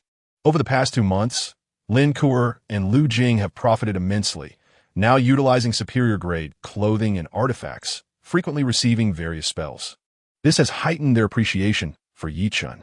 In response to Yi Chen's increasingly generous gestures, they have also become more accommodating. Nevertheless, both women are somewhat curious about the bracelet Yi Chen has not shared with them, noting that he does not wear it himself. What purpose does it serve for him? As 2 months swiftly passed, Yi Chen increasingly recognized the benefits of the Shizhong Yusui bed. It not only accelerates his cultivation speed, but also, after prolonged use, solidifies his mana. The enhancement of his mana results in stronger spellcasting, which greatly aids in future breakthroughs into the foundation establishment stage. Moreover, even without engaging in cultivation, resting upon it proves remarkably rejuvenating, leaving him refreshed each morning. His physical body also receives nourishment from the spirit energy, growing ever stronger.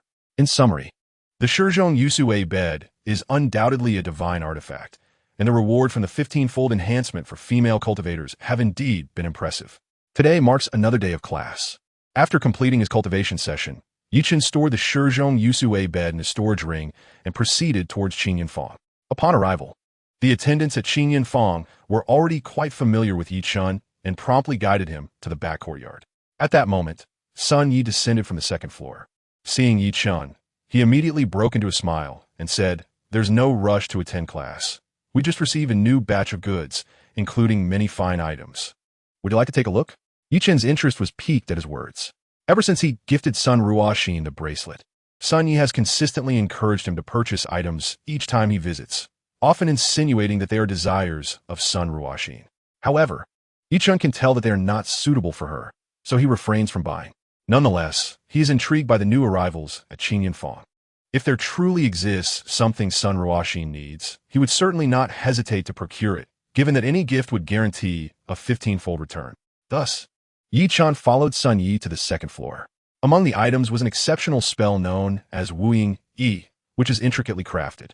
Upon mastering it, one can unleash a portion of formless and colorless mana to cloak themselves, rendering them undetectable to enemies. This offers a significant advantage in combat. For instance, if one cloaks their hands, opponents cannot anticipate whether they are preparing to strike with talismans or unleash various spells. Upon reaching mastery, Wooing Yi enables invisibility, masking all traces of one's presence in a shroud of formless mana, making it impossible for cultivators below the foundation establishment stage to perceive them. However, it does have a drawback. Movement while cloaked can reveal one's position. Despite this, it remains an extraordinarily clever spell, proving invaluable for survival or ambush situations. Yi Chen listened intently to the description, his excitement growing. This Wooing Yi is indeed impressive. This spell was specifically requested by Sun Yi from a sect. Logically, such an expensive spell, which does not yield immediate effects, would find no market in a small place like Xianxia Market. However, Sun Ruoxin had shown a keen interest in this spell previously, but its price of 5 mid-grade spirit stones was rather steep. Even with internal discounts, Sun Yi hesitated to purchase it for his daughter. Now, with Yi Chen as a potential buyer, Sun Yi arranged for the spell to be brought in for trial. Should Yi Chen choose to buy it, it would be ideal for Sun Ruoxin. If not, the delivery personnel could simply take it back next time, posing no significant issue. Yi Chen was indeed intrigued by Wooing Yi, recognizing it as a spell for self-preservation. Furthermore, as a novice version, with a 10-fold or 15-fold enhancement, its effectiveness would soar. Observing Yi Chen's interest, Sun Yi quickly remarked, "My daughter highly recommends this spell. Back when we were in Qingyun City, she expressed great curiosity about it. However, it was too expensive. Purchasing the spell would surely not lead to any losses or deception. The cultivation world is fraught with dangers, even in Xianxia Market, which seems stable now. The future is uncertain. This spell could save your life in critical moments." In response, Yi Chun brushed aside Sun Ye's claims about Sun Ruoxin's interest. For who wouldn't desire a free treasure? What does it matter what he says? Yi Chun was more curious about Sun Ye's comment regarding the current stability of Inu market and the potential for future turmoil. Sun Yi, as an attendant of Qingyun Fong and well-connected to Qingyun's sect, must possess more information. Could it be that something significant is about to unfold in Inu market? If that were the case, he would need to consider making an early exit. Senior, does this mean something significant is about to occur at the Inu market? Upon hearing this, Sun Yi glanced at Yi Chun and, with a half-smile, remarked, "If you purchase this Wuying Yi spell, I shall divulge the information. This is crucial news, and you will not regret it." Yi Chun, without the slightest hesitation, responded, 5 medium-grade spirit stones, correct? I shall buy it. He had already intended to make this purchase and promptly produced a substantial amount of low-grade spirit stones. Sun Yi, in high spirits, counted the stones and exchanged the technique with Yi Chun. Then, with a light chuckle, he continued, "The ancestor of the Mo family is nearing 150 years of age. Without any fortuitous encounters, he may soon enter eternal rest. It has been 3 years since the Mo family ancestor last appeared at the Inu market. I suspect the situation is not very promising. Once the Mo family ancestor passes, if the family head has not advanced to the foundation establishment stage, they will struggle to maintain control over such a vast operation as the Inu market. Chaos is sure to ensue." Hearing this, Yi Chen's eyes narrowed. The Mo family ancestor's demise? In this world, those at the foundation establishment stage seem to have a lifespan of only around 150 years. If the Mo family ancestor truly passes away, and no new foundation establishment practitioners emerge from the Mo family, disorder will undoubtedly follow. The opportunists will be numerous. At that time, the Mo family will be too preoccupied with their own troubles. If Jin Zhao Di seeks revenge upon me during this turmoil, there will be no one to intervene. Moreover, if the Inu market descends into chaos, my notoriety as a well-known sycophant will surely attract unwanted attention. With these thoughts, Yi Chun felt a surge of urgency. He must hasten his cultivation. His current strength at the 5th layer of Qi refinement is far from sufficient. Beyond enhancing his cultivation, he must also prepare a variety of strategies. Yi Chun immediately inquired, "Are there any other spells available?" Upon hearing this, Sun Ye's eyes lit up as he presented another spell, stating, "This is the Chen Xian Wang Qi technique. It is superior to the ordinary Wang Qi technique and immensely beneficial. The cultivation world has recently seen a trend of pretending to be weak while hiding true power. Many practitioners enjoy training spells that conceal their cultivation fluctuations. You may think someone is at the 7th layer of Qi refinement when they are actually at the 8th. You might believe they are an ordinary person, while they are indeed a cultivator. The Chen Xian Wang Qi technique can pierce through common concealment spells and reveal an opponent's true cultivation level. Understanding your opponent's actual abilities provides a significant advantage. Unlike the ordinary Wang Qi technique, which cannot see through those of a higher cultivation level, the Chen Xian Wang Qi technique can discern levels within 3 minor realms. Its importance is evident." Yi Chen's eyes brightened at this revelation. This technique is indeed useful. Knowing oneself and one's enemy ensures victory in every battle. "I will take it," Yi Chun decisively stated, retrieving 2 medium-grade spirit stones for the purchase. Sun Ye's smile widened even further. A lucrative customer, indeed. While he occasionally wondered where Yi Chun acquired his spirit stones, considering that Yi Chen's father was merely at the 8th layer of Qi refinement and likely not wealthy, he dismissed his curiosity. Even if Yi Chen's father had embezzled from the family resources, it mattered little to Sun Yi as long as he received his payment. Even if it were discovered, would the Yi family dare demand repayment from Qingyun Fong?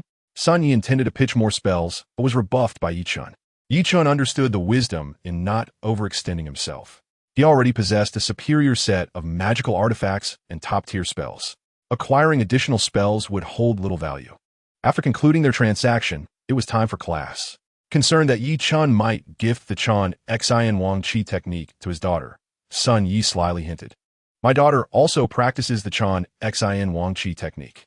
If you encounter any difficulties during your training, feel free to consult her. You two can grow closer as senior and junior disciples." Yi Chen simirkit inyardli. He was unsure if Sun Ruo Xian had indeed learned the Chen Xian Wang Qi technique. But it was clear that Sun Yi believed this spell was too inexpensive. Nevertheless, Chen had already planned to gift the Wuying E-spell to Sun Ruo Xian.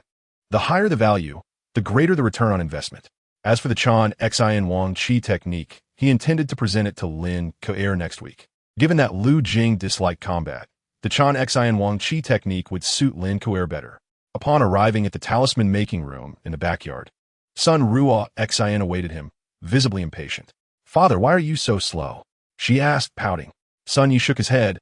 A new shipment arrived from the sect, and your junior brother happened to encounter it, purchasing 2 spells which caused a slight delay. Upon hearing this, Sun Ruo Xian cast a curious glance at Chen. He was indeed affluent. Not only did he buy spells, but he also purchased 2 at once. As Sun Ruo Xian pondered this, Chen approached her. "I heard from Senior that you greatly favored this Wuying E-spell. Coincidentally, it is included in this badge from Qingyan Fong, so I bought it for you. Please do not refuse. I also acquired the Chen Xian Wang Qi technique. I understand you cultivate this technique as well, so should I encounter any issues during my training, I hope you won't mind assisting me. Consider the Wuying E as a token of guidance." Chapter 53. The Proud Sun Ruo Xian. Looking at the Wuying E spell presented by Chen, Sun Ruo Xian confirmed her suspicion that Chen indeed harbored feelings for her. To be honest, she held a slight disdain for Chen. He was merely a disciple from a small family, lacking ambition and only pursuing women. Most importantly, he was fickle, easily swayed by new affections.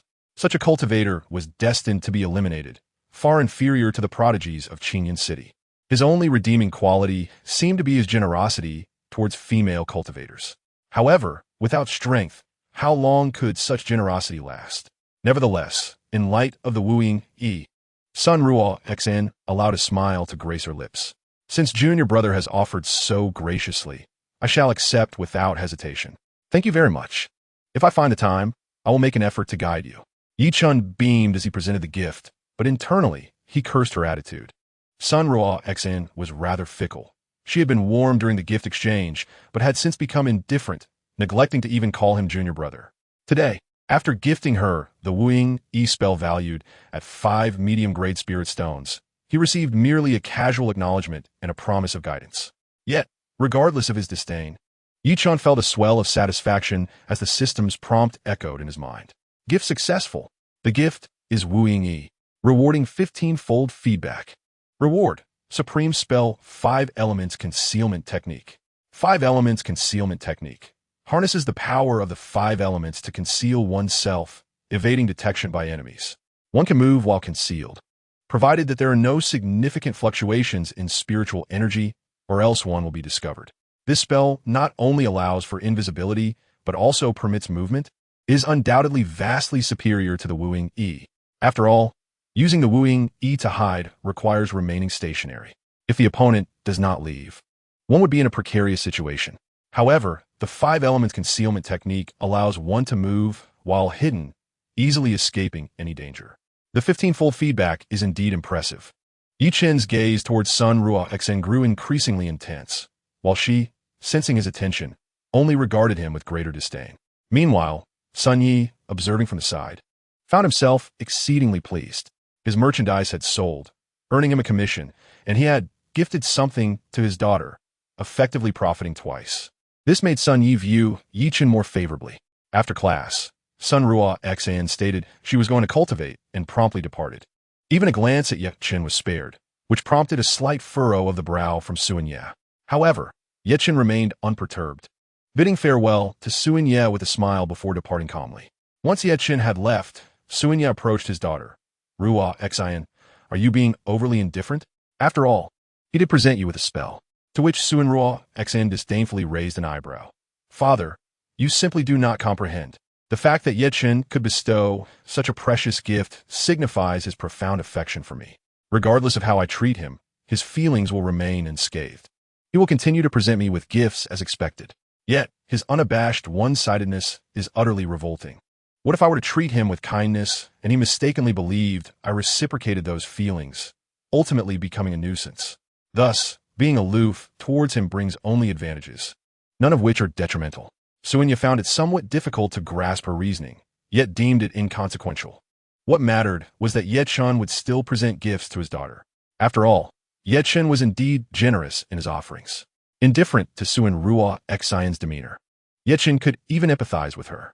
Most women, if you show too much regard for them, will naturally adopt a haughty attitude, despite being inferior in various aspects. They may even look down on you from the depths of their hearts. However, Chen truly did not care, for he would not be devoted to Suen Ruo Xian for eternity. Once he departed from Yueji Shi and journeyed to Qingyansheng, he would undoubtedly encounter female cultivators of even greater caliber. At that point, even a fleeting glance at Suen Ruo Xian would be considered a loss. Therefore, if she chose to remain arrogant, let her bask in it. When the time comes that he no longer fawns over her, it would be intriguing to see how she copes. Once he attains a higher cultivation level, he would relish the moment when she might seek his favor instead. By then, he would require Suen Ruo Xian to perform a dance for him using the wooing spell, the kind that is both elusive and revealing. Shaking his head, Chen ceased contemplating Suen Ruo Xian and instead immersed himself in the jade slip before him. The 5 elements concealment technique. Chen placed great importance on this spell. The patriarch of the Ma family had little time left. Should they fail to produce a new foundation-level cultivator, chaos would undoubtedly ensue. In such a scenario, being situated in Yueji Shi would expose him to significant repercussions. Not to mention, Jin Zhao Di was ever watchful of him. With the 5 elements concealment technique, his capabilities would undoubtedly experience a substantial enhancement. Whether for evasion or retaliating against foes, his assurance would grow. Regrettably, today he did not trigger a critical hit, and thus did not receive the guidance of the Mentor's Phantom. Otherwise, his progress in mastering this spell would have been expedited. Alas, Suen Ruo Xian, having accompanied her father, had indeed seen much of the world. Ordinary gifts would hardly astonish her. While Chen pondered, he diligently continued his practice. In the blink of an eye, another week had passed. Yet Chen had just begun to grasp the fundamentals of the 5 elements concealment technique, managing to conceal himself in place using the power of the 5 elements. However, any slight movement would reveal his presence. Yet, as his training deepened, Chen increasingly recognized the formidable nature of this technique. Firstly, the duration of invisibility was remarkable. If unnoticed, he could remain concealed for 3 days and nights without issue, whereas the wooing, even at its peak, only allowed for 2 hours of invisibility. Moreover, the 5 elements concealment technique, when mastered, would permit him to maintain his concealed state even while in motion, far surpassing the capabilities of wooing yi. Concluding his training for the day, Chen made his way to Lin Ku'er's residence. Lin Ku'er and Lu Jing had since moved from the outskirts to a more central location, paying a monthly rent of 3 low-grade spiritual stones. Whether intentional or not, the 2 courtyards remained closely adjacent, facilitating Chen's visits. Today, he intended to present Lin Ku'er with a gift, the Chanshin Wang Qi technique he had previously purchased alongside Wing Yi. Soon, Chen received a delighted response from Lin Ku'er. Gift successfully bestowed. The gift was the Chanshin Wang Qi technique. Currently in the process of providing feedback with a 10-fold return, it was detected that the gift presented by the host was of immense significance to the recipient, exceeding her expectations and causing considerable emotional fluctuation, triggering a critical reward. The reward was the Tianzi Guan Yun technique. The Tianzi Guan Yun technique, a royal observation technique of the Dazhou dynasty, allows one to perceive cultivation levels, fortunes, and vital energies after mastery, disregarding all obfuscation and overcoming a significant realm difference without detection. Upon reading the feedback, Chen's eyes sparkled with excitement. This Tianzi Guan Yun technique was exceedingly powerful, enabling him to easily acquire comprehensive information about his adversaries. Most importantly, it allowed him to overlook the disparity in cultivation realms, meaning he could even perceive foundation-level cultivators without being discovered. Remarkable.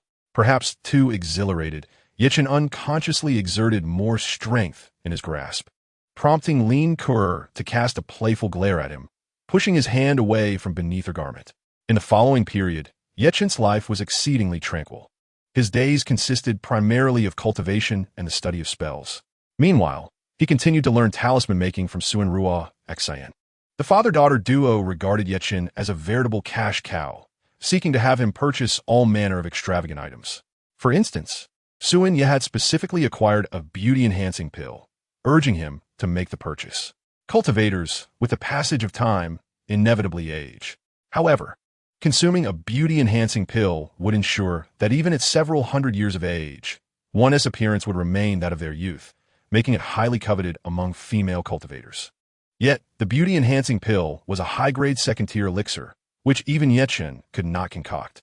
Moreover, the materials were somewhat special, costing 20 mid-grade spiritual stones per pill, alongside various other miscellaneous items, such as high-grade magical accessories and powerful defensive talismans. Nevertheless, even aware that he was being taken advantage of, Chen remained unconcerned. As long as he confirmed that Suanrua Xian truly found them useful, he would not hesitate to part with his spiritual stones. This attitude left Suanrua Xian, who had long since viewed him as an easily exploited admirer, somewhat astonished. Was Chen truly so affluent? Moreover, was he excessively enamored with her? Yet, sensing Chen's infatuation, Suanrua Xian did not exhibit any warmth towards him. Rather, her demeanor grew even more aloof. She couldn't even be bothered to address him as her junior. Chen remained utterly unfazed. It was entirely normal for an admirer to receive such treatment. After all, no matter how one perceives you, if you are always eager to present gifts, their attitude will naturally worsen. There was no impact on Chen. For while he gifted items, he also profited immensely due to the 15-fold return. Items that were easy to handle were discreetly dealt with, while those that were difficult to sell in Inuajishur were stored in his storage bag, awaiting a more opportune time. Presently, Chen had managed to acquire a high-grade spiritual stone, not counting those treasures yet to be processed. This revealed the extent of his earnings. Thus, the father-daughter duo's insatiable greed for treating him as an ATM perfectly aligned with Chen's intentions. He only hoped that Suanrua Xian would intensify her demands. Within his chamber, Chen sat cross-legged upon the Zhong Yusue bed, spiritual energy surging around him. In the next moment, an invisible shackle seemed to shatter. Chen opened his eyes, his gaze radiant with brilliance. Thanks to the tremendous enhancement provided by the Zhong Yusue bed, he had swiftly advanced to the 6th layer of Qi refinement within just 3 months, now only a minor realm away from the late stage of Qi refinement. In addition to his cultivation, Chen's proficiency in spells progressed rapidly. For instance, in the 5 elements concealment technique, he could now maintain invisibility even while moving at a very slow pace, and the Xiaogo was exceptional.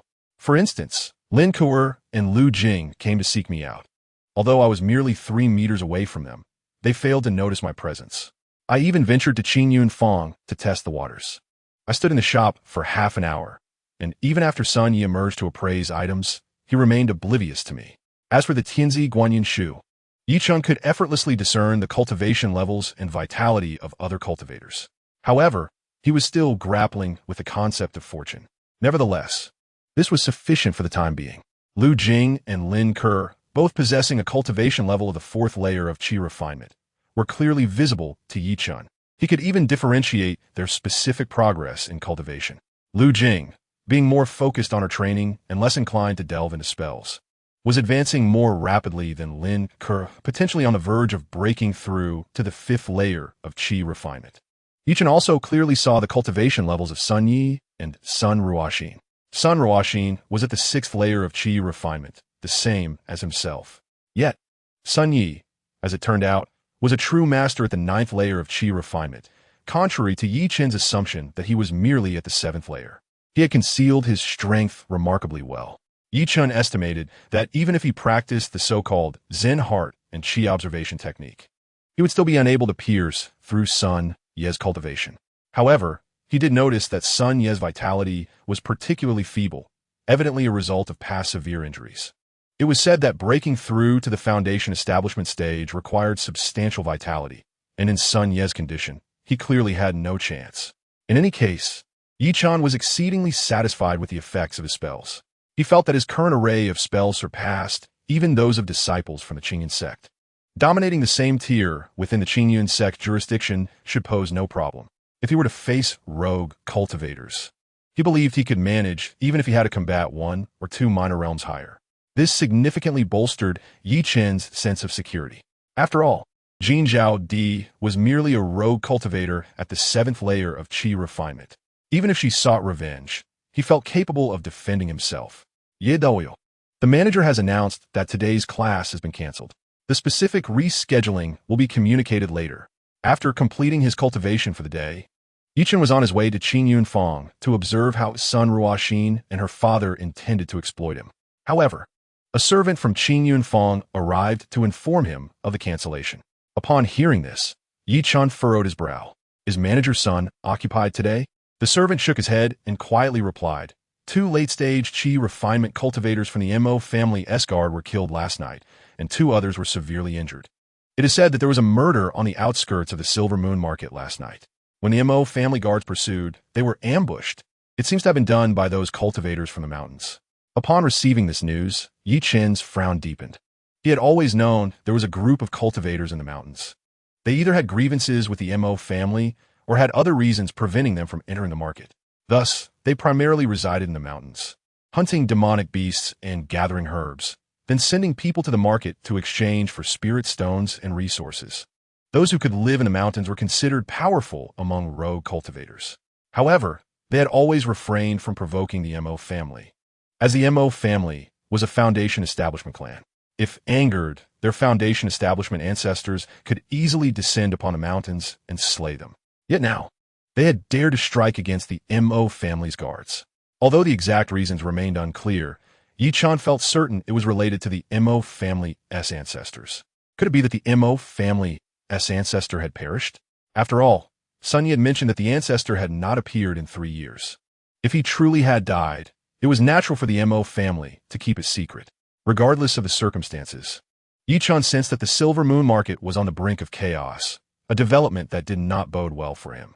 After all, he possessed a gift feedback system, allowing him to effortlessly amass resources and elevate his cultivation. The more peaceful the environment, the more favorable it was for Chen. Chaos did not align with his interests. However, whether chaos would ensue was beyond his control. Who could predict what would transpire in the coming days?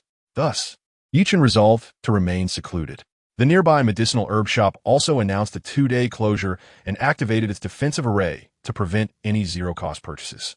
Zero-cost acquisitions were not uncommon in the cultivation world, as the martial code often led to rampant lawlessness.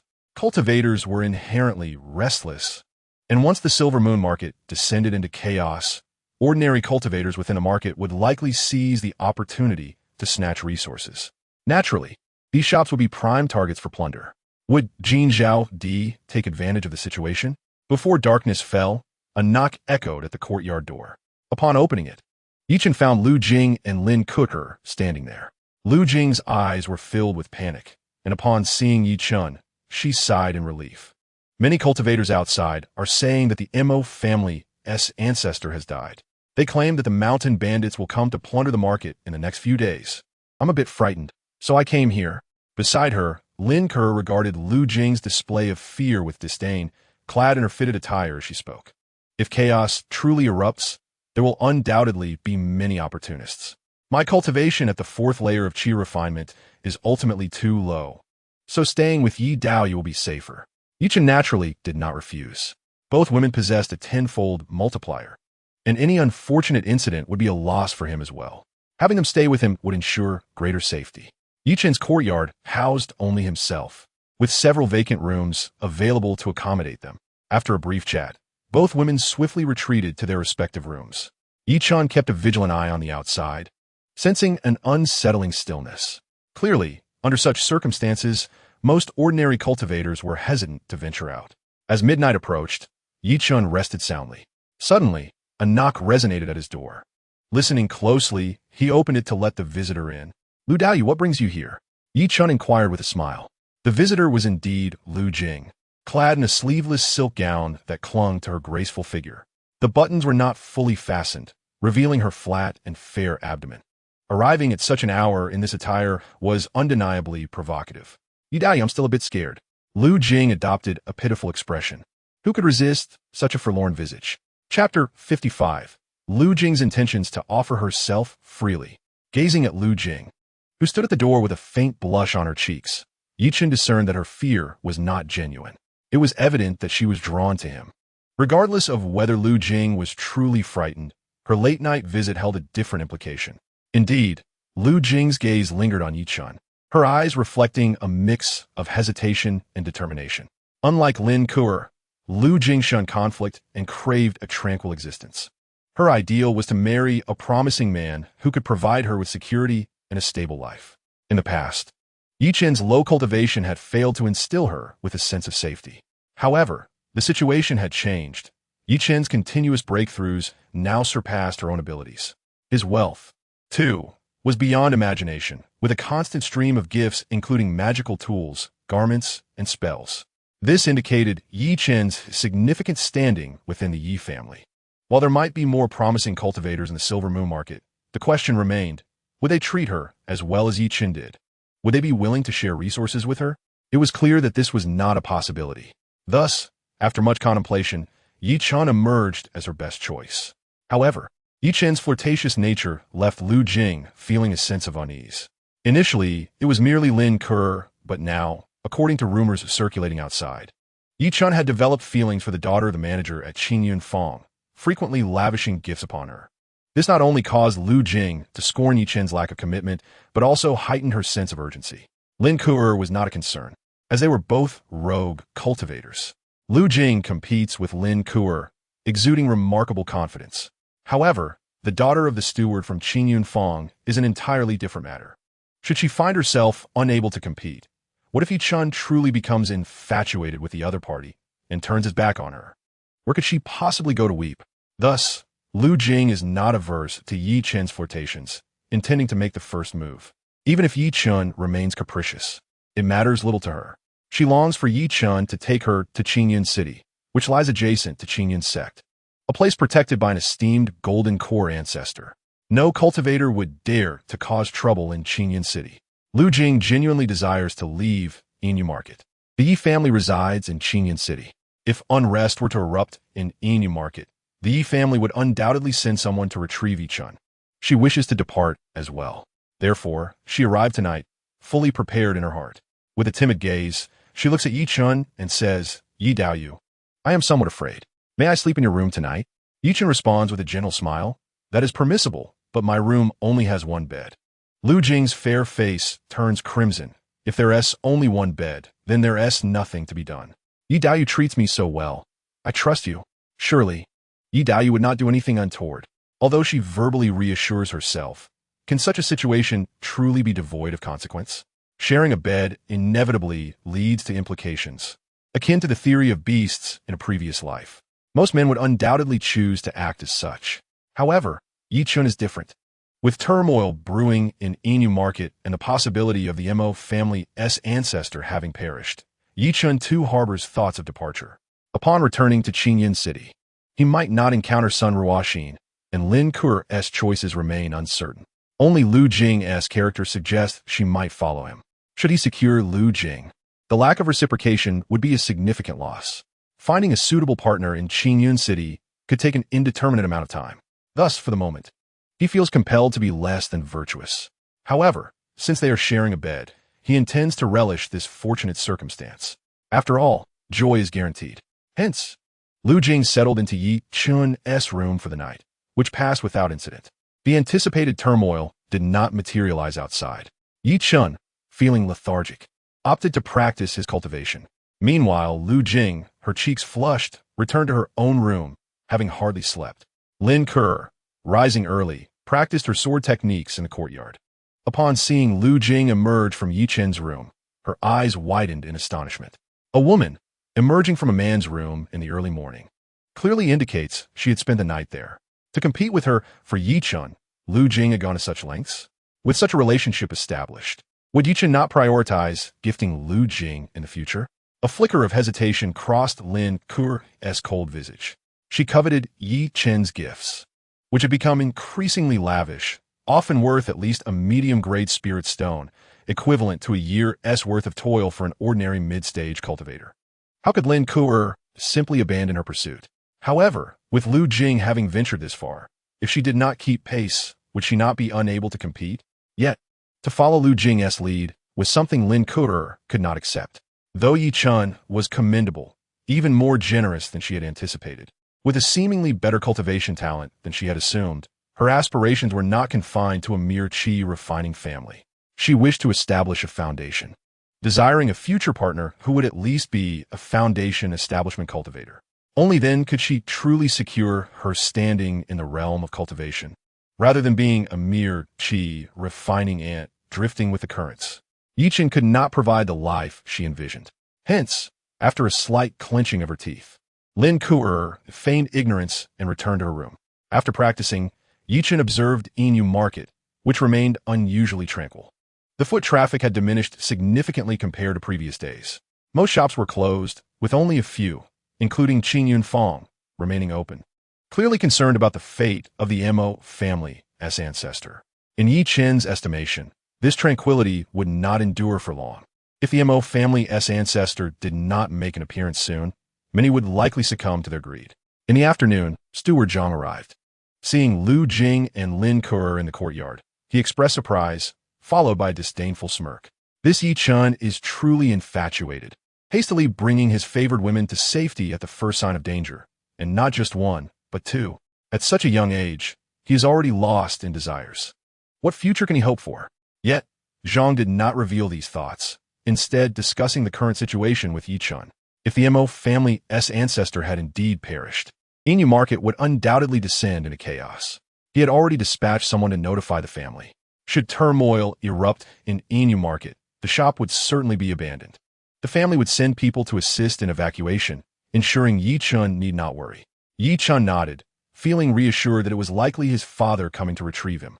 That evening, Lu Jing once again knocked on Chen's door, claiming fear as her reason, allowing Chen to appreciate the principle that might makes right. After some time, Lu Jing appeared particularly despondent. However, just as she was about to speak, a commotion arose from outside. Kill! They are robbing us. The Mo family's ancestor is dead.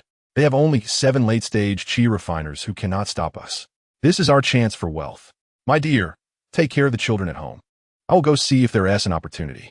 Once we eliminate the Mo family, we can seize whatever we desire from Inu Market. The air was filled with cries of violence and murder. Lu Jing's previously rosy complexion turned ashen. Chen comforted her, quickly dressing and stepping onto the roof. Utilizing the 5 elements concealment technique, he obscured his form and surveyed the surroundings. Not far behind the commercial street lay the Mo family estate, sprawling and occupying a quarter of Inu Market. At that moment, a multitude of cultivators had gathered before the Mo family's gates, numbering over 100, with the fiercest among them standing at the forefront. Utilizing his Tianzi observation technique, Chen discerned at least a dozen late-stage chi refiners, one of whom was even at the 9th layer of chi refining, unbeknownst to him, their origin. Following them were other cultivators, some seemingly having emerged from the mountains, while others wore masks, likely opportunistic cultivators from Inu Market seizing the chance to loot. Given the current circumstances, the Mo family's ancestor had yet to emerge, signifying his demise. For 30 years, the Mo family had monopolized Inu Market, amassing untold wealth. This bounty should belong to the scattered cultivators. Now, they aim to reclaim it. With a command from the leader, several fierce cultivators launched spells toward the Mo family estate, attempting to breach it. The Mo family's defensive array momentarily blocked these attacks, yet no response came from within the estate, emboldening the crowd. Increasing numbers began to assault the Mo family's defenses, which began to falter. Chen furrowed his brow, reflecting on the fragility of order within the cultivation world. At that instant, his gaze narrowed, as a towering figure stealthily entered his courtyard.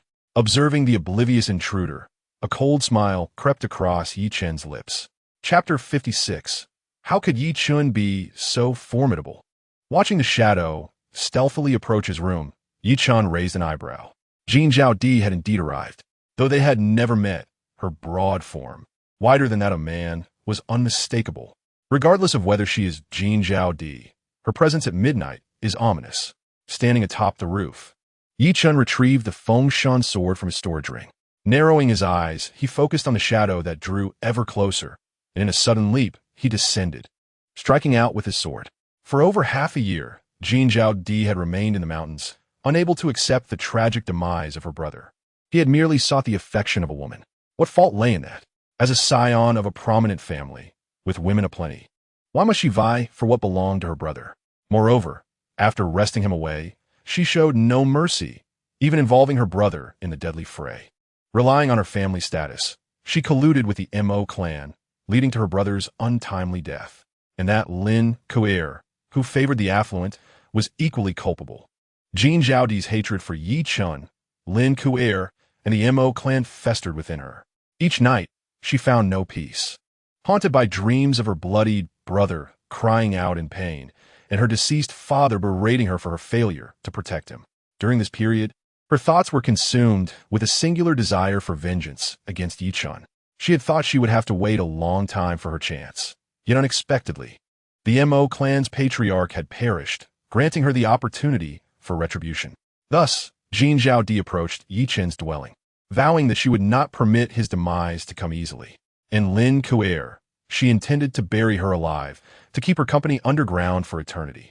The individuals from the Mo clan who had struck first would also face death.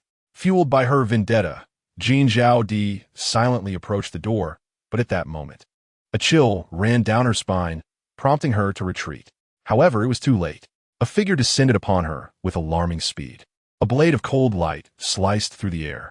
Jin Zhaodi's hastily conjured protective spell offered no defense against this lethal strike. In the next instant, her world spun chaotically. As she whirled, she caught a glimpse of her assailant's face. Young and handsome, it was none other than Yi Chun, the very person she sought to eliminate. It was only when her vision narrowed to the ground and her own fallen body that the realization struck her. She was dead. But how could this be? Wasn't Yi Chun merely at the 5th level of Qi refinement?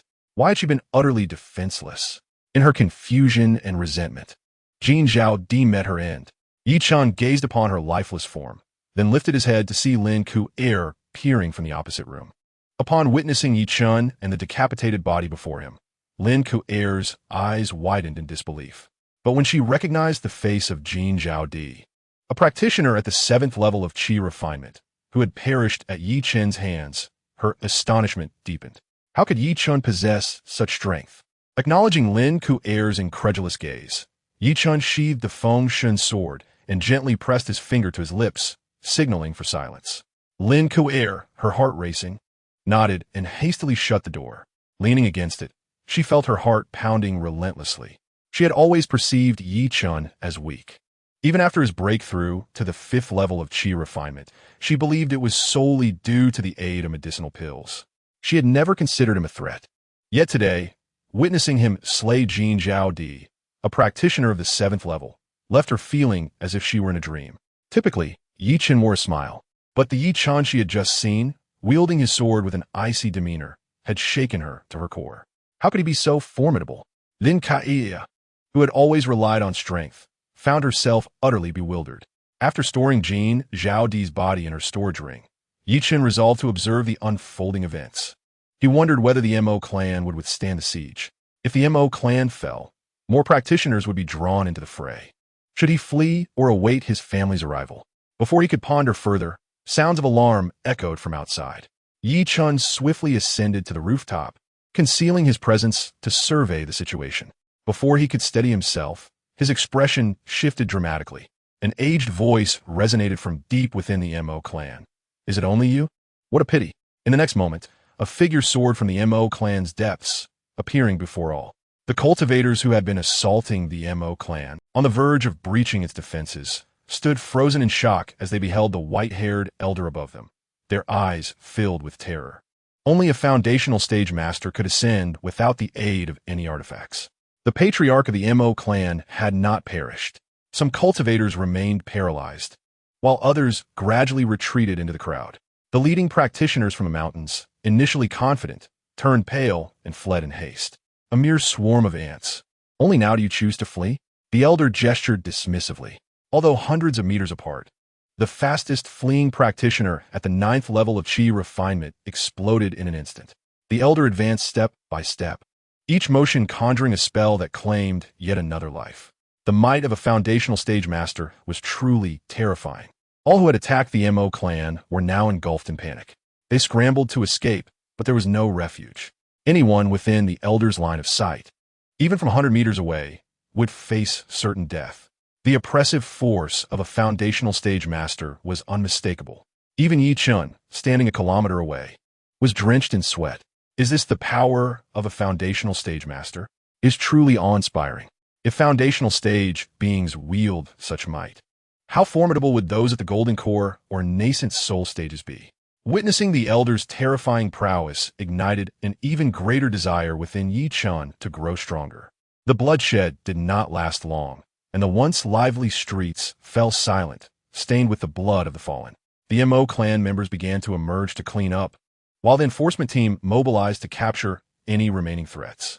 In an instant, the entire Inu marketplace was filled with cries of despair, as they dealt with those who had foolishly aspired to seize the MO clan's assets. Chen shook his head, observing the MO clan patriarch returning to his domain. Activating the xianxia observation technique, Chen discerned the true cultivation of the MO clan patriarch. He was indeed a genuine foundational stage practitioner. However, upon assessing the patriarch's vitality, Chen's eyes narrowed. If Lin Ku's vitality resembled a grand tree, then Lu Jing's was akin to a modest sapling. The MO clan patriarch's life force appeared as fragile as withered grass swaying in the wind, as if it might break at any moment. The MO clan patriarch was truly on the brink of death, likely to survive only another month at most. The earlier display of overwhelming power was merely a desperate act to cling to life. Chapter 57. Lu Jing is anxious.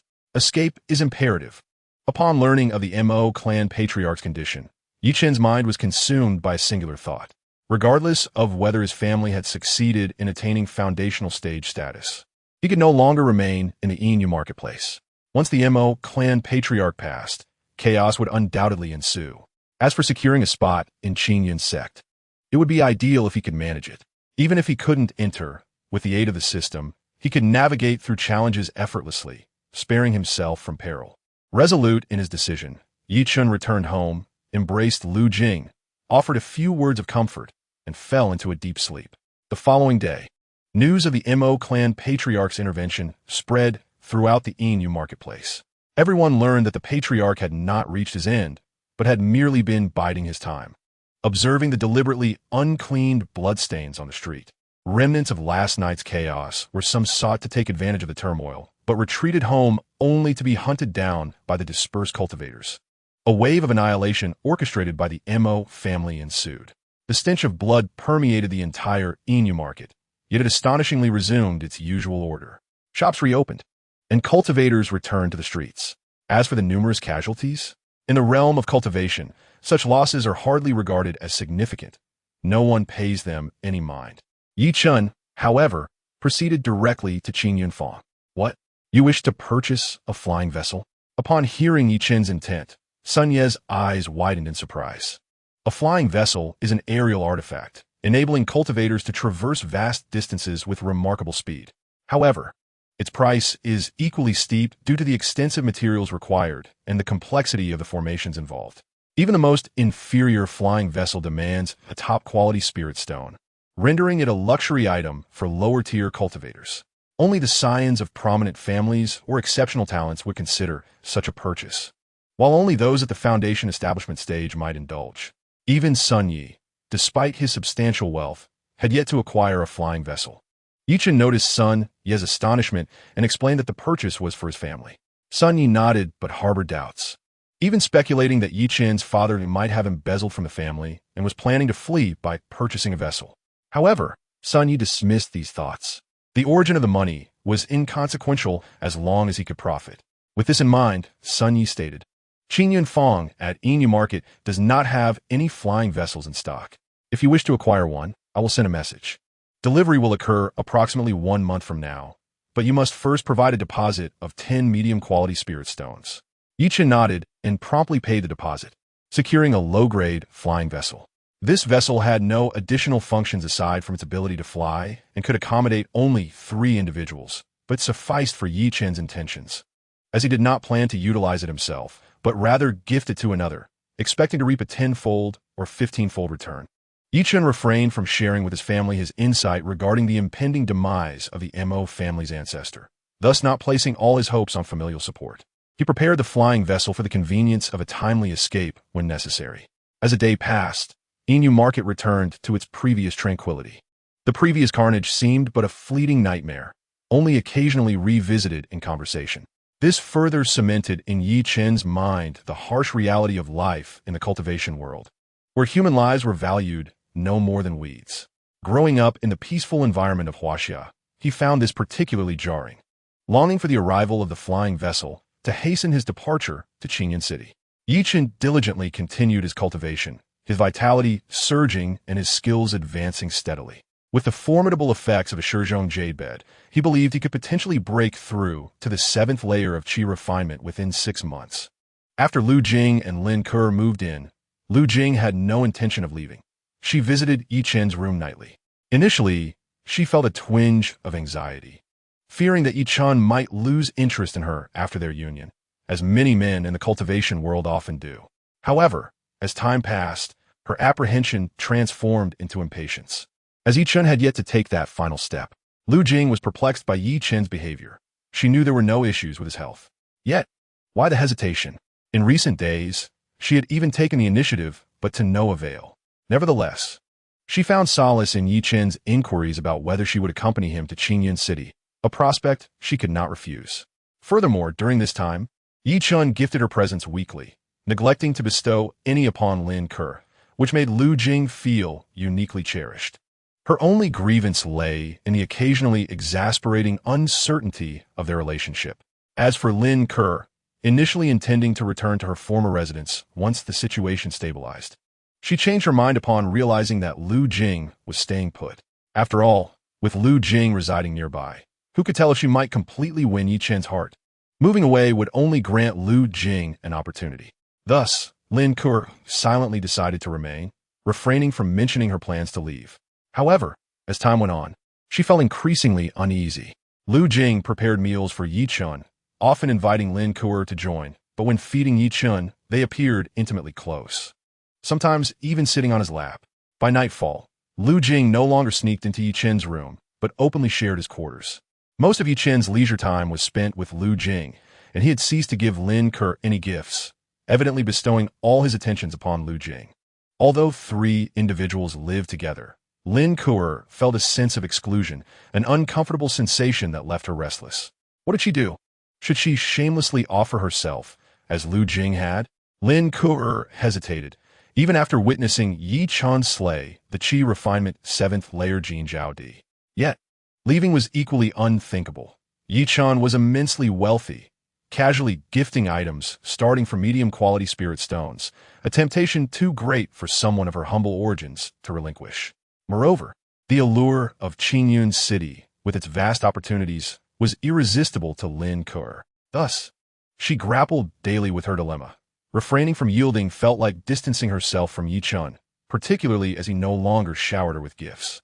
Yet, surrendering was equally daunting, especially in the cultivation world, where most cultivators cherished their virginity, rendering a non-virgin female incapable of becoming a legitimate partner. Chapter 58. It's fine to deceive your friends, but don't deceive yourself. A month slipped by in the blink of an eye. Since the upheaval last month, Inu market had settled back into a state of calm, and no one dared to provoke the Mo family. Meanwhile, Chen continued to accumulate spirit stones. On the final day of the month, Steward Zhang excitedly rushed to the backyard. The clan has sent news that the clan leader has successfully broken through. He is currently in seclusion to stabilize his realm. Xianxia nephew, you should prepare yourself, as someone will come to escort you back to Qingyun City in a month. Upon hearing this, Chen's eyes sparkled with excitement. The clan leader had truly broken through to the foundation establishment stage. This was indeed splendid news. With the clan leader's breakthrough, he could rightfully depart and also gain the opportunity to enter Qingyun sect, an unequivocal boon. Furthermore, with the foundation establishment cultivator safeguarding the Yi family, it was advantageous for him as well, as he was a member of the Yi clan, which effectively provided him with a form of backing. Seeing Chen's elation, Steward Zhang grinned broadly. Xian nephew, congratulations on securing a spot to enter Qingyun sect. However, I've heard that your performance alongside your brothers has been quite similar over the past 2 years. Therefore, you may need to demonstrate your alchemy skills on-site to compete for your place. Steward Zhang's words were intended to mock Chen, but to his surprise, Chen's smile only broadened. Is that so? It appears that this opportunity is undoubtedly meant for me alone. Chen's confident demeanor certainly took Zhang Guanshi by surprise, leaving him momentarily speechless. What a jest! Am I not aware of your capabilities? If it weren't for my deliberate arrangement to procure Pei Yuan Dan for you, you might not even have completed your tasks. Moreover, your alchemical skills are barely adequate. What compels you to shamelessly seek instruction in talisman crafting? Could it be that Yi Chen has deceived others for so long that he has begun to believe his own fabrications? Yet, what significance does that hold? When the truth is revealed, it will inevitably come to light. Zhang Guan sure refrained from further comment, merely smiling warmly to congratulate Yi Chen, reminding him not to forget himself once he entered Qing Yun zone. Upon learning of the Yi family's patriarch's breakthrough to the foundation establishment stage, both Lu Jing and Lin Ku'er were astonished. Lu Jing's eyes sparkled with excitement. Having a foundation establishment ancestor in the background provided an immense sense of security. That very night, Lu Jing nearly initiated an intimate encounter with Yi Chen. Meanwhile, Lin Ku'er, who had been in doubt, found her thoughts in disarray. The Yi Chen she once deemed without prospects had now elevated his cultivation, transforming the alchemical family into a foundation establishment family. There was even a significant chance he might enter Qing Yun zone as a disciple. Yi Chen now seemed like someone beyond her reach, igniting feelings of regret within her heart. Had she known, she would not have resigned from Yi Danpu. If that had been the case, she could have truly enjoyed Yi Chen's companionship. Now, however, it was evident that Yi Chen and Lu Jing had already formed a bond, and her joining would merely result in sharing him with another. Lin Kai felt discontent.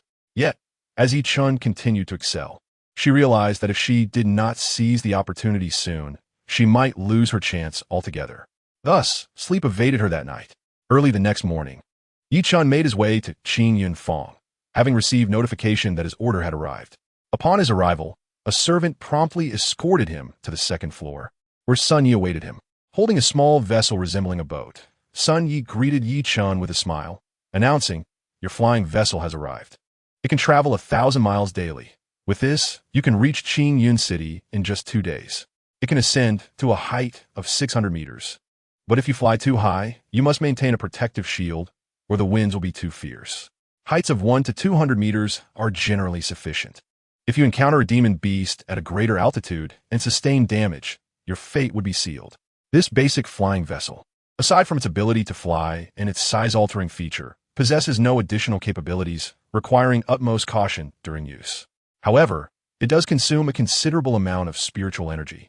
At your current cultivation of the 6th layer of Qi refinement, you might manage to sustain it for half a day. As he spoke, Sun Yi handed the small boat to Yi Chen. Upon inspection, Yi Chen raised an eyebrow. The vessel was intricately engraved with various patterns, and upon infusing it with spiritual energy, it emanated a radiant glow. In the next moment, it began to hover and slowly rotate, expanding until it reached 2 meters in length and 1 meter in width. The boat, accommodating only 3 seats, was indeed quite small, akin to a Wuling Mini from past life. It could fly, but that was the extent of its capabilities. It offered no protection against wind or rain and did not possess any defensive measures. Should one encounter danger at great heights, there would be no escape. Relying solely on spiritual energy to operate, it could only be deemed marginally functional.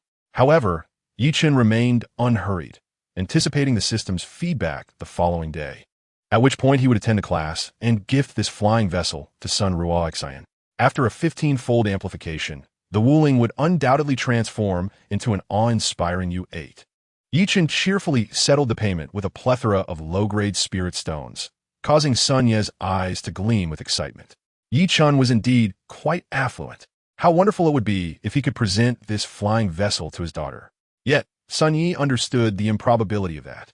50 medium-grade spirit stones constituted a substantial sum. There was no way Yi Chen would bestow such a gift upon anyone else. Yi Chen, in addition to your delivery, I have acquired a new batch of spells, some of which possess considerable power. Would you care to take a look? My daughter is quite fond of them. If this had been before, Yi Chen might have purchased them without hesitation, given the 15-fold return. However, with uncertainty surrounding the demise of Mo family's ancestor, and the potential upheaval in Inu market, he could very well find himself fleeing Qing Yun City. The best treasures would undoubtedly be found in Qing Yun City. There is no need to waste spirit stones here. Thus, with a smile and a shake of his head, Yi Chen declined Sun Ye's offer and took his leave. Sanya Yachit Yi Chen departre solutidi. fading somehat disheartened. Many items were indeed suitable for his daughter. Why had Yi Chen's attitude shifted? Could it be that his daughter had grown too indifferent, even causing someone as devoted as Yi Chen to contemplate giving up? Pondering this, Sun Yi felt compelled to speak to his daughter. Her recent behavior had indeed been excessive. Yi Chen would offer gifts and call her junior brother. Yet when he did not, she barely acknowledged him. At times, she would even leave mid-class to claim she needed to craft talismans. Sun Yi questioned himself. If he were in Yi Chen's position, he could not endure such a lack of respect, regardless of his feelings. If Yi Chen chose to withdraw his affections, it was understandable. Although it was regrettable to lose such a generous benefactor, he would not force his daughter into anything. Thus, he resolved to continue as before. After all, he had profited significantly from Yi Chen. Contemplating this, Sun Yi returned to the back courtyard to begin crafting talismans. The Mo family's ancestor was still alive, indicating that the Inu market would remain stable for a few more years. If he could save more spirit stones during this time, he would have greater confidence in sending his daughter to her master.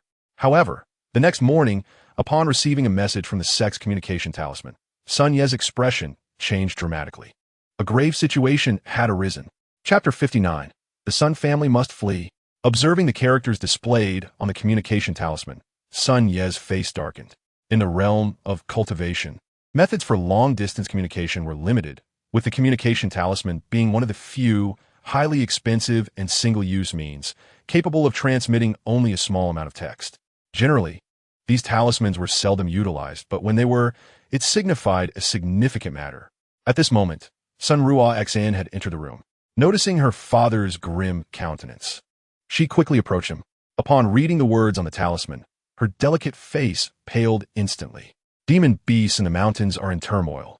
A family has summoned second-tier demon beasts directly targeting Inu market. The Mo family's ancestor is dead, and Mo Wu Dao has failed his breakthrough and perished. Inu market is in peril. We must return swiftly. Sun Ruo Xan hurriedly looked at her father. Is this true? Sun Yi nodded gravely. It was indeed true. Qing Yunzong exerted strong control over its territory. Even slightly larger families or those in dangerous regions would be monitored discreetly.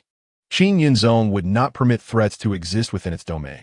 There was a time when a certain family, boasting a prodigy who surged forward, quietly broke through to the Golden Core stage and subsequently sought to usurp Qing Yunzong's territory. Although they were ultimately annihilated, the event severely depleted Qing Yunzong's strength. Learning from this, Qing Yunzong intensified its surveillance and granted various families a few quotas for entering Qing Yunzong, all measures to maintain stability. It was clear that some family coveted the profits of Inu market and sought to seize control, thus provoking the demon beasts. As for why Qing Yunzong did not intervene, the sect also preferred that the influences within their ranks were not too powerful, even occasionally instigating conflicts to weaken these families. Pack your belongings. It is time to depart, Sun Yi declared, making a firm decision. Second-tier demon beasts were beyond their capacity to confront. With the Mo family's ancestor deceased, Inu market would inevitably falter. Demon beasts would not fear Qing Yunfang. Hence, they had no choice but to flee. Where to? Back to Qingyun City? Sun Ruo Xan inquired, a hint of anticipation in her voice. Sun Yi nodded. You have been at the 6th level of Qi refinement for quite some time. It is time to return and seek your master's acceptance in a Qingyun zone. Sun Ruoxin immediately beamed with joy, but then recalled a pressing concern. Father, hasn't the Hengduan Gorge also seen the emergence of second-tier demon beasts? They say the roads have been cut off during this period. How shall we return? Upon hearing this, Sun Ye's expression darkened further. The Hengduan Gorge was the only route back from the Inu market. How could they traverse it with demon beasts present? Climbing over from the surrounding mountains? He could manage that, but his daughter, being only at the 6th level of Qi refinement, faced grave danger. If only they had a flying vessel. With a flying vessel, he could take his daughter directly back. Didn't Yi Chen order a flying vessel? Has it been delivered? Sun Ruoxin inquired. If it had already arrived, it would not be sold to Yi Chen. However, Sun Yi let out a bitter laugh. I informed Yi Chen yesterday to come over and sold it to him. Sun Yi was evidently distressed. Just the day before, he had reveled in the profit of spirit stones, only to find himself regretting it a mere day later. Sun Ruoxin gritted her teeth. I will go and buy it back from him. He is likely unaware of the situation and might sell it to me. Sun Yi nodded in agreement. I will accompany you. If he refuses to sell, we shall take it by force. Sun Yi held no ill will towards Chen, but when lives were at stake, he could not afford to be considerate. His daughter's life was paramount. As for whether Chen would perish without the flying vessel, that was of no concern to him. Sun Yi promptly closed the shop, instructing the attendants to return home, leaving only one alchemist to pack the shop's items into storage bags, readying for departure. The alchemist, also a disciple of Qingyun Zong, was naturally to be brought back. After issuing these directives, Sun Yi and Sun Ruoxin proceeded to the back courtyard of Dan Pu to find Chen. Standing before the door, Sun Ruoxin lightly bit her lip. The matter of the flying vessel was one of life and death. She had to acquire it. Chen had shown her such affection, bestowing her with numerous precious gifts. He would surely not refuse her request and would resell the flying vessel to her. As for what would happen to Chen without the vessel, though a twinge of guilt surfaced, Sun Ruoxin pushed it aside. The door was knocked upon, and soon a mortal maid appeared to open it. Upon hearing the purpose of their visit, she promptly went to inform Chen. Before long, they were welcomed into the courtyard. Chen was seated in a pavilion within the courtyard, enjoying tea with Lu Jing, while Lin Kuer practiced spells nearby. Upon seeing Sun Ruoxin and Sun Yi, Chen rose with a beaming smile. "Senior and junior sister, what brings you here?" "I was just thinking of attending class in the afternoon." Sun Yi smiled, but remained silent. Sun Ruoxin, however, noticed Lu Jing and Lin Kuer gazing at her, and she shook her head slightly. It was evident that the two women had been living with Chen. While presenting her gifts and pursuing her, he resided with other female cultivators. Chen was indeed quite fickle. In this situation, he still pursued her. Did he perhaps think that she, the esteemed Sun Ruoxin, would share a man like those wandering cultivators? Truly, a frog wishing to eat swan meat. The slight guilt she had felt earlier vanished in an instant. Sun Ruoxin looked at Chen and clasped her hands. "Junior brother, I have a matter I wish to request your assistance with." Hearing this, Chen raised an eyebrow. This Sun Ruoxin rarely acknowledged him, and now she approached him of her own accord, clearly with a purpose. Some women behave this way. They ignore you when they do not need you, but when they require your help, they offer a few kind words. Yet, one should not expect to win their affection simply by aiding them. Rather, once they have used you, they will promptly forget you. Nevertheless, understanding this, Chen still smiled and said, "Senior sister, you are too courteous. Please, do share your request." Sun Ruoxin immediately responded, "Yesterday, you purchased a flying vessel at Qingyun Fang. However, an urgent matter has arisen connected to me in Qingyun City. I need to return urgently and require the flying vessel. Therefore, I wish to ask you to part with it and sell it to me. I offer 50 medium-grade spirit stones." As she spoke, Sun Ruoxin produced the spirit stones she had prepared in advance. Upon seeing the 50 vibrant medium-grade spirit stones, Lu Jing and Lin Kuer were astonished. They knew Chen was affluent, but they had not anticipated him to be this wealthy. Had Chen spent such a significant sum on a flying vessel? How extravagant! Chen raised an eyebrow. Sun Ruoxin wished to buy the flying vessel. She needed to return to Qingyun City immediately. Had he not been aware of the situation regarding the Mo family's elder, he might not have thought much of it. However, he did know, at such a time, Sun Ruoxin suddenly sought to purchase a vessel and depart. To think there was no connection to the matter would be implausible. Moreover, the Sun Yi family was backed by Qingyun Zong, which meant they would certainly receive more detailed information. Just like the beautiful nation on the blue planet in his past life, they too would receive news of unrest and promptly inform their citizens to return home. Thus, it was not merely Sun Ruoxin wanting to leave. The entire Sun Yi family was preparing to flee, and if Sun Yi fled, it indicated that Qingyun Fang was also vacating. If even Qingyun Fang was leaving, it signified that the Inu market was truly no longer safe. After Sun Ruoxin finished speaking, she anxiously awaited Chen's response. Chen looked towards Sun Yi. Does Senior also wish to join? Upon hearing this, Sun Yi slightly narrowed his eyes, but nodded in affirmation. This was confirmation. Even Sun Yi, at the 9th level of Qi refinement, was preparing to flee, indicating that the Inu market was indeed no longer tenable.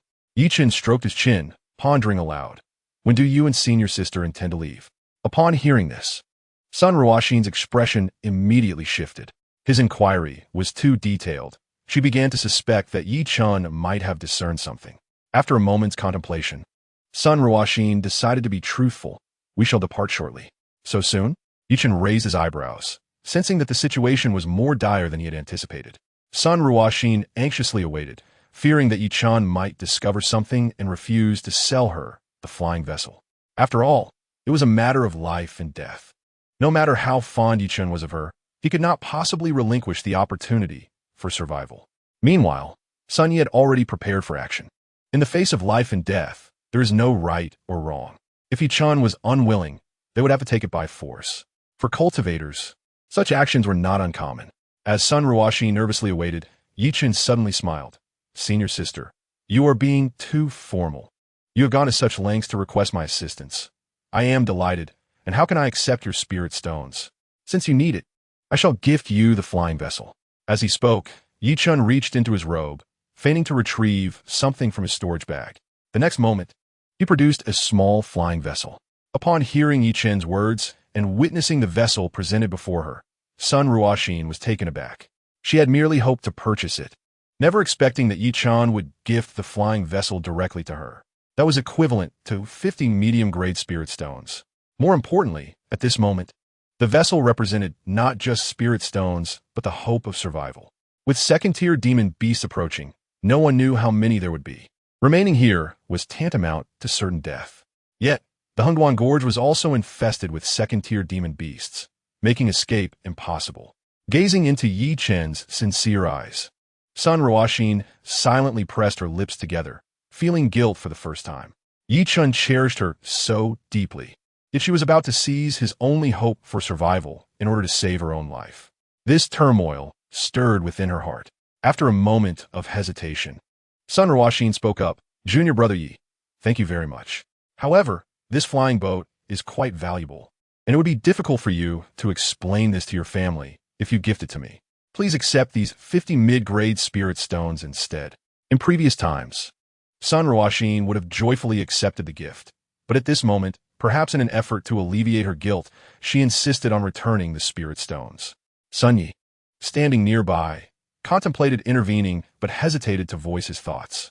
However, Chen resolutely declined the offer, saying, "What kind of joke is this? Accepting spirit stones would be tantamount to a transaction, and I cannot accept that." With a firm gesture, he turned away and coldly stated, "Senior sister, you're being too formal. If you insist on giving me spirit stones, then I shall not sell the boat." This stance made Sun Ruoxin clench her teeth in frustration.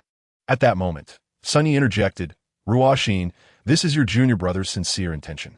Rejecting him further would seem ungrateful." Although Sun Yi was astonished by Chen's infatuation for his daughter, considering he was willing to part with the flying boat, he also believed that Chen's stay in the Silver Moon Market would lead to certain doom. Thus, giving the spirit stones to Chen would be a waste. Since Chen was adamant about refusing, it was better to go along with the flow. Due to the unexpected turn of events, he had to hasten his return to Qingyun City, which would require a considerable amount of spirit stones for his daughter's entry into the Qingyun sect. In light of this, saving whatever he could was prudent. Sun Yi spoke, and Sun Ruoxin, her heart heavy, reluctantly retrieved the spirit stones. She wanted to say more, but was interrupted by Chen. "Senior sister, since you are in a hurry to leave, you should depart soon." Witnessing Chen's concern for her, Sun Ruoxin felt increasingly conflicted. However, Sun Yi was anxious, as they did not know when the beasts might attack. He exchanged a few polite words with his daughter before leading her out of the courtyard. At the gate, Sun Ruoxin paused, turned to Chen, and bowed sincerely. "Thank you, junior brother. I will not forget your kindness." As Chen heard her heartfelt words, a smile crept onto his lips, and he nodded in acknowledgement while watching Sun Ruoxin depart. Once she left, the courtyard fell silent again. Lu Jing and Lin Kuer wore different expressions. Chen paid no mind to their thoughts and instructed Lu Jing to tidy up. He then turned to Lin Kuer, informing her of his intention to return to Qingyun City, suggesting she gather her belongings if she wished to accompany him. After speaking, he disregarded Lin Kuer's response and returned to his room to begin packing. Regarding Sun Ruoxin's emotional display, Chen scoffed, feeling a sense of disgust. Her actions only confirmed that staying in the Silver Moon Market would lead to death. In such circumstances, she still had the audacity to come and deceive him for the flying boat. Moreover, she did not even mention bringing him along, nor did she offer any additional information. It was as if she did not value his life at all. A woman so selfish and self-serving, yet she still sought to evoke her own emotions, calling him a sincere junior brother and vowing she would never forget him.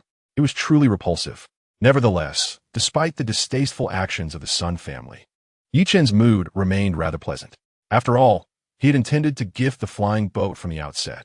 Just then, the system's prompt resonated in his mind. Gift successful. The gift is a low-grade flying boat, rewarding with a 15-fold feedback.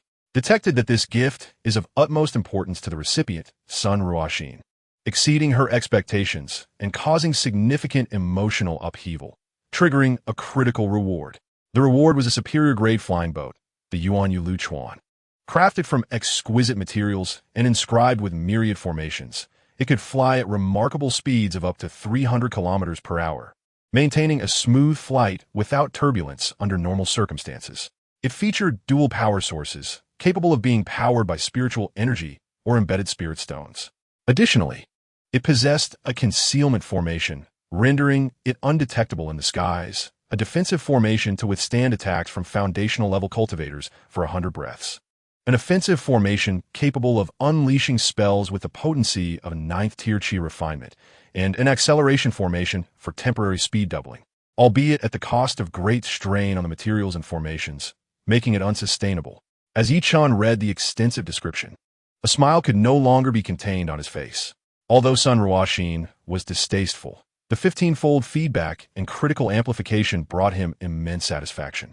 A mere low-grade flying boat had transformed into a top-tier vessel. To say it was a transformation from a mini to a luxury car would not be an exaggeration. Thus, despite the unpleasantness caused by Sun Ruoxin, her actions proved to be quite beneficial. Upon arriving in Qinyan City, if he did not find another target for higher feedback, Sun Ruoxin could still be of use. As he pondered, Chen packed everything into his storage ring and stepped out of his room, only to be met with distant screams and wails. A second-tier beast.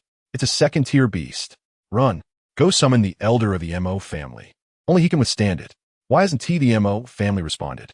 In addition to the cries of cultivators, the ground trembled continuously, indicating that a colossal creature had entered the market. At that moment, Chen finally understood why Sun Ruoxin and her father were so eager to flee. Soon, the voices of the cultivators outside grew even more desperate, as neither the elder of the Mo family nor the enforcement team had made an appearance. When a brave cultivator ventured into the Mo family estate, he discovered that the once bustling Mo family had mysteriously vacated. The Mo family had abandoned the Silver Moon Market and fled. As this news spread, chaos erupted in the Silver Moon Market. Some cultivators immediately took their families and fled, while others saw an opportunity and began to loot. After all, the second-tier beast would not arrive immediately. Consequently, the Silver Moon Market was suddenly ablaze with flames. Upon returning to the courtyard, Lu Jing was trembling with fear, and upon seeing Chen, she rushed towards him as if he were her anchor.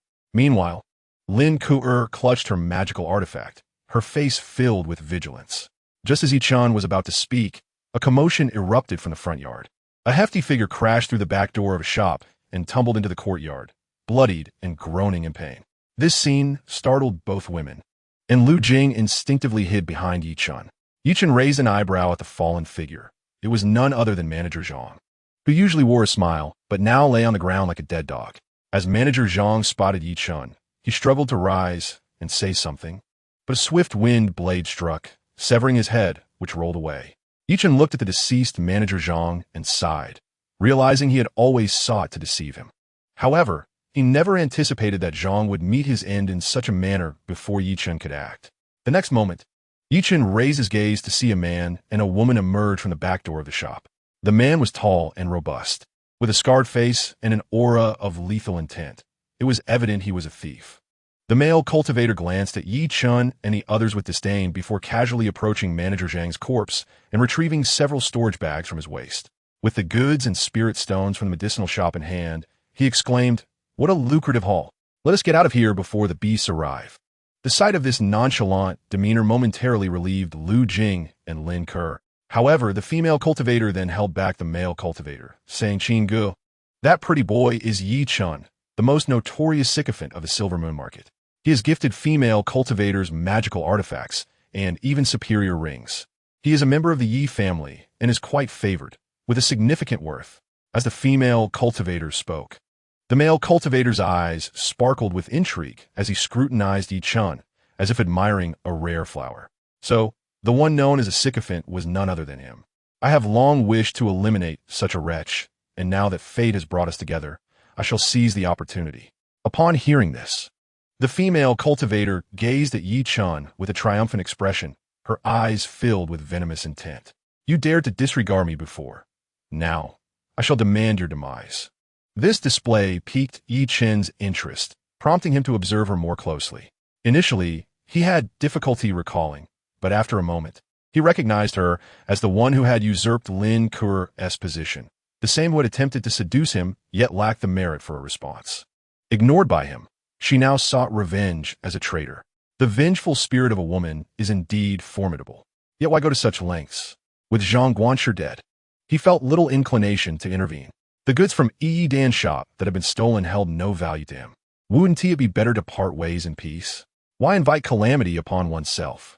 The male cultivator, adjusting his neck, wore a cruel smirk. I despise sycophants.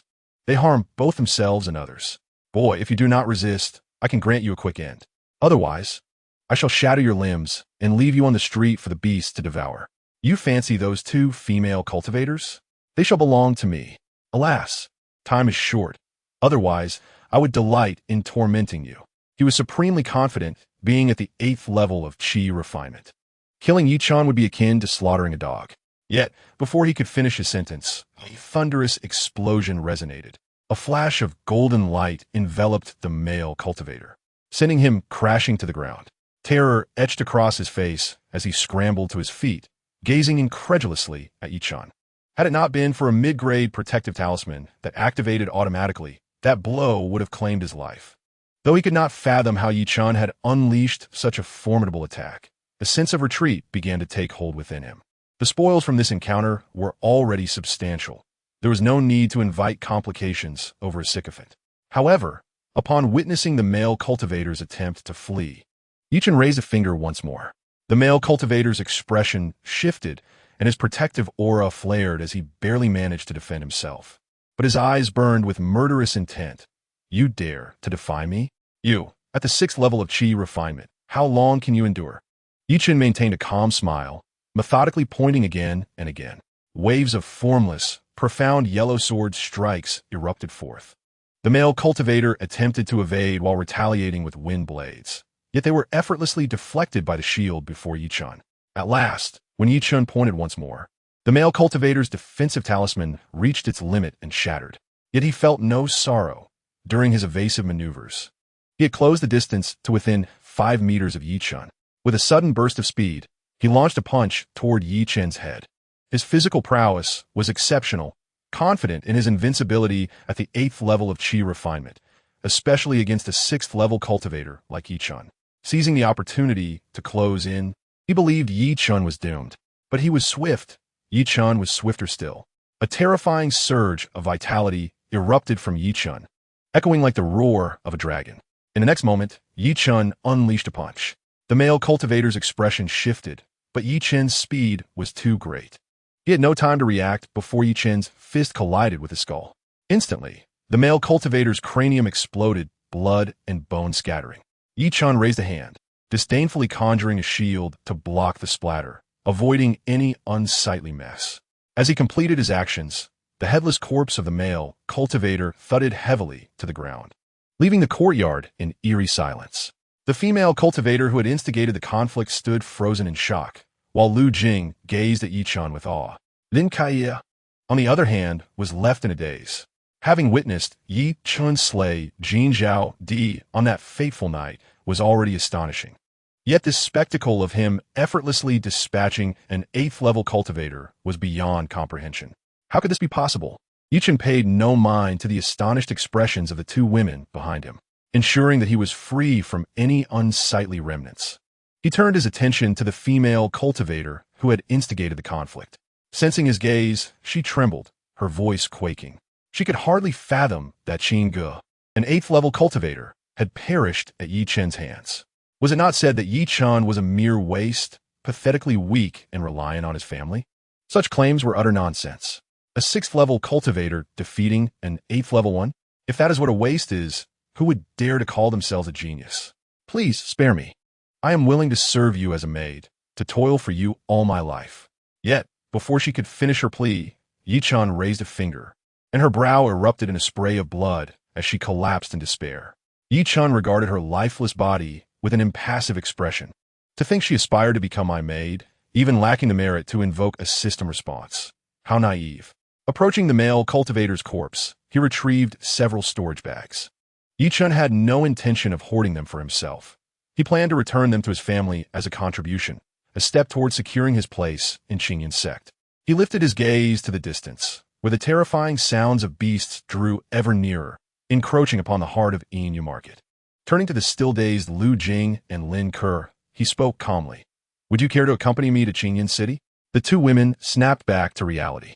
Lu Jing nodded without hesitation, and Lin Ke followed suit, her mind reeling from the overwhelming impact of Chen's display. Once convinced she would surpass him, she now recognized the widening chasm between them. Chen was undeniably a genius. In light of this, Lin Ke's mindset underwent a profound transformation. Another beastly roar echoed, chilling their hearts, accompanied by the lamentations and cries of numerous cultivators. The distance was now less than 500 meters.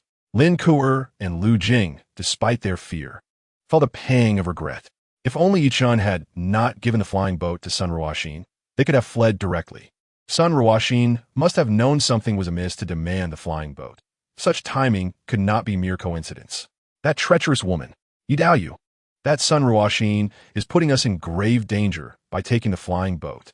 Yi has treated her so well, yet she repays kindness with malice. Such a vile woman. I have never encountered anyone so malicious. The two women seized this moment to speak ill of Sun Ruoxin, having contended for Chen's affection for so long without resolution. Yet Sun Ruoxin, with her connections and advantages, posed a greater threat to them. Thus, they found common ground in their disdain for her. Chen, hearing their words, merely smirked, offering no reply. Instead, he summoned the flying boat awarded by the system. In an instant, the two women fell silent, their eyes widening in astonishment. Chen had produced yet another flying boat. This one appeared even more opulent, measuring 10 meters in length and 3 meters in width, entirely black and capable of accommodating dozens of passengers. This was no mere flying boat. It could be aptly termed a grand vessel. How could Chen possess such extravagance? Surely, it was not the standard for a mere offspring of a Qi refinement family. Could it be that his father had uncovered his spirit stone mine? In that moment, both women were left speechless, their expressions a mix of shock and awe. Yet amidst their astonishment, Lu Jing felt an uplift in her spirits. Having already resolved to align with Chen, the stronger and wealthier he became, the more beneficial it would be for her. As for Lin Ke, whose already fragile defenses were on the brink of collapse, her situation was now even more precarious. Hearing the ferocious roars of beasts drawing nearer, Chen decisively boarded the ship, urging, "Let us go." The two women hurriedly followed suit. Although the Yuan Yulu ship could withstand attacks from foundational cultivators, Chen, having satiated his hunger for confrontation, preferred to retreat rather than risk unnecessary harm. Under Chen's adept control, the flying vessel soared into the sky. From his elevated vantage point, he beheld a colossal ape, towering over 10 meters, rampaging through the Xianxia market. Cultivators at the Qi refinement stage appeared as fragile as ants before this monstrous creature.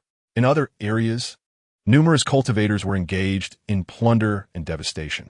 The entire Xianxia market was engulfed in flames, rendering it utterly hopeless. Looking down at this first stop of his journey, Chen felt a fleeting sense of nostalgia, quickly replaced by anticipation. Qingyan City promised greater prosperity, and the Qingyan sect would surely host an abundance of high-caliber female cultivators. His system would yield far superior results in such bustling locales. With this thought, Chen felt no lingering attachment, guiding the ship swiftly away from the ruins of the Xianxia market. Meanwhile, a modest flying vessel sped through the skies, carrying 3 individuals, all wearing expressions of relief from recent tribulations. Sun Ruoxin lowered her head, her eyes slightly reddened. Despite her long-standing indifference towards Chen, his unhesitating offer of a flying vessel for her benefit weighed heavily on her conscience. especially knowing she had severed his path. It was a source of genuine distress, and she felt an overwhelming sense of guilt towards Yi-chun. Caressing the bracelet he had gifted her, Sun Ruoxin softly murmured, "Yi-chun, I owe you an apology. Once I break through to the foundation establishment stage, I shall assist the Yi family in repayment for your kindness." Sun Yi, piloting the flying vessel, interjected gently, "Do not be too disheartened. Even with a flying vessel, Yi-chun's cultivation level means he cannot fly for long. Should he encounter a rogue cultivator in the wilderness, it would only be a matter of time before he meets his end. If he can assist you, it is his honor. Do not dwell on this matter, for it may adversely affect your cultivation." Upon hearing this, Sun Ruoxin resolutely nodded. No matter how much Yi-chun cared for her, he was merely a transient in her life. Having promised to help the Yi family, she felt relieved of any debts to him. "Very well," Sun Ruoxin declared, completely casting Yi-chun from her thoughts as she began to look forward to her life at the Qingyun sect. 2 days later, the Sun family returned to Qingyun City. After verifying their identities, they entered the city. Once Sun Yi settled his daughter, he headed directly to Qingyun Fong, the main store of the sect. Since he had returned, he must deliver goods and, incidentally, meet his master. However, after a full day had passed, Sun Yi returned to the inn with a particularly grim expression. Sun Ruoxin, awaiting her father's good news, immediately sensed something was amiss upon seeing his countenance, and inquired anxiously, "Father, is it that my grandmaster does not wish to accept me as a disciple?" Sun Ruoxin believed that entering the Qingyun sect was her sole path forward. Given her moderate talent for cultivation, she lacked the qualifications to become an outer disciple, as the sect was filled with countless cultivators of higher caliber. Thus, she needed to take the backdoor route. If an elder of the Qingyun sect accepted her as a disciple, she could directly become a member of the sect, a plan Sun Yi had meticulously devised. Yet, what had gone wrong with what seemed a surefire arrangement? Chapter 63. Has my father perished? Sun Ruoxin exclaimed, her urgency mounting. After years of laboriously saving spirit stones, she had believed her admission to the Qingyun sect was assured. Why had it all fallen apart? Sun Yi, with a bitter expression, began to explain the events that had transpired. His master, Kong Zhi, the elder in charge of talisman crafting at the Qingyun sect, was just as avaricious as Sun Yi himself. Sun Yi had hoped to secure a place for his daughter in the sect, and had approached Kong Zhi to ask for a favor. Kong Zhi had demanded 5 high-grade spirit stones, an exorbitant sum for a qi refinement cultivator. Even for Sun Yi, at the 9th level of qi refinement, it was a significant amount. Nevertheless, for his daughter's future, Sun Yi had persevered for over a decade to gather the required resources. Yet, when he met his master today, after receiving the spirit stones, Kong Zhi had presented a new condition. He wished for Sun Ruoxin to marry his grandson, Kong Xianxia. With this familial alliance, he would naturally accept her into the sect. Of course, the spirit stones would not be refunded, treated merely as a dowry. Upon hearing this, Sun Ruoxin's expression shifted dramatically. The cultivation technique she practiced, the Mingyu Jing Ti Ju, was one her father had labored greatly to acquire. Though not renowned for combat, it produced exceptionally pure spiritual power beneficial for breaking through to the foundation establishment stage. However, it came with a caveat. She must not lose her virginity before achieving this breakthrough. Otherwise, not only would her cultivation efficiency decline significantly, but 1/3 of her previously cultivated spiritual power would be lost. Attempting to break through after such an event would be akin to chasing a dream. Once she reached the foundation establishment stage, such restrictions would no longer apply. Therefore, as long as Sun Ruoxin aspired to advance, she could not hastily form a partnership. Why would a distinguished descendant of a foundation establishment master lack female cultivators? Why would he desire me? Sun Ruoxin asked, bewildered. Sun Yi sighed. I recently inquired among old acquaintances and learned that Kong Xianxia, your master's grandson, is the most promising of his generation, but has been stuck at the 8th level of qi refinement for 3 years. He likely seeks to utilize your pure spiritual power to break through. The technique you possess was acquired through my master-esque connections, along with a bribe, which has made you the target of his interest. Sun Yi's words were carefully chosen, but the truth was clear. Kong Xianxia aimed to use Sun Ruoxin as a furnace for his ascent. As Sun Yi recounted this, a shadow of resentment crossed his face. He had paid a hefty sum, 5 high-grade spirit stones, only to find that not only had his master failed to fulfill his obligations, but he also sought to exploit his daughter. "Do not fret, my daughter. I will plead with my master again. After all these years of our teacher-student bond, I have offered him numerous tributes. Surely he cannot entirely disregard our relationship. If only Chen had not died. Had I known this would occur, I would have brought the alchemist with me instead of Chen. I learned just now that the Yi family patriarch has broken through to the foundation establishment stage, and the Qingyun sect has bestowed 2 tokens for entry. If Chen were alive, he would certainly have shared a spot with you, for he even gifted you a flying vessel. Alas, what a pity. Sanya Sudendi main Chen." Hearing this, Sun Ruoxin reminisced about him, her expression dimming. Previously, she had not realized it, but compared to Kong Xiangbei, who wished to use her as a means to an end, Chen, who had selflessly given for her without expecting anything in return, was truly a rarity. If only Chen were still alive, she might have secured a place. But alas, he was gone. Moreover, even if he were alive, he would surely harbor resentment towards her, given that she had concealed vital information to board the ship. For any cultivator, such a betrayal was a matter of life and death. Perhaps upon arriving in Qingyun City, nothing had unfolded as anticipated. Sun Ruoxin's heart was in turmoil, and regret began to seep into her thoughts. Entering Qingyun City necessitated the payment of an entrance fee. However, Chen, being a descendant of the Yi family, is considered a local. Upon verifying his identity, he led the 2 women into the city. As they entered, Lu Jing and Lin Kuer could not help but gaze around in awe. Qingyun City was astonishingly prosperous. The number of cultivators here far surpassed that of the Inu market.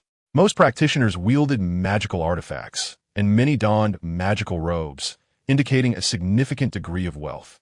Yet, Chen had no inclination to indulge the 2 women in leisurely shopping. Instead, he directed them towards the Yi family estate, guided by the memories of his predecessor. As they walked, Chen could overhear the casual conversations of nearby cultivators, many of whom spoke of the events at the Inu market. Clearly, news of the incidents had reached this place. Chen patiently listened to gather details about what transpired. Firstly, the Inu market had been devastated by a 2nd-tier demon beast, the resulting bloodshed attracting even more beasts. Almost all cultivators in the market perished. Subsequently, the Ming family, a foundational clan, intervened. With 2 foundation establishment practitioners, the Ming family cleared the demon beasts and announced plans to rebuild the Inu market within a year. Families that previously owned shops would be allowed to reclaim a 10-year lease at no cost. Chen nodded, recognizing that the party benefiting the most was likely the true instigator behind these events. The sudden appearance of the 2nd-tier demon beast at the Inu market was probably orchestrated by the Ming family, although the market lay in ruins. The calamity claimed numerous cultivators and destroyed many shops. The resources of the entire Inu market had likely been scavenged by the Ming family. Once the market was rebuilt, merchants would return, and independent cultivators, seeing the potential for profit, would flock there. It might not be long before the Inu market regained its former glory, once again thriving financially. However, these matters had little to do with him. Reflecting briefly, Chen continued to lead the 2 women toward the Yi family estate, located in the west of the city in a rather ordinary position. Yet now that the patriarch had broken through to the foundation establishment stage, it was uncertain whether they might relocate in the future. As he pondered, Chen arrived at the entrance of the Yi family estate, where he noticed a white banner hanging. This sight caused him to furrow his brow. What was the situation? In the realm of cultivation, white banners were only displayed when a clan member had died. Who had passed away? Could it be that the patriarch had died? If the patriarch were gone, it didn't matter much to him, as he was not particularly familiar with him. However, how would he enter Qingyun's sect? Furrowing his brow, Chen approached the grand entrance. Upon the doors opening, a servant from the Yi family saw Chen and widened their eyes in surprise. 7th young master, you have returned from the Inu market? Clearly aware of the events that transpired there, they were astonished to see Chen had survived, likely believing he had perished.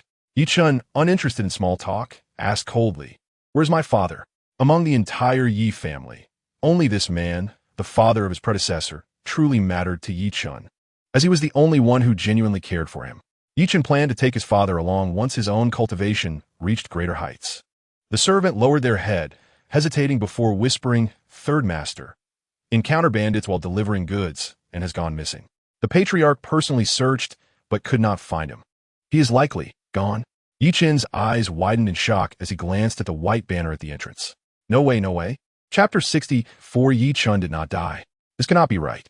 As a transmigrator, Yi Chen held no emotional ties to the Yi family.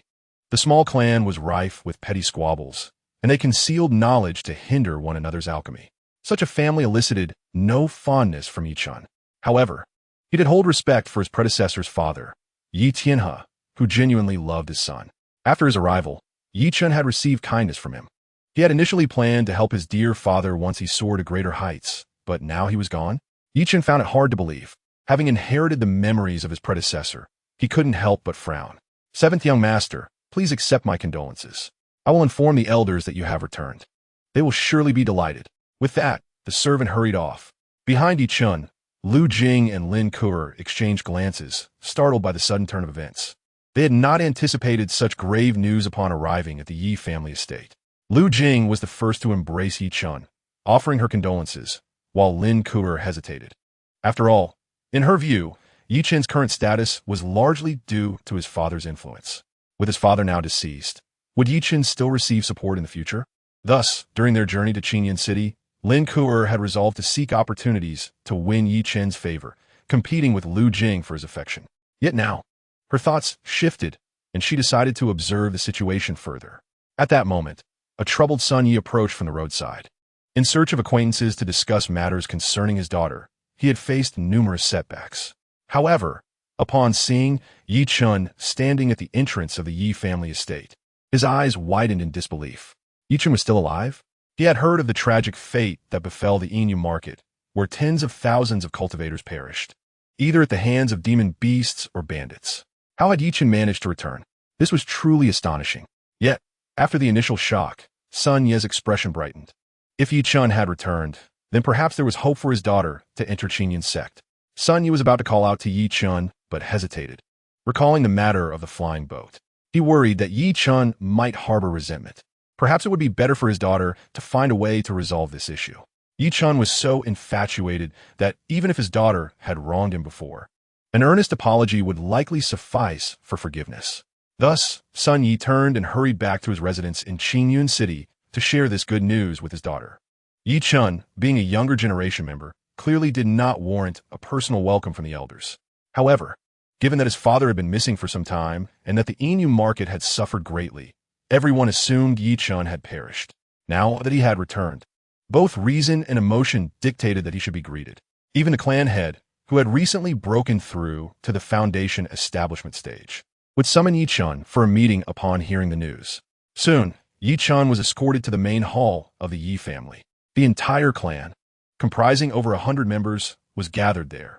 As for Lu Jing and Lin Kuo, they had been taken by the servants to Yi Chen's quarters. Through the explanations from the clan members, Yi Chen learned the cause of his father's disappearance. A month prior, a shop belonging to the Yi family in a certain market had obtained treasures at a low price. After acquiring these treasures, they promptly notified the clan, which dispatched Yi Chen's father to lead a team to retrieve the goods. Unfortunately, on their return journey, they were ambushed. All other clan members perished, and the goods were stolen. Although no body had been found, it was likely that the situation was dire, given the prevalence of demonic cultivators in the realm who might use the deceased for soul and blood refinement. The Yi family quickly realized that the cultivators who sold the treasures were likely among the bandits. It was a classic case of baiting the hook, a common occurrence in the world of cultivation.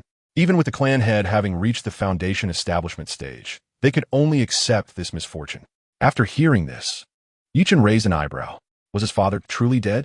In his previous life, Yi Chen had observed patterns in online stories. If no body was discovered on the spot, it was often indicative of an opportunity gained or a fake death. Who knew when he might suddenly reappear? However, Yi Chen dismissed these thoughts, knowing that such coincidences were rare. Moreover, if they truly had a hidden background, how could both he and his father possess such mediocre talent? Once his cultivation improved, he might attempt to devise a method of divination to discern the truth. Yi Chen's contemplation was soon interrupted. Yi Chen, we are aware of the events at the Inu market. How did you return? Where is Steward Zhang? Why did he not accompany you? Yi Chen's second uncle was filled with a myriad of confusions ever since Yi Chen's return. Unable to contain his curiosity, he posed a question. Yi Chen had anticipated this moment. The speed of his ship was remarkable, capable of returning to Qingyun City in a day's time. However, Chen deliberately took 5 days to achieve just that.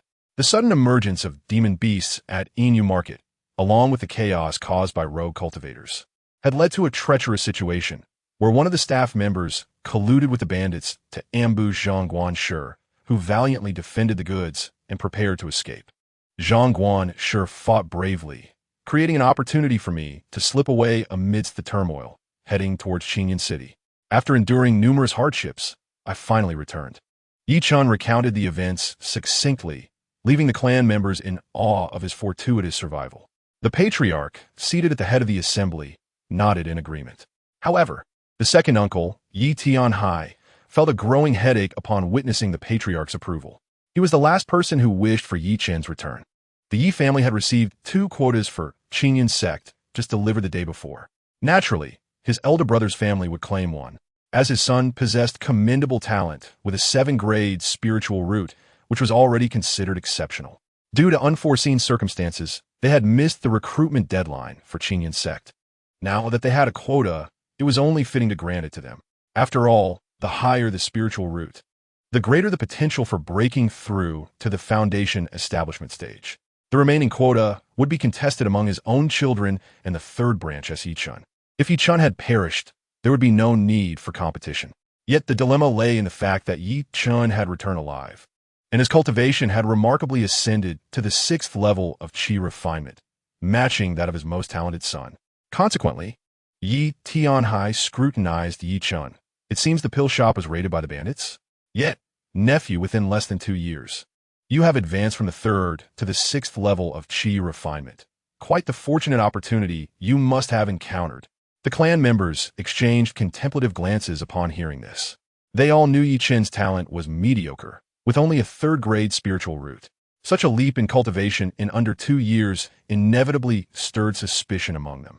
Some even speculated whether Chen had secretly hoarded resources. In a family, public matters must remain distinct from private ones. Coveting the family's resources was a grave taboo. Chen could not tolerate such insinuations. He was determined to claim the quota for Qingyun sect. Thus, Chen displayed a look of grievance and glanced at his second uncle. Do you suspect me of embezzling the family resources? The second uncle was taken aback by Chen's unexpected boldness, contrasting sharply with his previously timid demeanor. He hastily attempted to defend himself, only to see Chen lift his robes, revealing numerous tightly bound storage bags strapped to his body. As Chen removed these bags, his eyes reddened. As though deeply wronged, Zhang Guanshi held off the enemies to provide me with a chance to escape, ensuring I could bring these items back to the family. I dared not close my eyes along the way, fearing encounters with higher-level rogue cultivators who might rob me. I returned against all odds, and you dare question me? Please inspect these bags. They contain the shop's account books. If anything is missing, I shall take my own life to accompany my father. My father devoted himself to the family, willingly risking his life. How could I, Chen, bring shame upon him? Chen's response was exceedingly intense, invoking his father's name. More importantly, he had indeed brought back the shop's possessions. This revelation garnered the approval of the clan members, who even felt sympathy for Chen. Only the second uncle's expression was notably awkward. Chen maintained his sorrowful demeanor, unwavering in his resolve. What rightfully belonged to him must be claimed. This quota for Qingyun sect was his to secure. Chapter 65. I shall go first to save time. The second uncle found himself in an immensely awkward situation due to Chen's actions and hastily sought to clarify that he had no such intentions. Chen remained silent, directly bowing to the patriarch seated at the highest position. Grandfather, I wish to enter Qingyun sect. Chen's approach was characteristically straightforward. His years of experience in state-owned enterprises had taught him that desires must be articulated plainly, and one must strive to seize opportunities. If you do not fight for what you want, no one will offer it to you.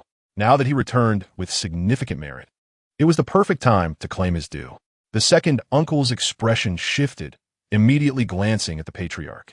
The head of the Yi family, Yi Hong, regarded Chen with a measure of fondness. Little Chen, you have endured much. However, he had previously established rules regarding the allocation of quotas based on contributions, and it would not do to show favoritism, lest the family lose its principles. Steward, What is the ranking of each disciple's contributions? Upon hearing this, the second uncle's expression brightened. If contributions were the basis, his third son was assured a spot, having personally assisted in crafting numerous pills for him. As expected, the steward announced, the third son of the second branch, Yi Feng, ranks first. He is now capable of producing mid-grade Pei Yuan Dan, bringing considerable benefits to our Yi clan. At this, the patriarch nodded in satisfaction towards Yi Chen. Little Chen, Fenger's talent for alchemy is evidently superior. Should he enter Qianyun's sect, he might aspire to become a top-grade alchemist, perhaps even advance to second grade. This is all for the sake of the family. Hearing this, Yi Chen felt a cold smile form within. He recalled that this patriarch had always favored the second uncle, sending him to study alchemy, while his own father, the one with the greatest cultivation talent, was preoccupied with family affairs. The second uncle's children thrived in prosperous locations, while he had been relegated to the desolate Inu market. Instances of bias were far too prevalent. Yi Chen lowered his head. What you say is true, grandfather. However, my father's greatest wish while alive was for me to enter Qianyun's sect. Now that he has passed, if I were to lose this opportunity, would it not leave his spirit restless? Therefore, I must contend for this quota. During my time at Inu market, to enhance my alchemical skills and better contribute to the family, I sold the magical artifact my father entrusted to me to learn from the alchemists at Xianxia. My proficiency in alchemy has significantly improved. I implore you, grandfather, grant me this chance. The audacity of Yi Chen's defiance took the head of the Yi family aback. Yet, given that Yi Chen's father had recently passed and Yi Chen had returned with notable achievements, to deny him this modest request would appear excessively heartless. The patriarch cast a glance at his second son. Noting that the second uncle had no objections, he nodded. In that case, I shall grant you an opportunity. Have the alchemy furnace brought forth. Yi Feng, you and Yi Chen shall compete in crafting Pei Yuan Dan. Yi Feng, upon hearing this, promptly bowed and stepped forward, his face alight with confidence. He was acutely aware of Yi Chen's alchemical talent and skill. What could Yi Chen possibly offer to compete against him? It would be nothing short of self-deprecation. The Yi family servants quickly brought forth a single alchemy furnace. Seventh brother, allow me to go first. You can observe closely, Yi Feng said with a smile. However, Yi Chen shook his head. I shall go first, as it will save time. Both Yi Feng and his father, Yi Tianhai, found amusement in this. You wish to explode the furnace faster, then? That certainly will save time, they thought, fully aware of Yi Chen's abilities. Knowing that he struggled even with crafting a basic gathering qi dan, Yi Chen was willing to embarrass himself, and they held no objections. Yi Chen promptly settled into a meditative posture, tossing a low-grade spirit stone into the furnace, igniting the flames, and began his alchemical endeavor. Initially, the clan members harbored doubts about Yi Chen's capabilities, especially since Yi Feng was the son of Yi Tianhai, the only alchemist in the clan capable of producing first-grade superior pills. It was certain that he had received numerous advantages in his training. Yi Chen had no means to compete with his counterpart. However, as he commenced alchemy, the expressions of his clansmen subtly shifted. This was due to the remarkable fluidity of Yi Chen's movements, as if he had performed the refinement of Pei Yuan Dan countless times before, executing each step with an innate familiarity. The expressions of Yi Tianhai and his son transitioned from indifference to gravity. Those versed in the art discerned the nuances, while the uninitiated merely observed. Yi Tianhai could easily see that Yi Chen had mastered the control of fire, the selection of herbs, and the timing of liquid amalgamation with impeccable precision, leaving no room for fault. Yet, how could this be possible? Yi Chen had previously struggled to distinguish herbs and had only spent less than 2 years in the Inu market. Such immense progress was unfathomable. Regret coursed through Yi Tianhai as he lamented his earlier acquiescence to Yi Chen's request, but it was too late to retract. As an hour slipped by, amidst the watchful gazes of the clan, Yi Chen rose with confidence to open the furnace. At that moment, the hall was filled with the enchanting aroma of elixirs, captivating all present. Most had tasted Pei Yuan Dan before, yet none had encountered such an intense fragrance. 10 perfectly formed pills soared from the furnace into Yi Chen's hands, which he presented with reverence, exclaiming, "Grandfather, I have successfully refined 10 Supreme Pei Yuan Dan." Supreme Pei Yuan Dan? As Yi Chen's declaration echoed through the previously hushed hall, an uproar ensued. While superior-grade pills were merely expensive and obtainable with wealth, supreme-grade pills were a rarity indeed. These pills left no residue and would not induce any toxic reactions when consumed. The number of alchemists capable of refining such pills was exceedingly small. It was said that only the most prestigious families or direct disciples from major sects could begin consuming supreme-grade pills from a young age.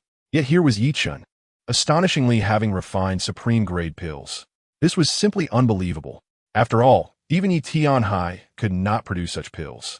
Did this mean Chen's alchemical skills exceeded those of Xianxia? The hall erupted in astonishment. The head of the Yi family gazed at the pills in Chen's hands, unable to suppress his surprise. Xianxia and Feng, father and son, were utterly stunned. Chen had indeed refined supreme Pei Yuan Dan. How could they possibly compete now? Overwhelmed with anxiety at the thought of losing the coveted Qing Yun sect quota, Feng could not restrain himself and vocally challenged, "This is impossible. You were the least perceptive during our alchemy lessons. My father could not refine supreme Pei Yuan Dan. So how could you?" In response to Feng's skepticism, Chen smiled. "When I learned alchemy with my second uncle, there were indeed many areas I struggled to comprehend, feeling rather lost. However, for reasons unknown, since I attended a few classes with the alchemists at Qingyun Fong in Yin Market, it feels as though I have awakened. What once eluded my understanding has become clear, and I have rapidly progressed in my studies. It is not that my second uncle did not teach me diligently. Rather, the teaching methods of the alchemists at Qingyun Fong suit me better. I consider myself fortunate to have discovered my own talent." Chen's explanation elicited subtle shifts in the expressions of his clansmen.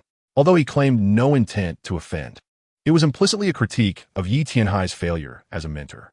Xianxia himself was nearly beside himself with anger, his hands trembling beneath his sleeves. Inside the grand hall, a heavy silence enveloped the atmosphere. Xianxia's face turned pale at Chen's insinuation, yet he found himself unable to voice a retort. After all, Chen had not directly accused him. The crux of the matter, however, remained the coveted Qing Yun sect quota, which was ultimately under the control of the family head. Yihong himself had not anticipated Chen's alchemical proficiency would reach such heights, and he was taken aback. There was no longer any need for the competition to continue, as Chen's supreme Pei Yuan Dan had effectively concluded the contest. After a moment of contemplation, Yihong spoke slowly. "Xiaochun, your alchemical skills indeed surpass those of Fenger. I have now broken through to the foundation establishment stage, and our family is on the brink of expansion. The Yi family has its roots in alchemy and requires exceptional alchemists. With your remarkable talent, staying within the family will facilitate our rapid development. Meanwhile, Fenger possesses a 5th-grade spiritual root, making him better suited for cultivation at Qingyun sect. Thus, our family will have both Yi Tian and Yi Feng to protect it, while you, Xiaochun, will contribute to our growth. Together, you will support each other, and one day, the Yi family may become a prominent lineage. Xiaochun, you can gradually take over your second uncle's responsibilities. Having broken through to the foundation establishment stage, I have a lifespan of over 150 years. Your second uncle's generation will not have the opportunity to lead the family, but you can. In the future, as the family head, with Yi Tian and Yi Feng as disciples of Qing Yun sect safeguarding you, how can the Yi family not prosper?" Yihong's words rekindled hope in Yi Tianhai and Yi Feng's eyes. Yet, Yi Chen's heart grew colder. This old man was exceedingly biased. Previously, he had praised Yi Feng's alchemical aptitude and sent him to Qing Yun sect for further study. Yet, Yi Chen, who had also displayed talent in alchemy, was expected to contribute to the family while supporting Yi Feng's cultivation at Qingyun sect. The notion of becoming a family head was laughably absurd. Not to mention the trivial position of head of small family. The reality was that Yi Hong had at least 70 or 80 years left to live. It was unlikely that Yi Tianhai's generation would outlast him. If Yi Chen did not break through to the foundation establishment stage, he would also be left behind. Moreover, if he were to wait, the inheritance would surely pass to Yi Feng and Yi Tian, who had cultivated at Qingyun sect, leaving Yi Chen with nothing. Had he been his past self, he might have believed Yi Hong's words. However, the Yi Chen who had traversed through time and endured numerous hardships in the corporate world could hardly be swayed by such empty promises. Yi Chen resolved to take a stand.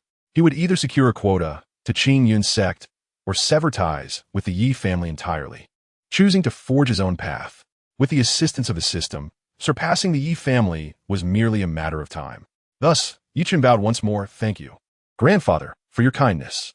However, I am singularly focused on fulfilling my father's dying wish to enter Qianyun's sect, allowing him to rest in peace. Furthermore, should I gain entry to Qianyun's sect, I may even aspire to reach the second-grade alchemist realm, elevating the Yi family to a true alchemical lineage." The hall fell into a profound silence. No one anticipated Yi Chen's audacity, even with the family head's 2 appeals.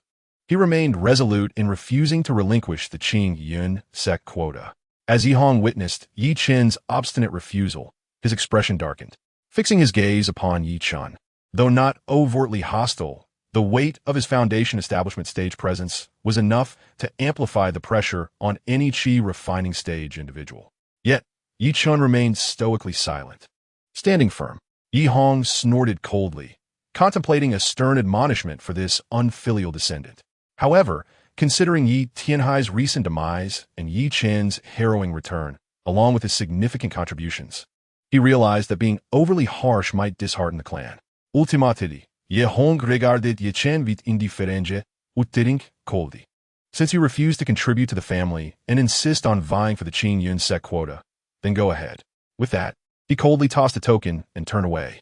At that moment, all present understood that Yi Chen had angered the family head. Truthfully, many were perplexed by Yi Chen's stance. The family head was a foundation establishment stage cultivator, yet even if Yi Chen entered the Qianyun sect, the likelihood of breaking through to the foundation establishment stage was slim. After all, even in Qianyun's sect, such breakthroughs were not commonplace. Most disciples left in obscurity after the age of 30. Although Yi Chen had secured a quota, having angered the family head would make future support unlikely. It is not an exaggeration to say that the cost outweighs the benefit. Why bother? However, the individual in question, Yi Chen, remained utterly unconcerned. If he had angered someone, so be it. Yi Chen was confident in his future. What if the family patriarch looked down upon him? Once he harnessed the power of the system and strengthened his cultivation, even those who despised him would have no choice but to come to him. Much like the women, such as Lin Kuo, his strength was paramount. He need not concern himself with others' opinions. Thus, Yi Chen paid no heed to such matters. He felt entirely justified in claiming his spot within the Qianyun sect. After all, his father had worked tirelessly for the family, sacrificing his very life. Yi Chen himself had gone through countless hardships to protect the family's assets.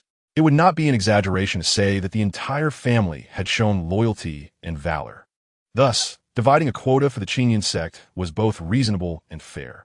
After picking up the token for entry into the Qianyun sect, Yi Chen politely saluted his kin and then turned to leave, returning to his modest courtyard. Perhaps due to the events that transpired in the family hall, even the servants were aware of Yi Chen's disfavor with the foundational patriarch, and they dared not express any familiarity. Although Yi Chen had just returned to the family, even those companions who had once been close to his previous self did not dare to approach him, leaving his courtyard unusually desolate.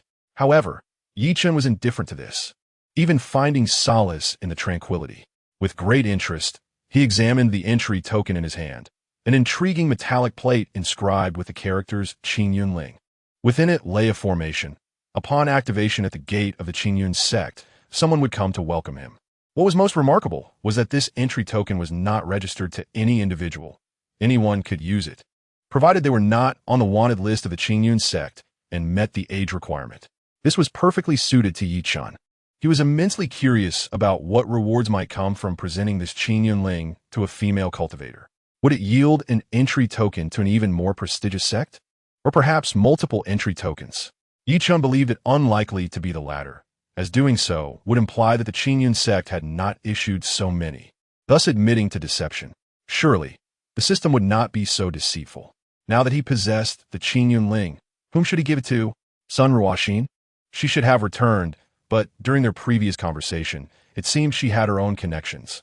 By now, she likely had become a disciple of the Qianyun sect. Thus, gifting her the Qianyun Ling would be futile. What about Lu Jing? Would 10 times be too little? After his experience with Sun Ruoxin, Yi Chen felt somewhat disdainful of 10 times. As for Lin Kuo, despite also offering 10 times, her hesitation upon hearing of his father's death had been unmistakably evident. She was indeed a white-eyed wolf that could never be nurtured, even less so than Lu Jing. After much contemplation, Chen decided to wait a bit longer and explore Qingyun City the following day. Perhaps he would encounter female cultivators with even higher multipliers. He would test his luck for a couple of days, and if he found no suitable candidates, he would simply give it to Lu Jing. Chapter 67. Sun Ruoxin caught wind of the news. Chen had unexpectedly obtained a quota for entering the Qingyun sect.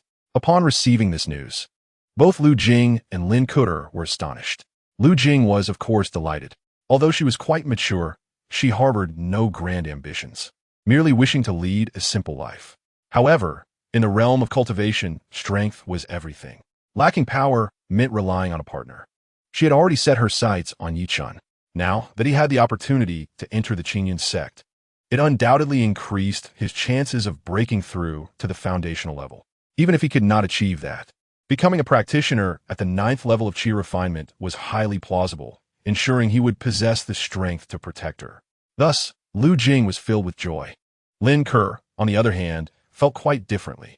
Gazing at the Qingyun Ling in Chen's hand, her heart was rife with regret. She had initially believed that with the death of Chen's father, the resources available to him would significantly diminish, perhaps even leaving him without a quota for the Qingyun sect. That was why she hesitated at the time. Little did she expect Chen to acquire a spot in the Qingyun sect. Henceforth, he would be a disciple of the Qingyun sect, with boundless prospects and extensive connections. Not to mention, Chen was generous with his resources. Was he not precisely the partner she had envisioned? Thus, Lin Ke truly regretted her previous indecision. Upon learning of Chen's father's demise, she should have been like Lu Jing, offering him comfort immediately. Nevertheless, despite her misjudgment, there remained an opportunity for redemption. That night, Lin Ke unhesitatingly donned a flowing white gown.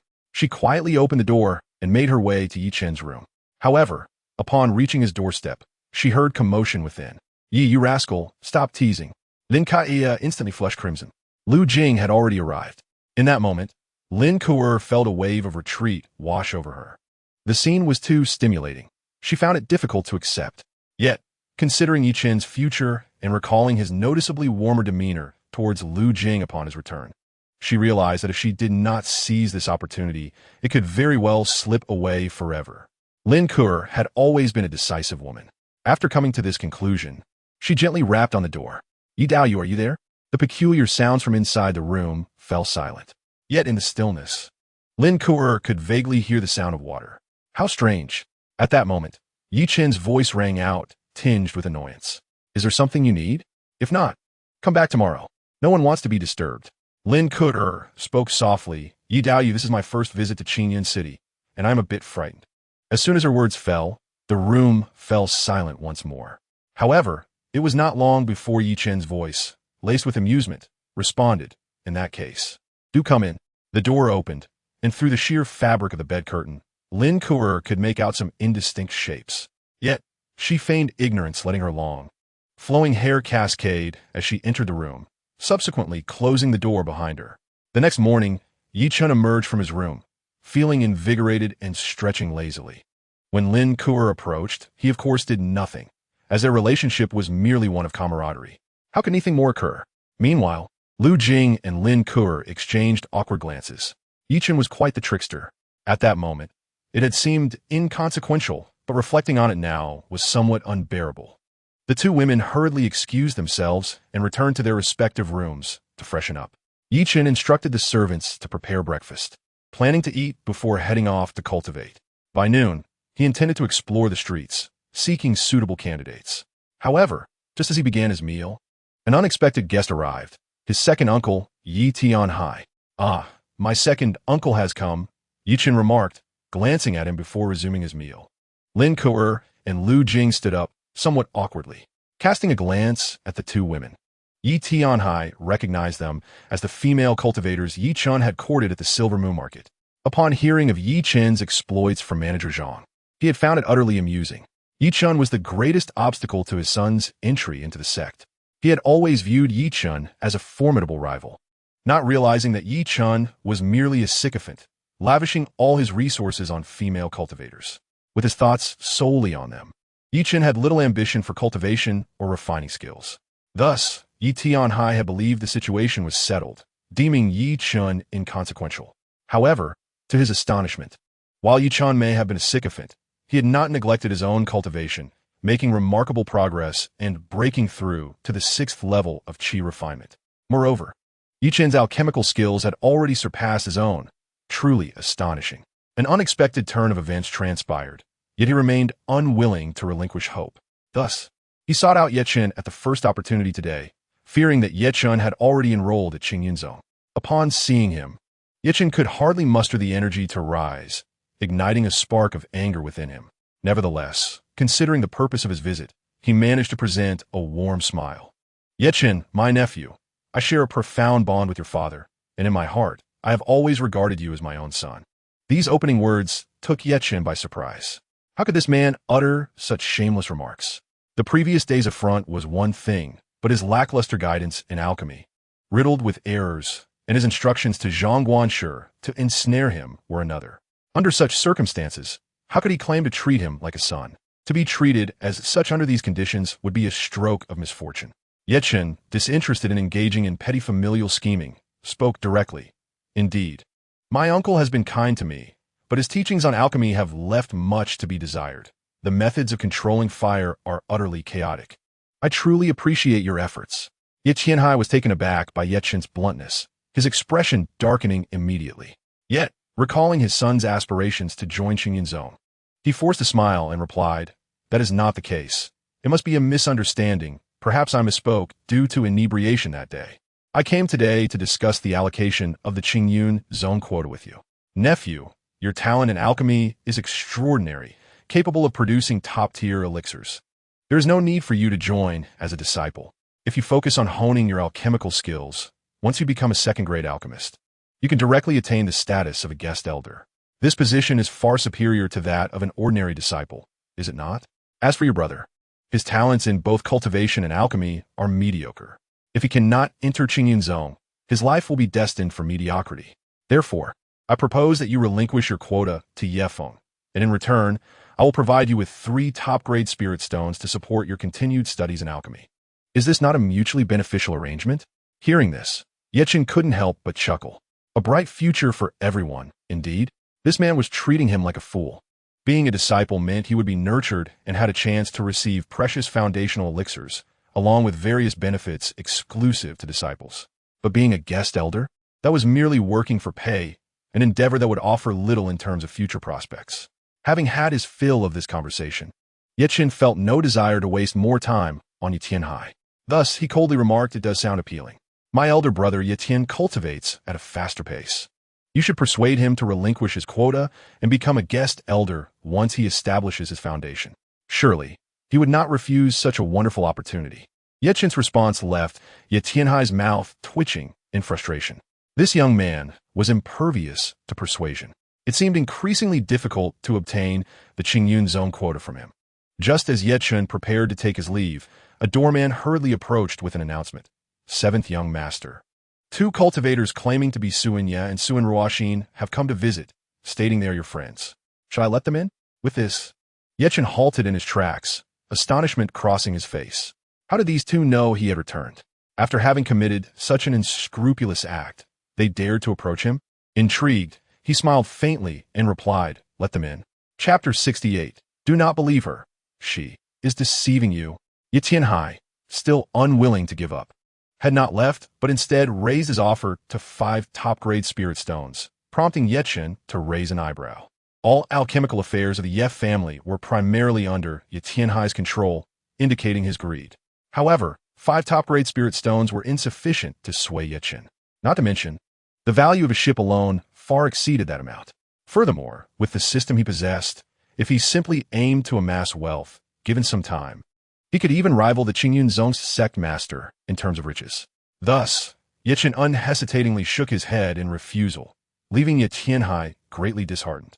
He had originally hoped that if Ye Chen agreed, he could acquire the quota with the spirit stones and promptly report to the patriarch. Having already angered the family head, selling the quota would surely result in severe punishment, and Ye Chen would not be able to keep the spirit stones. To his surprise, even with an offer of 5 top-grade spirit stones, Ye Chen remained unyielding. At that moment, Suan Ruoxin and Suanya arrived. Suan Ruoxin wore a robe, the hem resting just above her knees, perfectly showcasing her elegant legs. As she moved, her skirt rippled like water, creating waves, coupled with her exquisite features. She was nothing short of breathtaking. Upon seeing Chen, Suan Ruoxin's eyes glistened with tears. "Junior brother, I am so relieved to see you unharmed." Chen stood there coldly, curious about what role Suan Ruoxin intended to play. Sensing his indifferent gaze, Suan Ruoxin's tears began to well. "Junior brother, I know you harbor resentment towards me, but I truly did not foresee such an incident occurring. I only learned of the beast tide at Xianxia market after returning to Qingyun City. It was Elder Kong of Qingyun Zone who notified me, which is why I came back. Ever since I learned of the events at Xianxia market, I have been deeply worried about you, unable to sleep at night. I feared that my borrowing the flying ship might have caused you harm. If that were the case, I could never forgive myself. Thankfully, fate has smiled upon you, and you have returned." With that, Suan Ruoxin excitedly embraced Chen. Lu Jing and Lin Ku'er watched warily, having expended great effort to earn Chen's favor. They could hardly believe that Suan Ruoxin, the scheming woman, had returned. The two were skeptical of Suan Ruoxin's words. What a coincidence it was. Moreover, the moment she left, second-grade demonic beasts had attacked. They did not believe that Suan Ruoxin could have been unaware. Yet, despite their clarity, both women felt a twinge of concern. Would Chen truly believe her and choose to forgive her? A normal cultivator would not, but Chen was an exception. Therefore, they kept their eyes fixed on him, anxious that he might fall prey to deception. This cunning woman had come with ulterior motives. Meanwhile, Tianhai, still contemplating how to swindle the Qingyun order, was equally astonished by the scene before him. How many female cultivators had Chen charmed at Xianxia market? Had he even gifted one a flying ship? How could he possess such wealth?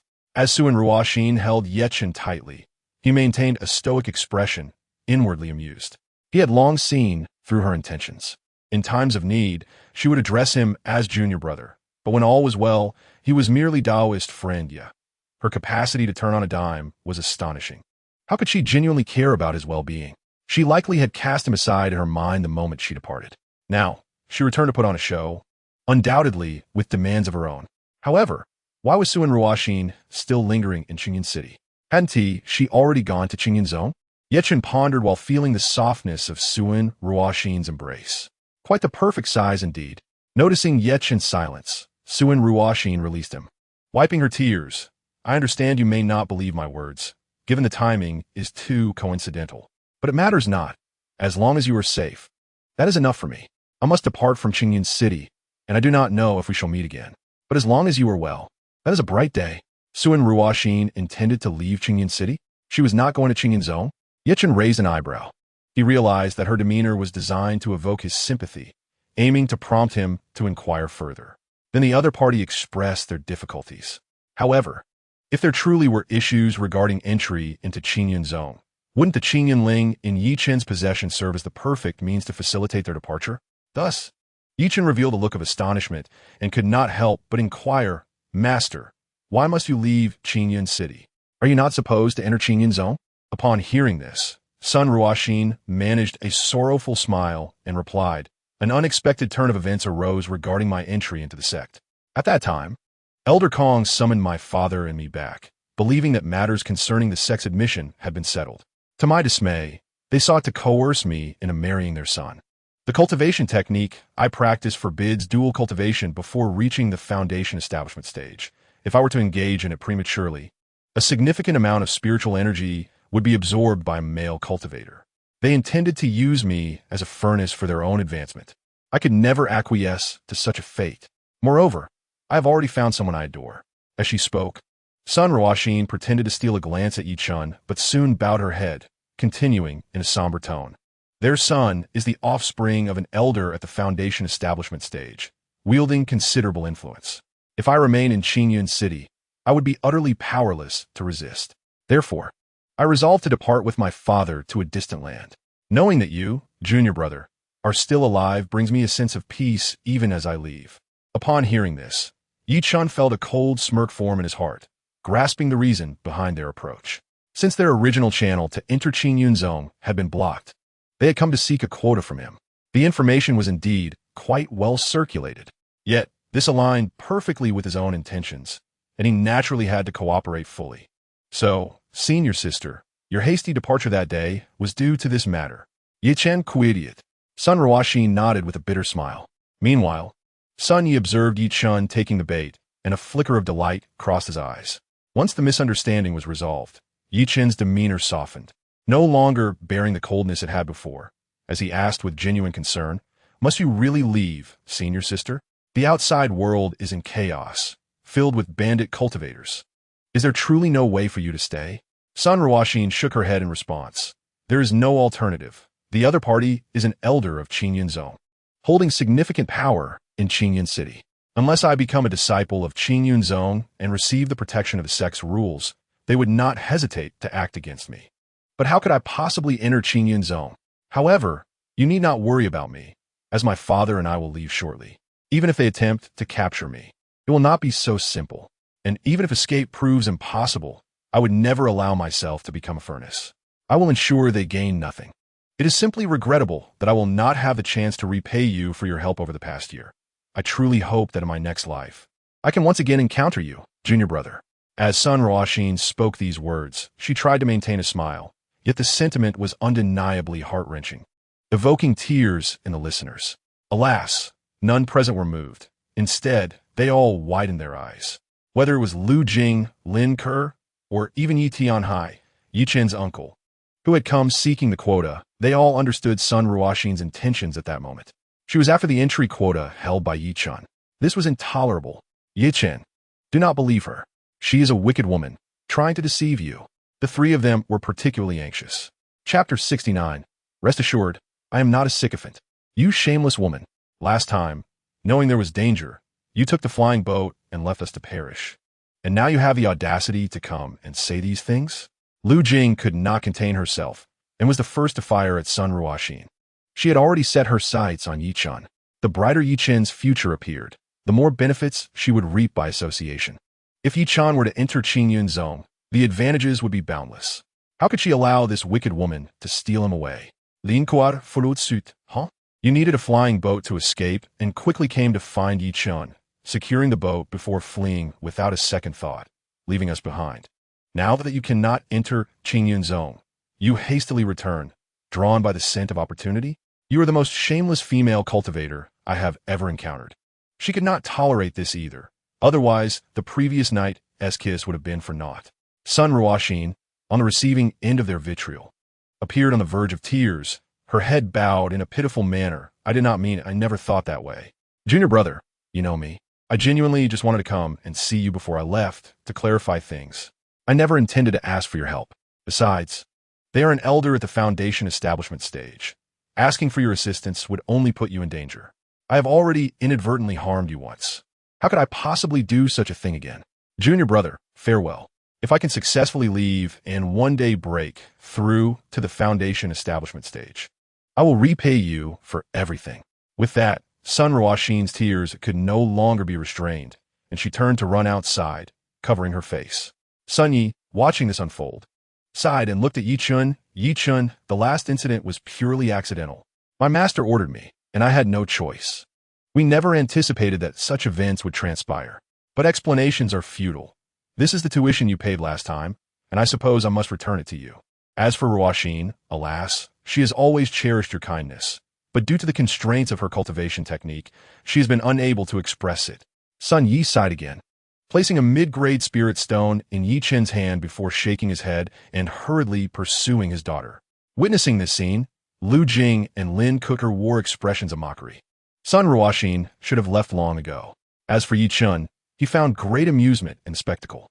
He did not believe a single word of Sun Ruoxin's fabrications. Sun Yi was also playing along, hinting that Sun Ruoxin had feelings for him. If he were truly a sycophant, he might have fallen for it and recklessly pursued her. However, Yi Chun was no sycophant. Thus, he still had to chase after her. Yi Chun did not wish to squander time. 15 times the effort from Sun Ruoxin was just right. Furthermore, her words were half-truths. She might genuinely be in trouble. In such circumstances, handing over the Qingyun Ling to her could likely trigger a critical reward. Yi Chun was eager to discover what the feedback reward for the Qingyun Ling would be. Therefore, he took a step forward, also heading towards the courtyard exit. As Chen moved, both Lu Jing and Lin Kuer were taken aback. They quickly reached out to stop him. "Yi Daoist, please don't. This woman is deceiving you. Yes, she is merely pretending to be pitiful, trying to swindle the Qingyun Ling from you." Yi Tianhai, standing by, was also stunned. Could it be that Yi Chan was truly swayed by her empty words? What kind of logic was that? How could someone with such a mind possess such high alchemical talent and rapidly advancing cultivation? Yi Tianhai could not comprehend. Yet he still harbored covetous thoughts towards the Qingyun Ling in Yi Chen's possession. Thus, he spoke coldly. "Yi Chen, the entry quota for Qingyun Zone belongs to our Yi family. It can circulate among family members, but if you dare to give it to an outsider, the family head will not spare you." Upon hearing this, Yi Chen immediately laughed. Why would I be so foolish as to believe her words so easily? That quota is for entering Qingyun Zone. She left in such haste that she forgot to return the flying boat she took from me. I must go and retrieve it. You don't actually think I'm a sycophant, do you? With this, Yi Tianhai finally relaxed. Indeed, Yi Chen was not so naive. As long as the Qingyun Ling remained in his possession, there was still a chance. Lu Jing and Lin Kuer also breathed a sigh of relief.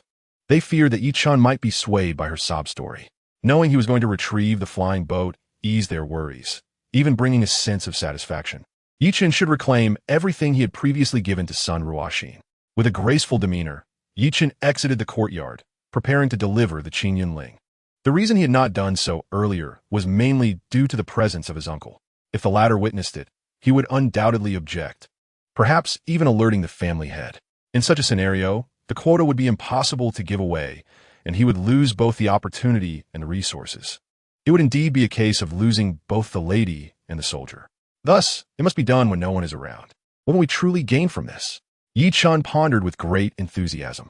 Meanwhile, after fleeing the Yi family, Sun Ruoxin halted in a narrow alley. Sun Yi followed closely behind, expressing his disappointment. "Ruoxin, did you run too fast?" It seems to have no effect. Yi Chen shows no expression at all. The tears had vanished from Sun Ruoxin's beautiful face. She glanced back to confirm that no one was pursuing them. Feeling quite distressed, the incident with the flying boat must have deeply hurt Yi Chen. Gaining his forgiveness will not be easy. Had I known, I should have brought him along last time. Sun Yi felt helpless at her words. In this world, there is no medicine for regret. He could not fathom why their master was so inconsiderate. Moreover, he never expected Yi Chen not only to return alive, but also to secure a spot in the Qingyun sect. In this situation, what could he do? The two gazed at the quiet entrance of the Yi family, sensing that this time it was truly difficult. They could only return and reconsider their options. However, just as they were about to leave in despair, footsteps echoed behind them. Sun Ruoxin quickly turned around and saw Yi Chen in a blue robe rushing towards them. "Yi Chen has come." Sun Ruoxin's heart soared with joy, yet her face revealed no emotion. Instead, she spoke sorrowfully. "Junior brother, are you here to escort me out of the city? I appreciate your kindness, but you should return. If the eldest son of the Kong family finds out, it will cause you trouble." Yi Chen, with a tone of reluctance and concern, asked, "Has it truly come to this? Must you leave?" Sun Ruoxin bitterly nodded. Yi Chen clenched his teeth, saying, "Then what if you enter the Qingyun sect? Wouldn't everything be fine?" Sun Ruoxin sighed. "Not necessarily. After all, the other party is an elder of the Qingyun sect. It would not be difficult for them to target you. However, with the status of a disciple, they would have to exercise caution and could not act recklessly. Unfortunately, entering the Qingyun sect is not so simple." Yi Chen produced a token. "I possess a Qingyun token that can assist you." Upon seeing the Qingyun token in Yi Chen's hand, both Sun Ruoxin and Sun Yi widened their eyes in excitement. They had gone through great lengths to come here, shedding tears and putting on an act, all for this very moment. Finally, they had obtained it. Chapter 70, Feeding the Young Master with Cakes. Gazing at the Qingyun token in Yi Chen's hand, Sun Ruoxin felt an overwhelming urge to snatch it away. She desired it more than anything, but she knew she could not act impulsively. She must remain composed. Forcing herself to calm down, she feigned surprise.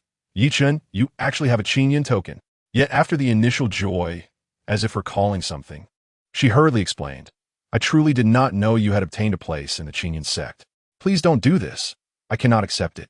Besides, I already feel indebted for the flying boat incident. How can I take your Qingyun token?" Yi Chen, uninterested in her hesitations, directly took her small hand. Sun Ruoxin's hand was exceptionally fair, with delicate skin that felt cool to the touch, far more exquisite than those of renowned pianists in her past life. The sensation was truly delightful. Yichen pressed the Qingyun token in her palm. It is evident that you need it more than I do. Accept it. Sun Ruoxin grasped the Qingyun token, her palm growing clammy with excitement. The coveted place in the sect had just fallen into her hands. At that moment, she felt the urge to cry. When she came here, she had not held high hopes, considering the Qingyun token was something one could only hope for. Not to mention the previous incident with the flying boat. To think that Yi Chen, under such circumstances, would still give her the Qingyun token. Even Sun Ruoxin felt deeply moved. Yi Chen truly cared for her. But how would she explain this to her family? Moreover, what would happen to Yi Chen if she entered the Qingyun sect? This situation felt rather inappropriate. Sun Ruoxin could not help but voice her concerns. Yi Chen smirked. You can hardly contain your joy, yet you worry about propriety? He nodded, seemingly troubled by her words. Indeed, how should I explain this to my family? Yi Chen's gaze once again fell upon the Qingyun token in Sun Ruoxin's hand. Hearing his words, Sun Ruoxin felt a pang of anxiety and silently cursed herself for speaking out of turn. She quickly sought to amend her statement. You need not worry. Once the token is given to you, you will have the freedom to wield it as you wish. Your family should not interfere. Yi Chen observed how tightly Sun Ruoxin clutched the Qingyun token, a cold smile forming in his heart. Internal family matters could be divided as they pleased. Yet, giving something to outsiders would inevitably result in punishment. But this woman seemed unconcerned about any potential consequences. Fortunately, Yi Chen himself did not mind. He nodded. True enough. It is mine now. I can give it to whomever I please. Sister, please accept it. Sun Ruoxin nodded repeatedly, her face alight with gratitude. Junior brother, you are truly too kind to me. Once I break through to the foundation establishment stage, I will do everything in my power to repay you. Huh? Still playing the devoted admirer? Planning to repay me after reaching foundation establishment?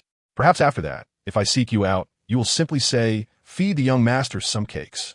However, the system notification chimed in Yi Chen's mind. He could not be bothered to say more and urged her to leave. Hurry up, or it will be troublesome if my family sees you. Sun Ruoxin felt a twinge of fear at this prospect. If the Yi family intercepted them, it would all be for naught. Thus, she expressed her gratitude to Yi Chen once more before hastily departing with Sun Yi. Once they were far from the Yi family's location, Sun Yi was elated. Daughter, with the Qingyun token, we need not worry about the master anymore. He values his reputation, and it would be unacceptable for him to accept payment without delivering results. You have finally entered the Qingyun sect, and a bright future awaits in foundation establishment. Where shall we go next? Sun Ruoxin, clutching the Qingyun token, spoke without hesitation. We must go to the Qingyun sect immediately. If the Yi family learns of this, they will surely try to reclaim the token. The head of the Yi family has already reached foundation establishment. If they realize what has happened, we will have no chance to enter the sect. Therefore, we must leave now to avoid future complications. Sun Yi nodded in agreement. Indeed, we must enter the sect at once. As for Yi Chen giving a family spot to an outsider, they did not discuss the potential consequences. For even if Yi Chen faced dire repercussions, she could never return the Qingyun token. She was determined to seize this opportunity to join the Qingyun sect. At most, once she became a disciple, she would consider how to compensate Yi Chen. The Qingyun sect was situated adjacent to Qingyun City, which had been established solely because of the sect's existence. Upon exiting the city, Sun Ruoxin summoned the flying boat, carrying Sun Yi towards the gates of the Qingyun sect. As they drew closer to their destination, Sun Yi, filled with excitement for his daughter, could not help but inquire, Daughter, about what you said to Yi Chen earlier, are you really considering offering your body to him as a form of gratitude after reaching foundation establishment? Upon hearing this, Sun Ruoxin shook her head without hesitation. I understand Yi Chen's feelings. However, the disparity in our statuses will only grow. I am about to become a disciple of the Qingyun sect, while he is merely a member of a small family. If I were to achieve foundation establishment, Yi Chen might not even progress to the late Qi refining stage. With such a vast difference, allowing him to be my Dao partner would only harm him. Once I achieve foundation establishment and become an elder, I will certainly find a way to bring him into the Qingyun sect as a disciple. This way, we will owe each other nothing. Sun Yi was momentarily taken aback by her words. Something felt amiss. even if she were to break through to foundation establishment. How old would Yi Chen be by that time? What good would entering the Qingyun sect do? How could they truly be even? However, Sun Ruoxin is his own daughter, and Sun Yi also hopes that his daughter will find a more suitable partner. Now, his daughter has become a disciple of Qingyun Zong. Yi Chen indeed does not match her well. Once she enters, you must diligently cultivate and perform well. If you can attract the attention of a certain elder and become their disciple, your chances of breaking through the foundation establishment stage in the future will be greatly enhanced. Among the people from my generation, 3 were accepted as disciples by the elders, and 2 of them later broke through to foundation establishment. Sun Yi advised his daughter. Upon hearing this, Sun Ruoxin curiously asked, if I could be accepted as a disciple by the peak master, wouldn't that be even more promising? Hearing this, Sun Yi immediately shook his head. The peak master is a great cultivator in the late foundation establishment stage and does not even look at ordinary disciples. If he were to take a disciple, it would be a true genius, at least with a 9th grade spiritual root or even an extraordinary spiritual root. Do not harbor such thoughts. After listening, Sun Ruoxin felt a tinge of disappointment. How wonderful it would be if she could be accepted as a disciple by the peak master. She couldn't help but wonder what kind of extraordinary talents the peak master's disciples must possess. Surely, they would be the top prodigies of the sect. Yi Chen sauntered along the path back to Yi Fu, his face adorned with a smile. The system's feedback had exceeded his expectations. Gift successful. The gift was the Qingyun Ling currently. A 15-fold return is being processed. It has been detected that the gift presented by the host is of utmost importance to the recipient, surpassing their expectations, causing a significant fluctuation in their state of mind, thus triggering a critical reward. The reward is the token of the Sword Peak Master. In the past, the Sword Peak Master, Gu Yunyu, encountered a life-and-death crisis during her growth and was saved by a swordsman, prompting her to give this token to him. In Qingyun City, shattering this token will allow the recipient to sense it and come to express their gratitude. In summary, after reading this, Yi Chen was overjoyed. This was not merely a handful of Qingyun Ling or some entrance token to a superior sect that he could not access. It was the token of Gu Yunyu, the Sword Peak Master. Although Yi Chen was not a disciple of Qingyun Zong, the elders within the sect are divided into 3 categories: ordinary elders, peak masters, and the sect leader. It is said that peak masters are all great cultivators in the late foundation establishment stage. Becoming a disciple of such a figure would grant access to resources and mentorship far surpassing that of ordinary disciples by countless folds, along with various benefits unattainable by outsiders. Not to mention having an additional support in the late foundation establishment stage. This Qingyun Ling was indeed exceedingly valuable. Without hesitation, Yi Chen took out the token, which was a wooden sword merely 10 centimeters long. Without a moment's doubt, he shattered it, unleashing a peculiar wave of energy. Within the gates of Qingyun Zong, a woman clad in red, with a captivating figure and dreamy eyes, sensed this wave and raised her brows slightly before slowly standing up. Chapter 71. You didn't really give it away, did you? Upon returning to the Yi family, Yi Chen was in high spirits. He was quite satisfied with the system's feedback gift. If the feedback had been a coveted entry slot to a more powerful sect, it would have been a troublesome affair just to obtain it.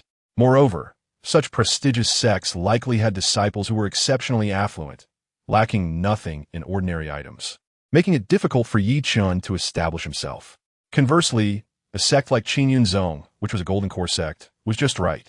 Becoming a disciple of the peak master offers immense advantages, not to mention the value of being a direct disciple of the peak master, which is nearly incalculable in terms of benefits. Just the elevation of status alone could expand the circles Yi Chen could access, increasing the probability of encountering high-caliber female cultivators. This is akin to the disparity between a wealthy heir and an ordinary individual. The number and quality of beautiful women accessible to the wealthy heir would undoubtedly far exceed those available to the average person. Thus, becoming a direct disciple would greatly benefit Yi Chen's future development. Looking at the voluptuous and mature Lu Jing, along with her friend Lin Kuer, he felt it was finally time to recoup his investments. After all, once they entered Qingyun Zong, the tenfold multiplier for both women would no longer matter. Having received so much from him, it was time to return the favor with interest. Therefore, upon returning to the courtyard, Yi Chen calmly addressed the 2 women. Once I enter Qingyun Zong, I can bring 2 maidservants. If you both are willing, you may accompany me into Qinyan Zone. If not, you may decide for yourselves. The expressions of the two women varied. Becoming Yi Chen's maidservants was undoubtedly different from what they had envisioned. Lu Jing felt an immense sense of regret. Had she known this would be the outcome, she would have unreservedly devoted herself to Yi Chen when Lin Kuer first ventured into the mountains, without any other women competing with her. Had she not played hard to get, but rather given her all, she might have secured a concubine's position rather than being relegated to mere maidservant status. But regretting now was too late. Lu Jing understood her own limitations. Without a foundation, living alone in Qinyan City would likely leave her unable to even afford rent. Ultimately, she would become someone else's plaything. Rather than that fate, it was better to serve Yi Chen. At least he was generous, though his methods were astonishingly diverse and imaginative. He never exploited her. Moreover, he possessed a remarkable sense of courtesy in his interactions. Thus, she resolved to accept the role of Yi Chen's maidservant. Lu Jing quickly adjusted her demeanor and gracefully bowed to Yi Chen. "I've seen the young master." On the other hand, Lin Kuer was internally conflicted. She felt regret, reluctance, and hesitation. If she chose to be a maidservant, all her past contributions would seem wasted. If only she had not gone into the mountains and had directly accepted Yi Chen's pursuit, would her current situation be different? Unlike Lu Jing, Lin Kuer had confidence in her ability to survive in Qinyan City. However, after spending time with Yi Chen, even a single gift from him could represent her annual income. Lin Kuer found it hard to part ways. Yet, she was unwilling to become a maidservant. Hence, Lin Kuer was particularly torn, remaining silent for the moment. Yi Chen was unconcerned about Lin Kuer's hesitation. Even if she refused now, she would likely seek him out later. Those accustomed to a life of unearned benefits find it hard to accept the psychological disparity of earning only a meager sum of spiritual stones through hard work. This is akin to the mentality of a gambler. A single win or loss at the gaming table could equate to a month or even a year's salary, naturally making it difficult to focus on working diligently. At that moment, a servant came to report, "Seventh young master. The family head summons you and wishes for you to come immediately."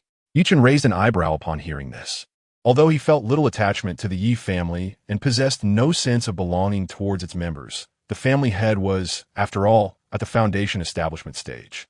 It was better not to offend him before he had sufficient strength.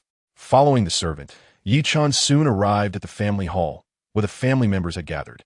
The family head sat high above, wearing a smile, while a young man stood in the center, surrounded by admiration. "Yi Tian, go to Qinyan Zone and cultivate diligently. Once you reach the foundation establishment stage, our Yi family will have 2 foundation establishment cultivators, becoming a prominent clan. Brother Tian, remember not to forget your roots in wealth and honor. The Yi family belongs to you young people, and as a leader of our generation, you must set an example for your peers. I wish you soaring success in the acquisition of foundation building pills, achieving foundation establishment within 10 years. The family members praised the young man, who was none other than Yi Tian, the most talented of the current generation of the Yi family. When Yi Tian spotted Yi Chen's arrival, a confident smile spread across his face as he adopted a big brother demeanor. "Little Seven, you're here.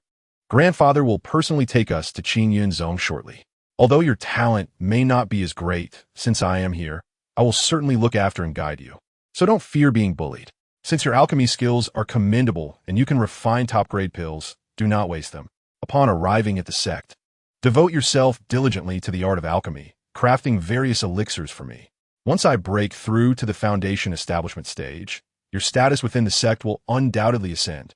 The other clan members chimed in, affirming, "Indeed, Yi Tian has now reached the 7th layer of qi refinement. Stick closely to him and heed his guidance once you enter the sect. The family will provide resources for Yi Tian, and do not squander your alchemical skills. When Yi Tian breaks through, you shall reap the benefits as well. Should Yi Tian require assistance, you must extend your utmost support. He is the pillar of our Yi family in this generation. However, do not disturb Yi Tian too often, lest you hinder his cultivation. That would be a grave matter."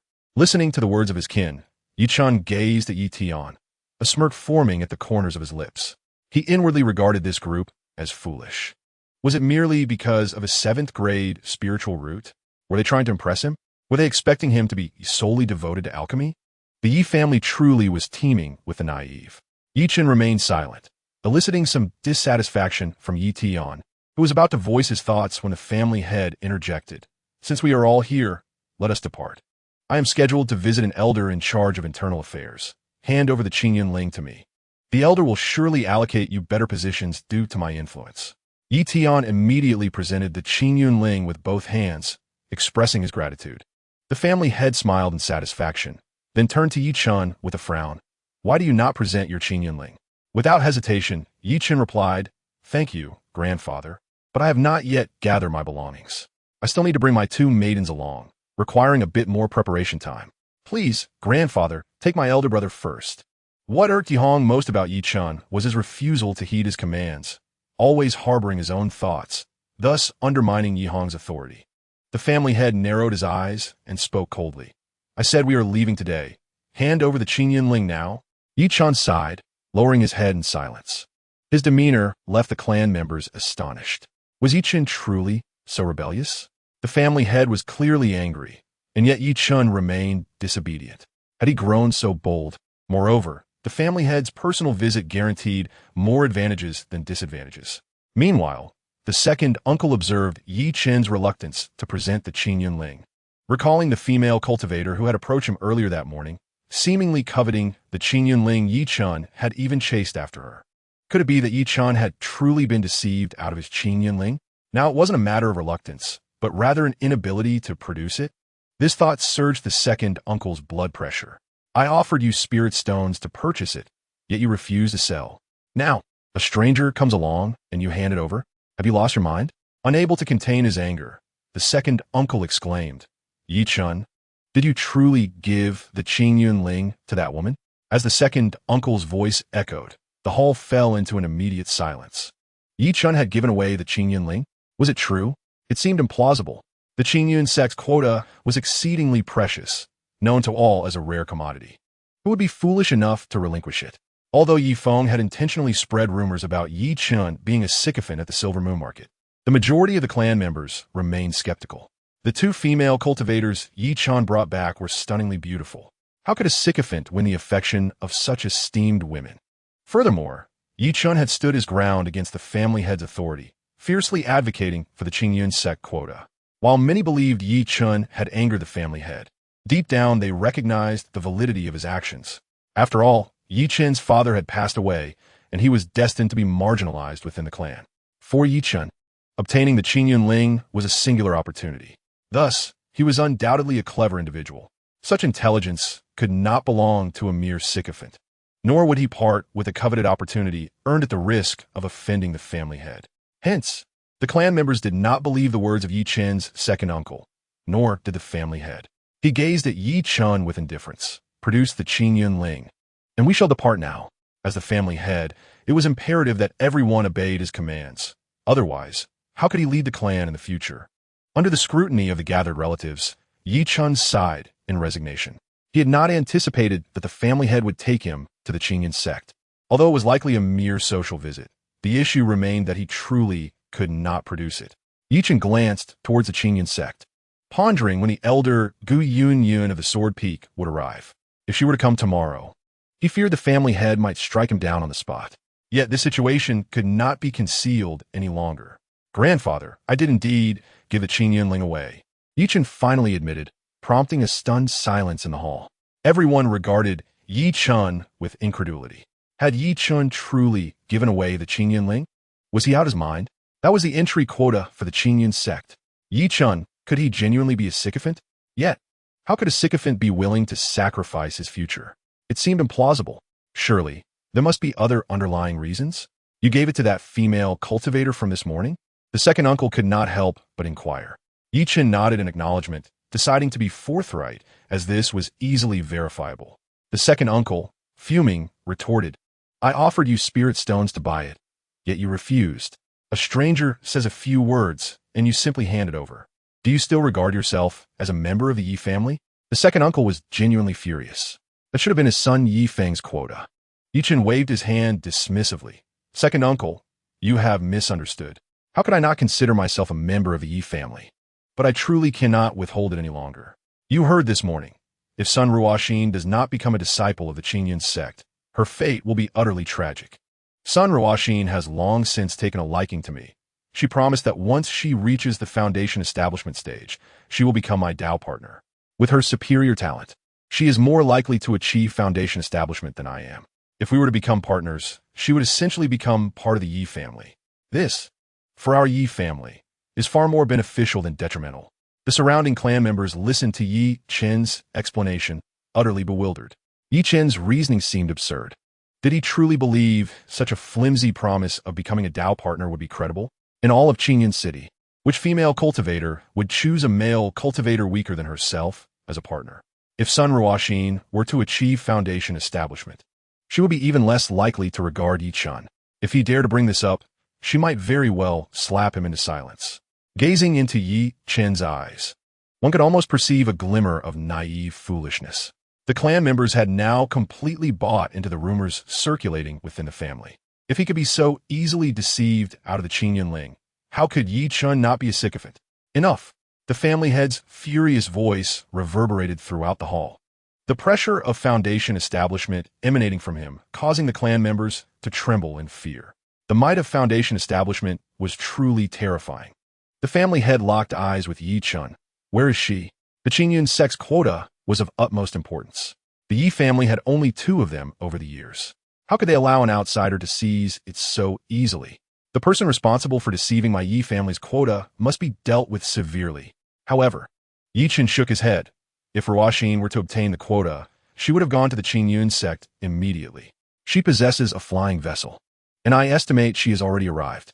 Yi Chen understood Sun Ruoxin all too well. She would not care for his well-being. Once she secured the quota, she would fear the passage of time and set off to the Qingyun sect to finalize the arrangements without delay. Upon hearing this, the family head's anger intensified, his gaze now tinged with murderous intent. After scrutinizing Yi Chen for a moment, the family head averted his gaze. We shall discuss this matter upon my return. Yi Tian, let us depart. The members of the family discerned the coldness emanating from the head of the household. It was evident that Yi Chen's fate would be dire. However, given Yi Chen's profound alchemical skills, it was unlikely that he would be deprived of his cultivation. Yet, he would most likely be confined by the family, relegated to a life as a mere alchemical machine. Many clan members subtly cautioned their children, advising them to observe closely and to never become sycophants. For such individuals meet a grim end. Yi Chen anticipated how the family would deal with him, knowing that his alchemical abilities were a valuable asset that the clan would not squander. Thus, he boldly accepted his fate. Yet, he wondered when Elder Jianfeng would arrive. Would it be soon? He was anxiously awaiting a response. In an instant, no one cast another glance at Yi Chen, having completely angered the head of the family. He had lost all opportunities. Meanwhile, Yi Tian stood behind the family head, who tossed out a flying boat, preparing to depart with Yi Tian. Before boarding, Yi Tian glanced back at Yi Chen, a condescending smile gracing his lips. Shao Qi, do not slack off at home. Ensure you concoct some superior elixirs for me. The superior Peiyuan Dan would suffice. If you could provide me with the superior Peiyuan Dan, it would greatly aid my connections within the sect. The family head shot Yi Chen a cold glance, devoid of any emotion. He will manage. You need not worry about him. The family head's attitude spoke volumes. Yi Chen's fate was sealed. As the flying boat ascended, Yi Tian was full of vigor, while Yi Chen himself remained surprisingly calm. Though a part of him yearned to shout, I have shed blood for this family. However, before he could voice his thoughts, an overwhelming aura suddenly enveloped the space. The family head's figure faltered, his expression shifting dramatically. May I inquire which esteemed friend has come to visit? The clan members were equally taken aback by the head of the family's reaction. Even he, a cultivator at the foundation stage, seemed somewhat flustered. In the next moment, a crimson figure stepped into the hall. Gu Yunyu of the Qingyun sect, a somewhat languid, slightly hoarse voice, imbued with a hint of seduction, resonated through the room. Upon hearing her name, gasps of astonishment filled the air. Even head of the Yi family promptly landed the flying boat and bowed in greeting. Greetings, Taoist Gu. It is a shameful oversight not to have welcomed you properly. Please take a seat. Within the Yi family, no one knew the reason for Gu Yunyu's visit, except for Yi Chen. As Yi Chen beheld her stunning figure clad in a crimson robe and her captivating beauty, joy welled up within him, not out of mere attraction, but because his system had emitted a notification. Chapter 73. Master, my filial piety has not deteriorated. The system detected a compatible target, Gu Yunyu, 100-fold gift feedback. Struck by the system's announcement, Yi Chun was momentarily speechless. 100-fold? Could it be true?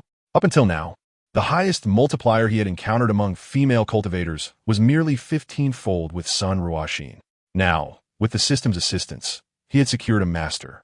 He had initially thought it was merely an opportunity to enter the Qingyun sect, but unexpectedly, a delightful surprise awaited him. Yi Chen's eyes sparkled with elation. A master with 100-fold reward. He was certain he would remain unwaveringly devoted to his master for life, fulfilling her every need with his filial piety. The Qingyun sect is a powerful force with a golden core ancestor presiding over it, and it boasts 6 peak masters, each a formidable cultivator at the late foundation stage. Although peak masters and ordinary elders are both at the foundation stage, their combat prowess is vastly different. The head of the Yi family, Yi Hong, was equally unprepared for the visit of Elder Jianfeng, Gu Yunyu. Known as a prodigy, Gu Yunyu had cultivated for a mere 27 years, yet her progress had been remarkable, achieving the late foundation stage.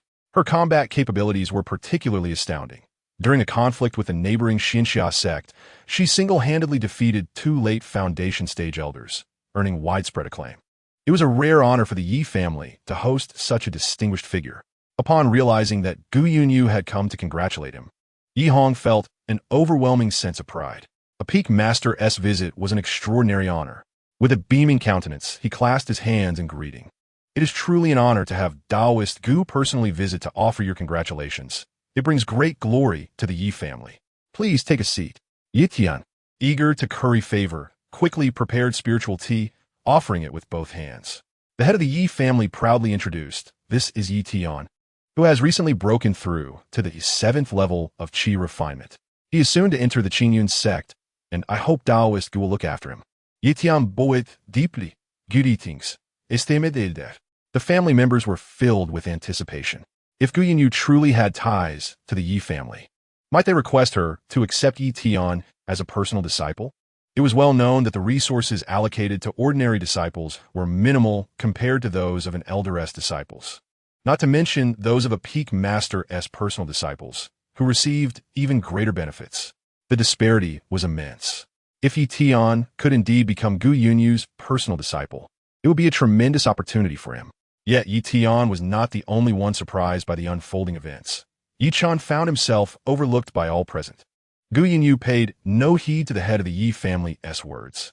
Even as he continued to prattle on, she seemed oblivious to his presence.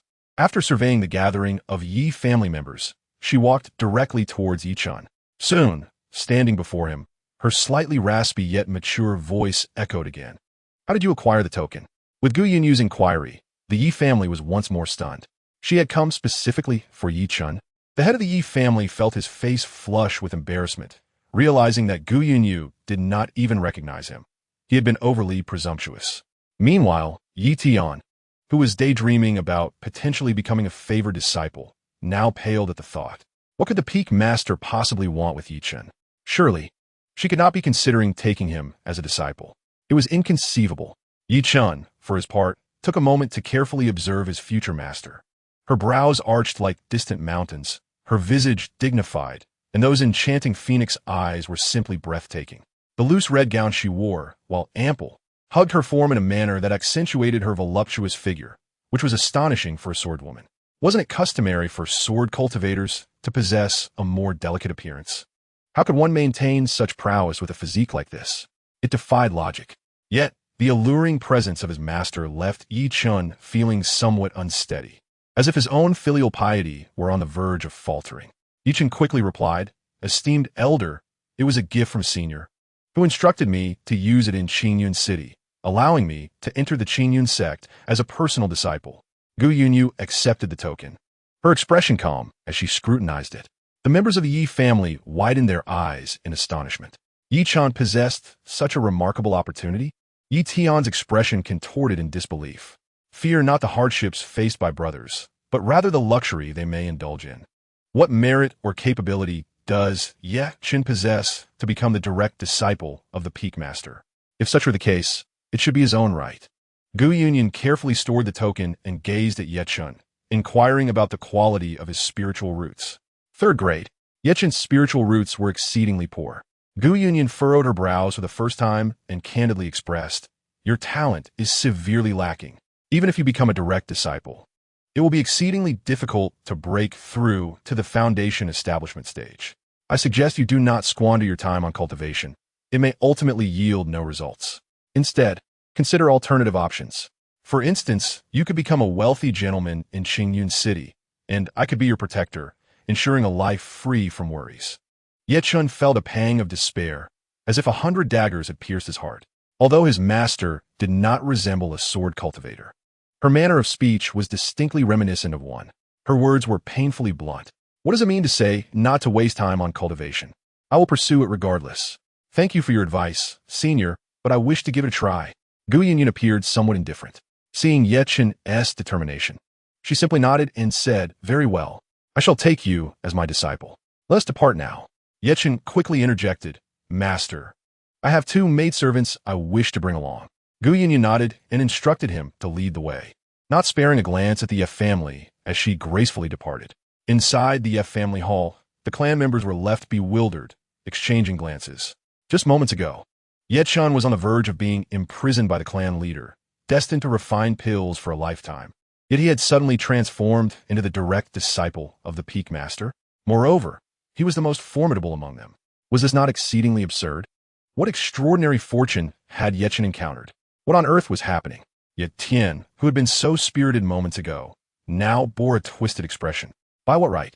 Initially, he had been thrilled at the prospect of joining Qingyun Zone, but now that Ye Chen had become a direct disciple, everything felt utterly devoid of meaning. As for the clan leader of the Ye family, his face was also grim. Although Gu Yunyan was the master of the Celestial Peak, she had not even regarded him with a glance while within the Ye family. This was undeniably a display of utter disdain. And although Ye Chen had become the Peak Master's direct disciple, he had just moments ago been on the brink of being imprisoned and exploited for a lifetime. The bond between them had essentially evaporated. Furthermore, Ye Chen's father was deceased. The ties between Ye Chen and the Ye family would only grow fainter. Moreover, with Ye Chen possessing merely third-grade spiritual roots, the family's hopes rested solely on Ye Tian. Ye Chen's rise was evidently due to serendipity, having caught the Peak Master's favor, yet it bore little significance. His starting point may have been slightly elevated, but with third-grade spiritual roots, breaking through to the foundation establishment stage was nearly impossible, as the Peak Master had just stated. If one cannot surpass the foundation establishment stage, what value does being a direct disciple hold? Furthermore, although resources for direct disciples are abundant, who knows what else Ye Chen might give away? Thus, your future will undoubtedly surpass Ye Chen's. You remain the hope of the Ye family. Upon hearing the clan leader's consolation, Ye Tian felt considerably better. Indeed, Ye Chen was merely a sycophant. Even if he stumbled upon fortuitous circumstances to become a direct disciple, if he gives away all his resources, what significance does that hold? Ultimately, victory will belong to oneself. A sycophant is destined to possess nothing. Chapter 74. Can these benefits be given away? On the flying vessel, en route to Qingyun Zone, Lu Jing and Lin Kao blushed, gazing at Ye Chen with eyes filled with unexpected joy, while they awaited in the courtyard. They overheard servants speak of Ye Chen giving the Qingyun token to outsiders, inciting the clan leader's wrath. The consequences were unthinkable. The 2 girls were startled. Lin Kao even contemplated fleeing on the spot to sever ties with Ye Chen. However, to their astonishment, shortly thereafter, Ye Chen had become the direct disciple of the Peak Master. It was a remarkable turn of events, truly incredible. The status of the Peak Master's direct disciple was exceedingly rare, although they did not fully comprehend its value. They understood the rarity of a teacher in the late foundation establishment stage.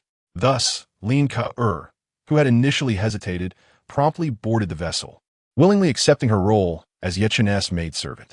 The vessel soon arrived at Qingyun Zone, briefly landing at the mountain gate. The elder at the gate, upon seeing Gu Yunyan in her red robe with a calm demeanor, hurriedly bowed. "Greetings, Elder Gu." Gu Yunyan nodded. "Have the personnel from the Internal Affairs Hall come to the Sword Peak to register my disciple." The elder at the mountain gate was greatly astonished. Elder Gu was actually accepting a disciple? Gu Yunyan had always been indifferent to matters outside of swordsmanship and had never taken on a disciple before. Even those with extraordinary spiritual roots had failed to catch her eye. To accept a disciple now, what kind of prodigy could it be? The elder did not dare to delay and promptly complied. Gu Yunyan said little more and, once the formation opened, guided the vessel directly into the mountain gate. This left Chen, who had been sitting upright in the vessel, deeply contemplative. Previously, he had only heard that entering the mountain required handling procedures personally. He had not anticipated that as a direct disciple, he would receive such service from the Internal Affairs Hall. The status of a peak master-s direct disciple was far more elevated than he had imagined. Within Qingyun Zone, a celestial atmosphere enveloped the surroundings, with mountains resembling swords and various ethereal cranes and spiritual beings soaring, akin to a paradise. Even the spiritual energy was denser than that of the outside world, opening Chen, Lu Jing, and Lin Ka's eyes to a new realm. Soon, the vessel landed atop a mountain peak. This is the Sword Peak, and you shall be its sole disciple. That is my cave dwelling. Should you encounter any difficulties in your cultivation, you may seek guidance there. Your talent may be lacking, but since you are determined to pursue immortality, I will grant you the status of a direct disciple. Whether you can sustain it and break through to the foundation establishment stage depends solely on you. As Gu Yunyun retracted the vessel, she regarded Chen with an indifferent gaze. In truth, she was not particularly fond of this sudden direct disciple. Firstly, her passion lay solely in the way of the sword, and she had never considered taking on a disciple. Secondly, Chen's talent was exceedingly poor. With third-grade spiritual roots, one could easily find 10 random cultivators from the streets, and 5 would surpass him. Lastly, the presence of the female cultivators by Chen's side indicated he was not one to endure hardship, with poor talent and a penchant for indulgence. His future seemed bleak. Thus, Guyanyin harbored no expectations for Chen. She planned merely to grant him the status of a direct disciple, allowing him to thrive or perish on his own. She anticipated that before long, Chen would choose to depart. Chen, upon hearing her words, sensed his master's coldness but remained unfazed. With the sycophant system at his disposal, he could warm even the coldest of hearts. Moreover, he was motivated to win over a master of such striking beauty. His determination was invigorated. Guyanyin nodded shortly. The Internal Affairs Hall personnel will arrive to register your identity and introduce you to everything within the sect. I shall take my leave now. With that, she departed with an air of grace. Chen hastily bowed to bid farewell to his aloof master. Watching her retreating figure, he made a new observation. His master possessed an exceptionally slender waist. Thus, from this angle, one could discern the contours of her figure. Lu Jing also had a remarkable physique, yet she could not compare in this regard. No wonder his master could achieve such impressive feedback. Her figure alone likely accounted for half of it. However, it was clear that his master was not particularly attentive to him. She had simply left him there without a second thought. Fortunately, the personnel from the Internal Affairs Hall soon arrived. A flying vessel descended before Chen and the 2 maidservants, from which emerged dozens of officials, including an elderly man with white hair and beard. "Where is Elder Gu?" the elder inquired, gazing at Chen. Chen respectfully replied, "Greetings, elder. My master has returned to rest and instructed me to await the Internal Affairs personnel to handle the procedures." This was indeed in line with Elder Gu's style. The elder, not surprised, instead regarded Chen with keen interest. Gu Yunyun was proud and singularly devoted to the sword path. The sovereign has mentioned several times, even introducing a disciple with an extraordinary spiritual root. Yet, Gu Yunyun has still not accepted anyone. Now, suddenly bringing back a disciple indeed piques curiosity. What kind of prodigy could this be? I am Elder Chen from the Internal Affairs Hall, here to register you. Name? Chen. Spiritual root attribute? Attribute less, 3rd grade. Elder Chen was taken aback. Typically, the spiritual roots one imagines are attribute less, ranging from 1st to 9th grade. However, aside from these, there are various extraordinary spiritual roots, such as fire or water attributes. These types of roots come with significant limitations, only allowing the cultivation of corresponding techniques and spells. Yet due to their unique path, their cultivation speed is often accelerated, and their spells possess greater power, increasing the likelihood of breaking through the foundation establishment stage. It can be said that anyone with an extraordinary spiritual root is a genius. But Chen, personally brought back by Gu Yunyu, possesses merely a 3rd grade root? How could this be? Elder Chen found it hard to believe and immediately instructed the attendant to bring forth the spiritual root testing array. Yi Chen placed his hand upon it, observing the emergence of 3 beams of light. Both Elder Chen and the other attendants fell silent. Is it truly 3rd grade? To be honest, in the Qingyun sect, a 7th grade spiritual root is merely at the bottom. To stand out, one must possess at least an 8th grade root. A 9th grade root is considered a minor genius. As for a 3rd grade, frankly, most attendants in the Qingyun sect have never encountered one. After all, the sect does not accept novices. Elder Chen gazed at Yi Chen with a complex expression. Are you a relative of Elder Gu? Yi Chen understood what the other was thinking and did not conceal the truth. The senior has ties to my master, which is why my master accepted me. Elder Chen's eyes brightened with understanding. Indeed, it was a matter of connections. Such occurrences do happen in the Qingyun sect. After all, elders are human and occasionally find it difficult to turn down favors. However, a peak master can only designate one direct disciple. The rest are merely ordinary disciples of the elders. They receive slightly more resources, but do not enjoy additional privileges. It appears that Elder Gu owes quite a debt of gratitude to be willing to grant a direct disciple position. Elder Chen immediately lost interest, instructing his subordinate to record Yi Chen's information, not bothering to utter another word. Once the registration was complete, Yi Chen received his token. Only then did Elder Chen speak. The benefits of being a direct disciple are numerous. For instance, every 3 years, one can obtain a cultivation quota for the 5 Elements Cave. Furthermore, the chances of receiving a quota for the sect's secret realms are significantly higher for direct disciples. Upon reaching the peak of the Qi refining stage, the sect will also provide a low-grade foundation establishment pill. If one participates in the sect's grand competition and secures first place, the low-grade pill can be upgraded to a high-grade one. There are many facilities within the sect that ordinary disciples are restricted from using, but direct disciples face no such limitations. The specifics are all detailed in the pamphlet provided. Upon hearing this introduction, Yi Chen's eyes lit up, unable to restrain himself from asking, "Can these quotas be gifted to others?" Elder Chen was momentarily taken aback. Gifting them? The 5 Elements Cave can purify and compress all of one's spiritual power, cleansing the body with formless energy. Entering once significantly enhances both spiritual power and physical form. The opportunities within the secret realms are plentiful. Who would gift such a thing? Elder Chen gazed at Yi Chen, likely guessing the reason behind his question. Yi Chen was only at the 6th level of Qi refining with a 3rd grade spiritual root. He probably feared being deprived of it. Hence the inquiry. Despite being a connection-based disciple, Elder Chen still spoke earnestly. The quota belongs to you, so you may gift it to anyone, as long as you are willing. If someone seeks to take it, such an act is impossible. Our Qingyun sect is a righteous sect. We encourage competition among disciples, but uphold integrity. Private theft is absolutely intolerable, and even if other direct disciples engage in such behavior, they will pay the price, potentially losing their cultivation and being expelled from the sect. So rest assured. Subsequently, Elder Chen observed Yi Chen's relieved smile, prompting him to shake his head. A direct disciple, yet fearful of having resources taken from him. It seems that the weakest direct disciple in our Qingyun sect has indeed been born. Chapter 75. The Day of Harvest. The benefits of being a direct disciple can be gifted. That is a certainty. Yi Chen felt an extraordinary sense of joy, a smile gracing his face. This smile only caused Elder Chen to shake his head further. Merely being assured that he wouldn't be robbed brought him such happiness.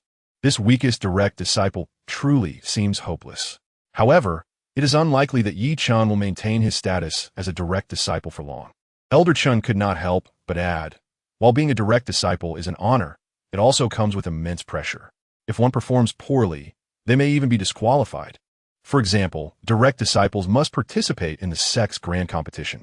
Regardless of ranking, if you rank last among direct disciples for 3 consecutive years, you will lose your qualification.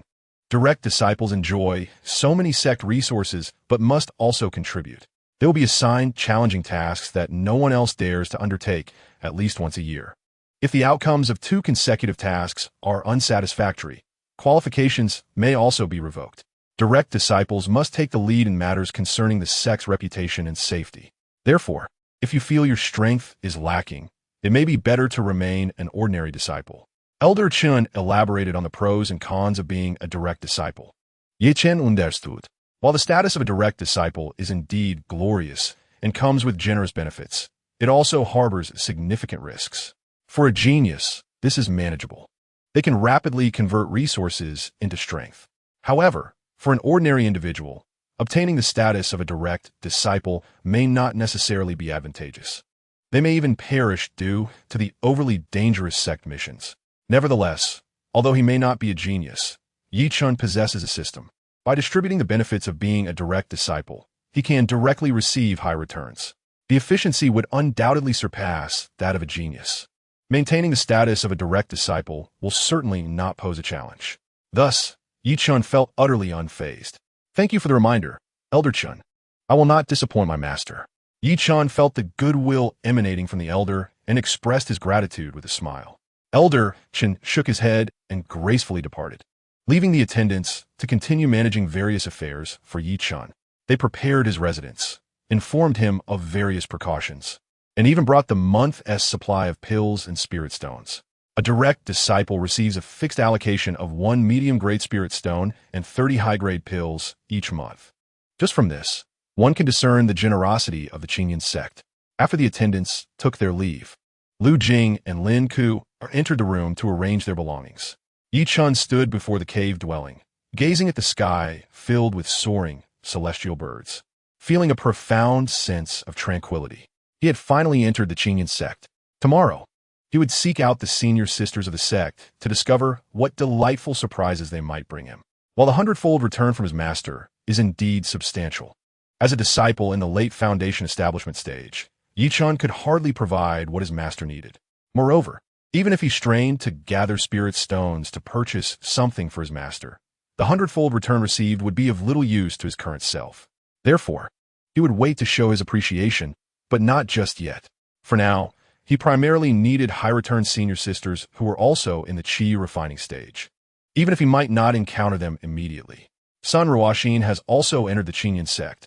At the very least, she could provide a guaranteed 15-fold return. Thus, Chen was not anxious. Before tomorrow, he had even more pressing matters to attend to. Turning back, Chen noticed Lu Jing and Lin Ku diligently tidying up the cave dwelling.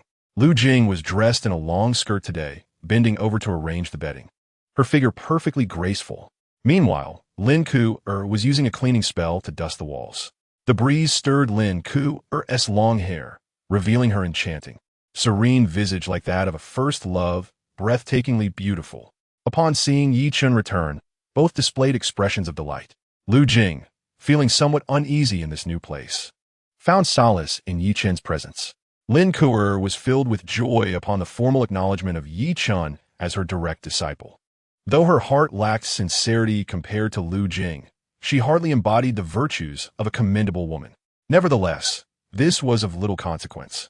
Atop the peak of Jianfeng, within a bamboo pavilion, Gu Yunyun rested beside a verdant flying sword. Her exquisite and voluptuous form reclined on the bamboo bed as she gazed up at the starry sky through the window. An invisible celestial force was drawn from the heavens, cascading downwards, accentuating Gu Yunyun's already striking figure, made even more pronounced by her disheveled attire. This was a secret technique she had acquired, capable of harnessing the power of starlight to nurture both sword and spirit. While drawing in the starlight, Gu Yunyun found her thoughts wandering. She was naturally dissatisfied with Chen as a disciple. However, the debt of gratitude she owed him for saving her life had been repaid merely by granting him the status of a direct disciple, which she deemed ample. Regrettably, Chen's talent was undeniably lacking. The sect had a stipulation that each peak master could only have one direct disciple throughout their lifetime. Any subsequent disciples would be merely ordinary ones, without the privileges that came with direct discipleship. Thus, Gu Yunyun's feelings towards Chen were indeed complex. On one hand, she harbored little hope and was disinclined to intervene. On the other hand, she felt a sense of obligation due to Chen's connection to her benefactor, and it seemed unseemly to completely disregard him. Unable to resist, she extended her divine sense to ascertain whether Chen was diligently practicing. Should he exhibit sufficient effort, a modicum of support from her might grant him a chance to break through to the foundational stage. However, upon sending her divine sense to Chen's dwelling, it was instantly retracted, and she couldn't help but let out a scoff. A child unteachable indeed. On his very first day in the sect, he failed to devote himself to cultivation or to strategize his own development, neglecting to adapt to the sect's environment. It appeared that her direct disciple was truly a lost cause. The notion of being responsible for Yi Chun dissipated entirely from Gu Yunyun's mind, and she ceased to entertain the idea of assisting him. Since embarking on her own cultivation journey, Gu Yunyun had remained solitary. Though she had heard of such situations, this was her first encounter with one. Consequently, a sense of chaos gripped her heart. She instinctively rummaged through her storage ring for a wine gourd and took a hearty swig. Perhaps due to her haste, some of the liquid trickled down her chin, cascading down her graceful neck and disappearing silently into the depths of her snowy bosom. After an indeterminate period, Gu Yunyun succumbed once more to the impulse of extending her divine sense, concerned for her disciple. Again, her delicate features flushed with a rosy hue, akin to rouge diffusing in water, a sight to behold. After a brief interlude of rest, Yi Chen opened his eyes to the sensation of delicate textures. Once he donned his attire, he departed from his dwelling, contemplating whether to pay his respects to his master, Gu Yunyun, in hopes of fostering goodwill. However, recalling her aloof demeanor from the previous day, he ultimately abandoned the idea. He resolved to wait until he had established his foundation before ingratiating himself further. For now, he made his way to the grand square of Xianxia. Following an introduction from the steward yesterday, Yi Chun had gained some understanding of Xianxia. The disciples' activities predominantly took place in the grand square, a hub encompassing living quarters, commercial areas, classrooms, and administrative zones, sprawling in size comparable to a small town. Yi Chun soon arrived at the grand square, where the central location housed the task hall of Xianxia. Numerous sect disciples were already present, seeking assignments. Outside the hall, shouts echoed intermittently, seeking to slay a 6th-tier Qi refinement beast. 4 spots available, spoils and contributions to be shared, requirement. 6th-tier Qi refinement, adept in ice spells. I am a 4th-tier Qi refinement practitioner, proficient in the minor rain technique, and have also commenced the great fireball technique. I can deal damage and provide support. Is there a senior brother or sister who can take me along? If I don't complete a task soon, I'll be expelled from the sect. The Pill Peak is in need of a trial alchemist, requiring a 6th-tier Qi refinement practitioner or above with a strong physique. Pay is 30 low-grade spirit stones per day, with a bonus of 2 medium-grade spirit stones if one endures for 5 days. Hunting task for the ancient Song Eagle, seeking a teammate skilled in tracking. High contribution, hurry. The lively scene before him evoked a sense of nostalgia for Yi Chun, reminiscent of online games from his past life. Several teams were short-handed and eyed Yi Chun, considering asking him to join. However, upon noticing the 3 clouds emblazoned on his attire, they were taken aback. In Xianxia, ordinary disciples bore a single cloud, while elder disciples sported 2. Only the Peak Master's direct disciple was adorned with 3 clouds. Was there suddenly another direct disciple when the sect had only 4 Peak Masters? Many gazes turned towards him with curiosity, and several disciples approached Yi Chun to pay their respects. Those deemed direct disciples were all exceptional talents, and they naturally wished to cultivate favorable relations. In the realm of cultivation, camaraderie was as significant as combat. A strong network could prove invaluable in times of need. Yi Chun smiled at the ordinary disciples, surveying the scene before him. The system had only responded a few times, with the multipliers being 5 or 10 times, which he dismissed entirely. His aspirations had grown beyond such trifles. After wandering around the task hall, Yi Chun directed his attention towards the teaching area. This area consisted of open platforms where elders conducted lectures, covering foundational techniques, various introductory spells, and even the 6 essential skills of cultivation, with advanced sections available as well. As a direct disciple, Yi Chun faced no barriers in accessing any area. It was evident that the elders were earnest in their teachings, reminiscent of a university setting from his former life. Overall, after exploring, Yi Chun began to comprehend the immense allure Xianxia held for ordinary cultivators. In the outside world, finding someone to guide and impart knowledge was an arduous task. Yet within Xianxia, such benefits were readily available to every disciple. Even lacking resources, one could undertake tasks to exchange for various resources to enhance oneself. This was a far cry from the hardships faced by solitary cultivators outside. Though the sect offered limited resources to ordinary disciples, the advantages gained through Xianxia far exceeded expectations. Regrettably, in the teaching area, Chen found no suitable candidate for gifts. He did, however, encounter a potential recipient with a 20-fold gift multiplier. She appeared to be a 7th-tier Qi refinement sister, possessing a beauty that could rival the finest. Yet, she was accompanied by a male cultivator attending the lecture alongside her, their interactions revealing an intimate rapport. Although the system notifications indicated her virginity, the mutual affection was evident. Chen had never been one to encroach upon others' relationships. There were plenty of beautiful souls in the world. There was no need to seize another's partner. Thus, he chose to disregard the situation. After surveying the teaching area, Chen proceeded to the commercial district, where sex shops and many disciples set up stalls to sell items acquired during their tasks in the outside world. As he strolled through the streets, he hoped to stumble upon a suitable gift while also seeking fortune. Freshly acquired eagle eye tiger blood was available, ideal for novices learning talismans, at a low-grade spirit stone per small barrel. Well-processed materials from first-grade demon beasts were being sold at a 30% discount compared to shop prices. Hurry!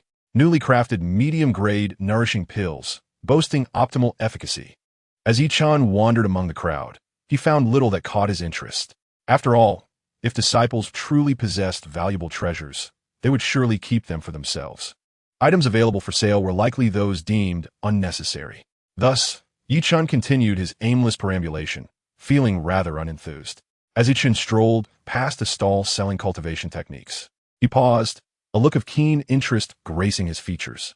Displayed prominently at the stall was a dual cultivation method. As the name suggests, dual cultivation involves two practitioners merging their energies. Since his arrival in this realm, Chen had developed a fascination for such methodologies and sought to acquire one for critical examination. However, the current cultivation world seemed rather short-sighted, with genuine dual cultivation techniques becoming increasingly rare. Instead, esoteric arts like Kaibu Mei Shu had become the prevailing trend. Thus, Chen had yet to encounter an authentic dual cultivation method until now, which undoubtedly piqued his enthusiasm. A legitimate dual cultivation technique could enhance both parties' cultivation levels amidst pleasure. Although the increase might be minimal, any improvement was better than none. If the effects of the dual cultivation method double post-gift, it would be a significant boon. Chen, whose innate talent was lacking, was eager to accelerate his cultivation speed. Even a slight enhancement was preferable to stagnation. With this in mind, Chen inquired about the price of the technique. The stall attendant replied calmly, 1 upper-grade spirit stone. Upon hearing this, Chen raised an eyebrow. 1 upper-grade spirit stone for a dual cultivation method? Was the vendor truly out of touch with reality? The most expensive flying vessel Chen had previously purchased cost merely 50 middle-grade spirit stones. Were all disciples from Qingyun's sect this greedy? Why was it so exorbitantly priced? Furrowing his brow, Chen voiced his thoughts. The stall owner displayed a hint of impatience, ready to dismiss him as a penniless individual unable to afford it. However, upon noticing the 3 clusters of white clouds adorning Chen's attire, he was taken aback. A direct disciple of the Peak Master? Although he had never seen Chen before, who among Qingyun's sect would dare impersonate a direct disciple? Thus, the stall owner immediately adopted a more cordial demeanor. Standing to introduce the technique, esteemed senior brother, this dual cultivation method is quite extraordinary. As you may know, typical dual cultivation techniques require practitioners to split their focus on the technique's operation, and afterwards, they must meditate to refine their gains. Such distractions can diminish pleasure, and immediately meditating post-activity can hinder the bond between partners. However, my technique is different. The operation of the method is entirely passive, requiring no divided attention or special conversion of gains. Throughout the process, both parties receive spiritual energy feedback, allowing for cultivation enhancement without impeding the primary endeavor. Given these benefits, 1 upper-grade spirit stone is truly a modest price. Were it not for my financial constraints, I would never consider selling it. After hearing this, Chen found himself even more intrigued by the dual cultivation method. It wasn't about the act itself. He was not that type of person. It was primarily because he recognized his own inadequate aptitude and his desire to accelerate his breakthrough speed. With this thought, Chen picked up the jade slip, and after receiving the vendor's consent, he probed with his consciousness to scan the technique summary. Ji Lu Gong. Life is short. Indulge in dual cultivation, for the joy knows no bounds. Once cultivated, the method would automatically operate during discussions with female practitioners, transforming energies seamlessly without requiring divided focus. Both participants would receive feedback, with the effectiveness increasing alongside the female practitioner's cultivation level. Each day, they could dual cultivate for 2 hours. Exceeding this would significantly reduce the efficiency of energy conversion. In the case of a female practitioner with a comparable cultivation level, the efficiency would be 1/10 of normal cultivation. Indeed, 1/10. This translated to merely an additional 3 days of cultivation over the course of a month. However, this did not consider the enhancement from using medicinal pills during regular cultivation. Thus, that additional 3 days equated to just 1 day of cultivation. Given that he toiled continuously for a month, the efficiency could be described as nearly negligible. Moreover, the effectiveness lasted merely 2 hours each day. Such scant time seemed hardly worth anyone's regard. Chen deemed the technique inadequate. Its effects were far too mediocre. Merely a slight improvement. I shall offer 10 middle-grade spirit stones, he stated bluntly. The stall owner twitched at the corners of his mouth. Esteemed senior brother, you know well how arduous it is to enhance one's cultivation. Every opportunity to improve, even a fraction, must be seized. After all, a single misstep can lead to a cascade of failures. 10 middle-grade spirit stones are simply insufficient. How about this? Let us befriend one another, and I shall offer it to you for 90 middle-grade spirit stones. Chen scoffed. If every fraction must be seized, why not keep it for yourself? The stall owner retorted with conviction, because I lack a partner. Look, as an ordinary disciple, my resources are limited each month. How could I possibly seek a partner? If my partner is tasked with a challenging mission and feels frightened, wouldn't I have to accompany them? If they run out of resources for cultivation, and I happen to have some, could I refuse to share? If children are involved and they possess spiritual roots, I must provide resources for them as well. Seeking a partner wastes time and resources. Only a fool would pursue such an endeavor.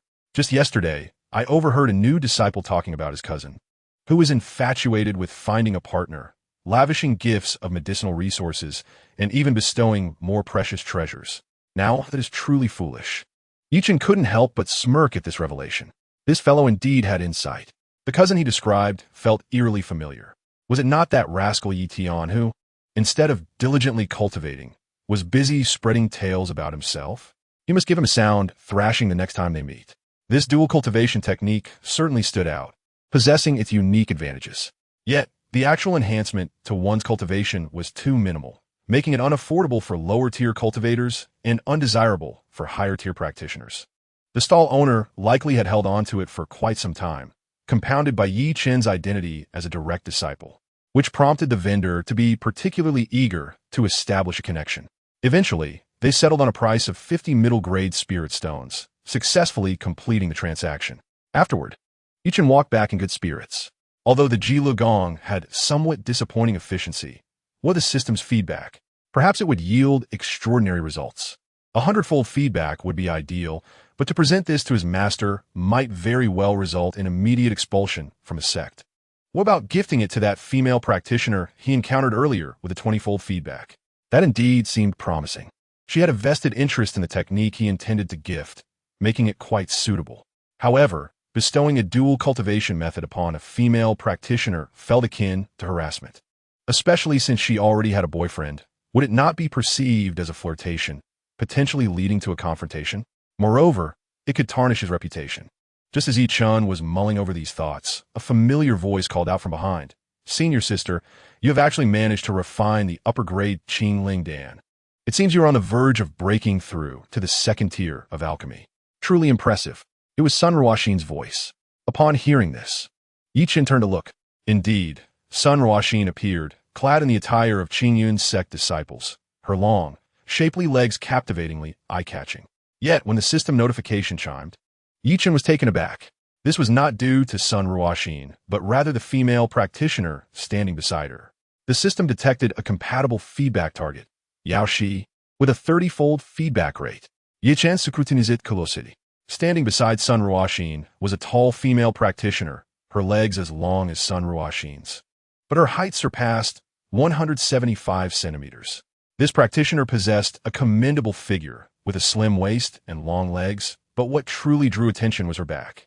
Turning his face slightly, Yi-chan could discern her exaggerated curves, reminiscent of the striking Brazilian beauties from his previous life, as if they had been sculpted to perfection. This physique was extraordinary, undoubtedly deserving of the 30-fold feedback rate. The female practitioner, named Yao, she walked alongside Sun Ruoxin. A visage of exquisite beauty graced with a serene smile. The chin slightly elevated, undeniably a woman of pride. There is a certain charm to your talisman-making skills. With diligent practice, you may well become a disciple of the talisman elder. Yaoshi returned the compliment with a light laughter, seemingly sincere, yet fundamentally indifferent. Her father had a history with Sun Yi. Thus, out of respect for her father, she provided Sun Ruoxin with a modicum of consideration within the sect. Although she held the title of senior sister and had attained the 9th level of qi refinement, her mind was burdened with numerous concerns. She hardly had time to engage deeply with Sun Ruoxin, planning to leave after a casual exchange. Ruoxin? Noticing Sun Ruoxin lost in thought, Yaoshi furrowed her brows in reminder. Sun Ruoxin, regaining her composure, was filled with astonishment and disbelief. She hastily apologized to her senior sister Yaoshi. I'm sorry. I was surprised to see an acquaintance. Yaoshi casually shook her head. Since you've encountered a familiar face, go and converse. I have matters to attend to. With that, she prepared to depart. However, when she casually glanced to see who Sun Ruoxin's acquaintance was, she beheld Yi-chan adorned with 3 clusters of white clouds. Sun Ruoxin's acquaintance was, astonishingly, a direct disciple of the Peak Master. Yaoshi's footsteps, poised to leave, immediately halted. Chapter 78, The Disgusting Lower-Class Man. Seeing Yi-chan at Qinyun's sect undoubtedly astonished Sun Ruoxin, especially since Yi-chan was also clad in the attire of a disciple of Qinyun's sect. Had the Yi family bestowed another sect entry quota upon Yi-chan? Was Yi-chan truly being given such significance? Sun Ruoxin found herself bewildered. Yet, having just arrived at Qinyun's sect, she felt a tinge of trepidation. To encounter a man willing to selflessly devote himself to her, regardless of her feelings towards him, brought her a peculiar sense of joy and reassurance. Moreover, with Yi-chan now part of Qinyun's sect, wouldn't he bestow gifts upon her in the future? This was indeed delightful. Junior brother, you have also entered Qinyun's sect. This is wonderful. I was worried yesterday that you might face family repercussions. She inquired excitedly. Why would you worry? Yi-chan internaliscoffed. If you truly cared, would you have fled so quickly after obtaining the Qinyun token, as if fearing I might return? Nonetheless, at that moment, he could hardly spare another glance at Sun Ruoxin. After all, standing behind her was a breathtaking beauty. Yi-chan casually replied, by chance, I suppose. Why not introduce this senior sister behind you? Noticing Yi-chan's gaze, Sun Ruoxin was momentarily taken aback. Turning to look, she found that her senior sister had not left after all. Yet, Yi-chan, displaying an air of indifference toward her, seemed particularly focused on her senior sister. This made Sun Ruoxin feel somewhat uncomfortable. Nevertheless, she proceeded with the introduction. This is Yaoshi, the senior sister of Qinyun's sect, who has reached the 9th level of qi refinement and is a disciple of an elder from the Dan Peak. This is Yi-chan, my junior brother, who previously studied talisman making with me. Yi-chan immediately smiled. I have met senior sister Yao. A smile also graced Yaoshi's stunning face. Junior brother Yi has just entered the sect, correct? Under Yi-chan's subtle guidance, the conversation swiftly shifted to alchemy. Not only does junior brother excel in talisman making, but he also practices alchemy. What a genius. Yaoshi expressed her surprise. Yi-chan shook his head. I have merely scratched the surface, far from your level, senior sister. Should the opportunity arise, I hope you would not hesitate to offer guidance. Yaoshi generously responded, there's a class on high-grade elixirs every week, and I will be attending. If you require assistance, feel free to approach me after class. I have matters to attend to now, so until we meet again.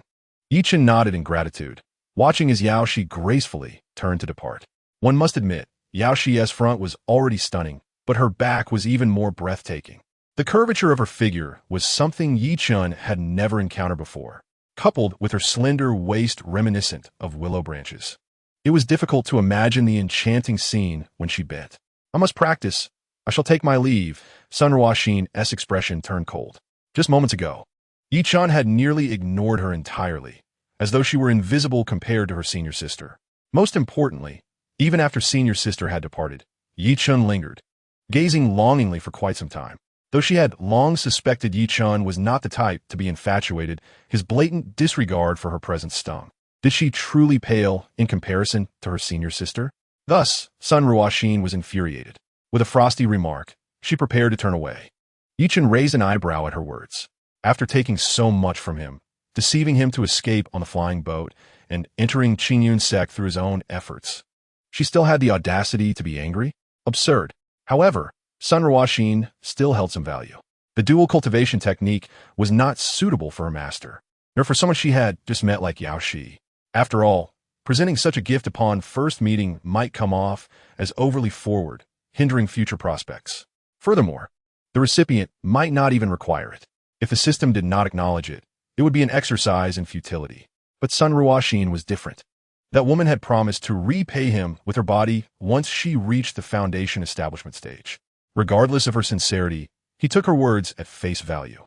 Therefore, it was only fitting to offer Sun Ruoxin the dual cultivation technique. It was reasonable and would surely garner the system's approval, yielding rewards. Thus, Chen smiled and spoke. Having just entered Qingyun's sect, it's essential to be courteous to strangers. Moreover, since she is your friend, I cannot be too dismissive. I came specifically to the sect square to find you. I just spent a high-grade spirit stone to purchase a suitable gift for you. Chen's explanation was quite reasonable. Upon hearing that he had prepared a gift for her worth a high-grade spirit stone, Sun Ruoxin's anger dissipated immediately. Ever since her father's master, Elder Kong, had deceived them, the spiritual stones accumulated by the Sun family over the years had been entirely depleted. They were now quite impoverished. The fact that Chen had prepared a gift of such value was undoubtedly uplifting for Sun Ruoxin. I shall forgive you this time. You must not behave like this again. With that, Sun Ruoxin extended her hand, signaling Chen to present the gift. Chen, however, chuckled inwardly as he placed the recently acquired dual cultivation technique, extreme pleasure technique, into her palm. Upon seeing the jade slip, Sun Ruoxin's eyes brightened. Is this a spell? A spell worth a high-grade spirit stone must be extraordinary. Sun Ruoxin's delight grew as she probed her consciousness to examine the description. However, upon reading the introduction, she froze. Her fair face flushed crimson, her eyes wide with disbelief as she stared at Chen. She had never anticipated that the gift Chen had prepared would be a dual cultivation technique. Was Chen intending to cultivate with her? Noticing the intensity of Sun Ruoxin's gaze, Chen feigned confusion. Didn't T senior sister say she would repay me with her body after reaching the foundation establishment stage? Is it inappropriate for me to prepare a dual cultivation technique for you in advance? Does senior sister not intend to cultivate with me? Was that previous statement merely a ruse? The moment Chen spoke, Sun Ruoxin, who had been poised to confront him in anger, found herself momentarily speechless. She had indeed made similar remarks when seeking the Qingyun token from Chen, but that had merely been a casual conversation. If she truly reached the foundation establishment stage, how could she possibly regard Chen? Even less would she consider using her body to repay him. Chen's persistent fixation on the matter, even going so far as to purchase a dual cultivation technique, revealed something significant. Chen was not genuinely fond of her. He craved her body. Everything he had done was merely to attain her. How foolish she was to think Chen was different from other men. Disgusting. Despite her inner turmoil, Sun Ruoxin realized after joining Qingyunzong that while the sect was indeed remarkable, one needed resources to truly shine. Currently, she was devoid of any assets and desperately required Chen's support. It was imperative to maintain cordiality. Thus, suppressing her anger, Sun Ruoxin calmly expressed her gratitude, stating, "Why would I deceive my junior brother? It's just that such matters are somewhat awkward for me. Thank you for your gift. I shall diligently study and cultivate this technique." After saying this, she even cast Chen a flirtatious glance, hinting at unspoken desires. However, she had already resolved to hand this flawed technique over to her father for sale.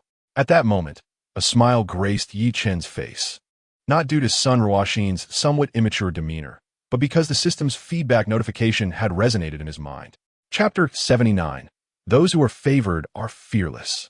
Gift successful. The gift is Jiaogong. Feedback at 15 times. Reward, Dawanshi Chanfa. Dawanshi Chanfa. The path of ultimate joy. A dual cultivation technique that allows all practitioners to experience immense bliss while significantly enhancing their cultivation. Practitioners can rely on this technique to consolidate their foundations, growing ever stronger in battle with no time limitations. The reward has been credited to the host's storage space. Hearing the system's notification, Yi-chan raised an eyebrow. Dawanshi Chanfa. What a prestigious name. Judging by the description, it indeed seems far superior to Jiao Gong. At the very least, it lacks time constraints and promises continual growth in strength. As for the magnitude of the enhancement described, that would need to be tested personally. Overall, the system's reward placed Yi-chan in high spirits. On the second day of joining King Yanzong, he encountered the fitting 30-fold female cultivator Yao Shi and received a seemingly excellent dual cultivation technique. It was nothing short of perfection. He had certainly made the right choice in joining King Yanzong. Junior brother, please refrain from sending such gifts in the future, Sun Ruoshin earnestly instructed. I am currently planning to break through to the 7th layer of Qi refinement, so I may need to enter seclusion for a while. If you need to find me, you can visit my residence.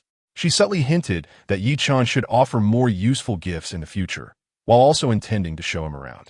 Yi-chan, hearing this, couldn't help but smirk. With a 30-fold senior sister, who would still be inclined to send gifts daily, that was merely a dream. Yi-chan had already devised a plan to attend the alchemy class, hoping for a chance encounter with senior sister, Yao, she to present her with a gift. The significance of Sun Ruoshin had drastically diminished in Yi-chan's eyes. However, showing her around was still prudent, in case senior sister needed assistance. Sun Ruoshin could still be of some use. The two soon departed from the Grand Plaza and arrived at the disciples' living quarters. The residential area appeared decent, comprising small courtyards covering around 100 square meters. The conditions could only be described as mediocre. Standing there, Yi-chan could distinctly perceive that the spiritual energy concentration was significantly lower than that at his own Jianfeng. Residing atop the main peak and enjoying denser spiritual energy was indeed one of the perks of being a direct disciple. They quickly reached the entrance of Sun Ruoshin's courtyard. Concerned that Yi-chan might follow her inside, fearing he would take advantage of their solitude, she, after all, still desired gifts from him.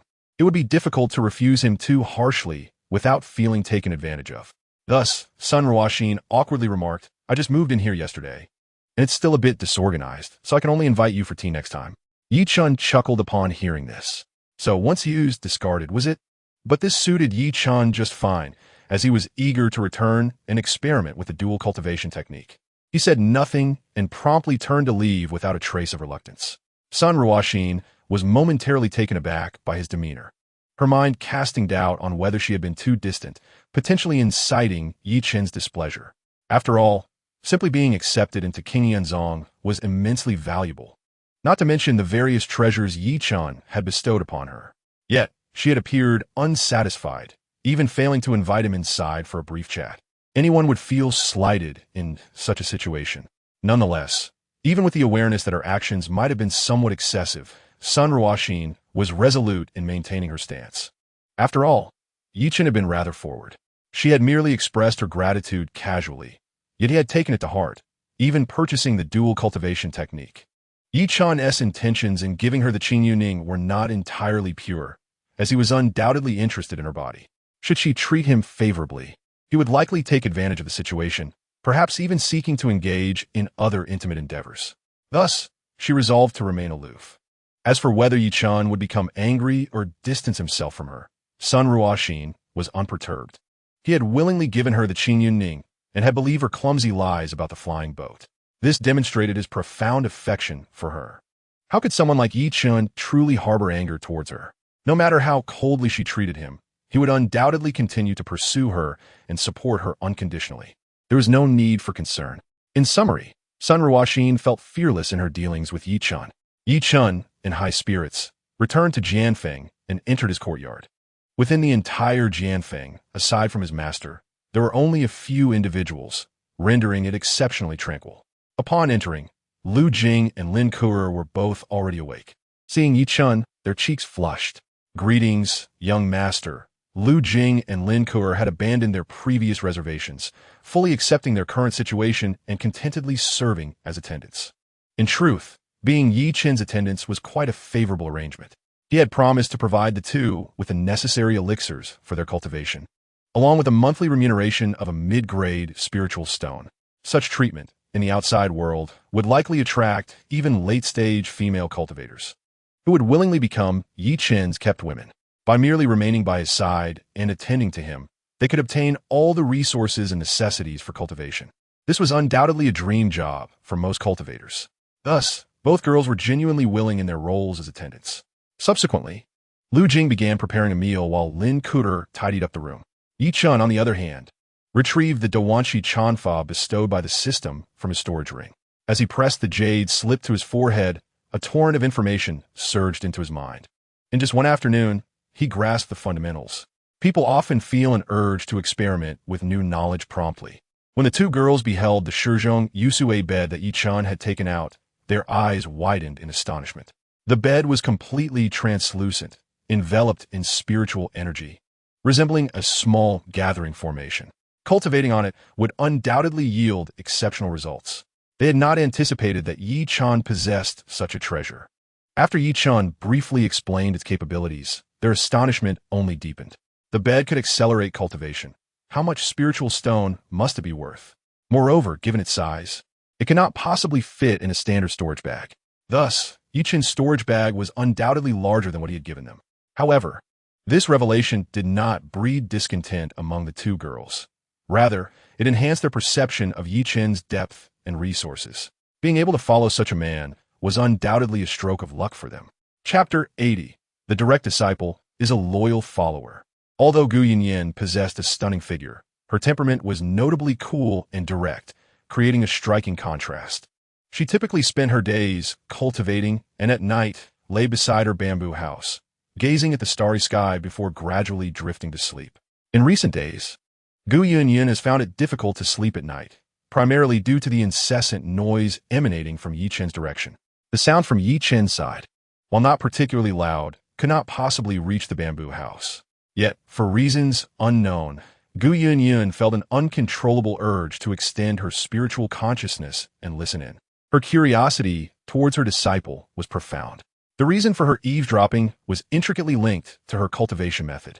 Gu Yinyin had already reached the pinnacle of the late foundation establishment stage and was preparing to break through to the golden core stage. However, her journey had been too smooth, leaving her state of mind less than perfect. The noises from Yi Chen's side caused her to experience significant fluctuations in her mental landscape. Gu Yinyin felt that the day she could remain completely undisturbed by Yi Chen's sound would mark the day she was ready to break through to the golden core. Although she still encountered various distracting thoughts while listening, she remained confident in her resolve, believing that she would ultimately succeed. Yet, she understood that she must not recklessly attempt a breakthrough before achieving that state of tranquility. During the process of breaking through to the golden core, one inevitably faces a mental tribulation. Any weakness could lead to failure. Thus, this was not mere eavesdropping. It was a form of cultivation. Yi Chen, in high spirits, was experiencing a remarkable improvement in his cultivation speed with a new technique. Despite his mediocre aptitude, even with the aid of exceptional elixirs and the Shizhong Yusue bed, he would have required at least 6 months to break through to the 7th level of qi refinement. Now, however, he anticipated achieving that milestone in no more than 3 months. With diligent effort, he might even reach the 7th level within that period. The two women around him were quite diligent themselves. One was preparing breakfast while the other awaited him, ready to assist him with his morning routine. When Yi Chen opened his eyes, Lin Kuer, with a face reminiscent of first love, was attentively helping him wash up. Lin Kuer was highly motivated, often seizing the quiet moments to study and improve herself in secret. But today, Yi Chen had matters to attend to, and despite Lin Kuer's wistful gaze, he proceeded to have breakfast, reminding the two to focus on their cultivation before heading to the grand square of the sect. The art of fire control relies on finesse. One must elevate their fire control technique to the perfected stage to master the flames, thereby enabling the crafting of superior quality elixirs. Spiritual fire? It is rare, but if acquired, it would significantly enhance one's alchemical skills, benefiting not only elixir crafting, but also cultivation. That concludes today's lesson. I have thoroughly explained the fire control technique. If there are any lingering questions, feel free to visit the Tian Xiandan Pu, where I have documented my insights on alchemy. I trust that reviewing it will prove beneficial. In the grand square that day, after listening to the advanced cultivation class, Yi Chen felt somewhat uninterested. What amused him the most was that the elder continued to promote their services even after the class. It was rather absurd. Nonetheless, Yi Chen paid little mind to such trivialities. His alchemical skills were already perfected, rendering the elder's teachings unnecessary for him. His presence there was primarily to see the exceptionally talented senior sister Yao Shi, as his master was not an option at present. Thus, Yao Shi had become Yi Chen's favorite female cultivator, without exception.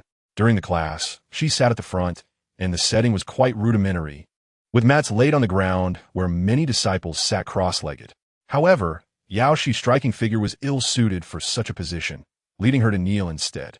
The sight of her breathtaking curves, accentuated by her posture, was simply mesmerizing. As the class concluded, Yao Shi seemed to linger in thought, reluctant to rise. Yi Chen, however, stood up and made his way toward her. The disciples dispersing around them cast curious glances at Yi Chen, their expressions somewhat odd. A week had passed, and the news of a newly appointed direct disciple had spread throughout the sect. The fact that Gu Yun, the sect's most formidable peak master, had taken him as a disciple sparked intrigue about the level of genius he represented. However, new information soon followed, suggesting that Yi Chen had exploited connections to attain this direct disciple status. His spiritual root was reportedly inferior, even compared to ordinary disciples, with only a third-grade root. Many speculated that he would lose his status in less than 3 years. Rumors circulated that he was merely a sycophant, lacking ambition and lavishing all resources on female cultivators. Such gossip left the disciples of Qingyun sect astonished. Everyone was dedicated to their cultivation, hardly bothering to seek partners. Yet this peculiar individual chose to be a sycophant? Most absurdly, such a sycophant had actually become a direct disciple. The disciples regarded Yi Chen with peculiar expressions, though none dared to mock him openly. After all, regardless of his spiritual roots, shortcomings, his status as a direct disciple and a peak master's connection commanded respect. Who would dare provoke him? Yet, they all anticipated the day when Yi Chen would lose his direct disciple status and retreat in disgrace. At that moment, as these disciples observed Yi Chen approaching senior sister Yao Shi, their astonishment transformed their initial doubts into belief. The rumors surrounding this direct disciple were indeed true. Chapter 81. The senior sister's strategy is quite intricate. Yi Chen remained unfazed by the peculiar glances directed at him. The reputation of being a sycophant was undoubtedly unflattering. Yet for him, it served as the perfect disguise. After all, in the realm of cultivation, strength speaks volumes. When the day comes that he achieves the title of immortal emperor, who would dare to bring up his past as a sycophant? With a smile, Yi Chen navigated through the crowd and approached Yao Shi. The senior sister sat there, kneeling and meditating with her eyes closed. Her rounded figure, under the pressure of her weight, appeared almost to overflow, evoking thoughts of the waves that might ripple should one dare to touch. Yi Chen quietly admitted her, taking his time without haste. Upon sensing someone's gaze upon her, Yao Shi opened her eyes to meet Yi Chen's fiery stare.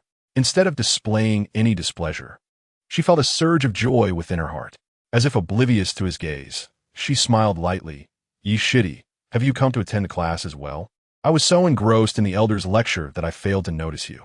I truly apologize for that. Hearing this, Yi Chen shook his head with a smile. Senior sister is too kind. Yao Shi slowly rose, her figure returning to its original form, showcasing remarkable elasticity. Is there something troubling you, Shidi? If so, I would be more than happy to assist you. Yi Chen raised an eyebrow at her unusually approachable demeanor. Her attitude was far more welcoming than he had anticipated. Was it due to his status as a direct disciple? Nevertheless, he dismissed any overthinking, as this was precisely what he desired. Thus, he seized the opportunity. Indeed, I have a few queries, and I am not yet familiar with the sect. If senior sister has the time, could you guide me around the sect? Cultivators are often quite busy, and disciples of Qingyun sect, in particular, were known to be busier than those in the outside world. They had to cultivate, study, practice spells, and fulfill sect tasks, rarely wasting time. It was especially true for someone like Yao Shi, a leading figure among her peers. Yet, to Yi Chen's surprise, she readily agreed.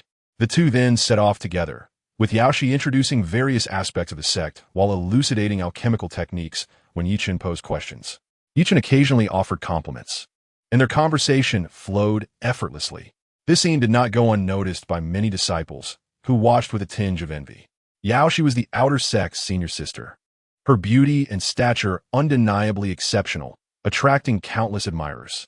However, most lacked the courage to pursue their desires. Nowadays, Chen, a disciple who has gained favor through connections, is engaging in cheerful conversation with the senior sister, which has undoubtedly sparked discontent among a group of male disciples. They scornfully mutter about his sycophantic behavior, suggesting he should focus on his cultivation rather than fawning over female practitioners.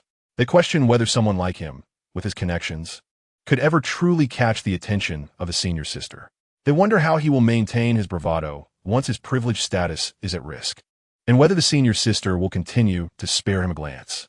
This setting unfolds within the Qingyun Fong of the sect, a marketplace where disciples can procure various spiritual herbs, magical artifacts, and talismans.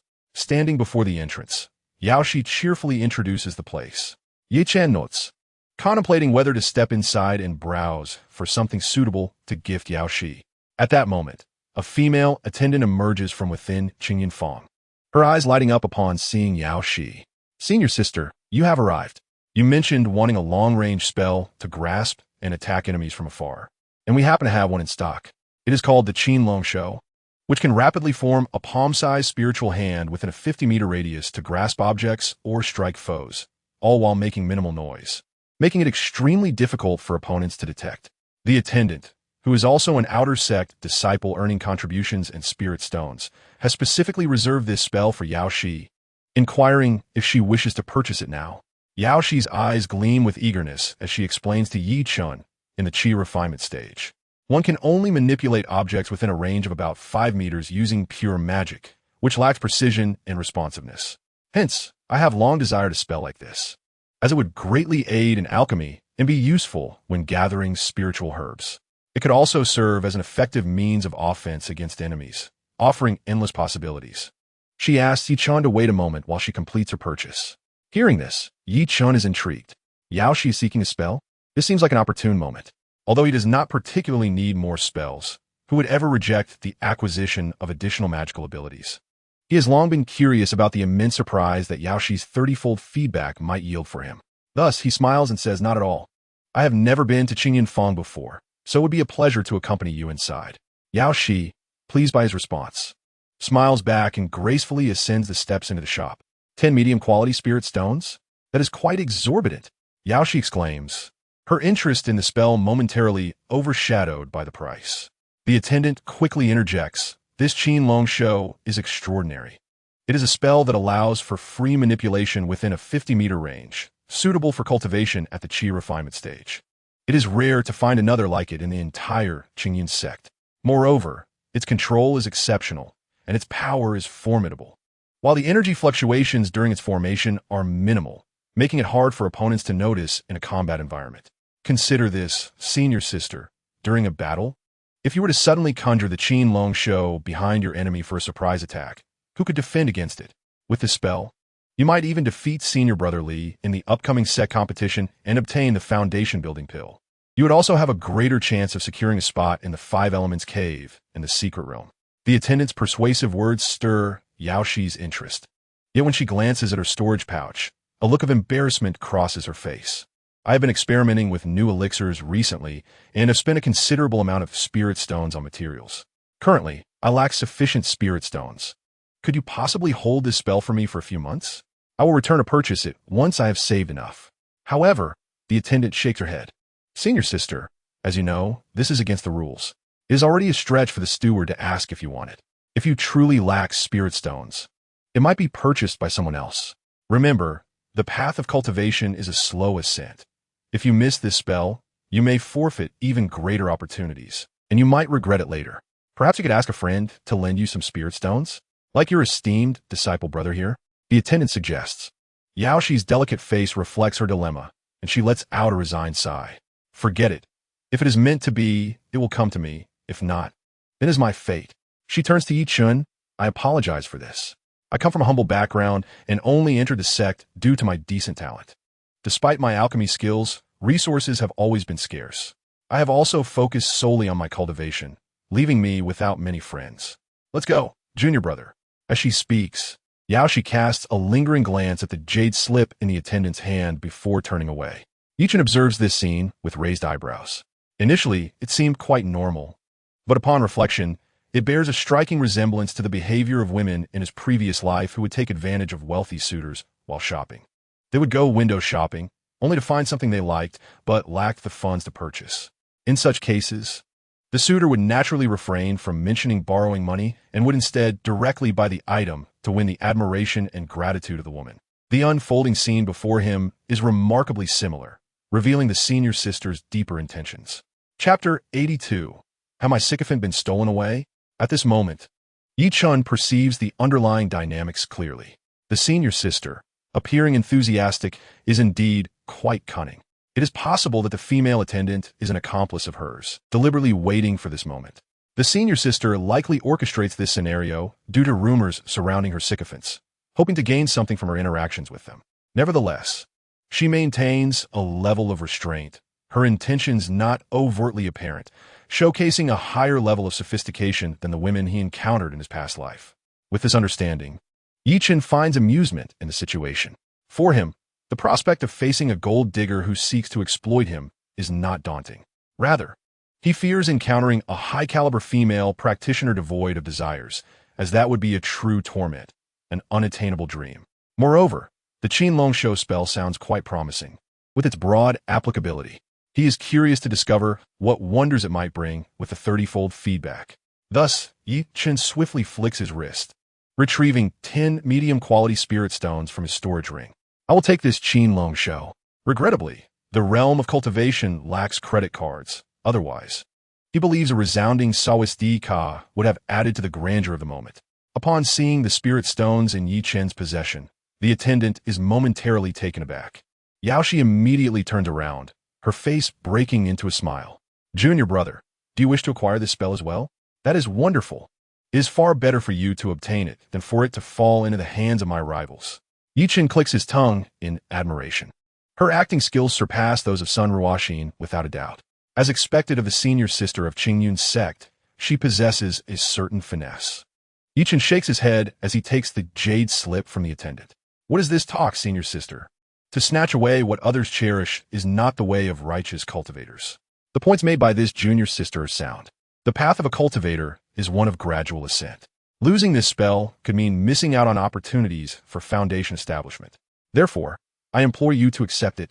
Upon hearing this, Yaoshi's youthful visage, brimming with vitality, reflects astonishment. No, I've only just met you. How could I accept such a precious gift from you? This is absolutely out of the question. With a gentle smile, Yi-Chan steps forward, taking Yaoshi's delicate hand and placing the jade slip directly into her palm. What are you saying, senior sister? From the very first moment I laid eyes on you, I felt an instant connection.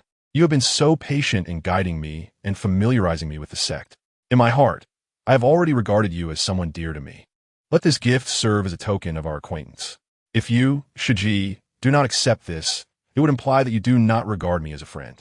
In that case, I shall no longer trouble you, and we can act as if we are strangers. As Yi-Chen spoke, he did not release Yaoshi's delicate hand. Her hand was supple and tender, reminiscent of jelly in its softness. It was no wonder she walked with such a buoyant grace. Upon hearing this, Yaoshi's fair complexion flushed slightly as she lowered her head. Feeling a bit shy. No, this is my first meeting with Shidi, and I find it quite special and intimate. Among the male disciples in the sect, senior sister shall shamelessly accept it. In a few months, I will return the spirit stones to you. Yi-Chen shook his head, saying, senior sister? Yi-Chen shook his head. Shiji, saying such things indicates you do not consider me a friend. Yaoshi found herself at a loss for words and could only shyly respond. In that case, thank you, Shidi. At this moment, Yi-Chen's mind was filled with the sound of an eager system notification. Gift successful. The gift is Qin Long Shou. Rewarding. 30-fold feedback received, granting Mietian Shou. It has been detected that this gift is of great significance to the recipient, Yaoshi, exceeding her expectations and causing considerable emotional fluctuations, triggering a critical reward. A shadow of the ancestor of the Chen family shall appear for a day. Mietian Shou is an ancient family technique of the Chen clan, and the host may learn related knowledge from the shadow. Listening to the system's rewards, a satisfied expression blossomed on Yi Chen's face. The name Qin Long Shou alone is imposing, but the emergence of Nye Tian Shou is even more astonishing. An ancient family technique of the Chen clan? Though he had never heard of it, anything bearing the term ancient undoubtedly belonged to a power far superior to Qingyun sect. Such a family technique would surely not disappoint in terms of might. Is this truly the 30-fold feedback from a female cultivator? Even an ancient technique has emerged. What a treasure! Moreover, it has triggered a critical reward. Such a grand prize must not be overlooked. It requires careful nurturing.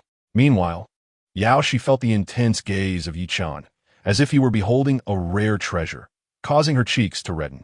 Although she had sensed his interest from their first encounter, she had not anticipated that his feelings would be so fervent, leaving her astonished. After a long pause, "Could you please release my hand now?" Yi Chen had been holding Yao Shi's hand since giving her the jade slip. Upon hearing her words, he snapped back to reality. Yi Chen had been holding onto Yao Shi's hand since presenting the jade slip. Upon hearing her words, he snapped back to reality. It was a pity to use such hands solely for alchemy. "Junior brother, shall we depart?" Yi Chen nodded and followed Yao Shi as she walked outside. After a casual stroll, Yao Shi looked at Yi Chen with a hint of shyness, saying, "It's time for my alchemy. I fear I cannot accompany you any longer." After a casual stroll, Yao Shi glanced at him bashfully, saying, "It is time for my alchemy practice. I fear I cannot accompany you any longer. Perhaps next time." She typically finds an excuse to leave after purchasing something or finishing a meal. Surely, she often seeks an excuse to leave after their meal. Surely, a mere admirer would not harbor hopes of further intimacy. Yi Chen also wished to return and practice the technique just rewarded by the system. Thus they quickly parted ways. On her way back, Yao Shi contemplated the jade slip within her storage bag, feeling a myriad of emotions. Ever since she learned through gossip that Yi Chen, the newly appointed direct disciple, was a devoted admirer, she had developed other thoughts. Today, she sought to test the veracity of those rumors. To her surprise, the reality far exceeded her expectations. She was astonished by Yi Chen's generosity towards female cultivators. He had given her 10 medium-grade spirit stones without a flicker of hesitation. What immense wealth did he possess? Thus, Yao Shi truly felt her heart stir. Disciples of the Qingyun sect, known for their formidable prowess, often had family support behind them. The better the disciple's talent, the more robust the family backing. However, Yao Shi was different. She had no family to rely upon and had to depend solely on herself. Her journey had been arduous, and due to insufficient resources, she lagged in various aspects, often missing significant opportunities. The prospect of establishing her foundation seemed distant. Yet, the emergence of Yi Chen, the prospect of establishing her foundation seemed a distant dream. Yet, the emergence of Yi Chen, this elite admirer, illuminated a glimmer of hope for her. While lost in thought, Yao Shi spotted Sun Ruoxin. Sun Ruoxin beamed upon seeing Yao Shi and approached with a cheerful greeting. Yao Shi, feeling somewhat awkward, as she was essentially vying for Sun Ruoxin's admirer, merely nodded coldly and gracefully departed. After Yao Shi walked away, an expression of displeasure crossed Sun Ruoxin's face. What was so special about an external sex senior sister? Wasn't she merely at the 9th level of qi refinement? How audacious! Umph, the one who admires me, Yi Chen. As Yao Shi walked further, Sun Ruoxin's face darkened with displeasure. What was she? Just an outer sex senior sister. What was there to be arrogant about? He had an opportunity to become a direct disciple, but only granted me an ordinary Qingyun token. He kept the good things for himself. What kind of affection was that? The next time we meet, if he does not present me with adequate gifts, I shall not forgive him. Sun Ruoxin, buoyed by her possession of Yi Chen as an admirer, felt content and optimistic about her future. However, when she arrived at the mission hall, hoping to find a suitable task, she overheard the latest gossip regarding the new direct disciple. It was said that he was smitten with the senior sister Yao Shi, taking her to Qingyun Fong and gifting her a spell worth 10 mid-grade spirit stones as a meeting gift. It was said that he had fallen for senior sister Yao Shi at first sight. My admirer has gone to chase after someone else? How could this be? It is no wonder Yao Shi appeared so aloof when she saw me. It turns out that was not indifference, but insecurity. The more Sun Ruoxin thought about it, the angrier she became. She had regarded Yao Shi as a senior sister. Yet Yao Shi was stealing her admirer. It was utterly unacceptable, especially since several attendants were present at Qingyun Fong, vividly recounting the scene. The more Sun Ruoxin pondered, the angrier she became. She had regarded Xianxia as a senior sister, yet Xianxia had stolen her admirer. It was utterly unacceptable, especially since several attendants had witnessed the scene and vividly recounted it. The spell worth 10 medium-grade spirit stones was beyond Xiaoxi's means. Yet he had a plead for her acceptance. What embarrassment to be an admirer. Sun Ruoxin's face twisted further with distress. That was a spell worth 10 mid-grade spirit stones. Given her current resource scarcity, how could Yi Chen bestow such a precious gift upon another? It was simply outrageous. All of that should have belonged to her. Why, when Yi Chen clearly adored her, would he do such a thing? Was it because she had not invited him in last time, leading him to seek revenge? How could Yi Chen be so petty? Not allowing him in was merely a precaution any female cultivator should have. If Yi Chen truly cared for himself, he ought to support himself. The lack of understanding could be overlooked, yet the self-inflicted distress is incomprehensible. Is there no regard for himself left in his heart? How can he profess love for himself under such circumstances? He was willing to accept the dual cultivation technique, making significant sacrifices for him. Yet, Yi Chen repays her in this manner. Sun Ruoxin, filled with indignation, resolved to confront Yi Chen at Jianfeng to hold him accountable. However, upon arriving at Jianfeng, she found herself thwarted by the formation before her. Without the necessary token, she realized she could not ascend. Her silver teeth clenched, her brows quivered like meteors, and her lips turned pale with fury. This matter would not remain unresolved. When she next encountered Yi Chen, she would confront him directly, demanding to know why he treated her thus. If Yi Chen failed to provide a reasonable explanation, she would certainly not forgive him, and her lips turned pale with fury. This matter would not remain unresolved. When she next encountered Yi Chen, she would We are embarking on a mission and require a talisman master adept at handling demon beast materials. Would you care to join us? It will take approximately 2 weeks. Shortly after returning to her quarters in a huff, a fellow female cultivator knocked on her door. Sun Shimmy. We are embarking on a mission and require a talisman master adept at handling demon beast materials. Would you care to join us? It will take approximately 2 weeks. And her father was unable to assist her in the short term. Previously, he had spent considerable resources to persuade Elder Kong, even borrowing from former brothers to help. Now, though she had entered Qingyun's sect through Yi Chen, Elder Kong had not expressed dissatisfaction, yet her father could no longer hold a position in King Yunfang. He could only rely on his identity as a talisman master, crafting and selling talismans to repay debts. Without resources in Qingyun's sect, Sun Ruoxin found herself at an impasse. Ultimately, under the weight of reality, even though she looked down upon the paltry reward, she reluctantly agreed to join the mission the following day. In her mind, a 2-week absence would serve her purpose. She suspected Yi Chen had gifted her something to provoke her. He would soon come seeking her, only to find her absent, which would surely cause him distress.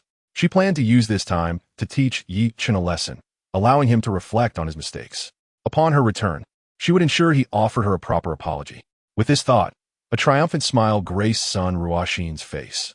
Meanwhile, which would surely cause him distress, she planned to use this time to teach Yi Chen a lesson, allowing him to reflect on his mistakes. Upon her return, even the specter of the ancestral figure of the Chen family appeared upon a critical hit.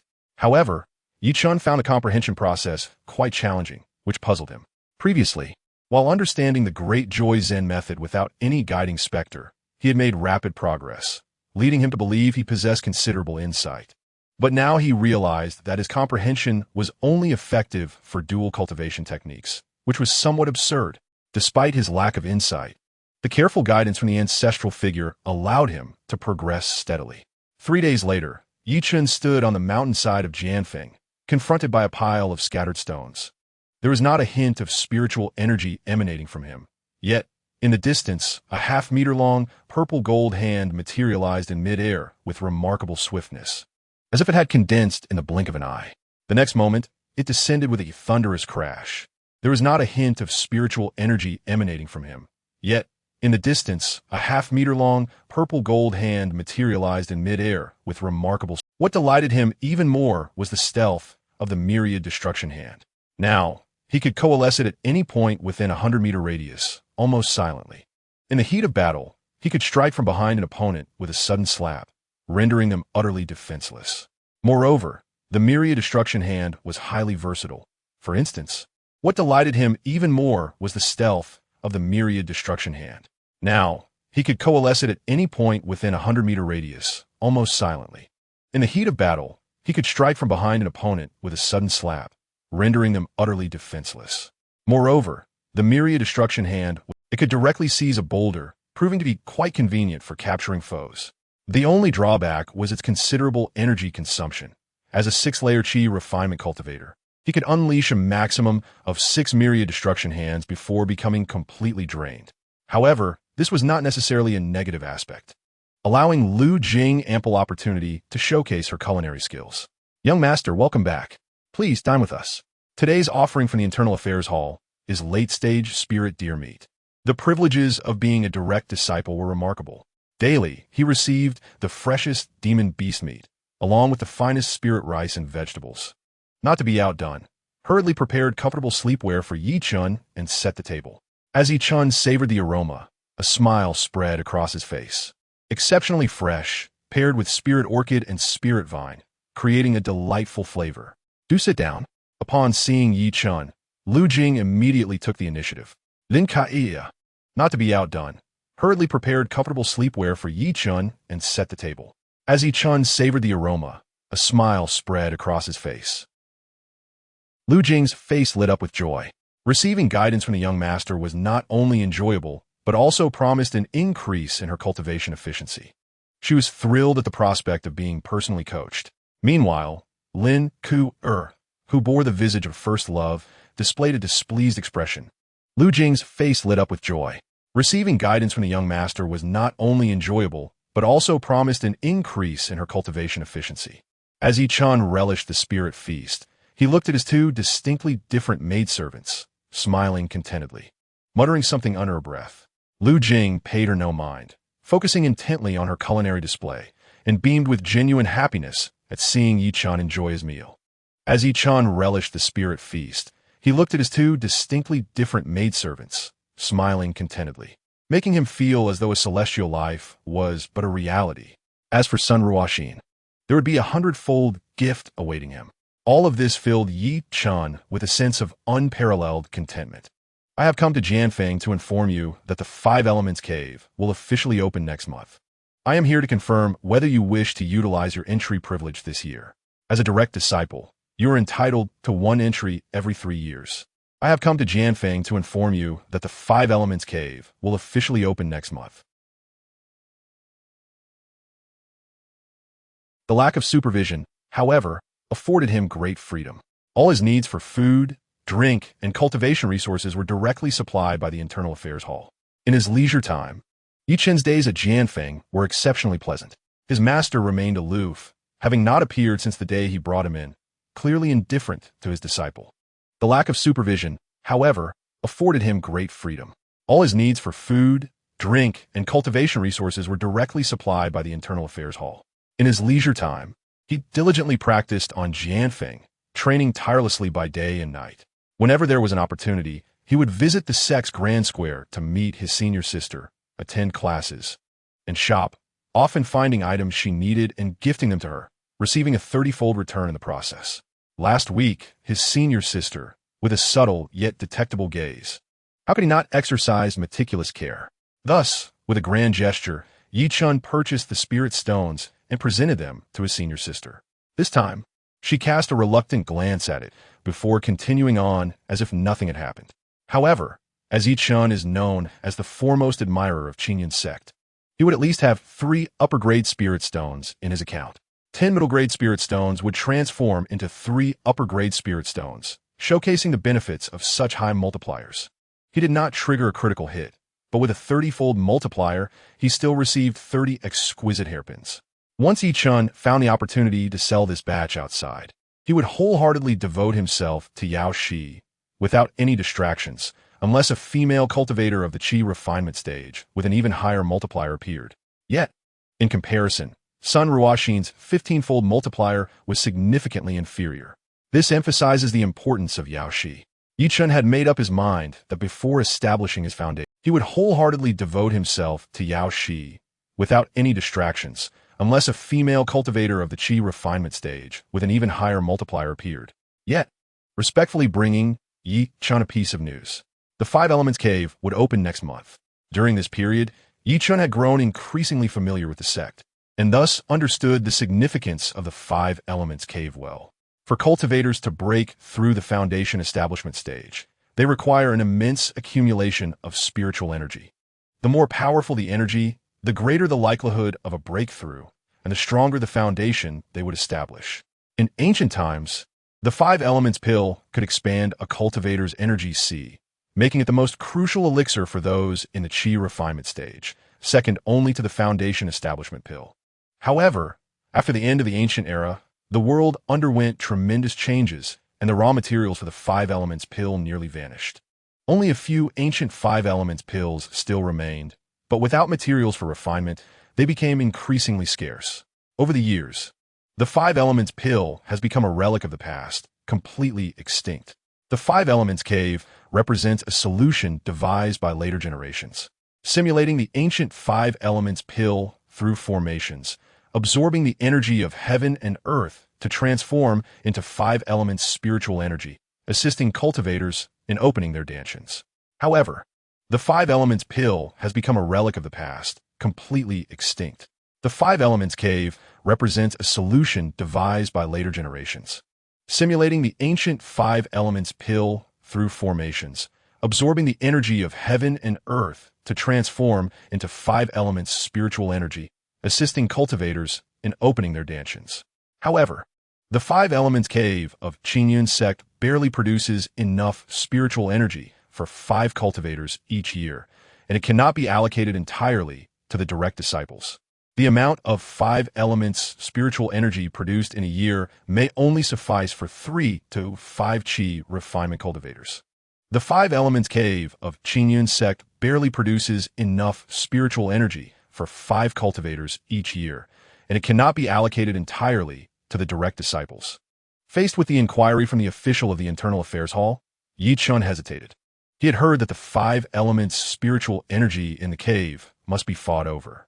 One must find a spot to sit and begin cultivating until they have absorbed all they can. The quicker and more one absorbs, the greater the rewards. Those with higher cultivation levels can absorb more and gain even greater advantages. Therefore, Chen contemplated whether he should wait 2 years before claiming this opportunity, so that after gifting it to Yao Shi, he could absorb more himself, potentially yielding even greater rewards. Given his current tireless pace of cultivation, he would undoubtedly break through to the 9th layer of chi refinement in 2 years. Just at that moment, a figure clad in red arrived on a sword, so that after gifting it to Yao Shi, he could absorb more himself, potentially yielding even greater rewards. Given his current tireless pace of cultivation, he would undoubtedly break through to the 9th layer of chi refinement in 2 years. Just at that moment, a figure clad in red arrived on a sword, landing gracefully before Chen, allowing him to clearly perceive the enchanting silhouette. Such a figure is rare to find in the entire realm of cultivation. You shall cultivate in the 5 elements cave this year. Chen was taken aback. He had thought his master was indifferent to his well-being. Her sudden appearance warmed his heart, and he vowed to double his filial piety toward her once he established his foundation, attending to her every need. Yet, you shall cultivate in the 5 elements cave this year. Chen was taken aback. He had thought his master was indifferent to his well-being. Perhaps sensing Chen's confusion, Gu Yunyun calmly explained, "This year, there's been an unusual surge in the spiritual veins of Xianxia sect, resulting in a 60% increase in the 5 elements spiritual energy produced by the cave compared to previous years. Seizing the opportunity to cultivate there." Perhaps sensing Chen's confusion, Gu Yunyun calmly explained, "This year, there's been an unusual surge in the spiritual veins of Xianxia sect. Master." He then cast a displeased glance at the official, speaking coldly, "I want it." The official, feeling awkward, could only lower his head in response. Elder Chen believed that granting Chen a spot in the 5 elements cave would be a waste, especially given this year's exceptional results. It would be more beneficial for the sect to allocate the spot to a more talented disciple, which was why he had been instructed not to mention it. There was little the official could do in this situation. Now that Master Gu had exposed the truth, he could only comply, saying, "Very well. I will deliver the entry token to your senior brother in a few days." He then hurriedly exited. Gu Yunyun did not wait for Chen to speak. Rising once more, cultivate diligently in the Five Elements cave and do not miss this opportunity. Aside from reminding Chen, Gu Yinyan also harbored some curiosity about his progress. After all, he had not rested even a single night in all these days. Rising once more, cultivate diligently in the Five Elements cave and do not miss this opportunity. Aside from reminding Chen, his aura had grown even stronger since his entry into the sect. This ignited a flicker of expectation within Gu Yunyan. It seemed her disciple was not devoid of merit after all. After his experience in the Five Elements cave, he should be able to make some progress, ensuring that during the upcoming sect competition, he would not be entirely outclassed by ordinary disciples. Otherwise, even Gu Yunyan would feel somewhat embarrassed. As she departed like a gust of wind, Chen hastily bowed in respect, declaring, "I will not disappoint you, master." Once his master's fiery silhouette vanished from view, Chen began to ponder earnestly. After bestowing the entry privilege to Yao Shi, what kind of rewards would he receive? As she departed like a gust of wind, Chen hastily bowed in respect, declaring, "I will not disappoint you, master." Once his master's fiery silhouette vanished from view, surely the rewards he would obtain would not disappoint him. Would the system perhaps grant him a private Five Elements cave to enjoy exclusively? This year's Five Elements cave was overflowing with spiritual energy, and the value of the entry spots would surely be higher than in previous years. Yao Shi's beautiful eyes widened in disbelief as she registered the news.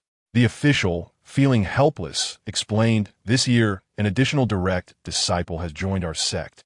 Chapter 85. The necessary sacrifice for the opportunity. What? There's only one entry spot for the Five Elements cave this year? Upon hearing the official's words, Yao Shi's beautiful eyes widened in disbelief as she registered the news. The official, feeling helpless, explained, "This year, an additional direct disciple has joined our sect, increasing the total to 4. All 4 have chosen to enter the Five Elements cave this year, leaving only one spot for disciples below the direct disciple rank. The few ninth-layer senior brothers either failed in their breakthroughs or had aged out and left the sect to attend to worldly matters. Among the ordinary disciples, only Shi and Li Xiaoyao had reached the 9th layer. Yao Shi thought to herself that this year she would surely obtain the entry to the Five Elements cave. Moreover, with the cave overflowing with Five Elements spiritual energy, it seemed as though fate was smiling upon her. Yet, to her dismay, there was only one spot left. Li Xiaoyao had already reached the pinnacle of qi refinement 3 years ago. The mastery of the Qingyun sword technique has reached an extraordinary level, achieving a state of great accomplishment. My strength is nearly on par with those few direct disciples. Competing with Li Xiaoyao for the last available spot is undoubtedly a daunting challenge. Thus, Yao Shi finds herself genuinely troubled. Within the sect, resources are limited and must be contested for. If I am unable to enter the Wuxing cave this time, my strength will stagnate. Competing with Li Xiaoyao for the last available spot is undoubtedly a daunting challenge. Thus, Yao Shi finds herself genuinely troubled. Within the sect, one misstep leads to a cascade of errors. Is not mere hyperbole, it is a stark reality in the realm of cultivation. Therefore, after registering, Yao Shi, with worry in her phoenix-like eyes, lost interest in her planned alchemical endeavors and returned to her small courtyard to rest. Within Yao Shi's courtyard, a female cultivator was practicing. Upon seeing Yao Shi, she smiled and said, "Senior sister, you're back. Your courtyard is truly abundant in spiritual energy. It's far superior to mine. Thank you for allowing me to use it." If Chen were present, he would recognize this female cultivator as the attendant from Qingyun Fang. Yao, she shook her head. Upon seeing Yao Shi, she smiled and said, "Senior sister, you're back. Your courtyard is truly abundant in spiritual energy. It's far superior to mine. Thank you for allowing me to use it." If Chen were present, he would recognize this female cultivator as the attendant from Qingyun Fang. Yao, she shook. "I'm likely not a match for Senior Brotherly. It seems I may once again miss the opportunity to enter the Wuxing cave." Upon hearing this, Yao Shi let out a sigh and spoke with a heart-wrenching expression. "This year, there is only one spot in the Wuxing cave. Even if all the direct disciples enter this year, it should still be feasible. Is it that new direct disciple? He also intends to enter the Wuxing cave this year? That seems wasteful. Isn't he just at the 6th level of qi refinement? His speed in refining spiritual energy will surely be slower. How can he compete with the other direct disciples? If he enters, he won't be able to absorb much anyway. That seems wasteful. Isn't he just at the 6th level of qi refinement? His speed in refining spiritual energy will surely be slower. There would be 2 spots for ordinary disciples. Apart from xianxia, no other disciple would be a match for you, senior sister. This plan will be foolproof. The female cultivator, having grasped the issue, immediately offered xianxia a suggestion. However, xianxia smiled bitterly and shook her head. Although Chen admires me, there would be 2 spots for ordinary disciples. Apart from xianxia, no other disciple would be a match for you, senior sister. This plan will be foolproof. The female cultivator, having grasped the issue, immediately offered xianxia a suggestion. However, xianxia smiled bitterly and shook her head. Although Chen admires me, I've heard that he even gave away his entry spot to Qingyan sect. That Sun Ruoxin is far inferior to you, senior sister. Any cultivator wishing to establish their foundation will not miss such an opportunity. The female cultivator, somewhat unconvinced, retorted, who says he is not foolish. Xianxia shook her head. You truly are a naive girl. Chen is now a direct disciple. That signifies something. He already knows he can enter Qingyan sect and has a brighter future ahead, which is why he gave the Qingyan token to Sun Ruoxin. If Chen had not had the chance to become a direct disciple, do you think he would have given away the Qingyan token? Upon hearing this, the female cultivator seemed to understand. It appears that this so-called devoted direct disciple, who is even willing to sacrifice everything for the female cultivator, may not be as absurd as it seems. He truly does not care about his own future. However, even so, that is still quite generous. Suddenly, the female cultivator's eyes lit up as she leaned toward Xianxia and whispered, Senior sister, why not offer yourself to Chen? I saw the way he looked at you last time, especially when he gazed at your back. He was particularly attentive. If you were to offer yourself to him, he would undoubtedly be unable to refuse. Xianxia playfully flicked the forehead of the female cultivator, feigning annoyance as she glared. What nonsense are you saying? Go practice. If you're not going to practice, hurry back. Of course, Xianxia would never do such a thing. Although Chen is currently a direct disciple, his talent is lacking and his cultivation is low. In just a couple of years, it is uncertain whether he can maintain his status as a direct disciple. As for herself, she is at the 9th level of qi refinement, only a step away from the foundation establishment stage. While they may seem comparable now, once she breaks through to the foundation establishment stage, their statuses will be worlds apart. In such circumstances, how could she possibly sacrifice herself for a mere spot in the Wuxing cave? It is simply not worth it. Thus, the female cultivator's earlier suggestion was not even a consideration for Xianxia. However, she did find some merit in what was said. Perhaps she could subtly hint to Chen about the significance of this year's Wuxing cave spot for her. If she could persuade Chen, the female cultivator's earlier suggestion was not even a consideration for Xianxia. However, she did find some merit in what was said. Whether it was the dragon capture hand or the exquisite hairpin gifted by Chen, they were all preparations made by Xianxia for the upcoming sect competition against the Xiaoyao. After all, whether it was the dragon capture hand or the exquisite hairpin gifted by Chen, the chances of successfully breaking through would be significantly higher. Moreover, even if the breakthrough failed, the foundation establishment pill would protect her meridians, allowing for another opportunity to try again. Hence, Xianxia had begun her preparations long ago. Thus, Xianxia was not entirely without hope. Even if she were to face Li Xiaoyao, she might not necessarily lose. However, Li Xiaoyao's sword energy is sharp, and ordinary defensive artifacts would struggle to withstand it. Perhaps she should find a way to have Chen gift her another exquisite defensive artifact. In that case, her chances of victory would certainly increase. Tomorrow marks the day she would attend the Elder's lecture. Chen would also be present, but not for the lecture. He would be sitting in the back, silently observing her. That gaze made her feel slightly uncomfortable. Xianxia did not particularly enjoy being scrutinized by Chen. In fact, she found it somewhat distasteful. However, for the sake of establishing her foundation, such a minor inconvenience is worth enduring. Xianxia decided that the next day, she would wear an outfit that accentuated her figure, allowing Chen to feast his eyes. This way, when he presents her with a defensive artifact, he would likely not be stingy. For the sake of establishing her foundation, such a minor inconvenience is worth enduring. Xianxia decided that the next day, she would wear an outfit that accentuated her figure, allowing Chen to feast his eyes. This way, when he presents her with a defensive artifact, he would likely not be stingy. Gently pushing away the jade legs draped over him, Chen rose and languidly stretched. He then retrieved the entry token for the Wuxing Cave from his storage ring and examined it, feeling exceptionally pleased. The day Shi was to compete for her spot had finally arrived. For this, he had made significant sacrifices. During their last meeting, the dress she wore was noticeably tighter than her usual casual attire. Chen found it quite refreshing. After the lecture concluded, the two engaged in their customary idle chatter and leisurely strolled together. Shi's demeanor toward him was notably warmer than usual. The distance between them was also closer. The dress she wore was noticeably tighter than her usual casual attire. Chen found it quite refreshing. After the lecture concluded, the repercussions of being one step behind, the strength of Li Xiaoyao, her own lack of confidence, allowing Chen to catch a whiff of the unique fragrance emanating from Shi.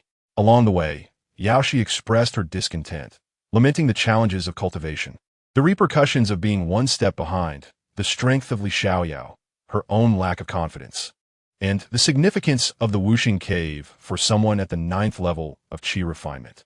She subtly suggested to Chen that it would be better to wait until he had a higher cultivation level to enter the Wuxing Cave for better results. Additionally, as they passed by Qin Yunfang, she mentioned wanting to see defensive artifacts to prepare against Li Xiaoyao. Ultimately, she found one that caught her eye, but the spiritual stones were evidently insufficient. As before, she gazed longingly, hinting to Chen to purchase it for her.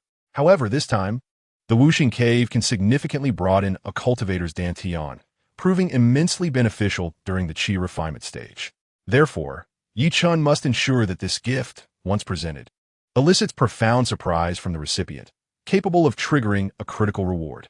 Chen has discerned that the greater the astonishment, the more substantial the reward. Hence, he intends to wait until Shi loses to Li Xiaoyao before bestowing the quota.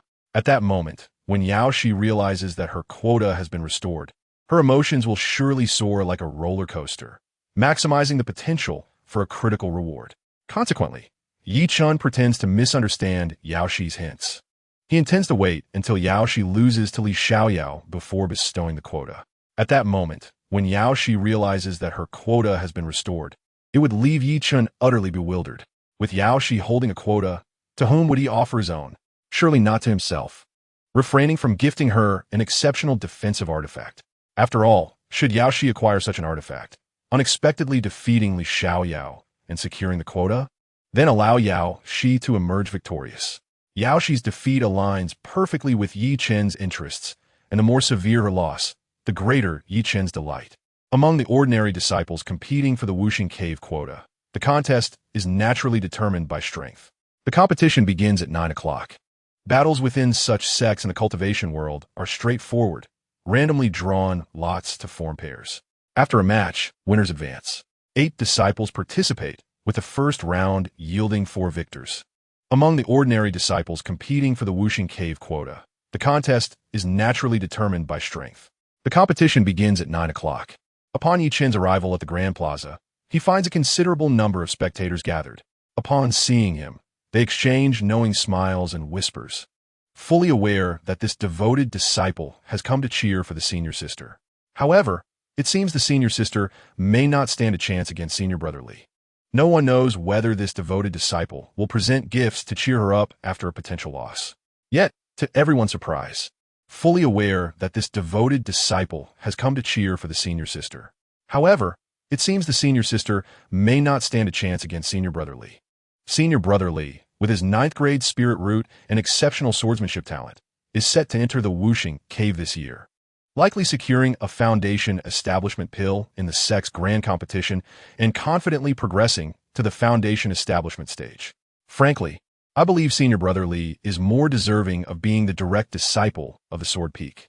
Senior sister Shi has also arrived, and her beauty is simply breathtaking, likely securing a foundation establishment pill in the sect's grand competition and confidently progressing to the foundation establishment stage. Frankly, among the registered disciples, only Li Xiaoyao and Shi stand at the 9th level of qi refinement. The others are all at the 8th level. Look, our devoted disciple has indeed approached her.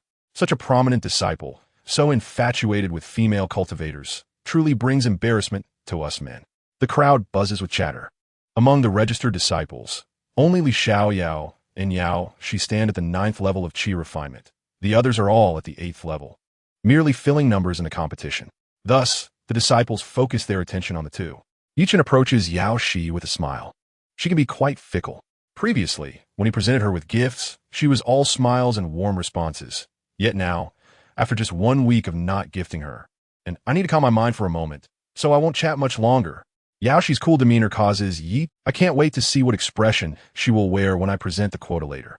Both Chen and Yao Shi find themselves under the scrutiny of those around them. Observing Yao Shi's frigid attitude, the surrounding disciples can hardly contain their laughter. After being a devoted admirer for so long and bestowing so many gifts, he has received nothing in return. A devoted admirer is destined for nothingness. Meanwhile, in the distance, both Chen and Yao Shi find themselves under the scrutiny of those around them.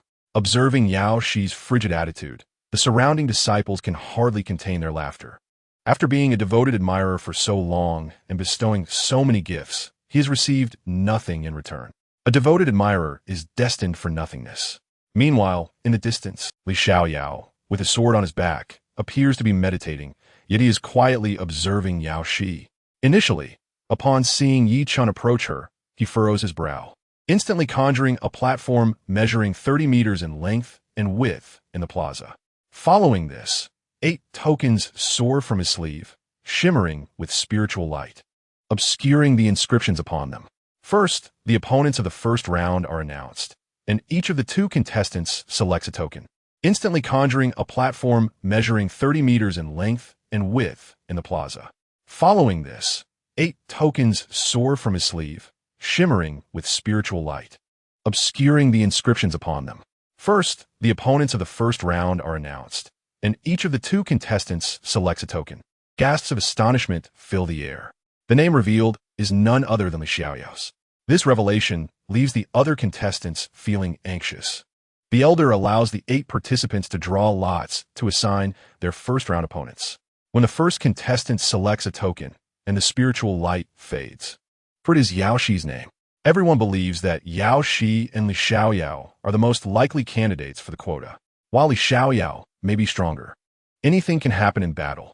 He might exhaust himself in the earlier rounds or sustain an injury that affects his performance. For it is Yao Shi's name. Everyone believes that Yao Shi and Li Xiaoyao are the most likely candidates for the quota. While anything can happen in battle, he might exhaust himself in the earlier rounds or sustain an injury that affects his performance. Yao Shi could very well seize the opportunity to win. However, no one anticipated that they would face each other in the first round. The disciple known as the #1 admirer of the senior sister, Chen, finds himself smiling at Yao Shi's unfavorable circumstance. A first-round encounter is advantageous. It minimizes unexpected outcomes and saves time. It's simply splendid. However, Chen quickly suppresses his amusement, his expression becoming somewhat peculiar. To the other disciples, it appears as though he is sympathizing with the senior sister, prompting them to muse about Chen's genuine affection for her. Chapter 87. I fear senior sister might misunderstand. The disciples are delighted to see Yao Shi and Li Xiaoyao, both at the 9th level of Qi refinement, drawn into the same group. Who wouldn't relish the prospect of an exhilarating start? Moreover, when 2 strong contenders clash, one must inevitably fall. For the remaining contestants, the advantages outweigh the disadvantages. The disciples are delighted to see Yao Shi and Li Xiaoyao, both at the 9th level of Qi refinement, drawn into the same group. If both can enter the Wuxing cave, it would undoubtedly be the best outcome for the sect. However, this year, Gu Yunyan unexpectedly took in a true disciple.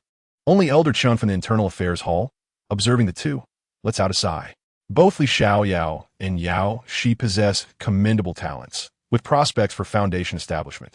If both can enter the Wuxing cave, it would undoubtedly be the best outcome for the sect. However, this year, Gu Yunyan unexpectedly took in a true disciple. Elder Chen has resolved that at the upcoming sect competition, he will propose to the elder ancestor that the sect should suppress this trend of accepting direct disciples based on personal connections, disregarding the sect's interests. As for Chen, he must be expelled from the sect.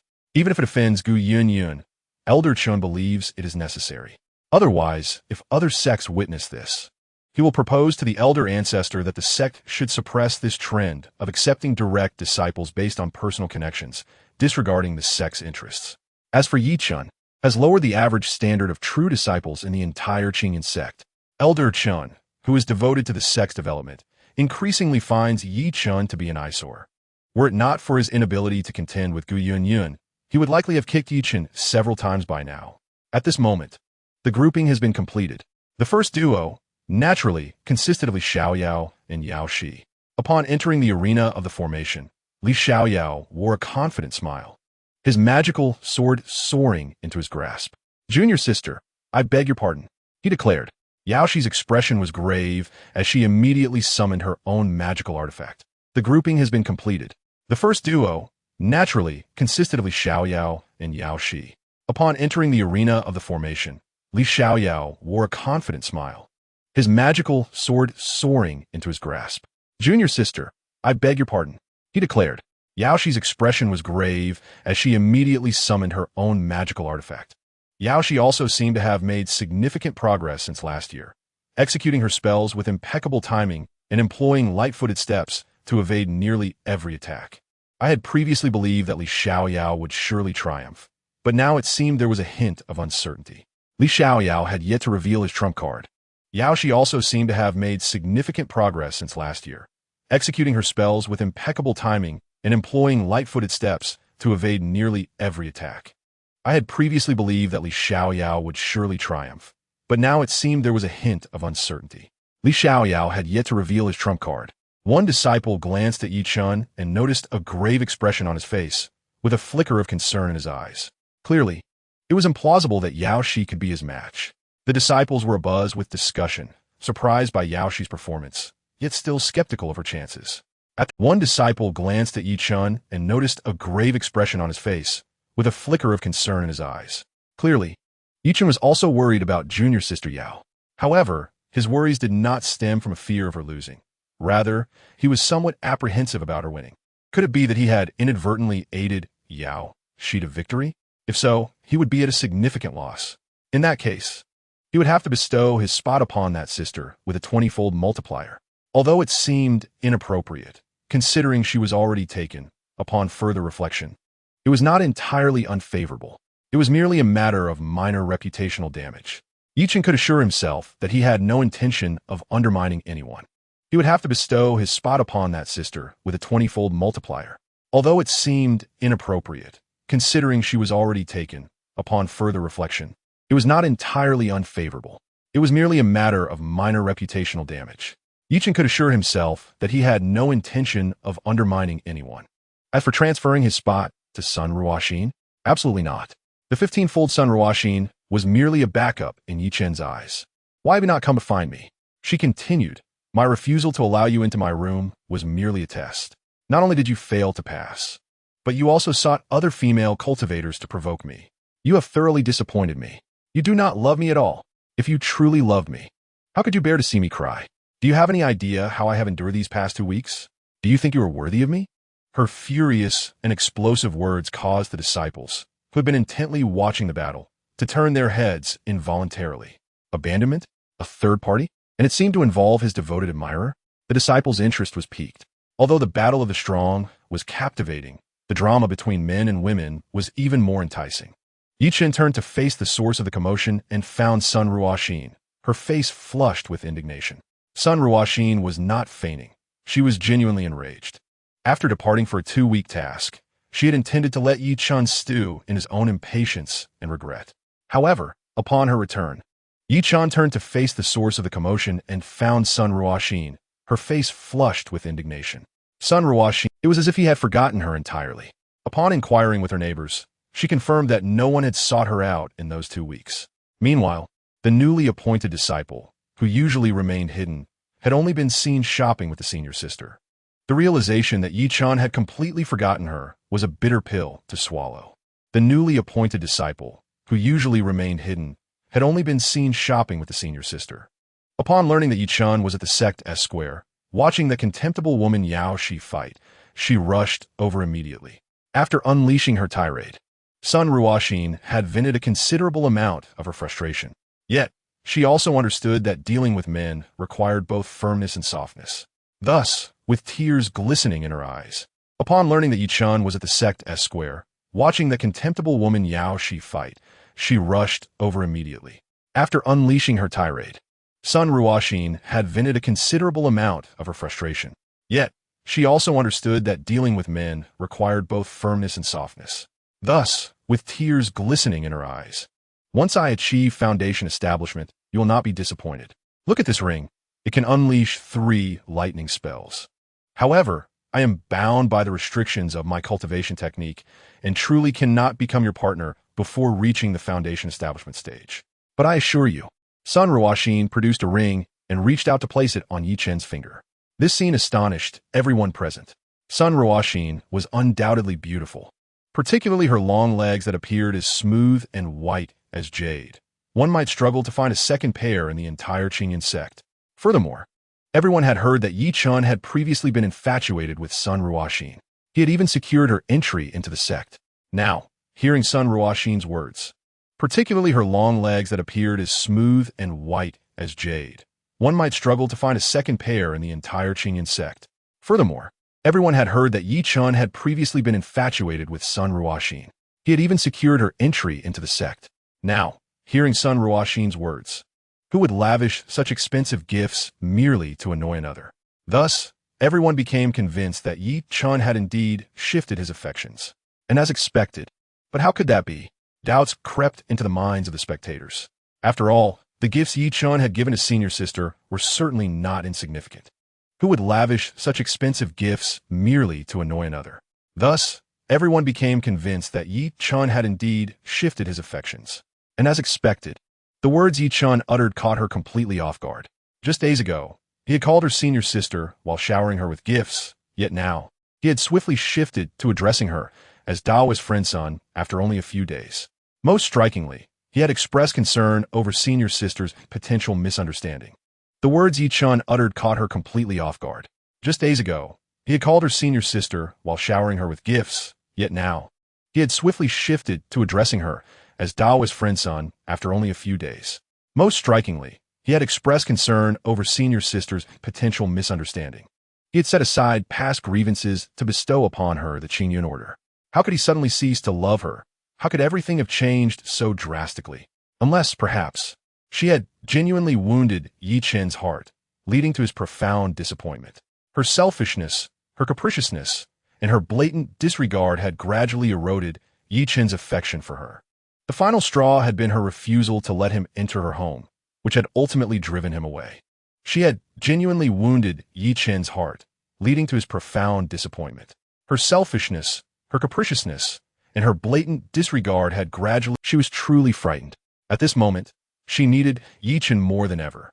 She was just an ordinary disciple, impoverished and without resources, while Yi Chen was a favored disciple, generous and capable of providing her with abundant resources. Furthermore, her father had been targeted by the Yi family due to the Qingyun order incident, and they were on the brink of being unable to stay in Qingyun City. While Yi Chen was a favored disciple, generous and capable of providing her with abundant resources. Furthermore, Sun Ruoxin could think of nothing else. In a hurried and pitiful tone, Sun Ruoxin implored, "Shidi, please do not act this way." Shiji acknowledges her mistakes. She needed Yi Chen's assistance to negotiate.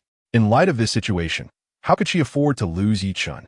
Therefore, at this very moment, disdainfully sent the ring tumbling to the ground. Under Sun Ruoxin's astonished gaze, he coldly remarked, "In truth, I have long been aware that prior to the arrival of the demonic beasts at Inu Market, Qingyun sect had already informed you." Thus, disdainfully sent the ring tumbling to the ground. Under Sun Ruoxin's astonished gaze, he coldly remarked, "In truth, you took the Qingyun ling from me and rushed to Qingyun sect, fearing that the Yi family would reclaim it. I suffered punishment from my family for bestowing you the Qingyun ling were it not for my master's timely arrival. I would have faced lifelong imprisonment. Do you care?" His voice softened. "I once held affection for you, but that is now in the past. Leave, for I wish not to burden Shiji with unnecessary thoughts." Yi Chen's words rendered Sun Ruoxin utterly frozen, realizing that he knew everything. Even in the face of such betrayal, he continued to treat himself kindly, arriving at the sect with the intention of surprising himself with a dual cultivation method. His love for himself appeared to encompass all. Yet, she had let slip the opportunity to cherish such a deeply devoted individual. As Chen turned away, redirecting his attention to the stage, Sun Ruoxin remained rooted in place. Her lips trembling, unable to utter a word. She could only lower her head and retrieve the ring that Chen had cast aside, silently lamenting his departing figure. She had let slip the opportunity to cherish such a deeply devoted individual. As Chen turned away, redirecting his attention to the stage, Sun Ruoxin remained rooted in place. One who seemed to fall for every woman he encountered, and many female disciples had held him in contempt for it. However, upon learning how Sun Ruoxin had treated him, their disdain swiftly dissipated. To endure such treatment from the woman he cherished, while knowing the entire truth, yet still offering his unwavering devotion, was profoundly moving. The eyes of many female disciples sparkled with admiration, wishing for a man who would love them as Chen loved. Conversely, the male disciples grew increasingly scornful of him, never anticipating that Chen's devotion was even more extreme than they had imagined. How could he continue to invest in someone who clearly did not value his life? The eyes of many female disciples sparkled with admiration, wishing for a man who would love them as Chen loved. Conversely, the male disciples grew increasingly scornful of him. Chen had spoken those words primarily to solidify his persona, ensuring everyone understood he would risk everything for a woman. In contrast, his gift-giving of treasures and opportunities would seem all the more reasonable, deflecting any scrutiny from outsiders. Nevertheless, Sun Ruoxin had become inconsequential to him. Within the sect, Chen had spoken those words primarily to solidify his persona, ensuring everyone understood he would risk everything for a woman. In contrast, his gift-giving of treasures and opportunities would seem all the more reasonable, deflecting any scrutiny from outsiders. Nevertheless, Sun Ruoxin had become inconsequential to him. Within the sect, there were numerous female disciples, some even more exceptional than her. Even if Xianxia were to depart one day, he could still seek rewards from others. Hence, there was no longer a need to indulge Sun Ruoxin, who had taken so much from him, yet had the audacity to confront him with hostility. Unlike the evenly matched struggle at the beginning, Xianxia now clearly found herself at a disadvantage. Her dragon-grabbing hand and exquisite hairpin artifact had been forced out, yet they failed to yield any significant impact. Li Xiaoyao maintained his composure, while Yaoxi's defeat became increasingly apparent. Ultimately, faced with an unavoidable sword aura, Yaoxi was sent flying, prompting gasps from the captivated audience. The outcome was clear. Chen subtly raised the corner of his mouth, confident in this turn of events. Li Xiaoyao emerged victorious, advancing to the next round. Elder Chen cast a pitying glance at Yaoxi, having witnessed the previous spectacle involving Chen. To be frank, Yaoxi was sent flying, prompting gasps from the captivated audience. The outcome was clear. Chen subtly raised the corner of his mouth, confident in this turn of events, showing no regard for his own life. Who could respect such a love-struck fool? If only Chen's spot in the Five Elements cave could be given to Yaoxi instead. It was far too precious to waste on someone like him. Elder Chen resolutely decided that during this year's sect competition, Chen would undoubtedly perform poorly, showing no regard for his own life. Who could respect such a love-struck fool? If only Chen's spot in the Five Elements cave could be given to Yaoxi instead. Bowing respectfully, I apologize for the offense, junior sister, but the path of cultivation is like navigating a river. One must either advance or retreat. I hope you can forgive me. Li Xiaoyao's words elicited a nod of approval from Elder Chen, a smile gracing his face. This was the demeanor befitting a cultivator. How could one forsake their opportunities merely for the sake of a woman's beauty? After battling with Li Xiaoyao, Yaoxi comprehended the disparity between them. He had even held back, and she realized she was no match for him. Although she felt disappointment, there was no bitterness. I must thank you for your leniency. Senior brother. Li Xiaoyao gently raised his chin, smiling. Junior sister, you were merely distracted by irrelevant matters. External possessions hold little significance. Do not waste time with those of no consequence. I hope you can focus on your path to cultivation. In the future, when we both achieve the foundation stage, you will realize that those external possessions are trivial. In the realm of cultivation, mastery is paramount. Transient status is merely fleeting. Li Xiaoyao's voice resonated throughout the arena. The disciples exchanged curious glances, their expressions reflecting intrigue. It seemed that senior brother Li harbored feelings for the elder sister, and his reference to irrelevant people was clearly aimed at Chen. Chen was not oblivious to this, understanding the veiled challenge. You wish to vie for my woman while mocking me? Just wait for this year's sect competition. I will show you how to handle such insolence. And his reference to irrelevant people was clearly aimed at Chen. Chen was not oblivious to this, understanding the veiled challenge. You wish to vie for my woman while mocking me? Just wait for this year's sect competition. I will show you how to handle such insolence. Chapter 89. Yaoshi struggled. Li Xiaoyao made no attempt to conceal his disdain for Chen. Yaoshi was the most outstanding. Li Xiaoyao had envisioned that once he achieved the foundation stage, he would discuss becoming a Dao partner with Yaoshi.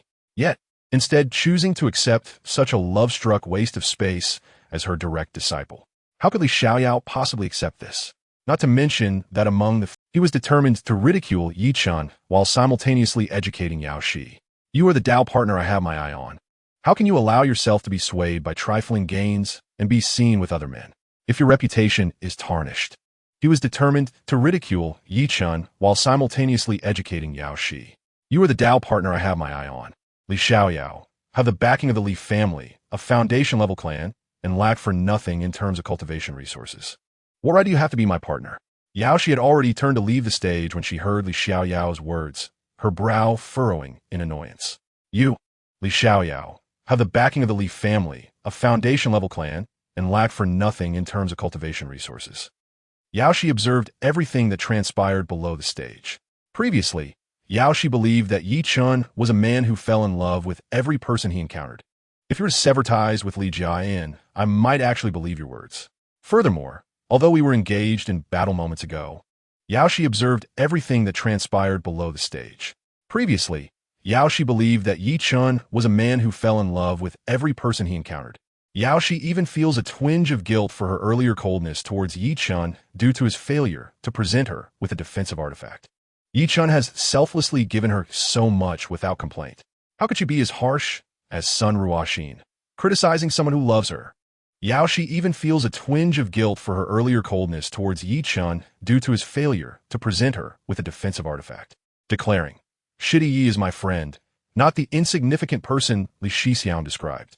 With that statement, she gracefully descends from the stage. Yaoshi's words undoubtedly astonish the disciples. The senior sister is actually defending Chen, this so-called licking dog. Just moments ago, her attitude was so frosty. Everyone assumed it was merely Chen's one-sided affection. Meanwhile, Li Xiaoyao, who had been perched on high, is taken aback by the response from his chosen partner. His handsome face turns ashen. How could Yaoshi speak up for Chen? Was it not merely a few gifts he had given? What significance do such trifles hold? Would he even be willing to offer something truly valuable, like a spot in the Five Elements cave? As Yaoshi approaches the stage's edge and stands before Chen, she says, "Shidi Yi, I was defeated. If there are no further matters, would you accompany me for a stroll?" Yaoshi is indeed feeling rather disheartened. This year, she has lost her chance at the Five Elements cave, and next year will not be any simpler. She says, "Shidi Yi, I was defeated. If there are no further matters, would you accompany me for a stroll?" Yaoshi is indeed feeling rather disheartened. This year, the competition she faces will remain fierce. Even if she secures a spot next year, it would still mean a year lost. Whether she can attain the first place in the sect competition and obtain a foundation establishment pill remains uncertain. One misstep can lead to a series of setbacks. The competition she faces will remain fierce. Even if she secures a spot next year, it would still mean a year lost. Whether she can attain the first place in the sect competition and obtain a foundation establishment pill remains uncertain. One misstep can lead to a series of setbacks. Countless talented cultivators have seen their potential squandered due to repeated failures. Hence, she intends to walk with Chen. As for the gifts he has presented, though they are tempting, her own combat talent is merely average, and no amount of enhancement could rival Li Xiaoyao. Not securing first place in the competition means she cannot obtain the foundation establishment pill, rendering any further study of spells or acquisition of exceptional artifacts futile. Before Yaoshi, Chen est pressé mille surprise. She has actually spoken up for him? Not securing first place in the competition means she cannot obtain the foundation establishment pill, rendering any further study of spells or acquisition of exceptional artifacts futile. Before Yaoshi, this Yaoshi exhibits far more conscience than Sun Ruoxin. Thus, he chuckles lightly and says, "Sister, why feel so disheartened over a temporary setback? Is it not merely the loss of a spot in the Five Elements cave? Allow me to offer you my own." With that, Chen produces the 5 elements cave talisman sent from the internal affairs hall. Shi initially responds with a bitter smile upon hearing Chen's comforting words. But as she contemplates her reply, the words die on her lips. She gazes incredulously at the 5 elements cave talisman in Chen's hand. Chen is actually willing to gift her the spot in the 5 elements cave? How can this be? Shi is left dumbfounded. At this moment, all the surrounding disciples are equally astonished. Li Xiaoyao on the stage stands in stunned silence. Even Elder Chen from the internal affairs hall cannot help but widen his eyes. The 5 elements cave can expand a cultivator's dantian, enhancing their magical power and increasing the likelihood of breaking through to the foundation establishment stage. Its significance is self-evident. All the surrounding disciples are equally astonished. Li Xiaoyao on the stage stands in stunned silence. Even Elder Chen from the internal affairs hall cannot help but widen his eyes. The 5 elements cave can expand a cultivator's dantian, enhancing their magical power and increasing the likelihood of breaking through to the foundation establishment stage. Its significance is self-evident. For over 1,000 years, Qingyun sect has existed, and whether among direct disciples or ordinary ones, anyone who has secured a spot treats it as a treasure. Their doubts evaporate. Li Xiaoyao, who had previously smirked in disdain, is now utterly taken aback. Moments ago, he mocked Chen's so-called deep affection as mere pretense. Some had previously doubted Chen's sincerity, questioning whether his professed devotion was genuine. But now, witnessing Chen's willingness to part with the spot, and he can only internally lament the prowess of a licking dog. Elder Chen on the stage is equally astonished. He had not anticipated such an act from Chen, believing that true treasures would be reserved for himself. Yet, Chen's actions now serve as a resounding slap to his face. Li Xiaoyao's complexion shifts from green to pale, and he can only internally lament the prowess of a licking dog. Elder Chen on the stage is equally astonished. He had not anticipated such an act from Chen. Perhaps it will result in an additional foundation establishment cultivator for the sect. Consequently, Elder Chen's perception of Chen improves significantly. Nevertheless, when the sect competition occurs this year, for it is evident that Yao Shi's acquisition of the spot is far more beneficial for the sect. How embarrassing it is for a direct disciple of Qingyun sect to show such disregard for his own cultivation, unhesitatingly giving it away to a female cultivator. Elder Chen will still demand the annulment of Chen's direct disciple status and expel him from the sect. After all, this is indeed something she has yearned for. However, she had just resolved in her heart not to harm someone as devoted as Chen, not to keep him in suspense, and to clarify their situation. Yet, Chen has now presented her with such a grand surprise. Of course, this is indeed something she has yearned for. However, she had just resolved in her heart not to harm someone as devoted as Chen. Considering Chen's profound affection and the thought that he would willingly give her the spot, Yao Shi wishes to accept it outright, especially since this year's 5 Elements Cave is rich in spiritual energy, offering even greater potential for her breakthrough. However, after several moments of biting her silver teeth, she finally speaks earnestly. "Shitty, we are not suited for one another. I have thought this through." She ponders how devastated he might be if one day she were to partner with someone else. Struggling internally, Yao Shi's gaze remains fixed on the 5 Elements Cave talisman. And you need this more than I do. This year's 5 Elements Cave is richer in spiritual energy than previous years. And if you seize this opportunity, you may yet break through to the 9th level of Qi, refining, or even a foundation establishment.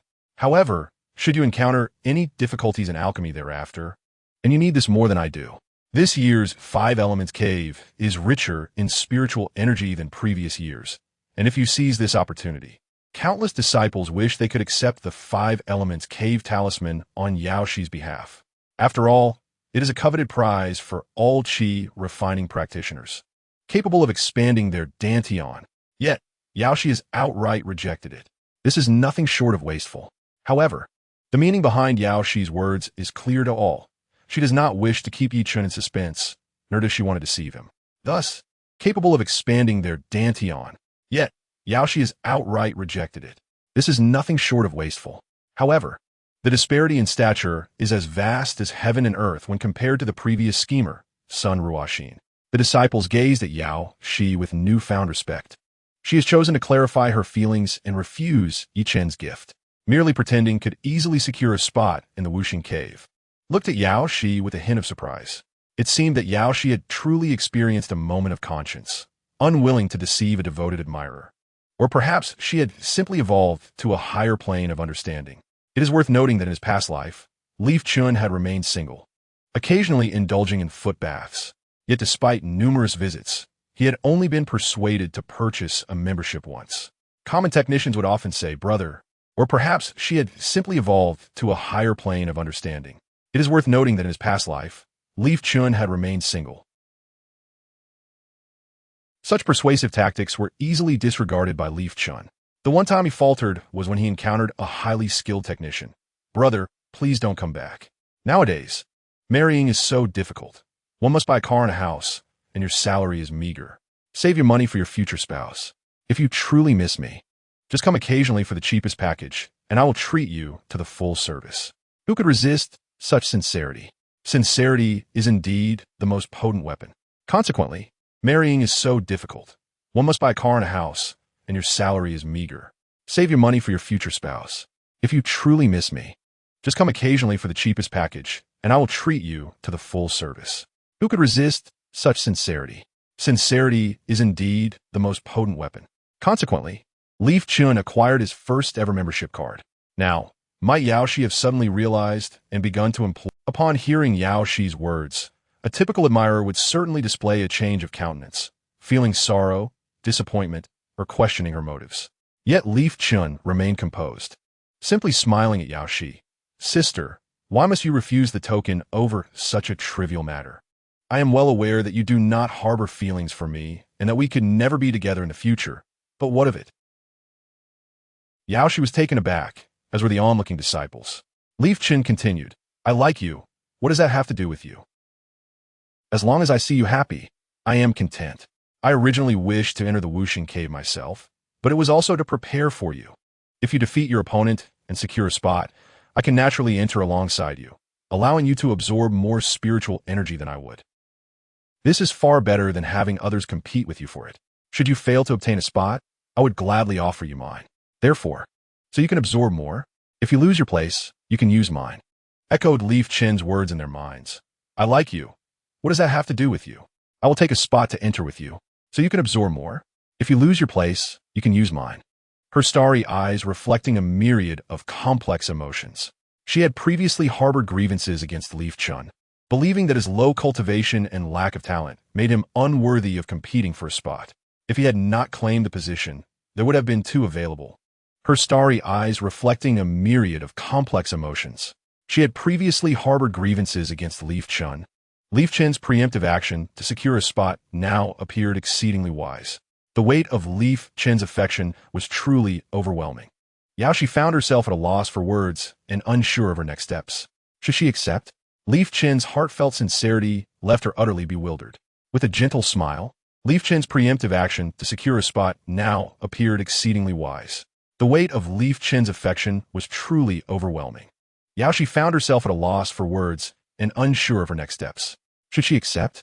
Leaf Chen's heartfelt sincerity left her utterly bewildered. With a gentle smile, Leaf Chen's figure had already receded into the distance. The other disciples looked expectantly at Yao Shi, hoping she would discard the 5-star token. Some even prepared their magical tools. Leaf Chun, however, turned away without hesitation. If you do not want the token, then feel free to discard it. As his words echoed, Leaf Chen's figure had already receded into the distance. The other disciples looked expectantly at Yao Shi, hoping she would discard the 5-star token. Some even prepared their magical tools, eager to seize the token at the first opportunity. Yet Yao Shi was not foolish. How could she let it go? Yao Shi resolved that if she had not broken through to foundational cultivation by the age of 30, she would accept Leaf Chen's proposal to become his partner. He might aspire to foundational cultivation. However, with his third-grade spirit root, forming a foundation would be exceedingly difficult. Nevertheless, should she succeed in breaking through, it would be evident that they were ill-suited for one another. Setting aside other considerations, this was not merely due to the 5-star token, but rather because of Leaf Chen's profound affection. To share a lifetime with such a man, which one would perish while the other continued to live for another 50 years. How tragic. At that time, she would help Leaf Chun find a suitable partner. The disparity in lifespan between the qi refinement and foundation establishment stages would render a lifelong union unfeasible. No longer hesitating, but sincerely expressing, "Thank you, junior brother Leaf. Yaoshi will never forget this." At that moment, a radiant smile illuminated Leaf Chen's face, and Yaoshi blossomed with joy. In her eyes, Leaf Chen's happiness was a result of her acceptance of the 5-star token. Yet, she was indeed correct in her assumptions. No longer hesitating, but sincerely expressing, "Thank you, junior brother Leaf. Yaoshi will never forget this." At that moment, a radiant smile illuminated Leaf Chen's face. Watching Yaoshi chase after Leaf Chen, he seethed with resentment. "You better pray you don't cross paths with me during the sect competition at the year's end. You wretched admirer." Just then, Elder Chen interjected, "Li Xiaoyao, why are you still standing there? The second group is up next." Li Xiu's Mo Duisha. Watching Yaoshi chase after Leaf Chen, he seethed with resentment. "You better pray you don't cross paths with me during the sect competition at the year's end. You wretched admirer." Just then, Elder Chen interjected, "Li Xiaoyao, why are you still standing there? The second group is up next." Li Xiu's Mo Duisha. Gift successful. The gift was the Wuxing Cave token, currently experiencing a 30-fold feedback. The system detected that the gift offered by the host was of utmost importance to the recipient and exceeded their expectations, causing a significant emotional upheaval, triggering a critical reward. The reward was an improved version of the Wuxing Dan recipe. The enhanced Wuxing Dan recipe, utilizing readily available herbs, could produce Wuxing Dan with effects identical to the original. The system detected that the gift offered by the host was of utmost importance to the recipient and exceeded their expectations, causing a significant emotional upheaval, triggering a critical reward. He had pondered whether the system would reward him with a private Wuxing cave or perhaps several superior Wuxing Dan. To his surprise, it had directly revealed a new recipe. Without any side effects, the system's feedback brought a broad smile to Leaf Chen's face. Initially, and its effectiveness is said to be comparable to merely 2 low-grade Wuxing Dan. While it is effective, the amount is limited. Leaf Chen had read in ancient texts that ancient cultivators needed to consume hundreds of Wuxing Dan to expand their dantians to their limits. In terms of the sect's Wuxing cave, that would equate to an accumulation of 50 years' worth of spiritual energy for a single individual.